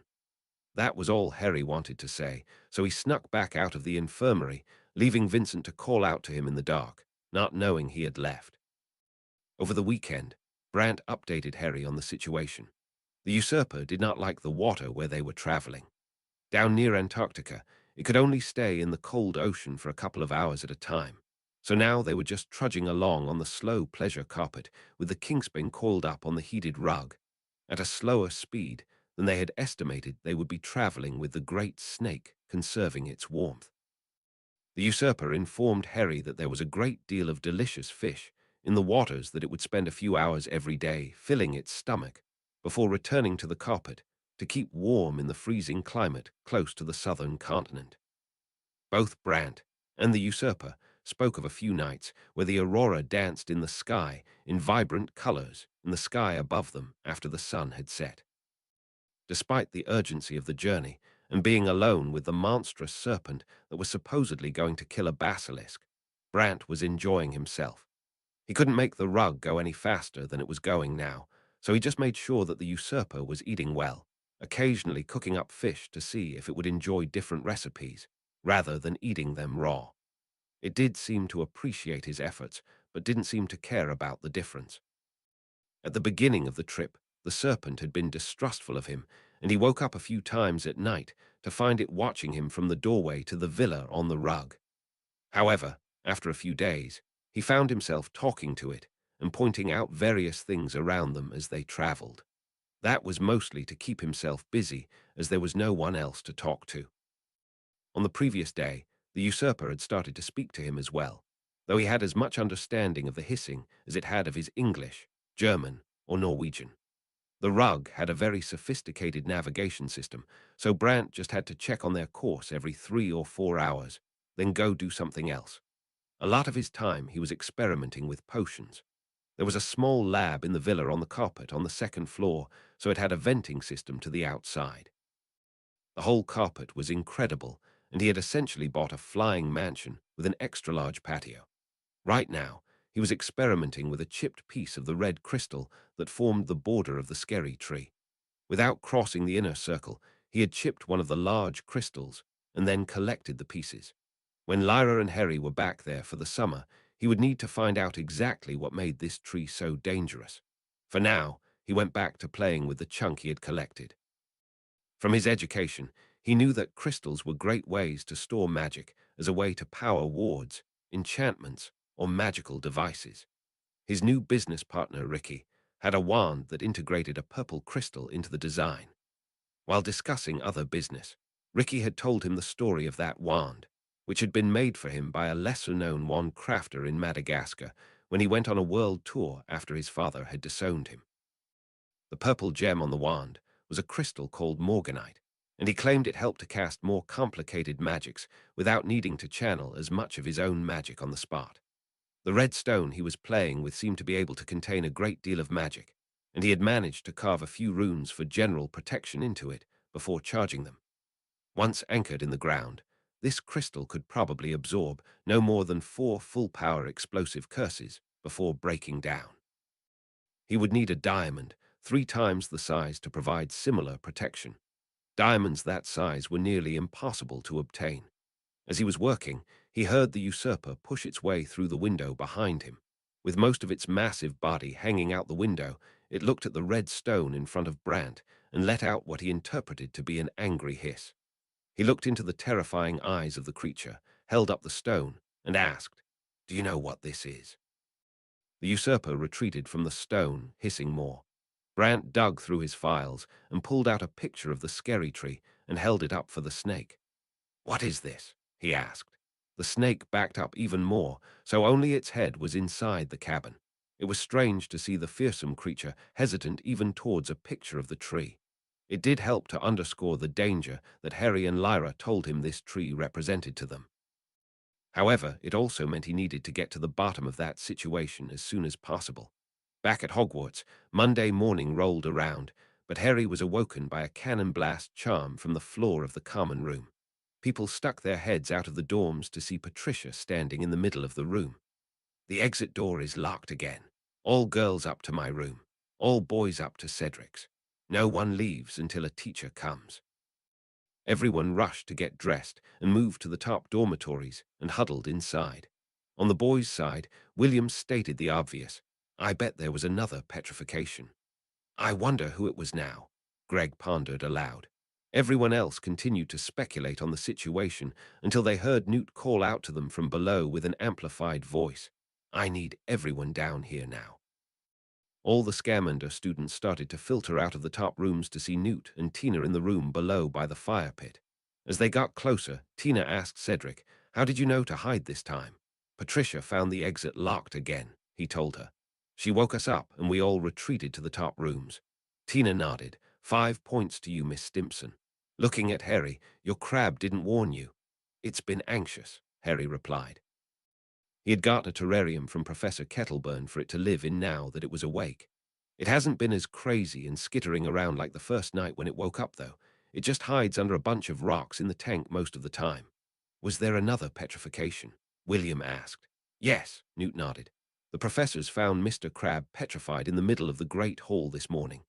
No, not Vince, Greg called out for his childhood friend, then slumped to the ground. Newt walked over to comfort Greg as Tina continued, for him. My preliminary investigation has determined that he wasn't petrified there, that he was moved to the Great Hall afterward. He was frozen while he was on his knees and looked like he was begging for something. His lips even looked like he was trying to say the word, please. I know some of you have been bullying the boy this past week for his supposed involvement in the attack on Miss Granger. Can any of you who have been following him around provide me with information about his petrification? Harry didn't think his talk with the boy was related to his petrification, so he kept quiet. Breakfast was so quiet you could cut the tension with a knife. All of Ravenclaw seemed to have smug looks on their faces, while Slytherin had a mix of fear and anger. Everyone just ate in silence before leaving for class. In charms, they began to work on the repair charm. Everyone was given a coffee mug and was told to drop it on the floor and then recover the pieces to their desks. No magic was performed at first, and Flitwick instructed the class to try and put the cup back together by hand to see where each piece fit together. As they had no glue, they could only see how the pieces fit together and couldn't reassemble the cups. After finding how each piece connected, they let all the pieces fall on their desk and began the spell. The wand movement for the spell was a triangular spiral, going inward. Each corner of the movement was supposed to add a boost of power to seal the fragments together and return them to their original state. Having paid attention when Dean and Ron fixed their chess pieces, Harry was the first one in their class to accomplish the spell. His reward was 2 points for Scamander, and Flitwick knocked his cup back onto the floor for him to try again. As they had all been working hard on spellwork for the whole year, the learning curve for new spells was much quicker, and by the end of the short class, every student had performed the spell to a reasonable degree. Their homework was to take their cups and continue to smash and repair them until the charm failed. The charm would only work so many times on the same object before it would not be able to be fixed with magic. When they had settled in herbology, they were instructed to meet at a classroom in the castle. Upon arriving at the seldomly used classroom, they were greeted by a large clay pot on the teacher's desk and earmuffs of different colors on everyone's desks. Harry looked around and saw that Lyra and a little less than 10 students seemed to recognize what they were about to do.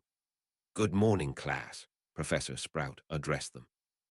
"I have heard that many students are attempting to tackle the project the Unspeakables left for you. Even many of the first-year students are joining groups of older students. From the look in many of your eyes, I can see that there are at least a few of you who know you will need to be attempting to brew the mandrake draft. Today we're going over safety precautions for handling this plant, as those faceless idiots at the ministry have thrown you all in the deep end to fend for yourselves." A few people looked a bit guilty, but Harry had been taking plenty of precautions already. "Who knows what mandrakes are used for?" the professor asked. A few students raised their hands, and she called on Lyra. "A mandrake," she stopped to think for a moment, "also called mandragora, is used to return those who have been transfigured or cursed to their original state. A mature mandrake's cry is fatal to anyone who hears it." "Correct, Miss Black. 2 points to your house." Does anyone else want to add to that? Harry was the only other to raise his hand and was called on. An immature mandrake will make a wizard faint, but it is deadly to smaller animals over a long period. The leaves are used during the first part of the animagus ritual. All correct, Mr. Potter. 5 points to your house. Harry shot a smug grin to his sister, who stuck out her tongue. The professor continued, "The earmuffs on your desk are yours to keep and should be added to your school supplies for the rest of your time at Hogwarts. We will be working with the plants as a larger portion of the curriculum next year. Please put them on now." Once all the students had them on their ears, Harry could see the professor's lips moving, but no sound came out. One of the students in front of him raised her hand, and the professor came over to adjust their earmuffs before returning to the front and approaching the clay pot. She grabbed the mandrake firmly by the leaves and yanked it out of the pot. Harry could see the face screaming even though he couldn't hear it. Looking around the room, many of the other students were seeing the disgusting, brown, carrot-like baby plant for the first time and looked a bit repulsed. After she had it held up for nearly 10 seconds, she placed it back in the pot and covered it completely before taking off her ear covers, and the rest of the class following suit. Does anyone have any questions? Alyssa Sweetleaf raised her hand and asked, "How do you stew them? Do you know what temperature we need to use? Any questions about safely handling the mandrakes?" Professor Sprout clarified. Harry raised his hand. "How did you know when to take your earmuffs off? Is there a way to be sure that the mandrake has stopped screaming?" 2 points for a good question. As long as the top is completely covered by dirt, the mandrake will be comfortable and won't scream. "But how can you be sure?" Harry persisted. "If you don't get it just right, you could be knocked out or killed. When you've been working around them long enough, you can feel the subtle vibrations coming from the plant, so you'll know if they are still making noise, Mr. Potter." "But we haven't been working around them at all. You shouldn't be working around them at your age either," the professor said firmly, then exhaled a long breath. "However, I am doing this lesson to teach you proper handling." She screwed up her face in thought, then pulled out her wand and incanted Repertum Sonus. A bubble popped out of her wand, which shimmered with all the colors of the rainbow and floated in front of her. The class stared at it in silence. "That was a sound detection spell," the professor told them.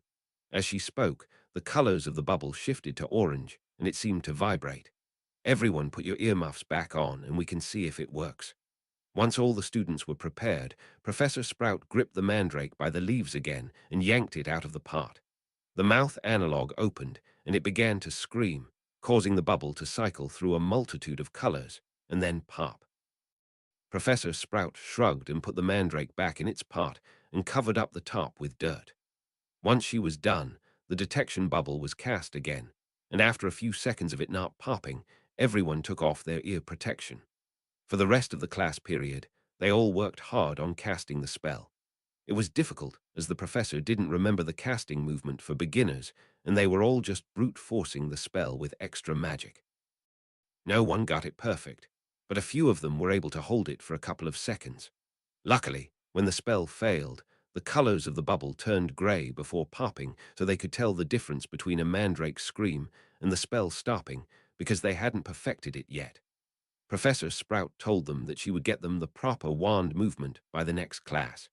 In the evening Dada class, they worked hard on freezing Ashwinder eggs. There were a few magical fires set up in the corner of the classroom to spawn the elemental serpents, and students fed them with various pieces of old furniture until they laid eggs. Once that had happened, Lockhart gave them a few eggs and had them practice freezing them. After everyone had a semi-successful attempt, he ended up turning it into a game for the first years, so it wouldn't be as boring.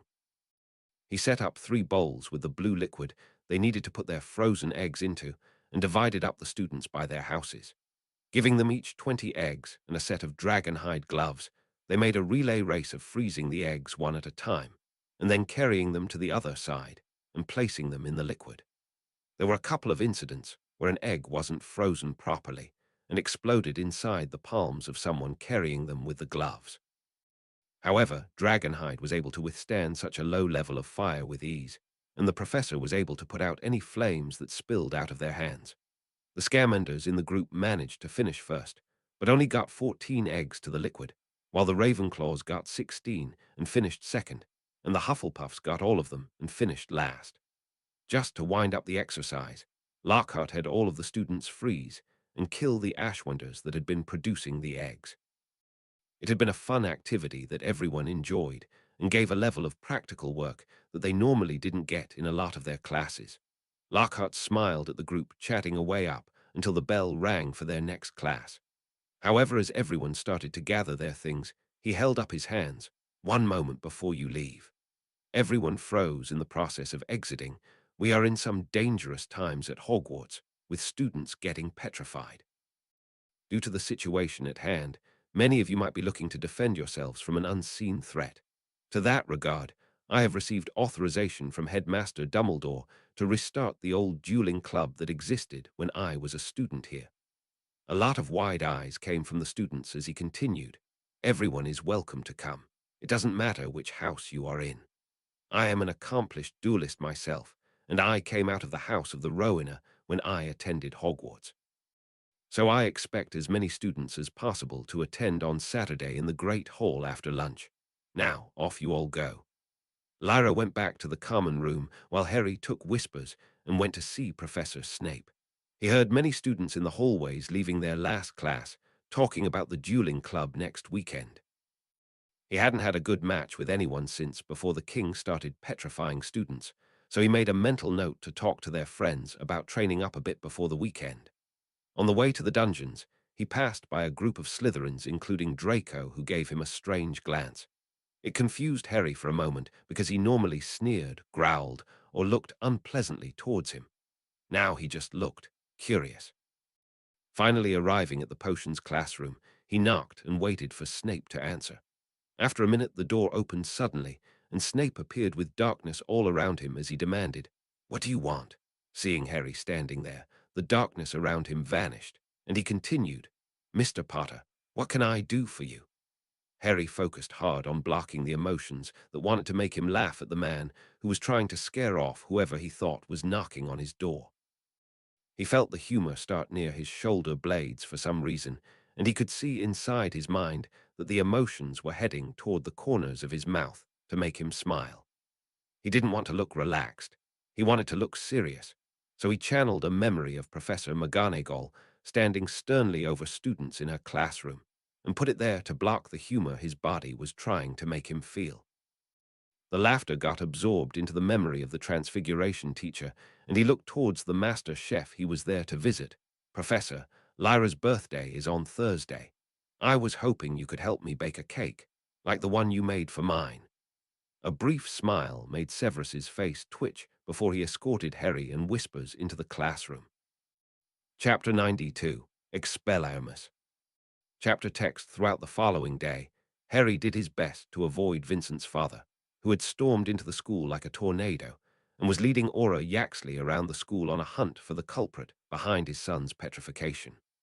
Other students told him that the two men were looking for him at some point during the day, but since he never got a summon from any of his teachers or the headmaster, he assumed it was just Vincent's dad trying to blame him again, unjustly this time. Tuesday evening, Harry, Lyra, Greg, and their Slytherin friends met every evening in the dueling room, along with Gemma, to practice the spells they knew in anticipation of Lockhart's dueling club that weekend. Lyra was a bit annoyed that she still wasn't being allowed to use fire spells on anyone except for Gemma or Harry. She understood that it was a bit too powerful for them, but it didn't make it any less annoying that she couldn't use what she was best at. Instead, she focused on trying to master the tickling spell. They had learned the pinching jinx with Cedric after practicing with the golem, and the tickling spell felt like casting a cluster of tiny versions of that spell. The spell itself didn't have a color to the magic, so it could only be seen when impacting a shield, and Harry's didn't count because that just caused spells to disperse, not collide. Other than Gemma, none of them were able to cast a normal shield, as it wasn't taught as part of the curriculum until the third year. When she demonstrated it for their tickling charms, they could see numerous impacts on the shield. What was interesting was that they each cast a different number of branches to the spell.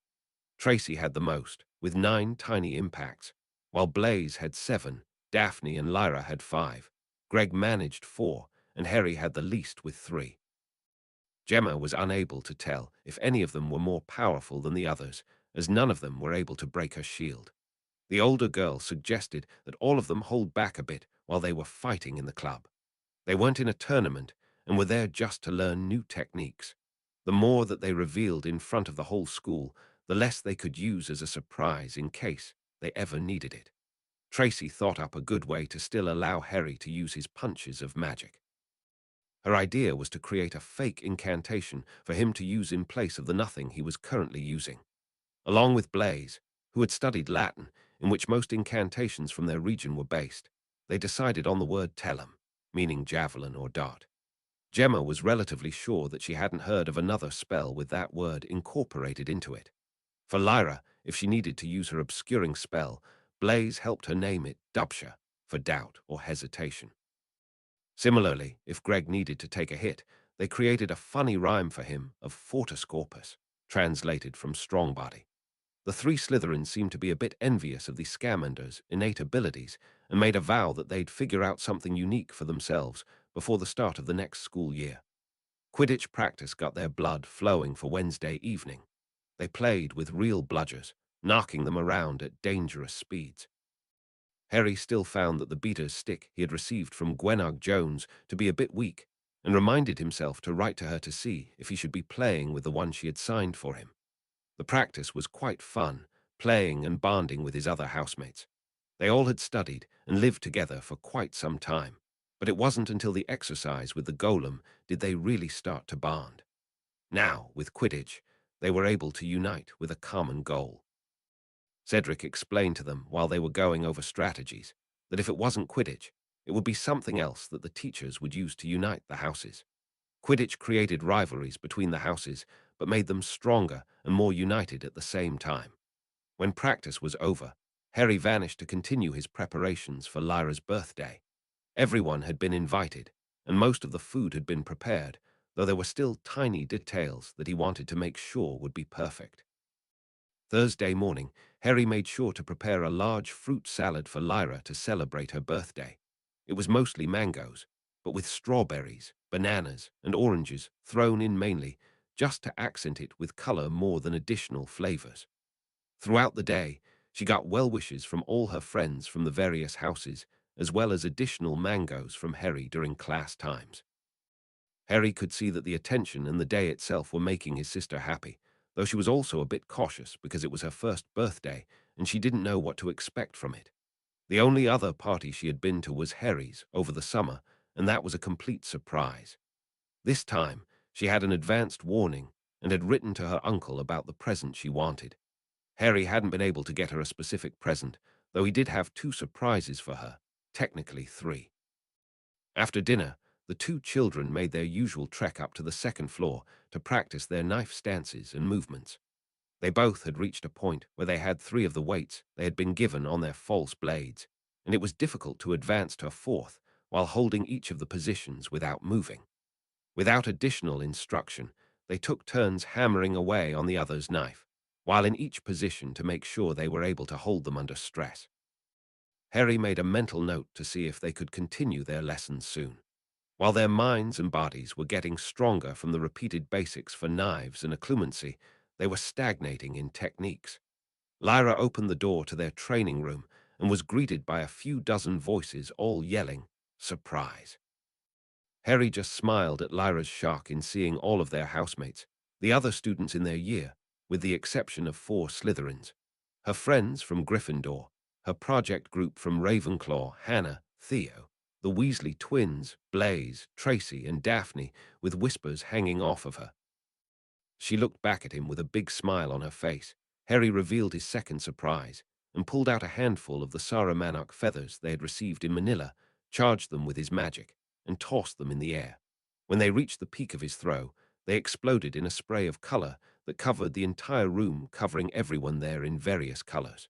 "The colors only last half an hour," he informed everyone who was looking at their multicolored faces and clothes. "You figured out the feathers?" Lyra asked as she jumped up to hug Harry. "You need to dump magic in while thinking happy thoughts," he told her, while returning the hug. Lyra went off to greet everyone who had come for the party. Harry went and did his rounds as well, thanking Theo for getting elves to provide refreshments and the twins for getting party favors. They had refused to take money from him, so he would just sneak into their dorm later and leave them some with a note. The party went on for hours, with everyone getting along. Some presents were given to Lyra, but because they had all been trapped in a school for the past 2 weeks and were only invited by Harry in the last couple of days, no one had time to go get her something. Lyra didn't seem to care or notice. The twins had brought poppers that, when pulled, released a spray of confetti and some kind of toy that was much too large to fit inside without magic involved. Every few minutes, someone would pull one and receive a hat or some type of gloves that looked like an animal hand, masks, or stuffed animals. Harry and Lyra also took turns making some of their feathers from the rainbow chickens explode and keeping most of the attendees doused in various colored powder. The energy and emotions in the room were perfect to charge the feathers with magic. Later in the party, Lyra noticed Harry had disappeared. However, as she searched for him, the lights all went out, but no one except her seemed at all concerned. As her eyes adjusted to the dark, the door opened, and Harry started to pull a wheeled table into the room which had a giant cake on top of it. The other children in the room began to sing "Happy Birthday" to her. As they sang, she admired the cake, which was 4 tiers high with green and orange frosting, plus a fiery 12 on top that seemed to be burning in midair, with no candles supporting it. When everyone finished singing, she just stared at it, not knowing what to do next. "Blow out the candles," Lavender instructed her. "There are no candles," Parvati corrected her. "You need to use your wand and make a wish," someone in the back told her. Lyra pulled out her wand and focused. The light extinguishing spell should work, and she had been trying to minimize the wand movement before but hadn't tried it non-verbally. It was the second spell she had learned, so it might work without the incantation as long as her intent was clear. There was a sharp intake of breath from the other children as she focused on her wish and raised the holly wand and performed the wand movement precisely while calling out in her head, "Nox." The effect was instant, and a puff of smoke was all that remained of the burning 12 in the air above the cake. 2 seconds later, the lights came on, and everyone applauded as a trio of house elves popped in to start cutting the cake for everyone. When Harry got his second piece, he made his way over to Lyra, who was with a large assortment of girls from all of the houses. He had no idea what they had been chatting about before, but when he arrived, Lavender asked, "So, what did you wish for?" "No, you can't tell anyone," Daphne jumped in. It had been interesting to see her the entire evening without her mask of indifference on. She just seemed like a regular girl. "If you tell anyone, it won't come true." "Bollocks," Ginny jumped into the conversation. "If you tell people, they'll help you make it come true." Lyra looked around as the group of girls argued on the subject. Harry just shrugged and passed the remainder of his cake to Whispers, who had been mooching off of anyone he could for more of the sweet dessert. "I'll tell Whispers," Lyra announced. "If he wants to tell anyone else, we know he can."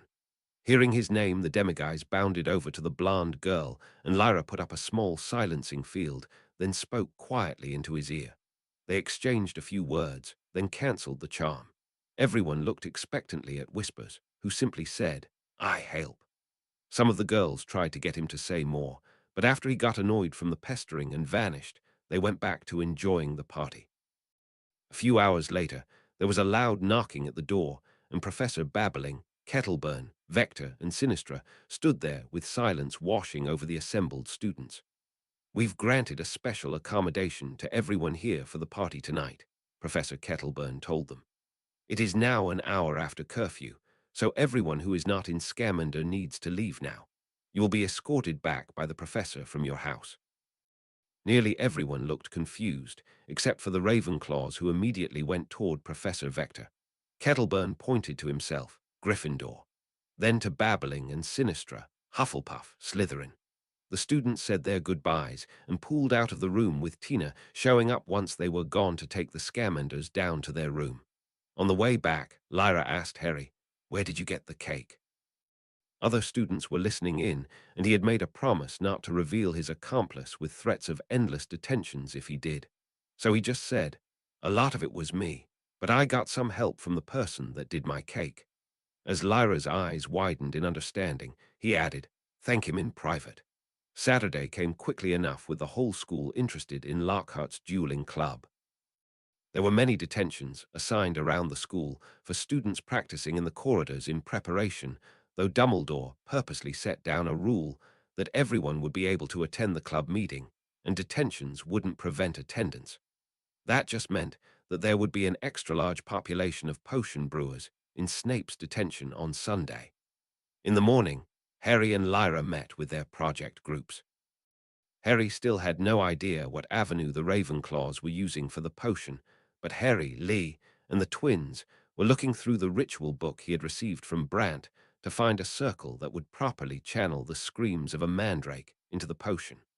While working on the cake with Professor Snape, Harry also worked on a vegetable stew for himself. While he could figure out the right temperature he needed for it by the size of the flame, he had the teacher cast the right diagnostic charms to give him the temperature he was working at. Harry had purposely set the flame too high to get Snape to correct him. It had been obvious after the first few lessons with him for potions that the best way to get the potions master to provide proper instructions was to do something wrong. Through that method, he learned that depending on how long the stew would be cooking for, he would want it between 253.25 degrees, with longer stews being cooked at lower temperatures. Wanting to extract all of the magic from the ingredients in their mandrake stew, they decided on 250 degrees and a long time of cooking. While Harry was doing most of the ideas and Lee was gathering books and materials, Fred and George were working on the actual process. They had decided that the best way to use the death of the mandrake was to boil it alive. They would need to stew it during the ritual, slow cooking it in a dirt mixture that would keep it screaming, but still with enough nutrients in the soil that it could survive with slightly less water. For added effect, they wanted to add as many ingredients as they could which were common in all snake anti-venom potions. They were all able to perform the sound detection spell that Sprout had taught their class to monitor when it stopped screaming while under the surface of the stew.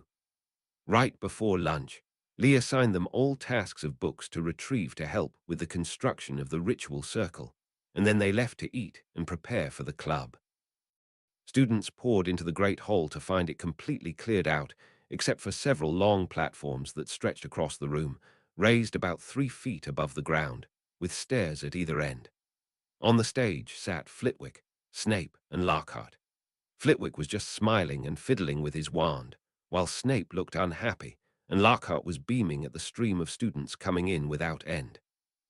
Flitwick and Snape were both wearing the uniform black robes that all the teachers wore, but Lockhart was wearing a tailored uniform in dark grey with gold buttons and trim. The robe on the front opened to reveal golden fabric lining the inside of the outfit. Once it seemed like no more students were coming in, Lockhart stood up and leapt from the stage, landing perfectly poised on the floor below. He stepped up on the first platform perpendicular to the stage and pointed his wand to his throat. "Welcome, students." His voice roared with magical amplification. "We are living in dangerous times at Hogwarts, and as such, I asked our headmaster to allow this club to be formed to help give you all a bit of instruction on how to properly defend yourselves, should you ever require it." He paced down to the other end of the platform before continuing. "Now, most days, you might see me wearing an extravagant outfit filled with bright colors, dozens of buttons, capes, and tight fabrics. But for a duel, one needs to be able to duck, dive, and dodge to avoid spells and even punches if need be. While you probably won't have time to change your clothing in a real-life or death situation, if you ever went on the professional circuit, it's good to know." There was a bit of impatience in the students who had come to either duel with their classmates or witness the event. Picking up on the anxiety, Lockhart gestured back to the stage. "To whet your appetites for the future of the club, I have asked the international dueling champion, Professor Phileas Flitwick, to be the referee in a quick match between myself and my assistant, Professor Snape." Snape growled as the whole student body perked up in anticipation. The dark professor walked down the steps of the stage and joined Lockhart on the platform. Flitwick stood up and addressed the students as Snape made his journey. "The dueling platforms you see here are an S1 platform, designed for the exchange of spells with minimal dodging from the participants. 5 points are assigned to the winner of each duel, with an extra 3 points given if you do not move your feet from the starting circle at your end." Each spell that successfully lands grants 1 point to the caster and deducts 1 point from the recipient. You cannot earn or lose more than 10 net points in this way.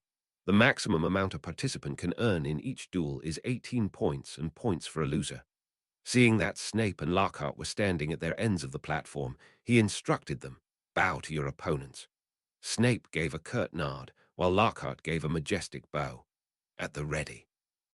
Flitwick called out, to which they assumed much different postures. Snape turned sideways with his wand above his head like a scorpion tail, his other arm at this side. Lockhart, on the other hand, stood diagonally, with his body almost pointing out towards the students. He had both hands extended forward, towards Snape, with his wand hand about 6 inches above his other extended arm. There was silence for a few seconds before Flitwick called out, "Duel." Immediately, Snape swished his wand down and yelled out, "Expelliarmus." He put a heavy emphasis on the P in the incantation, and a bright red pulse of magic rushed the defense professor.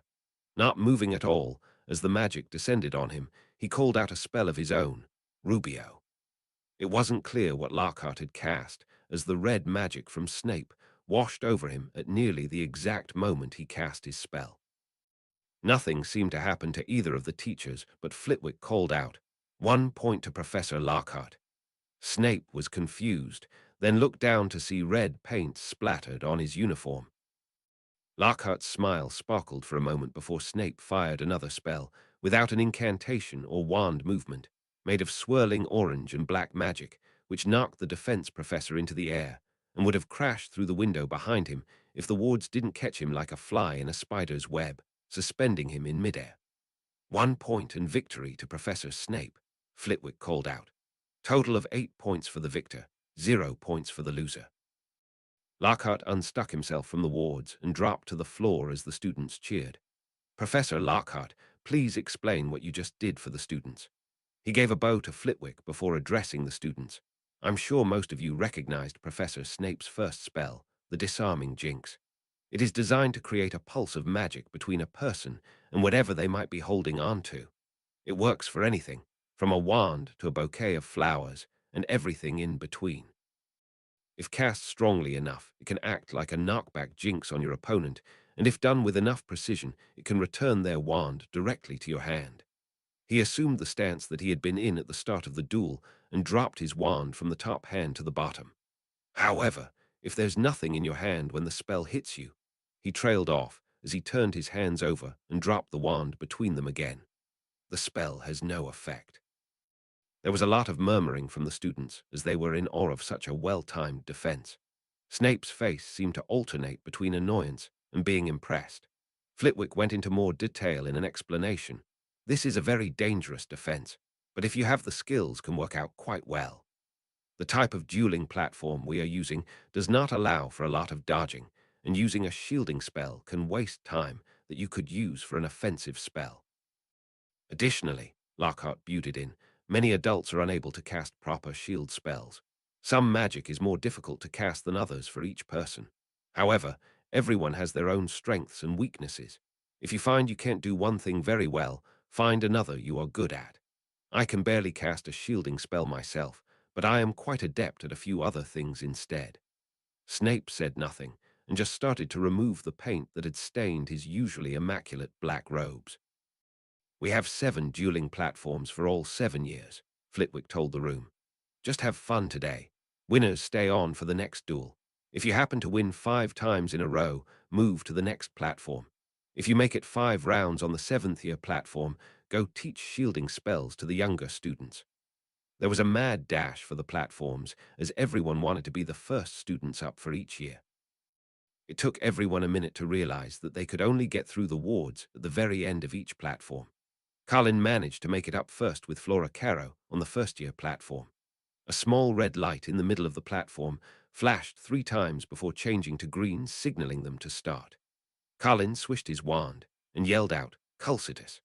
A small white pillow was conjured and banished from the end of his wand and smacked the Caro girl in the face, knocking her back off the platform.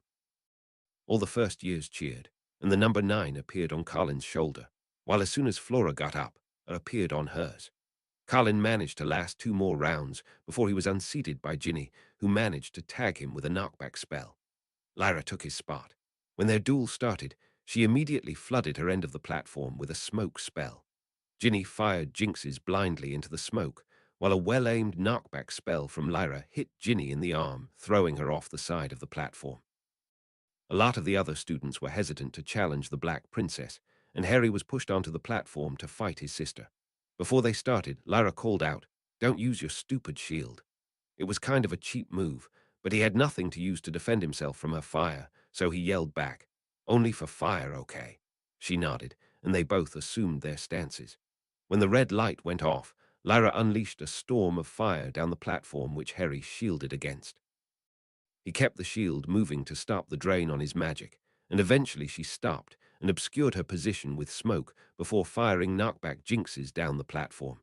Harry abandoned his starting point to dodge better and started to fire bolts of magic toward her, careful to call out, "Tell him," every time he cast the spell.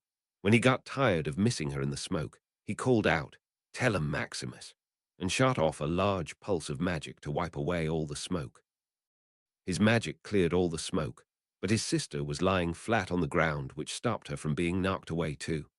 Harry was about to cast another knockback spell at her, but she was smiling with her wand pointed at the platform. Hesitating for a second, he looked down as his shoes caught fire, and he jumped off the increasingly hot platform to put them out. Harry ended up with 2 points after the spells were tallied up, and he had to wait his turn again. Lyra managed to make it up to the second-year group in the meantime.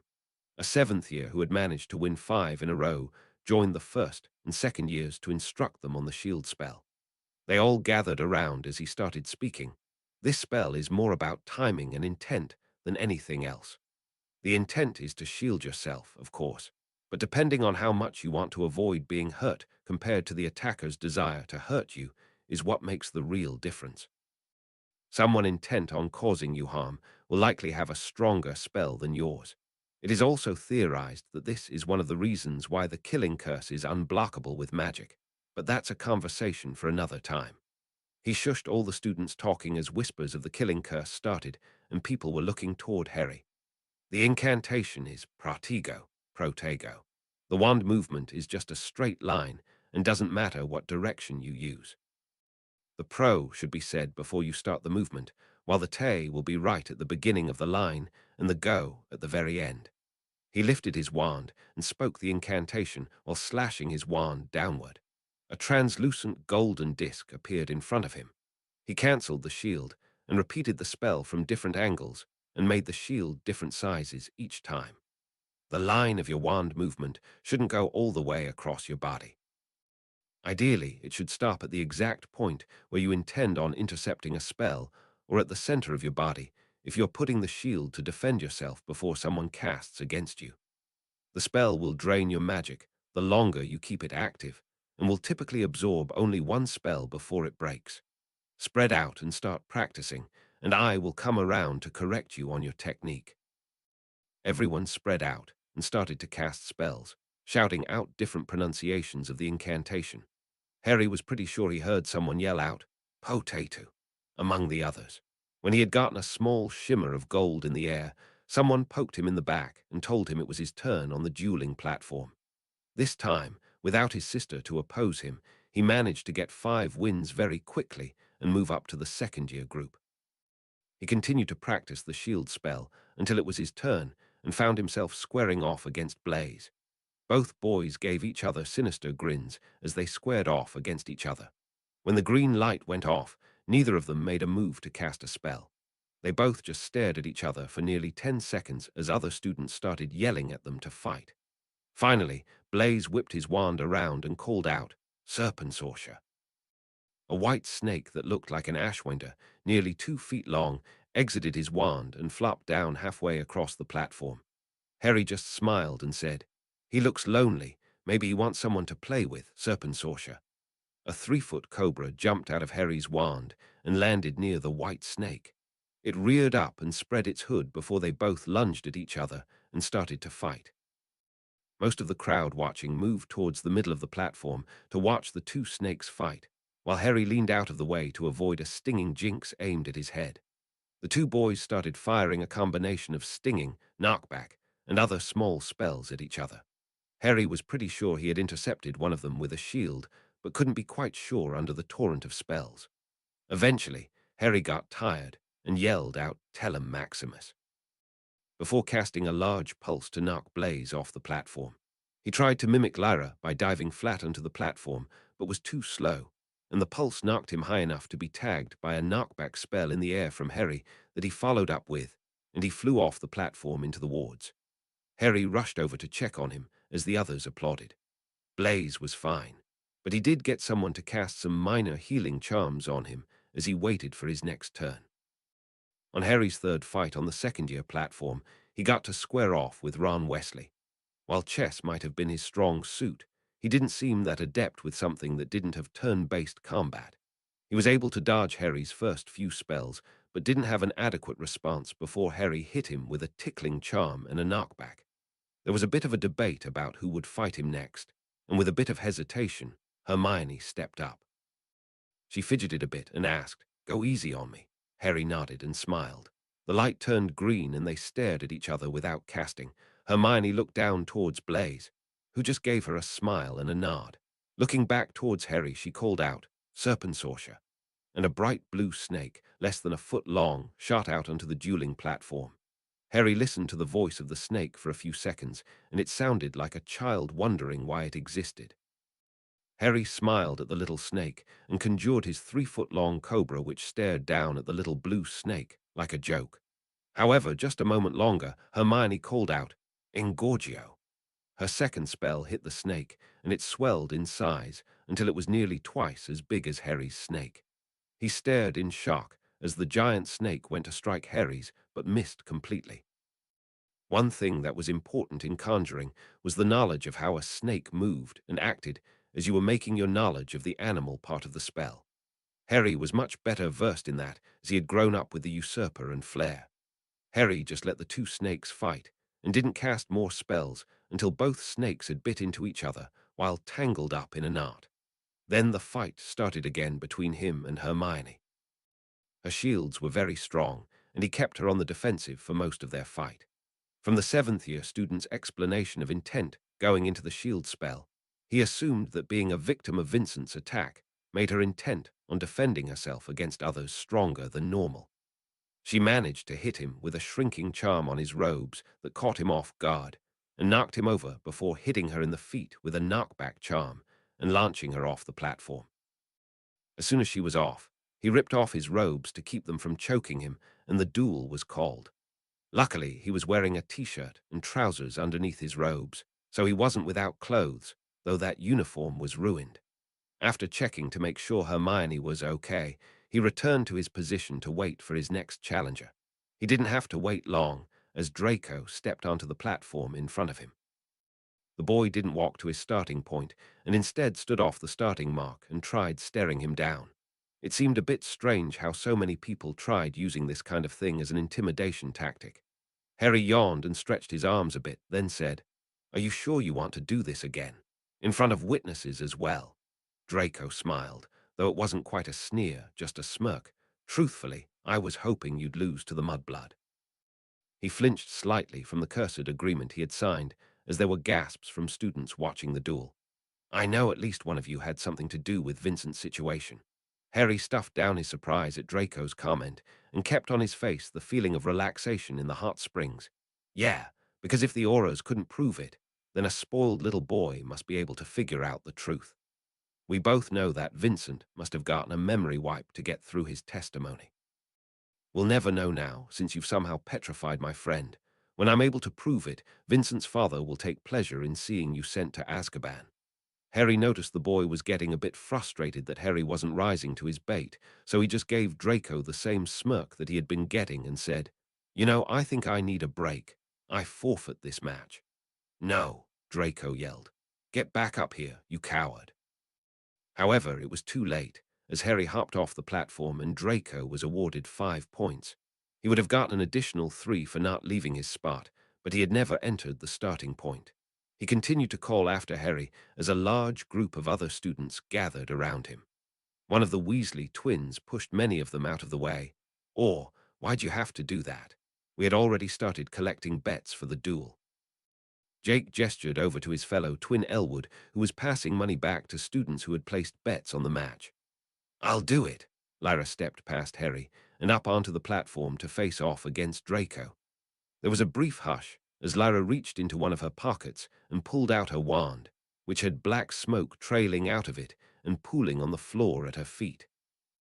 There was a scramble of students back towards the twin that had been collecting bets, but he was watching the display before he scribbled on a small chalkboard and held up odds that heavily favored Lyra. Draco wasn't sure what to do as he had wanted to fight against Harry, but found himself face to face with his estranged sister, who looked like she really wanted to fight him. Harry knew she must be clutching some of the Sigbin leather in her hand with her wand, though didn't know if it was just a cosmetic effect or if she had learned to use it for some other purpose. Whatever the case, it was delivering a chilling effect, and students from the upper years had left their duels to come and watch. Draco made up his mind and moved to his starting position. The red lights flashed thrice, then lit up green. Lyra immediately tapped herself and incanted Dupsha, causing her form to start to blur. Draco hesitated for a moment, then cast Expelliarmus, though the spell sailed past Lyra off target. Lyra smiled and lobbed a fireball from her wand, missing Draco and landing to the side, but it continued to burn in that spot. Draco started casting more spells, but they all missed or were easily dodged, as her form was blurry and hard to target accurately. Lyra managed to get off a few more fireballs before Draco started to realize that he was getting surrounded by burning flames and started trying to put them out.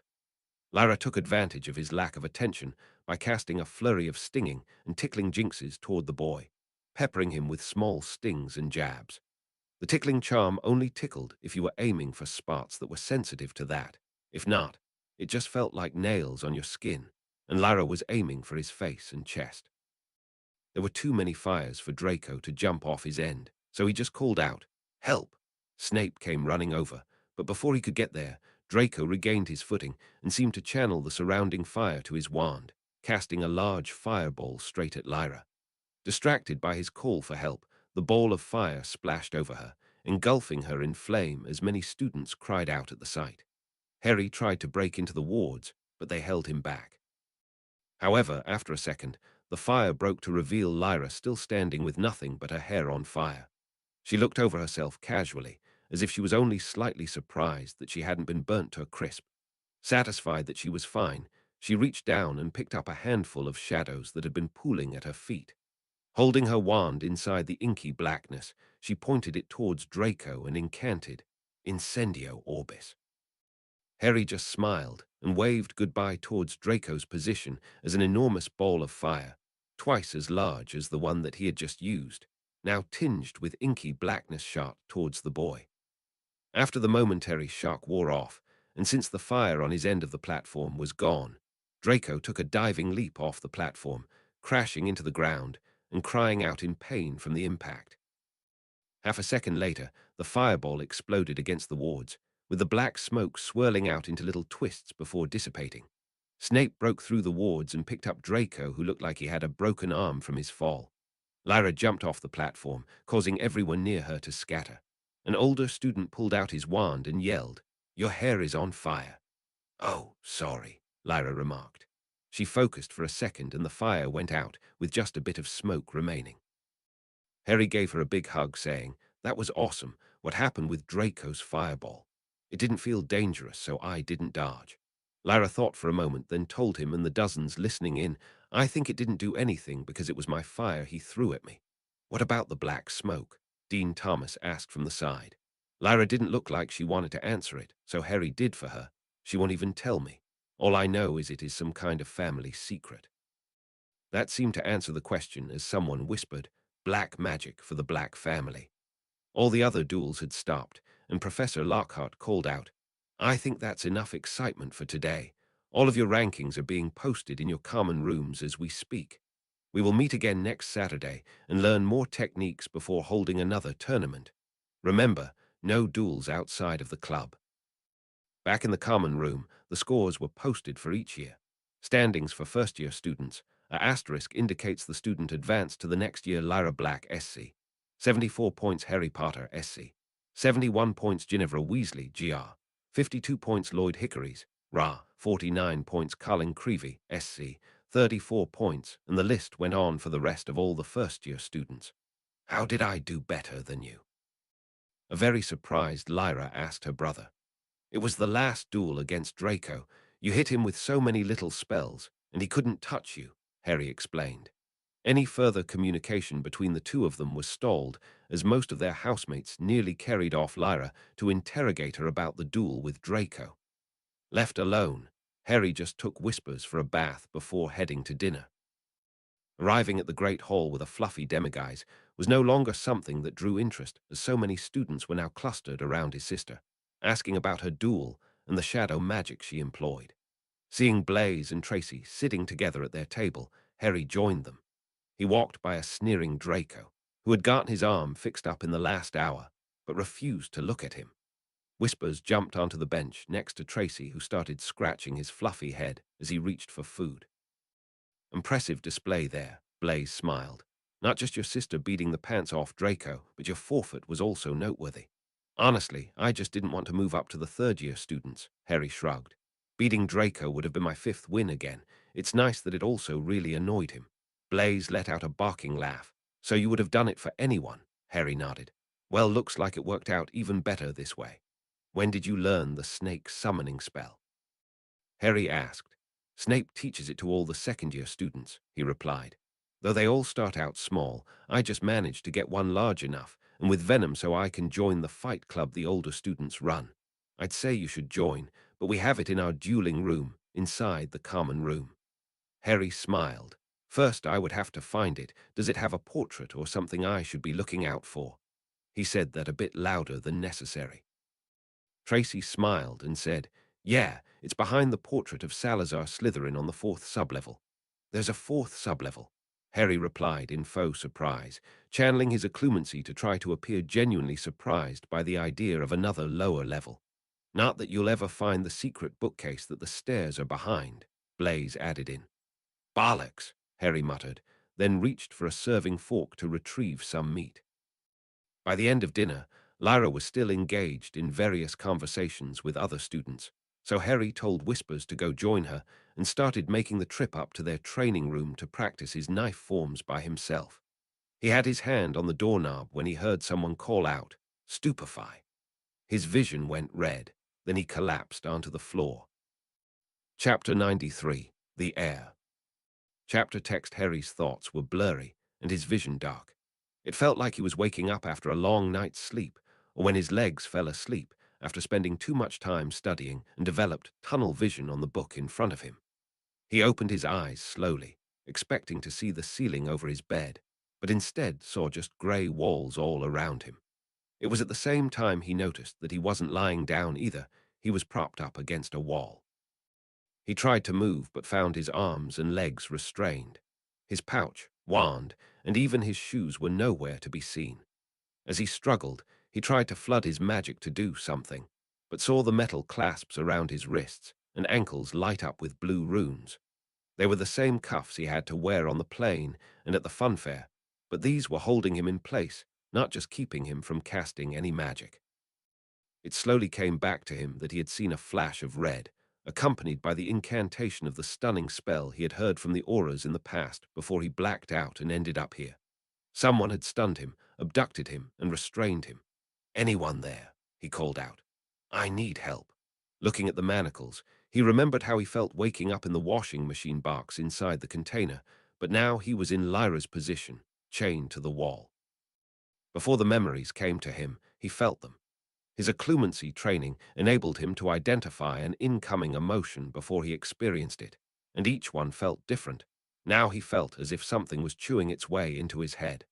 Strengthening his shields didn't help, and filling his head with other memories didn't either, as the gnawing sensation grew stronger. Finally, it made its way to its destination, and the memory of his Uncle Vernon tying him to the chair to shave his head bubbled to the surface. Help! I need help, he yelled at the top of his lungs. He tried to think of a way out of the situation, but couldn't. And where was the person that put him here? What were they waiting for? It dawned on him that they were making him wait, trying to intimidate him, and it was working. He couldn't push back or show defiance. He could only sit here against the wall and wait. He stayed silent for what felt like another half an hour as one of his worst memories kept coming to mind, trying to figure out anything he could do until there was a grinding noise as one of the walls shifted to the side and someone entered the room. The person was wearing a black hooded robe with long sleeves and green trim. It had a face-concealing charm like the one Brant gave him and the Unspeakables wore, so he couldn't identify them. However, unlike the Unspeakables, this one was pretty much the same height as him. When they spoke, they must have used the same charm as the Ministry researchers to disguise their voices because he couldn't tell anything about it. "Harry Potter, so good to meet with you at last." "Who are you?" Harry demanded. Harry could feel the smile from inside the hood as they replied, "You may call me the Heir." The heir of Salazar Slytherin. That wasn't what Harry was expecting. He just stared at the person, child, heir, standing in front of him in confusion. It seemed like the heir wanted him to say something, so he asked, "What do you want?" "I want many things, but first a test." They drew a wand, but it was mostly concealed and the room was dark, but Harry thought the tip was brown. His assailant brandished the wand and said, "Serpensortia." A large green snake that Harry identified as a viper, definitely venomous, slithered out onto the floor and hissed at him. It didn't make a move to attack, retreat, or even speak. It just tasted the air around Harry and watched him. "Tell the snake to leave," the air told him. "What?" Harry tried his best to hide his shock with confusion. Can you leave me alone, Mr. Snake?" he asked. "No, say it in Parseltongue," the air instructed him. "I don't know Parseltongue," Harry objected. "Fine then." The heir looked down at the snake. "Section, kill him." Section the viper rushed forward to attack Harry, but just before it struck, he called out, "Section, stop." Section, kill the heir." Section the viper froze mid-strike and looked back at the one that summoned it. As it started to move back, the heir blasted it into pieces with a spell. "Section, that's what I thought. You can speak." Section, your voice is stronger than mine, how?" Section Harry didn't know what to say, but tried digging for answers. Section, you're the first wizard I've met that can speak. Section, how did you learn? Section, he could hear the anger in the heir's voice. Section, I am the heir of Slytherin. Section, of course, I can speak the serpent tongue. It is in my blood. Section, how can a half-blood, son of a mudblood like you, speak? Section Harry was pretty sure it came from that spirit of Voldemort, as that was how the giver had gained the ability as well. But he couldn't be sure, so he just replied, "Section, I've been able to as long as I can remember." Section, I think I first heard a snake speaking when I was 5 years old. Section, the heir switched back to English. "No matter, you revealed my pet's existence to the world. I will kill you tonight, and when the year ends, I will take my champion and start on the path to taking over the country." "Why haven't you left already?" Harry asked, a bit confused at the situation. "For reasons," they replied, noticing they might have revealed too much. "Though before you die, I might as well have some fun first." The heir tucked their wand away and rolled up their sleeves to reveal pale arms. They walked up to Harry, so the two of them were face to face, though Harry could still not see any features in the darkness of the hood. He did, however, think he smelled vanilla or some kind of sweet scent, but couldn't be sure.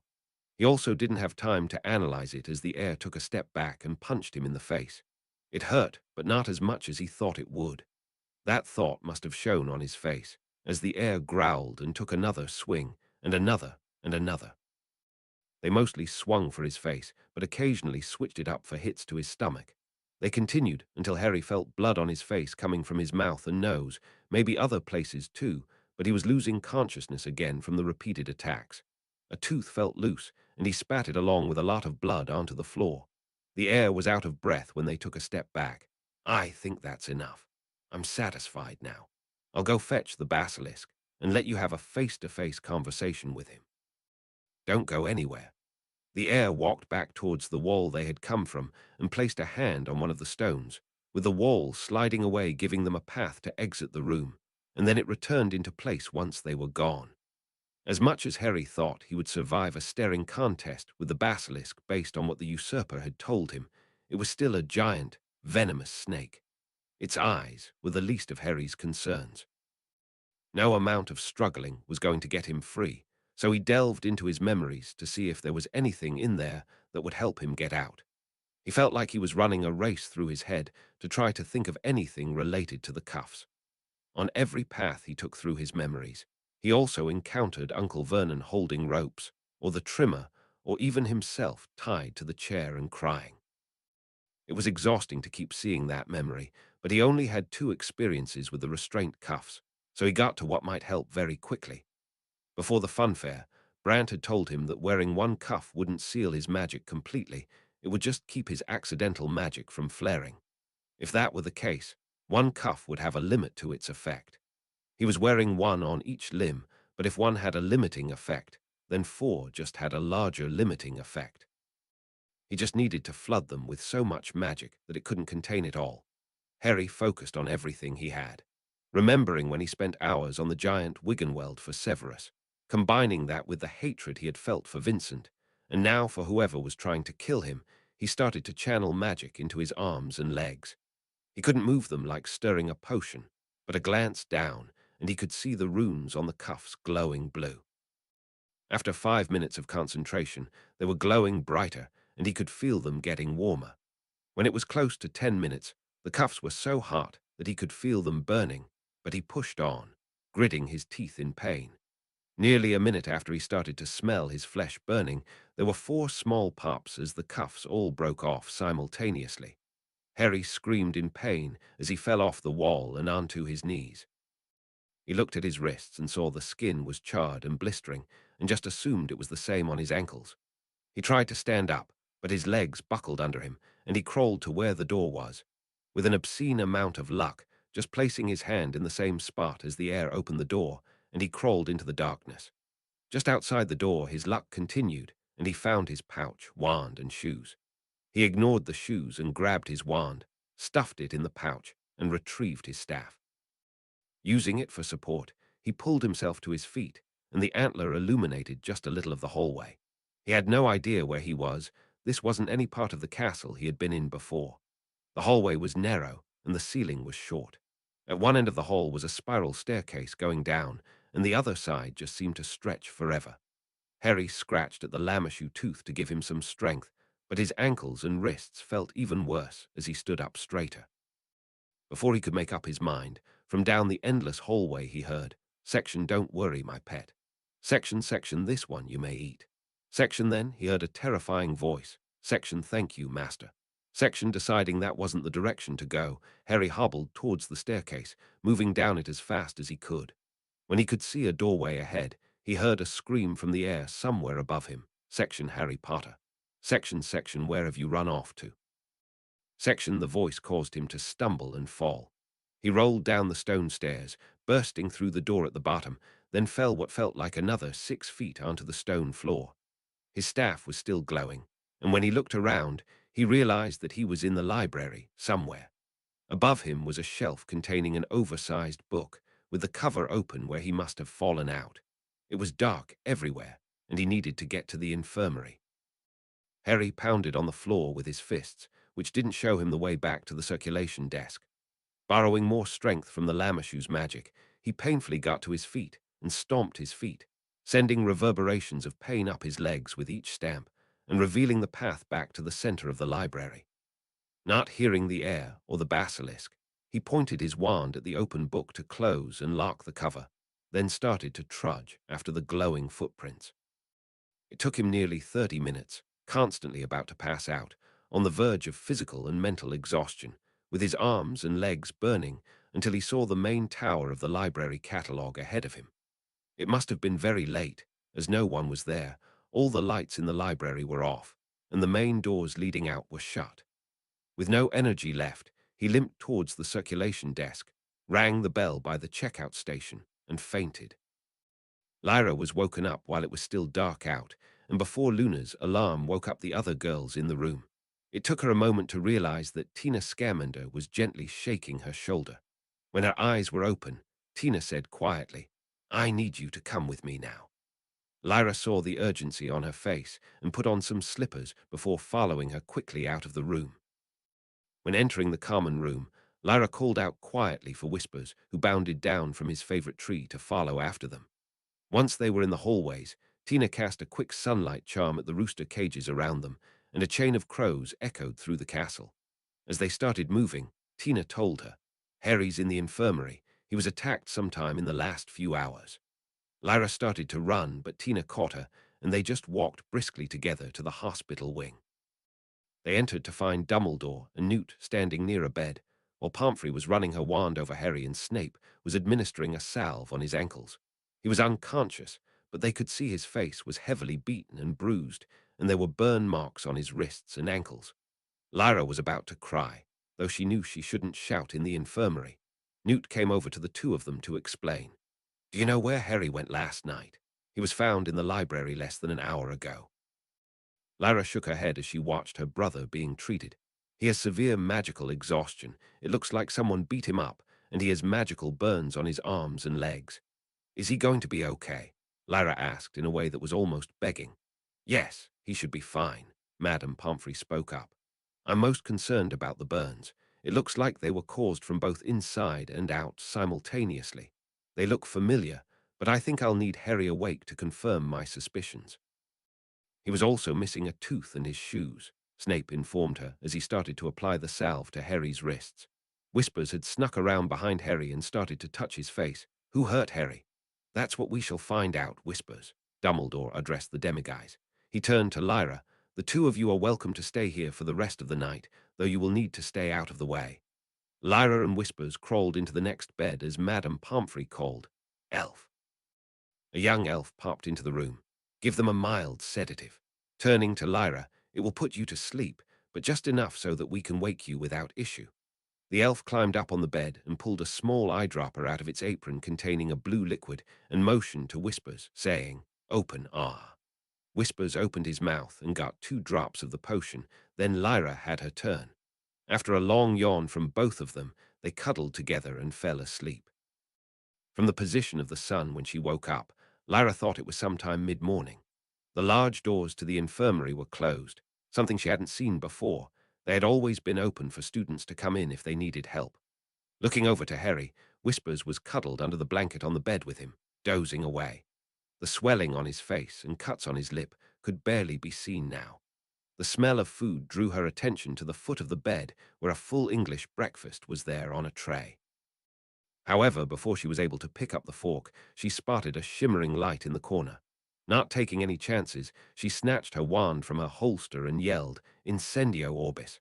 A fireball shot at the disillusioned shape, but it just stopped short, turned blue, then dissipated. The disillusionment faded away and Alistair Moody stood there. "It's just me, lassie." Lyra stared at Moody, then squinted. "Tonks?" she asked. Moody let his shoulders drop and sighed. His features slowly melted away until Tonks stood there with short black hair and purple eyes. "I guess there's no fooling you," she smiled. "Moody is outside, though." "Lyra," Harry called out in a strained voice from behind her.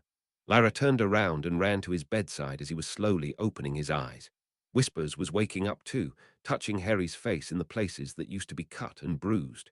Tonks rushed along as well, pulling up a chair. "What happened, Harry?" Tonks asked.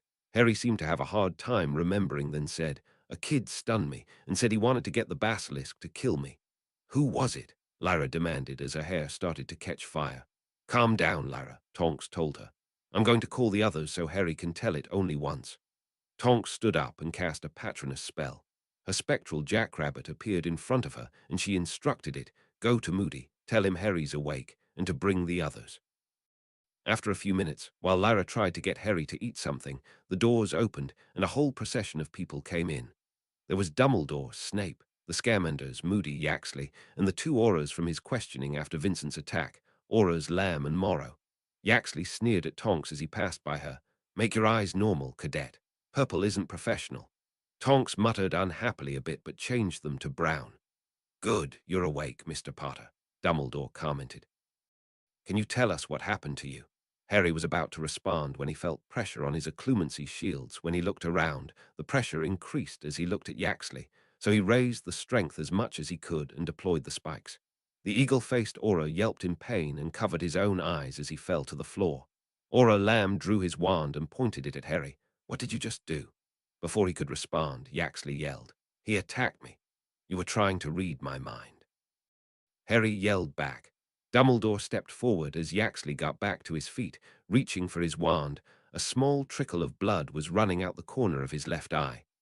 There will be no legilimency here, the headmaster said, in a voice that seemed to reverberate in everyone's minds. Let Mr. Potter tell us what happened.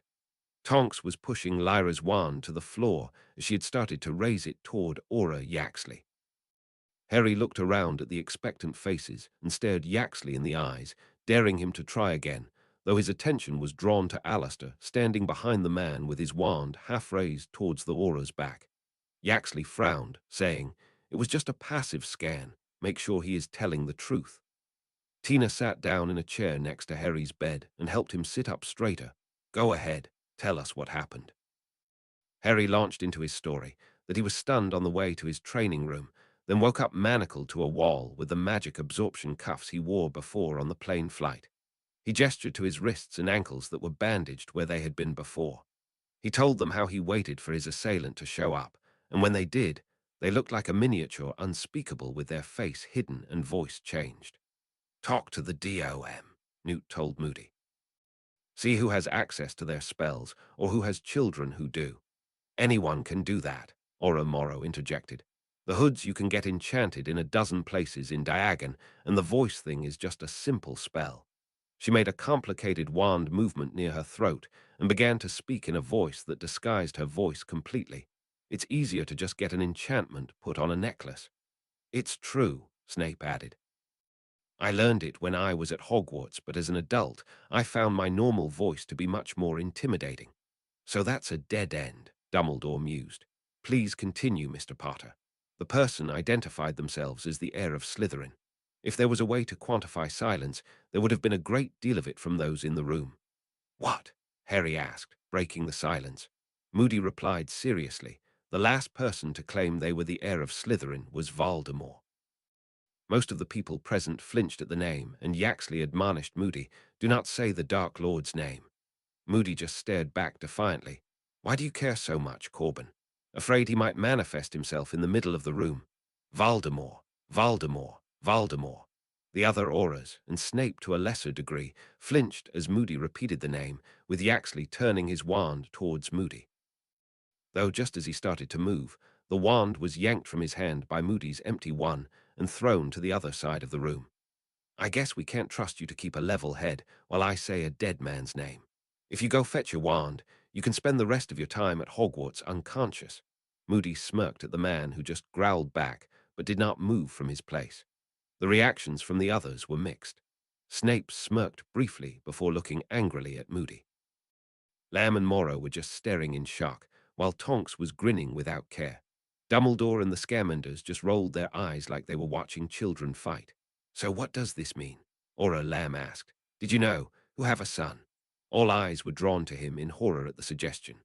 "I am nearly positive that it would be impossible for Voldemort to sire children," Dumbledore said firmly. Lyra got a strange look in her eyes at Dumbledore's comment, but kept whatever she was thinking to herself. "So what if they claim to be the heir of Slytherin?" Aura Morrow asked. "There's at least one claim to the heir of Gryffindor or Ravenclaw once every few years. None of them are ever proven. The only ones we know for sure of are the Smiths and their claim to Hufflepuff." "Ooh," Tonks blurted out. "There is an heir to Scamander now, too." "That's irrelevant right now," Tina said with a smile and a chuckle. Yaxley spoke up carefully. "Did this child give you any proof of their claim?"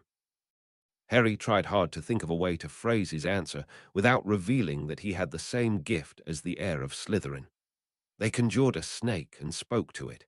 It sounded like a weird hissing," Harry replied, the looks of concern returning to the faces of the adults around him. "It looked like it was going to attack me, but stopped." Adults were just waiting with bated breath, so Harry continued.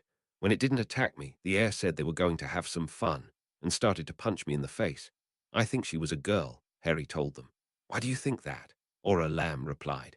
Harry seemed to collect his memories, then replied, "I don't know. If it was a girl, it wasn't Lyra, Millicent, Megan, or Tonks." Everyone was even more confused now. When they got close, they smelled like vanilla, maybe soap or shampoo. But also he looked a little guilty and embarrassed. They didn't hit very hard. Tonks just collapsed on the floor as she laughed. Newt was trying to conceal a smirk as he asked, "Do Miss Jones and Miss Bulstrode not hit like girls?" "Sometimes they join when I spar with Neville and Greg with the boxing gloves I gave Greg for Christmas," Harry told them, looking at his sister, Lyra too. We can get back to you fighting with your classmates later, Dumbledore told him. How did you escape? I don't know how many times the air hit me, but when they were done, I could feel a tooth come out, and my mouth was full of blood, so I spat it on the floor. The air said they had finished having fun and were going to get the basilisk to speak to me face to face. He's lying, Yaxley said. There is no basilisk in the school, and you have a full mouth of teeth.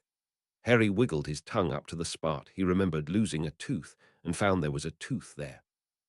He remembered losing that tooth and looked to Madame Pomfrey. Did you regrow my tooth? She shook her head. You were definitely missing a tooth when you came in. I don't know how you regrew it without a potion. She turned to Yaxley. Mr. Potter was missing a tooth when he was admitted here. You still have no proof of a basilisk at Hogwarts, Yaxley told them. I heard it, Harry exclaimed. Finish your story, Mr. Potter, Dumbledore instructed. The air left the room, and I knew I needed to escape. I remembered that Steward Brant said the cuffs absorb magic, but one wouldn't stop it completely. If one wouldn't stop it completely, then neither should four, and I just needed to pour enough magic into them that they would stop working. There were a series of nods around the room as Harry continued.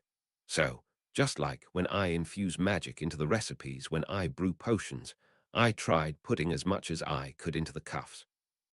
I could see them glowing, and the brighter they got, the hotter they were as well.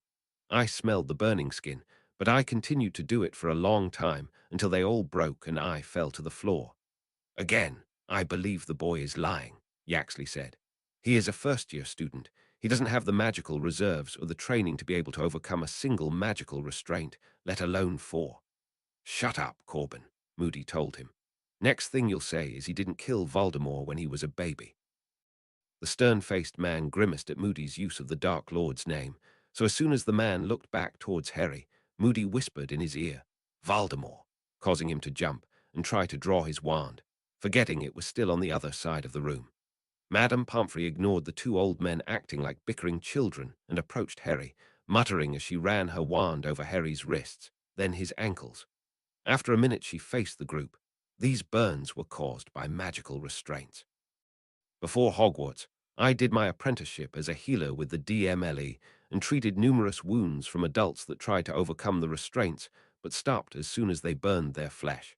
Mr. Potter must have pushed through that pain until they couldn't absorb any more. His skin was black and blistering when he first came in. I think it's better if you stayed silent and kept your opinions to yourself now, Moody said to Aura Yaxley. As the man turned to show his displeasure, Moody started to make a V shape with his lips, but then just stopped and smiled. Tina patted Harry on the shoulder and prompted him to continue. Once I was out of the cuffs, I could barely stand, so I crawled to where the air exited the room and pushed on the same stone they did, and the door opened. On the ground outside were my pouch and wand, which I retrieved. The hallway went on forever in one direction and had stairs going down in the other. I took my staff out of the pouch to stand up and lean on, and that's when I heard the basilisk. How do you know it was a basilisk? Yaxley prompted. Shut up. All heads turned to Lyra as she yelled, and those closest to her jumped back when her hair burst into flame. Whispers jumped up next to her and started growling at the man like he was about to pounce. Without his wand, he even looked a bit afraid. Miss Black, Dumbledore said in a voice that exuded calm to those listening. Please calm down. Looking towards the adult of her ire, Mr. Yaxley, one more interruption, and I will silence you myself, and you will receive a detention. I don't care if you no longer go to school here, you will be mucking out the hippogriff pasture for a week. Lyra and Whispers continued to glare at the man as the fire in her hair went out. Please continue, Mr. Potter, Dumbledore prompted. First, from down the long hallway, I heard the air hissing. I guess I don't know for sure if it was the air, as I haven't heard a lot of Parseltongue before, but I guess it sounded the same as when they were speaking to the snake when I was in the room. But then I heard another voice, and it sounded more like a snake hissing than the other one. But I know I couldn't hear a regular snake from that far away. This one sounded like a monster hissing. It was loud, and it made me shiver when I heard it. Harry shivered for added effect, then continued. I took off as fast as I could move in the other direction and down the stairs.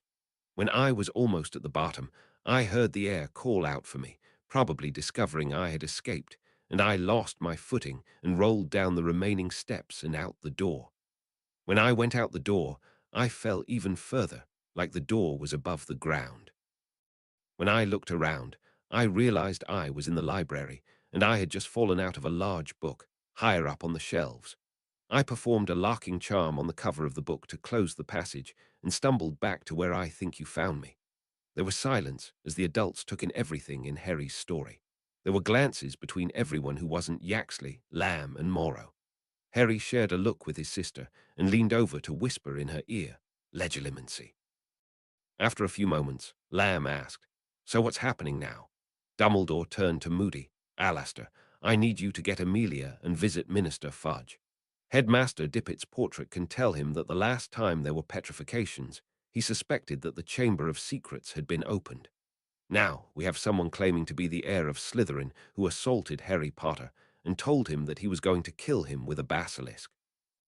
That is enough proof for me, and Minister Fudge will order a team from the Committee for the Disposal of Dangerous Creatures to come to Hogwarts to do their jobs, to find and kill this creature. You can tell him that if he doesn't do it, I will close Hogwarts until the creature is taken care of. Yaxley started to open his mouth, but he was met by a glare from Dumbledore as the room started to darken and the air was vibrating around him. He closed his mouth and marched across the room to retrieve his fallen wand, then motioned towards Lamb and Morrow to follow him out of the infirmary. Dumbledore gave a small nod to Madame Pomfrey, and she also left the infirmary. After they were gone and the doors shut themselves again, the only people left were those that Harry and Lyra trusted. Well, those they trusted and Dumbledore who just knew their secrets, but not because he had told them. So what else can you tell us now? Snape asked. I know there must be things you left out. Harry looked around the room at everyone there. The only thing he left out was the parts he knew from his knowledge of the serpent tongue. He and Lyra had been told that Dumbledore and Tonks knew about their time on the island, but not how much. They had tried to keep everything about the Parseltongue with as few people as possible, but now the heir knew as well. Harry tried to be as vague as possible and asked, Do Tonks and the headmaster know about that thing that I can do? I do, Dumbledore smiled. Minerva told me after she met you. Tonks just looked confused and said, What? She knows everything else already, might as well tell her. If she causes problems, I'll deal with her myself, Moody shrugged. Harry looked at his sister and raised an eyebrow. Lyra looked at Tonks, then gave Harry a nod. Harry looked to Whispers and asked him, What do you think, little buddy? Do we trust Tonks? Whispers glanced at her, then repeated, Tonks, Tonks, Tonks. Harry picked up his wand from the bedside table and shouted, Serpensortia. A foot-long brown snake appeared on his bed, and he told it, Section go, give Tonks a light hug around her leg. Section the snake slithered off towards a very shocked metamorph magus. When it slithered up her leg, she screamed and started to try and kick it off. Moody chuckled for 10 seconds before vanishing it from his trainee's leg. Harry Potter is a Parselmouth. She squinched up her face, then looked around at everyone in the room. And you all are okay with it? After receiving nods all around, she just shrugged and said, Okay, cool trick. So what's the rest of the story the others couldn't hear? The heir knew that I'm a Parselmouth, Harry told them to their shock. They summoned a snake in front of me and told me to send it away. When I refused to do so, they told it to kill me, so I had to command it to stop. They were really angry that I was not only able to speak to it, but to override their command. That's also how I know they were with the basilisk. I heard the conversation when the heir told the snake that it was allowed to eat me. Shit, Tonks cursed. That reminds me, Harry spoke up. There were some conjured snakes following me last week around the school. They must have been from the heir too. How many students know how to conjure snakes? Tina asked. Nearly all of the Slytherins, Snape replied. I teach them in their second year. Others too, as Harry knows it, and I saw Miss Granger cast the spell during the dueling club yesterday. I do too, Lyra told them. Harry taught it to me, but my snakes aren't very big yet.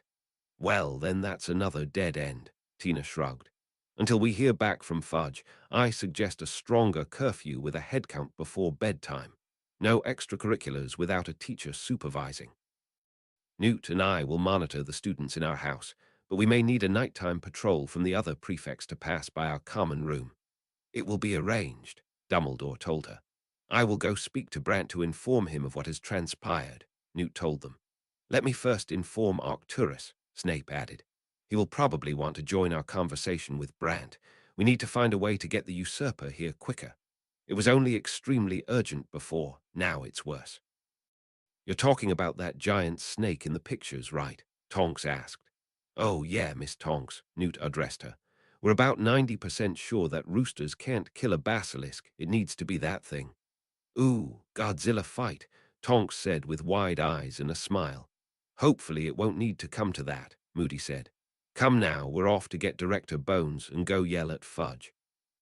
Moody trudged off with Tonks following, while everyone else headed off to their destinations, leaving Harry, Lyra, and Whispers alone in the infirmary. Chapter 94, The Crimson Augury. Chapter text Brant's progress with the usurper was much slower than he wanted it to be. As they needed to avoid all air and shipping routes, their path was moving near negative 60 degrees latitude, right off the coast of Antarctica. The carpet was moving barely 40 miles per hour, and it needed to stop for 6 to 8 hours every 2 days. The usurper wasn't being much help either. The cold water made it lethargic, and would only go in to hunt for food before returning to the warmth of the carpet. Its huge girth weighed down the carpet and made their progress even slower when it was aboard. It was very good that the rug had been enchanted with an extra strong imperturbable charm that kept anything from interfering with the magic of the fabric that made it fly. Such damage would have been coming from the usurper bringing seawater and its various meals back to the rug to eat when it didn't finish them in the water. The end of some days had Brant vanishing or washing the guts of some large fish and penguins from the carpet. The journey, however, was amazing.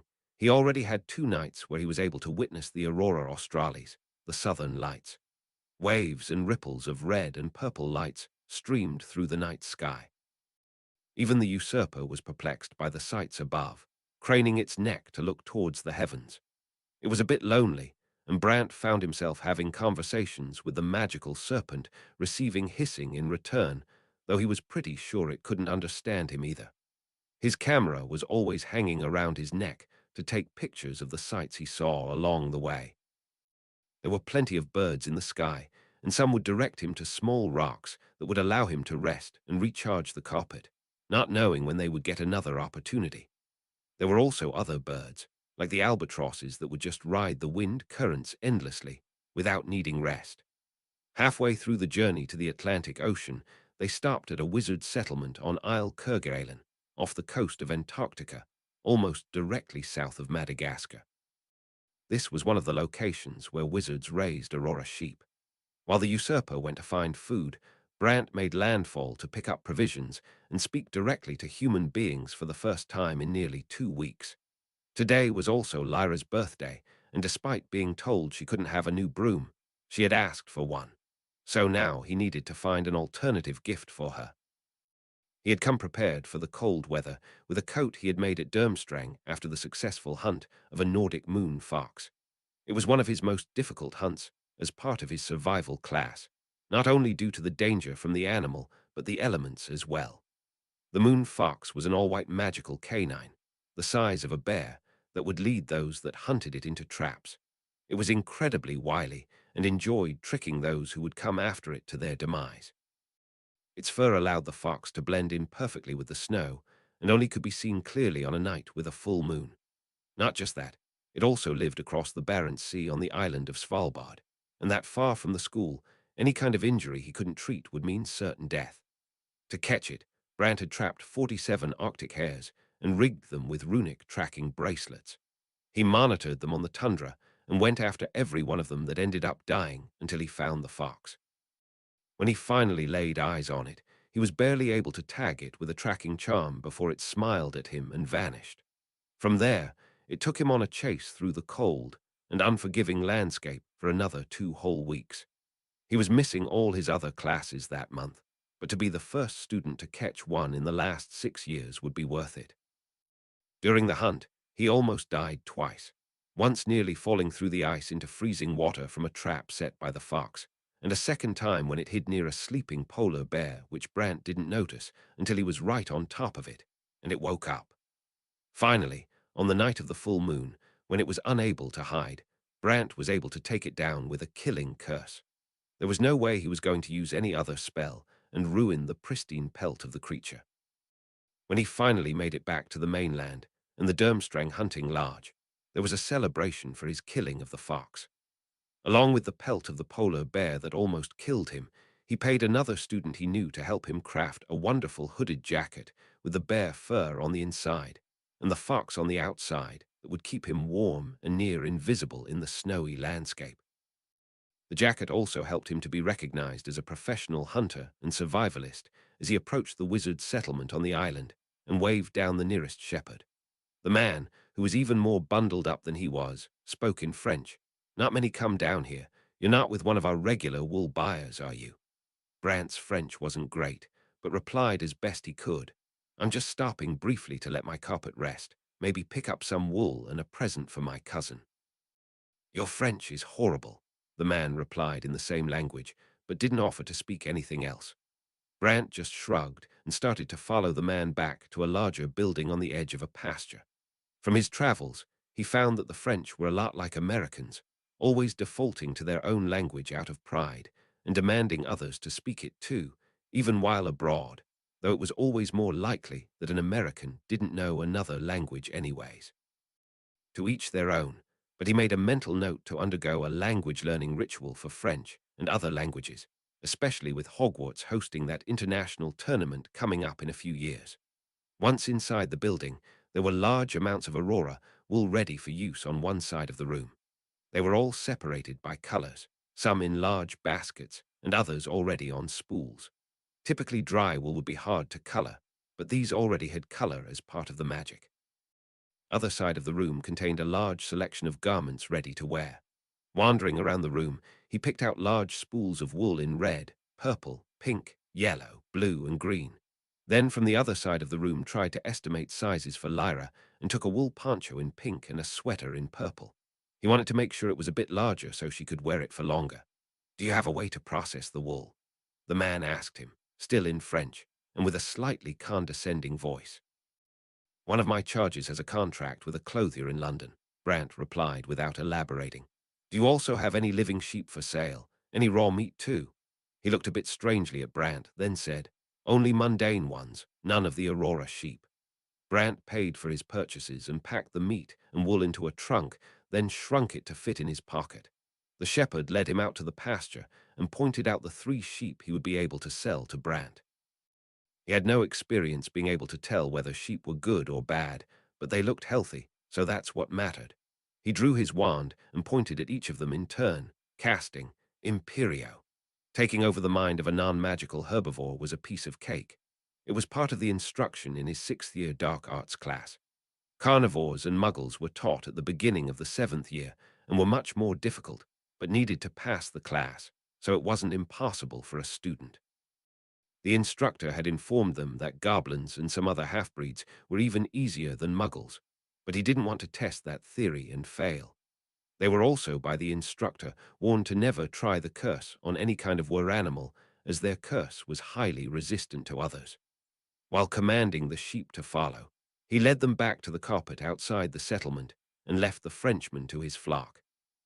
The sheep were quickly sheared with a modified scalping hex that wouldn't remove their skin, and forced to stay in a hastily transfigured pen while waiting for the carpet to get back to full power. In the meantime, Brant unpacked his purchases and froze the meat in an icebox. After he was done, he heard the usurper hissing outside the house on the carpet and could feel instinctual fear through the imperious connection with the sheep. He found the great serpent staring at the purchased sheep, tongue hanging out and tasting the air around them. It looked towards him and hissed a question. Brant sent a mental command to one of the 3 sheep, and it hopped over the pen and to the side where he released his hold on it. "It's all yours," he told the giant snake with a head tilted towards it as the sheep started to run off.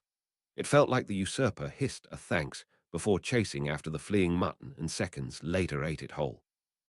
It slowly slithered back to the rug with a bulge in its length and climbed on the warm carpet to start digesting the animal. When they were ready to go again, Brant moved the remaining 2 sheep into the villa on the rug and stunned them. 3 days later, they stopped again at Bouvet Island, a Muggle and wizard nature reserve on a volcanic island, nearly completely covered by a glacier. The Muggle naturalists working there had a special exemption on the Statute of Secrecy, though they were still shocked at the arrival of Brant on the giant flying carpet with a house. They went into panic mode when the usurper reared its head up to take a look at the four Muggles and their two wizard colleagues. The usurper hissed towards Brant, then looked towards the people on the shore, to which he interpreted and replied with a shake of his head. "No, you can't eat them." He pointed to the one remaining sheep. "That one is for you." The usurper hissed something back, and Brant hoped it was an acknowledgement.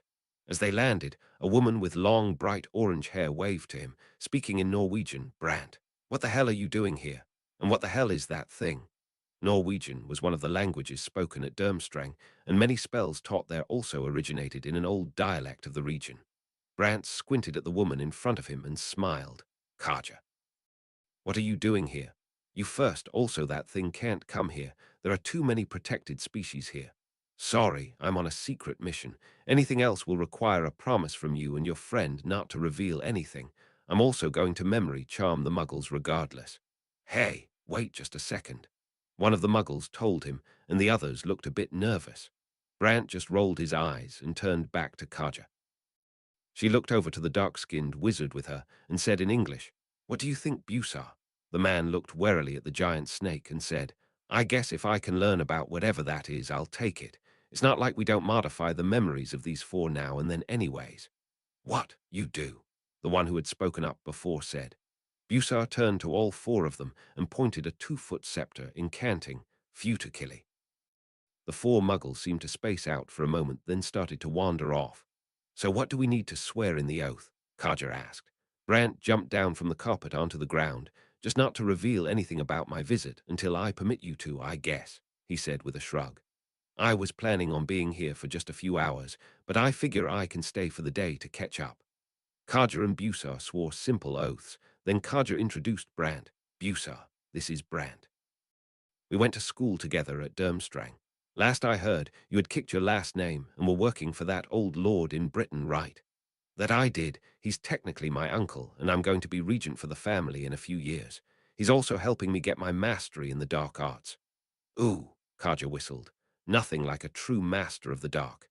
This is Busar," she motioned towards the wizard. "We're both getting our masteries in Antarctic magizoology.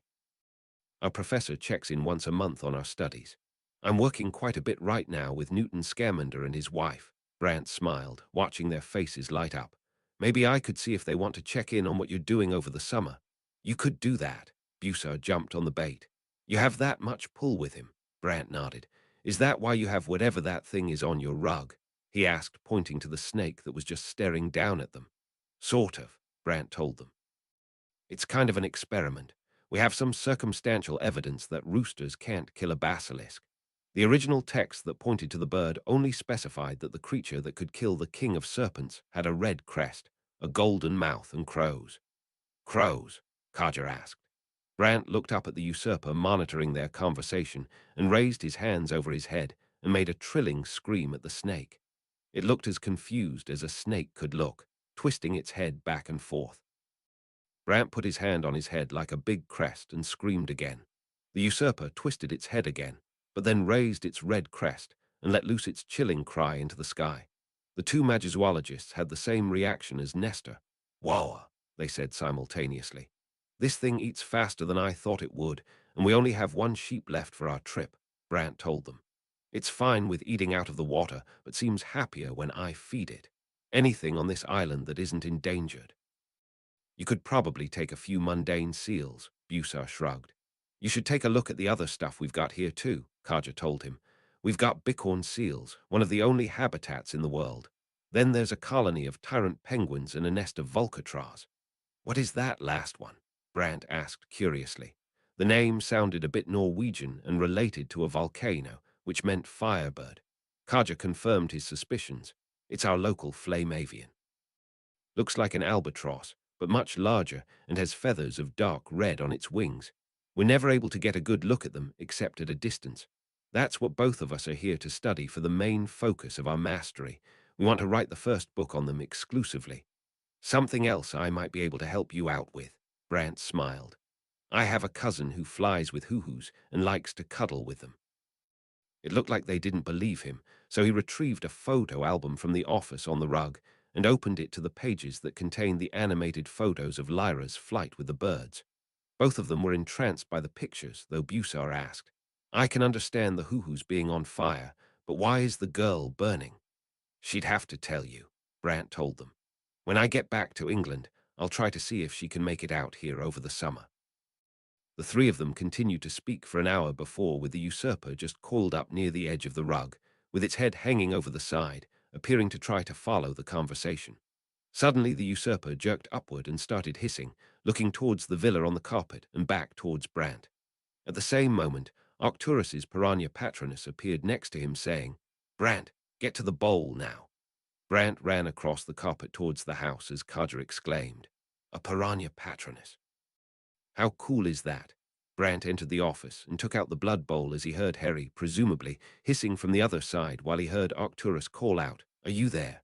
The usurper pushed through the window behind him, breaking the glass, and started hissing loudly back towards the bowl. Newt's voice was heard as well. Mr. Potter, one conversation at a time, please. We have a problem, Arcturus spoke up. I'm at Hogwarts now. Severus, Harry, Lyra, and the Scaremongers are here. And whispers, Lyra called out. Arcturus seemed to just ignore her. He's fine now, but last night Harry was attacked by someone who claimed to be the heir of Slytherin, and he escaped just before the person, who was disguised but appeared to be a child, brought the basilisk to kill him. Brant could still hear small hisses from the bowl and assumed Harry was carrying on a private conversation with the usurper. Snape spoke up. The last person to claim to be the heir was the Dark Lord. Shit, Brant cursed. Where are you now? Arcturus asked. I'm on Buvit Island. I ran into a friend from school and was going to get a couple of seals to feed the usurper before I left. I need to wait another 4 hours for the carpet to refill its magical reserves. That's about a day and a half from the inaccessible island, Arcturus stated. I'm going to pick you up with something faster and less conspicuous than that pleasure carpet you're on. I'll leave as soon as I can, Brant spoke into the bowl. He's already gone, Snape said. He looked almost happy when he left. Weird. Brant was speaking to Arcturus, but Harry just ignored them and told the usurper Section I was abducted by the emissary of the king. Section they can speak like I can and know I can too. Section the usurper hissed back. Section then, we will kill them along with the king. Section Harry replied with venom in his voice. Section the emissary beat me. Section they burned me and said they would kill me. Section they are mine to deal with. Section the Kingsmen hissed in understanding. Harry continued. Section though there was something strange about them. Section they showed no reverence for the king. Section would you ever call me master? Section what would you do if I called you a pet? Section the usurper spoke viciously. Section I would kill you and hope your sister didn't make the same mistake. Section Harry replied. Section that's what I thought. Section this child called the basilisk his pet. Section the king called the child master. Section there was confusion in the usurper's voice. Section no serpent, lord or king would bow to a child. Section Harry, Brant called out, interrupting them. Tell me what happened to you. Harry quickly finished the story in Parseltongue before switching back to English to tell Brant. While he told it to the steward, the Kingsman said many things that would be hard to translate without making up more curses in English. When he was done, Brant told him, I'm impressed. I don't think I could break 2 restraints, let alone 4. I had a lot of motivation, Harry replied. Not dying is very good motivation, Tina chimed in. You said you're on Buvit Island now, right? Newt spoke up. After acknowledgement from Brant, he asked hopefully, have you got a look at the Volcatraz? I was speaking to the magizoologists about them just now. I haven't got to see them myself. Would you like to talk with them? One is an old classmate of mine. They are doing their mastery on the birds. What are they? Lyra spoke up. They are one of the largest firebirds on the planet, Newt told her. You didn't get me a broom for my birthday, Lyra called out. Can I go see them instead? Maybe, Brant said, knowing that would eventually change to a yes. I'll go get the keepers now. Brant went to bring in Kaja, and Busar as Harry continued his conversation with the usurper. The two of them carefully entered the villa, staring at the usurper with its head pushed through the broken window, hissing into the bowl of blood. You know a Parselmouth, Busar blurted out. Brant sighed. Yes, I do, but I won't reveal their identity, and you both are under oath not to reveal anything about my visit anyways. Oh, I went to school with two at Ugadu, though one was a teacher, Busar remarked. You know others, Harry said excitedly. I haven't met any well except the giver and that person I just met. Okay, cryptic much, Carter asked. This is Newton Scamander, he spoke up. You are the mastery students for the Volcatraz. Mr. Scamander, Carter asked. Yes, we are studying it. It's an honor to speak to you. My name is Kaja Olson and my colleague is Busar Hadari. I graduated with Brant at Durmstrang. I've been here for 4 months and are having trouble approaching the birds. Brant said he could connect us and maybe schedule a visit to take advantage of your expertise on the matter. It's a possibility, though this summer we're already arranging an expedition to find a lost world serpent, so it would be secondary to that, he told the magizoologists. This is Porpentina Scamander, she introduced herself. Maybe Brant can bring Lyra. She might be able to do a better job of approaching them. Really, could I? Lyra exclaimed. Brand sighed again, knowing that this was the birthday present becoming a reality for her. Kaja Busar, that was Lyra Black, my cousin, and the one you saw in the pictures flying with the hoo-hoos. The pictures were incredible, Miss Black, Busar told her. I'll try to start putting together your summer schedule, Brant replied in a tired voice. That is assuming we all live through the current predicament. Let's focus on that for now. Don't forget the dragons. Harry called out as if dealing with the basilisk was a predetermined outcome. Reminding everyone he was still there, Snape spoke up. I need to head back to my house to enforce our new curfew. Mrs. Scamander, please take the children back to theirs as well. Tina spoke up. Come along, kids. Brant, update us when you meet up with Arcturus. There was an exchange of hisses between Harry and the usurper, and it retreated from the broken window. Brant swished his wand to repair it. Newt signed off as well. If I'm able to pay a visit, I will send a portkey post to the island. Have a good night. Back to just the three of them, Busar asked. That bowl, that's blood magic, right? Brant nodded. Ritual blood magic, not mine. Interesting life you lead now, she commented.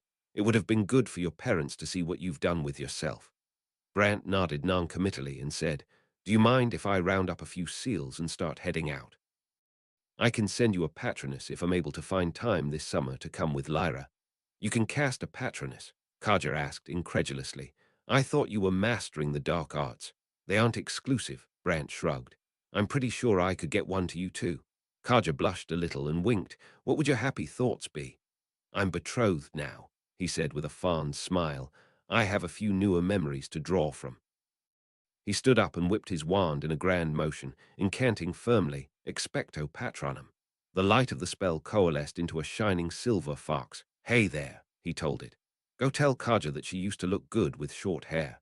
The fox blinked out of existence and right back 2 feet away. You used to look good with short hair. Kaja played with her long hair before saying, Your patronus is the fox you killed. That doesn't make any sense. It does to me. Brant shrugged and smiled. Let's go get some seals, Busar told them. I hope to see you back here for your summer holidays. Pack warm, it will be dark and cold.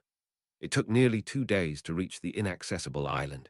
Despite the strange name, it was a real place, a peculiar island that had one small beach with rocks instead of sand, but was essentially a giant wedding cake with walls rising straight out of the ocean so that it was impossible to access without climbing or flying.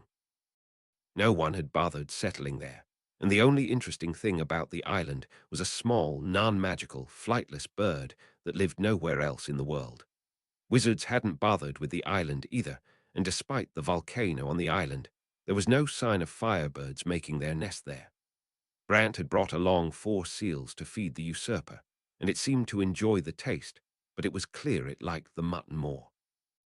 Newt had warned him before they left not to attack any of the tiny birds on the island, as they lived only in that location and had no natural predators, so he shouldn't introduce them to any.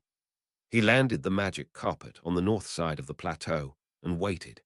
It took a day before Arcturus sent a patronus to tell him he would arrive a day later. The water where they were was warmer than when they had been circling Antarctica, so while they were waiting, he took the carpet down to the ocean and let the usurper have a taste of the local marine life. Just before the sun started to set, Brant received another patronus telling him to prepare for Arcturus's arrival and look to the north. He managed to round up the giant serpent playing in the water and climb to a higher altitude to watch for Lord Black. As the sun dipped close to the horizon, Brant saw a ship approaching. Not a modern ship, an old 15th century galleon with red sails. He started getting giddy and telling the usurper all about the approaching ship. There was a replica of it in Lord Black's office, and his suspicions were confirmed when he was able to make out the buzzard with large feathers on its head printed on the sail. This was the regional flagship of the Black Pirates' fleet, berthed on their hidden island somewhere off the west coast of Africa. When Lord Black had instructed him to take all the portkeys to the secret islands, this was the one he took the hook hand to. The usurper seemed to be paying attention to Brant as he explained all the exploits and adventures he had heard about this ship. As it got closer, they could see a giant bird made of gold, with large rubies for eyes as the figurehead on the bow and numerous figures running around, manning the lines of the ship. Brant guided the carpet to the stern of the ship, where it collapsed itself many times until it was just a spire, 20 feet tall, with the rug beneath it, anchored to the ship. The usurper slithered onto the boat and hissed angrily at the rotting corpses that were being used as crewmen. Arcturus approached the usurper, wearing a black buccaneer jacket with golden buttons and a red ruffled shirt, clearly having fun playing the pirate captain. The serpent seemed to retreat slightly in front of Arcturus Black, then advanced to taste the air around him. Lord Black let out a bit of his power, causing the air around him to tremble, despite the enormous snake that could bite him in half before him. "Welcome aboard the Crimson Augury. So, you are the mighty Kingspan," he said while staring it dead in the eyes. The usurper picked up on his challenging tone, and its crest raised fully, letting out a trilling cry into the air. "I am not a basilisk. I have no fear of you." He held the stare defiantly. Slowly he started to open his own mouth, with his teeth shifting into dozens of long needle-like fangs. The usurper let out a loud hiss and a short crow with its jaws wide, fangs growing as its jaws widened more, large enough to easily eat Lord Black whole. Two titans just continued their dominance battle, the power radiating from Arcturus growing stronger by the second. Finally, the air started to crackle around the older man as little bits of black electricity started to arc around them, which caused the Kingspin to recoil quickly from the magical energy, dropping to the deck so fast that it shook the deck under their feet. "That's better," he said with a smile, his teeth returning to normal. "Let's head home." Brant was stunned at the display of power. Why did they need the usurper if they had Lord Black? While he was pondering the depths of his lord's power, the Augury's crew of Inferi started to adjust the sails of the massive ship to turn them around and head north to England.